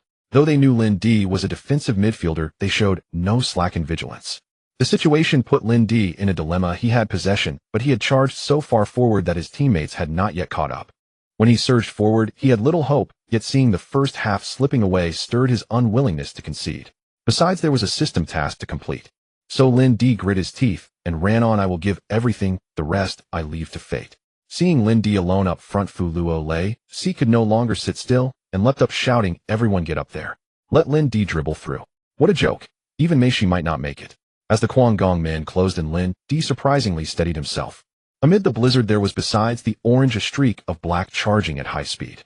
Lin Di's thought was simple: better to win a corner than to lose the ball outnumbered. Thus he chose to wait near the corner flag for support. From Agüero Luo's vantage, Lin Di in the distance was already submerged in orange, single-handedly bearing the challenge of 4 Guangdong players. Behind him, Kwang Gong Min either furtively tugged at Lin Di's shirt or stepped forward to box out his position. Lin Di could no longer tend to such details. He leaned back hard to create a sliver of space, flicked the ball with his right foot, and struck it powerfully back.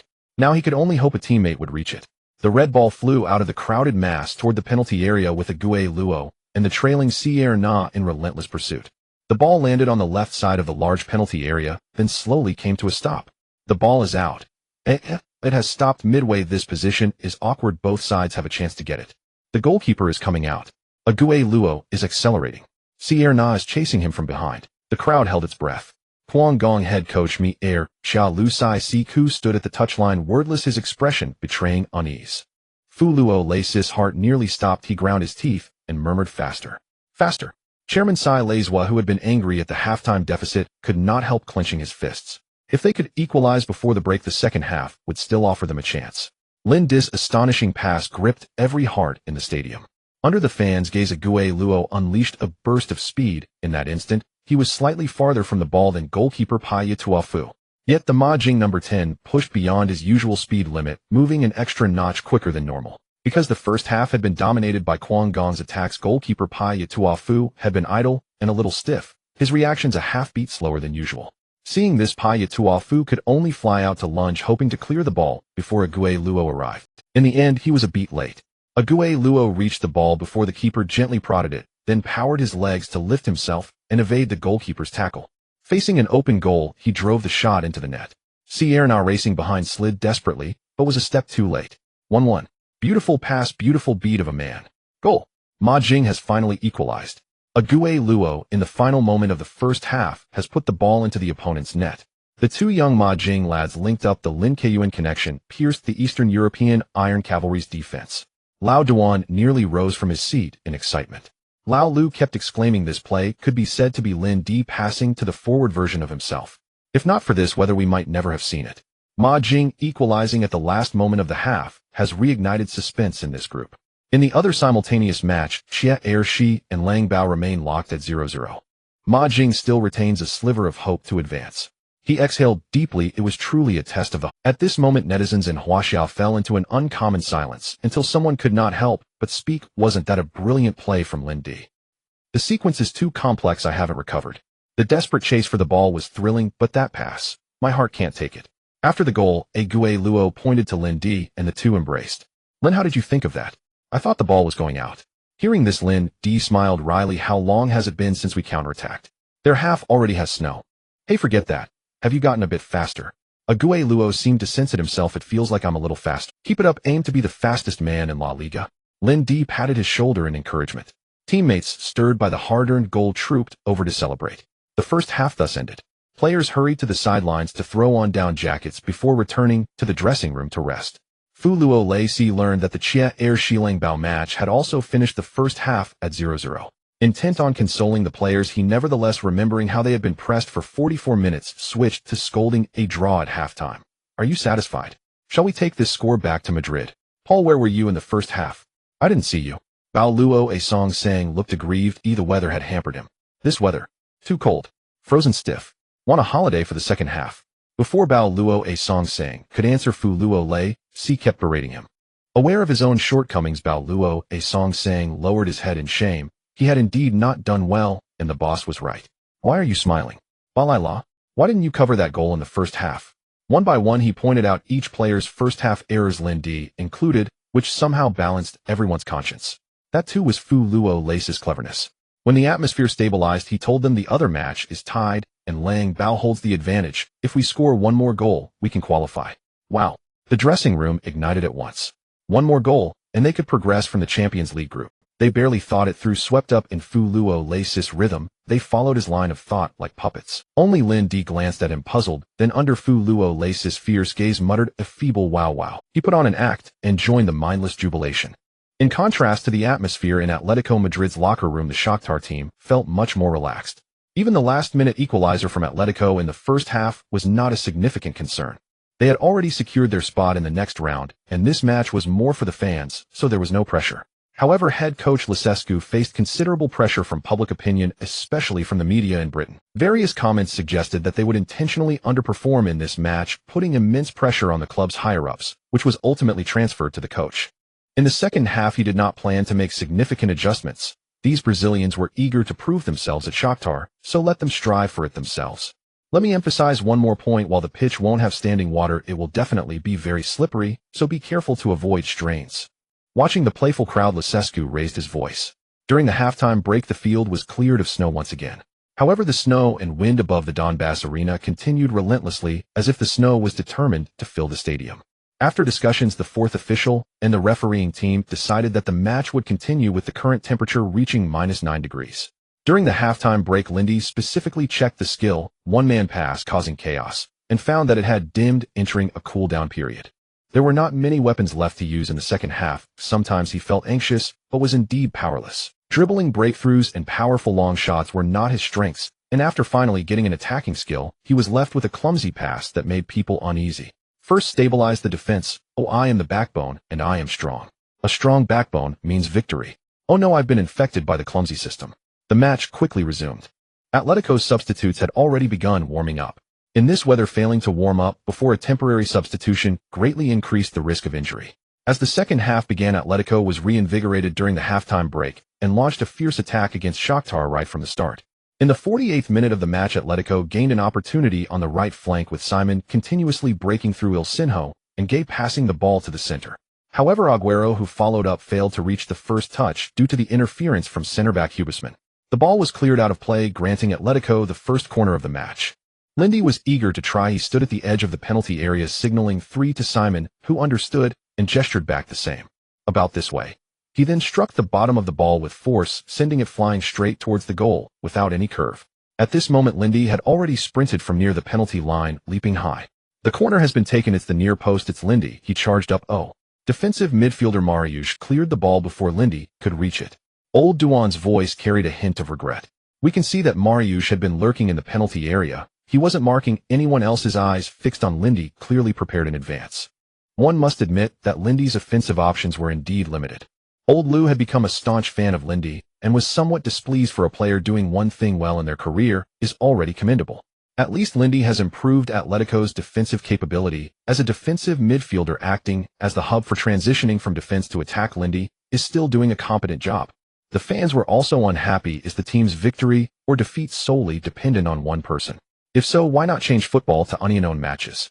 Maybe the men's team would win the World Cup. Single-player events, when have we ever backed down? Defensive midfielders should focus on defense, and it's perfectly normal to occasionally lend a hand. Why not let the goalkeeper take shots too? Simon took another corner kick. This time Lindy was not interfered with by Shakhtar's players, but the ball was kicked too high, flying beyond the crowd towards the far post. Reyes at the far post leapt up, directing the ball towards Helado outside the penalty area. Helado was not good at heading, so he lingered outside searching for an opportunity. Upon receiving Reyes' header, he intended to take a long shot. The snowy weather was incredibly unfriendly for Spanish players of their technical style, but he keenly noticed a gap in the penalty area. Without hesitation, Helado executed a lob pass over the crowd, aiming for Agüero in the penalty area. Hey, the ball is passed to Agüero. But it seemed like the pass was too far. Agüero, seeing Hulado's lob pass come in the penalty area, instinctively took a big step forward and poked it with his toe, sending the ball rolling between the legs of goalkeeper Pyatov before he could dive. The latter could only watch helplessly as the ball rolled into his net. 2-1. Beautiful. The goal was scored. Really beautiful. This ball was indeed a bit overhit, but Agüero's response was very quick. Before the defending players could approach, he took a direct poke shot without stopping the ball. 2-1. Agüero scored twice. In just 5 minutes after the second half began, Atletico had continuously gained set-piece opportunities in the front. Although Lindy failed to help the team score with his headers on 2 occasions, Agüero's timing with that shot was excellent. In the late-night studio, 2 big men were so happy that they danced as if Atletico had already qualified. Flores even jumped up directly. It was as if the previous emperor's entrepreneurial efforts were interrupted by a rave. The score of 2-1 gave him hope for advancement. Now, all the decisive factors lay with Wolfsburg. The team was even more excited, as if they were about to participate in the Champions League knockout stage tomorrow, their morale soaring. With Atletico having kicked off the second half with a bang, they quickly took control of the game, aiming to fully capitalize on this momentum and decisively end the match. However, Shakhtar had never known the meaning of surrender on their home turf. In the 55th minute of the match, after an Atletico attack, Shakhtar's goalkeeper Pyatov quickly took a throw-in, throwing the ball directly to Jedson in the center. The latter continued to sprint with the ball, and before Paula Sunson could close and passed it to Fernandinho. Several Brazilian players were coordinating in a small area in front, looking to break through Atletico's central defense. At this point, Lindy noticed that although Ilsinho was looking at the right flank after his first glance to the left, he had not looked back to the left side at all. Meanwhile, on the right flank, Belleria and Reyes were tracking back. Was he trying to pull a trick like Ronaldinho? Lindy pretended to step forward to intercept Ilsinho, and sure enough, the latter immediately passed the ball to the left. Lindy executed a flying tackle, directly keeping the ball and giving no opportunity to the opponent passing it again to search for Agüero. However, the latter, under the interference of the defender, failed to control the ball properly, which was unfortunate. On the other half of the pitch, Chelsea was still struggling against Wolfsburg. The 31-year-old Drogba was still fighting for possession against Wolfsburg's defenders. Like Atletico, Chelsea was also closely monitoring the progress of the other match. When Ancelotti received the news that Atletico was leading 2-1, he could no longer sit still. He walked to the sidelines, shouting loudly, "Get up, push forward." Lampard, Drogba, Deco, Ballack, Formain players were all over 31 years old. This was their most abundant and valuable asset. But at the same time, it also became a weakness. The tenacious fighting spirit displayed by Wolfsburg in this battle for dignity touched these veterans. With 70 minutes of the match elapsed, Chelsea was still tied 0-0 with Wolfsburg, and Ancelotti could no longer. Daniel Sturridge, Joe Cole, and Anelka came on with 20 minutes left in the match. It remained uncertain who would prevail. The players of Atletico Madrid seem to be immersed in the emotions that are about to arise. Everyone's performance is far beyond the first half, with Lindy and Paul Asuncion providing protection in midfield, while Sameo, Halado, Reyes, and Agüero are pushing deeper, and even the two fullbacks have taken up residence in the opponent's half. Youth at times is the greatest advantage, as it easily succumbs to temptation, and it also tends to get overly excited. During halftime, Flores managed to boost the morale of the entire team. However, he overlooked one point: there is not a single seasoned veteran on the field to steady the situation. Why is it said that a football team needs a spiritual leader? Look at the performances of legends like Totti and Roy Keane. You can understand how crucial a captain's presence is in stabilizing the team's morale. Currently, Captain Lopez lacks a bit of authority, while Lindy is still too inexperienced. Back in the day, Torres, as Atletico's youngest captain, was capable of doing it. But this former holy infant of Atletico is now far away in the British Isles playing for Liverpool. Watching his teammates launch wave after wave of attacks against Shakhtar's goal, Lindy feels a different kind of emotion. Although Atletico's offense is fierce, there have been no threatening attacks since that last goal. On the contrary, the Shakhtar players seem far from listless. Instead, they are actively contesting possession. Their relentless pursuit in small areas feels more like a team determined to protect their current achievements. This unusual behavior resembles a fierce tiger poised to strike. He recalls a saying from the stock: "Gods stay fearful when others are greedy." Paul, something's off. We need to be wary of a counterattack. Only he and the two center-backs are holding back now, and Lindy feels a bit insecure. Just as he spoke, the situation changed dramatically. In the 75th minute of the match, Halado took a long shot from outside the box, which was blocked by a Shakhtar defender's body. The ball did not fly far, but came straight to Jedson's feet. The latter pulled the ball back with his right foot, avoiding Sameo, who rushed into contest, and Shakhtar's entire team activated their counterattack mode. An orange tide is surging forward at their fastest speed towards the front line. The fans in the stands suddenly began to sing their team song, "Praise you, dear miners, burning like the Milky Way, your light of hope." That orange sea seems to have revived the glory of their ancestors, with over 50,000 fans transforming into a Cossack army. And on the field, the running figure is their vanguard, waving a blade and charging towards Atletico's goal. The Atletico players instinctively feel that the opposing players have transformed along with the rise of the song. With such murderous intent, everyone's expression turns resolute. Even the Brazilian players in the team are infected by this atmosphere, abandoning their usual flashy moves. After receiving Jedson's pass, William saw that Luis Adriano was entangled by Paul Asuncion and decisively passed the ball to Fernandinho. He then took the opportunity to break free from Hulado's grasp and dash towards the left wing of the penalty area. Fernandinho, as an attacking midfielder, boasts the advantage of speed. Facing Atletico's captain Lopez, he feigned an inward cut, slightly leaning his body to unbalance the latter. Then, with a gentle flick of his outer foot, he bypassed Lopez from the outside and accelerated towards the byline. The teammates rushing in from the center had already started their sprint. Just as everyone prepared to pounce in front of the goal, Fernandinho unexpectedly delivered a backward triangle pass. Domingos Wifalusi and others closely trailing behind Adriano and William had no time to break. Even Lindy had rushed into the penalty area at this point, unable to turn back in time. Everyone could only watch helplessly as the ball flew past them, arriving at the front of the penalty area where someone was already waiting. Mariusz, facing the direction from which the ball came, opened his arms, stomped his left foot firmly on the grass, twisted his body slightly to the right, and with his right foot, like a full moon's bowstring, without waiting to control the ball, he struck the ball with tremendous force. Like a heavy artillery shell, it was heading straight for the goal.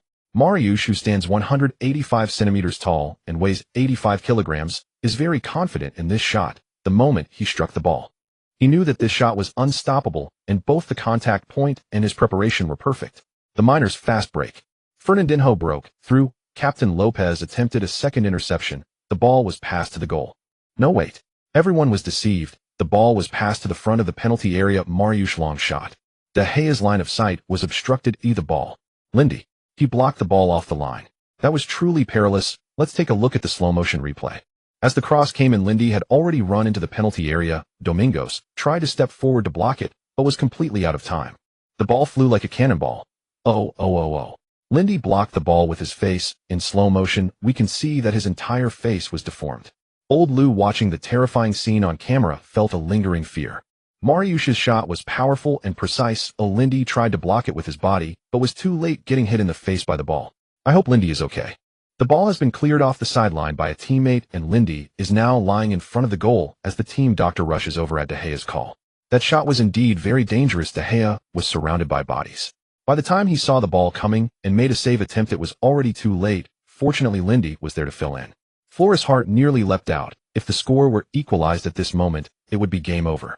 Now he just hopes Lindy is okay. That shot was urgent and heavy, aimed right at his face, indeed dangerous.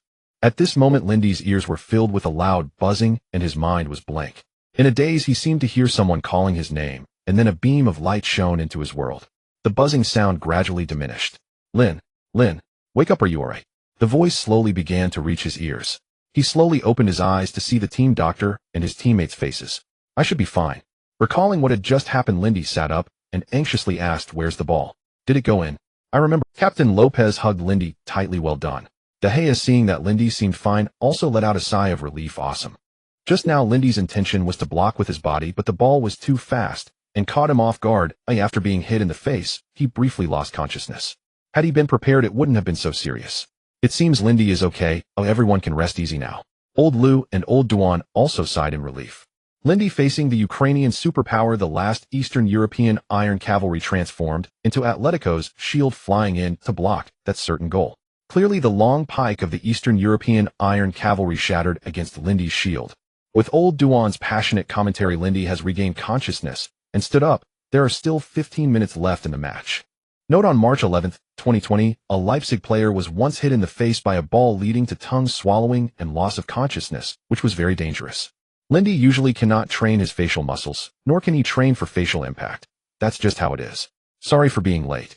Seeing Lindy stand up, Mariusz also came over and patted him on the shoulder, speaking in somewhat stiff English. You're fine, that's great. He knew very well how much force he had just used in that kick. Although he couldn't be blamed for the situation, no one would. However, he did not want others to get hurt because of him, as his conscience would be tormented. After all, he was a believer. Lindy did not say anything and gently patted him.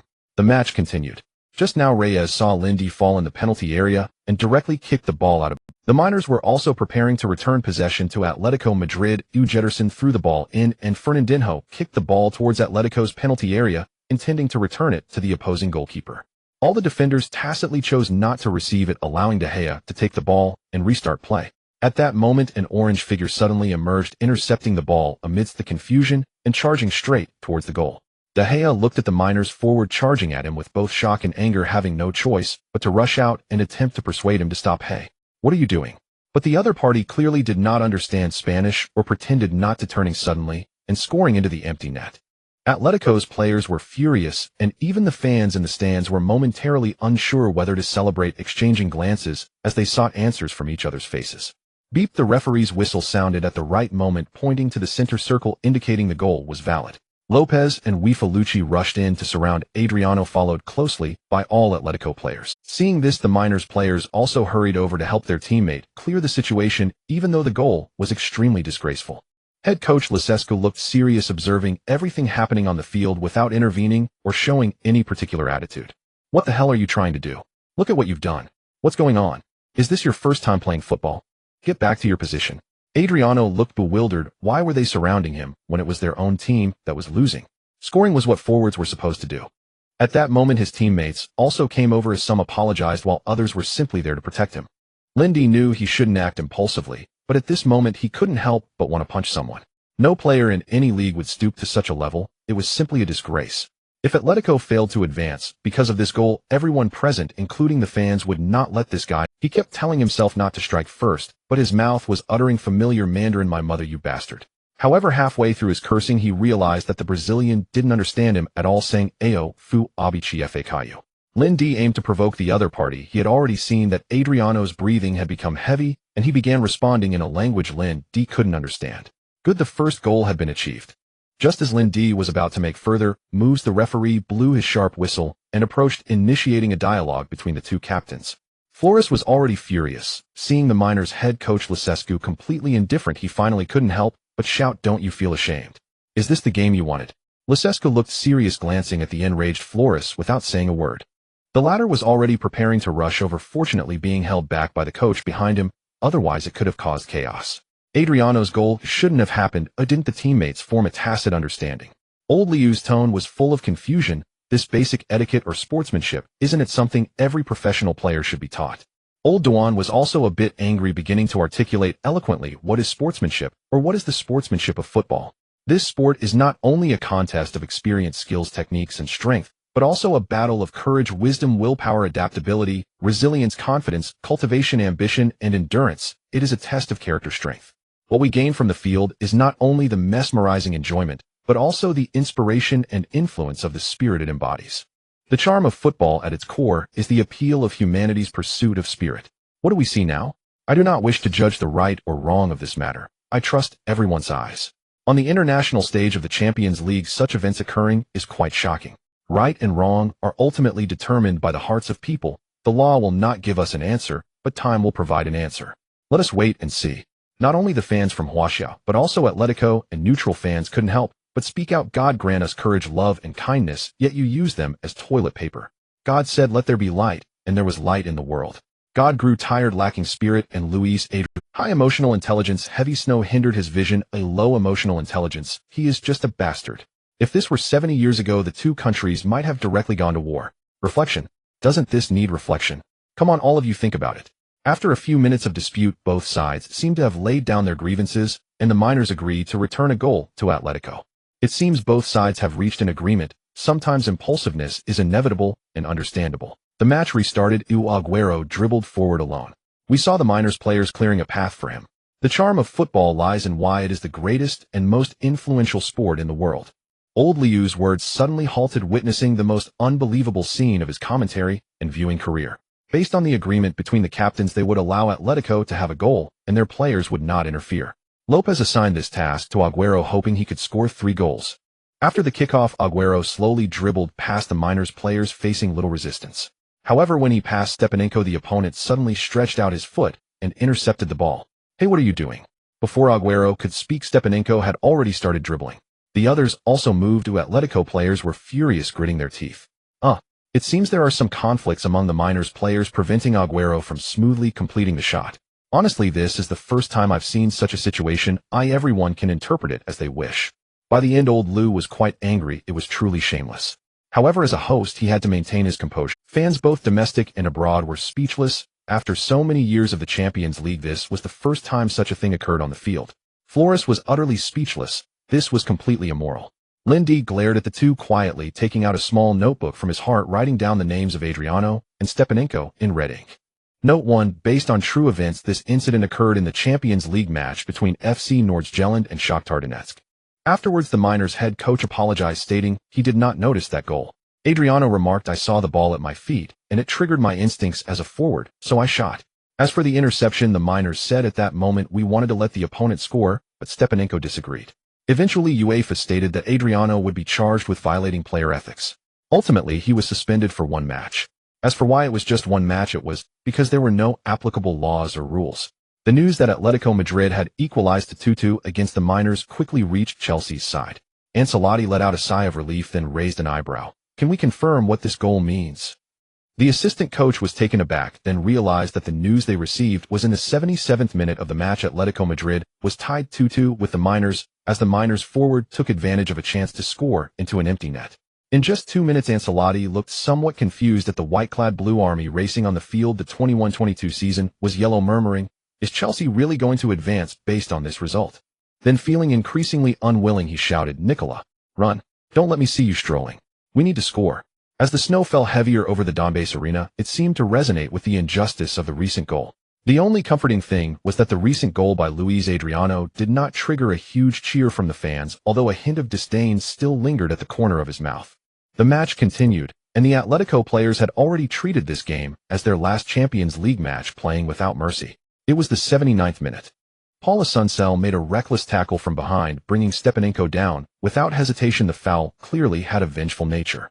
Moreover, Paul Asuncel directly showed his studs, and the referee promptly issued a red card to send him off.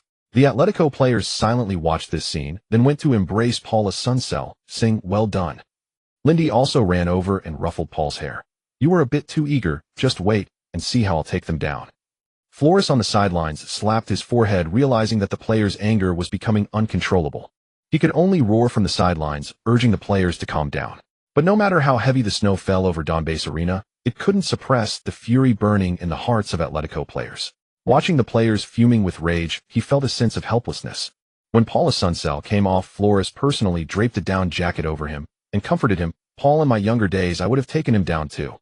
This made Paul Asuncel, who had been sent off with a red card, feel greatly moved. He had prepared himself to be scolded by Flores, but unexpectedly the coach spoke these words to him. Yet he also sensed the coach's helplessness. "Thank you, boss. Next time I won't be impulsive." Flores sighed, signaling for Paul Asuncel to go rest. While it was already a slim chance, encountering such a situation could only be considered unfortunate. It's like encountering a garbage person on the street. The best approach is not to fight, but to avoid them. The Miners players were checking on Stepanenko, who seemed to show signs of injury. However, in less than 2 minutes the opponent started to play vigorously again, clearly having fallen earlier to waste time. Paul Asuncel wouldn't directly go after someone's legs over this. He still had some decency. Atletico's midfielder Paul Asuncel was sent off with a red card for a reckless tackle from behind on Stepanenko due to his emotional outburst. In a match where winning was the only chance to advance, Atletico now faced a crisis with one player less. With just over 10 minutes left, let's see if a miracle can occur. Old Duan also picked up on Old Liu's words, lamenting, 10 against 11, it seems Atletico not only needs some luck, but perhaps also some divine favor. In the 83rd minute, Adriano received a pass from Willian in midfield. Just as he was about to turn, he was met with a tremendous force to his shoulder, sending him flying. The referee's whistle sounded again, but the foul was just right. The referee knew that Atletico's players were already fired up and decided not to issue a card unless it was a malicious foul, as showing yellow cards indiscriminately could lead to an uncontrollable situation. At that moment, Lindy wore an innocent expression, spreading his hands. "I only grazed him lightly." He then shook his head and left, not even looking at the fallen Adriano. In the 84th minute, the Miners kicked off. Fernandinho passed the ball to Willian on the wing, who was about to pass. Before he could turn, he was sent sprawling out of bounds with both man and ball. The referee's whistle blew again, and Reyes received a yellow card. The Miners players had surrounded Reyes, and Atletico's players rushed over as well, and it looked like another conflict was about to break out. Fortunately, the referee appeared very timely, showing yellow cards to both Willian and ruthlessly, leading everyone to gradually disperse. On the sidelines, Flores could no longer sit still. He substituted Perea for ruthlessly and Cabrera for Domingos. Looking at the exhausted Simon, he had no choice but to bring Ibrahim on and called Lindy over. "Let everyone calm down. If we score one more goal, we can still advance. Don't freaking die in Donbase Arena. We want victory." After saying that, he patted Lindy's head twice, and the latter seemed a lot more awake after Flores' roar. Lindy slapped his face twice to wake himself up, realizing that the game required results. "All right, boss. We want victory." Then Lindy went around to find his teammates, conveying the coach's message. Everyone began to gradually calm down, their eyes fixed on the Miners, as victory was the best form of revenge. The match continued. Atletico was no longer focused on using fierce tackles to retaliate against them. However, the Miners players began to feel a bit apprehensive as Stepanenko was substituted in the 85th minute due to discomfort in his leg, apparently injured from that earlier tackle. Watching Stepanenko being substituted, everyone felt a shared concern. The match had reached the 85th minute, and no one wanted to miss the next knockout stage due to injury in the final group match. In the 88th minute, Atletico gained an opportunity in the front field. Jurado's pressing caused the fullback Serna to make a mistake, and the ball landed at Agüero's feet. Facing the subsequent defense from Coach Aguero accelerated and changed direction, directly penetrating the penalty area. The goalkeeper Pyatov's early positioning blocked the shooting angle. Ultimately, Aguero's shot was deflected out for a corner kick. Flores covered his face in disappointment. Aguero broke through and is unknown. Shoot. Goalkeeper Pyatov heroically blocked the shot. What a pity the match time is drawing to a close and the fourth official is preparing for stoppage time. The corner was quickly taken but was directly claimed by goalkeeper Pyatov. The fourth official signaled 6 minutes of stoppage time, marking Atletico's last chance to advance. Atletico has little time left. In another match, Chelsea and Wolfsburg remain tied at 0-0 within 90 minutes with 2 minutes of stoppage time. We could already see a faint smile on Ancelotti's face. It seemed he had learned of the news from that side. Old Lou expressed regret as Lindy's first Champions League journey might end in the Donbase arena. When the stoppage time board was raised, the fans of Atletico Madrid were almost in despair. In just 40 minutes they had gone from ecstasy to anger and finally to despair. The Atletico players on the field were already exhausted, yet they continued to sprint with many fans watching, their eyes glistening with tears. Flores had already played all his cards, and the absence of Fran and Salvio made him acutely aware of the lack of depth on Atletico's front line. Just 2 players catching a cold left him with no substitutes. Was he really going to suffer in Donbass Arena? The 91st minute of the match. The Shakhtar team had lost their desire to attack, passing the ball back and forth in their own half, waiting for the match to end. But Atletico's players pressed hard, chasing them like madmen. Gallardo, after a sprint, hopped on one foot a couple of times before lying down, cramping in his left leg. Seeing a teammate coming to help, Gallardo immediately shook his hand, signaling him not to worry. Then he endured the discomfort in his leg, facing the wind and snow crawling out of bounds on the icy grass. He did this to prevent the match from being interrupted. The substitutes were still staring blankly, and Flores kicked one of them, saying, "What are you still looking at? Go help Manuel." His spirit moved even the Shakhtar fans in Donbass Arena, and many rose to applaud him. Even if he was an opponent, he was a worthy adversary. Oh no, Gallardo's leg is cramping. Aguero is running over to help him. Gallardo has refused Aguero's help. Watching Gallardo struggle to crawl off the field, the two in the studio fell silent, all to avoid wasting those precious seconds. Gallardo has managed to crawl off the field by himself, and the match has not been paused. We can clearly see the painful expression on Gallardo's face, a heart-wrenching moment. This reminds me of the 2006 World Cup, when England faced Sweden and Owen accidentally tore his cruciate ligament during the match. To avoid affecting the game, he silently crawled off the pitch, moving countless fans. In the very last moments of the match, Gallardo was doing the same thing. It's important to know that in winter, prolonged cramping can lead to injury. Time is running out for Atletico. However, time continues to flow and does not stop for anyone or anything. In the 94th minute of the match, the referee was already checking the time, and the fans had closed their eyes, preparing to accept their fate. Flores also resigned himself to this cruel reality. It seemed the Champions League journey would end here. Old Lou couldn't help but sigh. People, even with lofty ambitions, cannot succeed without fortune. This is Atletico's last attack. Although they may not progress, we have witnessed the fighting spirit of Atletico's players and the revival under Flores' leadership. Oh, what a shame, what a shame. Chelsea was narrowly defeated by Wolfsburg at the last moment, losing 0-1. After 6 matches, 2 wins, 1 draw, and 3 losses, they accumulated 7 points. Atletico's draw only gives them 6 points, just 1 goal short side. Old Duan timely added, "It's okay, no one will blame the players on the field for this defeat. They did well. Even if they did not qualify, they still have the Europa League to play, and I believe they will achieve good results there." Yes, at least there's still the Europa League to play. Atletico may have lost the match, but they have certainly earned respect. Reyes' long-range shot was blocked out of bounds by Shakhtar's defender Hubisman, resulting in a corner. The referee has put the whistle to his mouth. After this corner, we will bid farewell to Atletico in the champion. Reyes is set to take the corner. In this snowy weather, it is indeed challenging for players to see clearly when they jump, relying entirely on their own judgment and experience. In the penalty area, there was a chaotic scramble, with players constantly interfering with each other. Oh, the referee has already warned twice. The corner is taken and chaos ensues in the box. My God. Is the journey in the Champions League ending like this? Lindy was extremely unwilling, not to mention that the victory which should have been his was snatched away. He was already prepared for the final moments, casually scooping up some snow and rubbing it fiercely on his face. Looking in the direction of the corner flag, he took a deep breath, shook his limbs to get into the best condition. He stood at the edge of the penalty area while Adriano, watching this Huashao man, felt an indescribable sensation. But as long as he pulled back slightly to interfere, the match would end. Thinking of this, he smiled coldly. Reyes' corner was swift and urgent. This was the last chance. Lindy saw the ball coming. His legs suddenly exerted strength, his body lunging forward like a spring. Adriano only had time to reach out, but couldn't even grasp a sleeve. He only saw that dark figure after a few steps of running leaped into the air, like a plane taking off from the runway. Facing the goal, Gallardo was preparing to jump and felt a shadow pass overhead. Both he and Jettison caught a glimpse of what seemed to be a plane crossing the sky, overshadowing the ground. The fans in front of the television only saw a dark shadow cutting through the sky, bursting through the snow, leaping high among the crowd, meeting the football's trajectory, meeting the direction of hope, descending, and smashing it fiercely into Shakhtar's net. At this moment, old Duan seemed to be possessed by the poet Wang Duodua. The goal is in. Lindy at the last moment overpowered everyone, achieving a stunning reversal at Donbass Arena. Like the descent of a celestial demon, truly a god of the earthly realm. This golden goal has sent Atletico into the knockout stage of the Champions League. I believe at this moment he is the hero of Atletico Madrid. Old Lou also felt a bit emotional today. Today Lindy has earned the title of conqueror of Donbass Arena. It seems I heard old Duan's commentary. After seeing the football fly into the goal, Lindy struck a flying pose and rushed toward Coach Flores.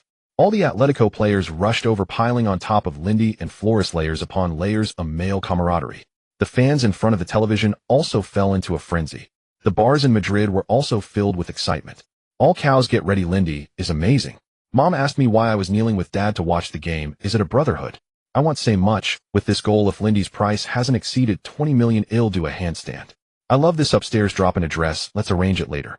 It was too intense. I just got so excited that I woke my girlfriend up to celebrate. She said if I dared to watch again, shed Shastel Jaff. It was indeed too intense. That's why I'm currently playing Boruto to cool down.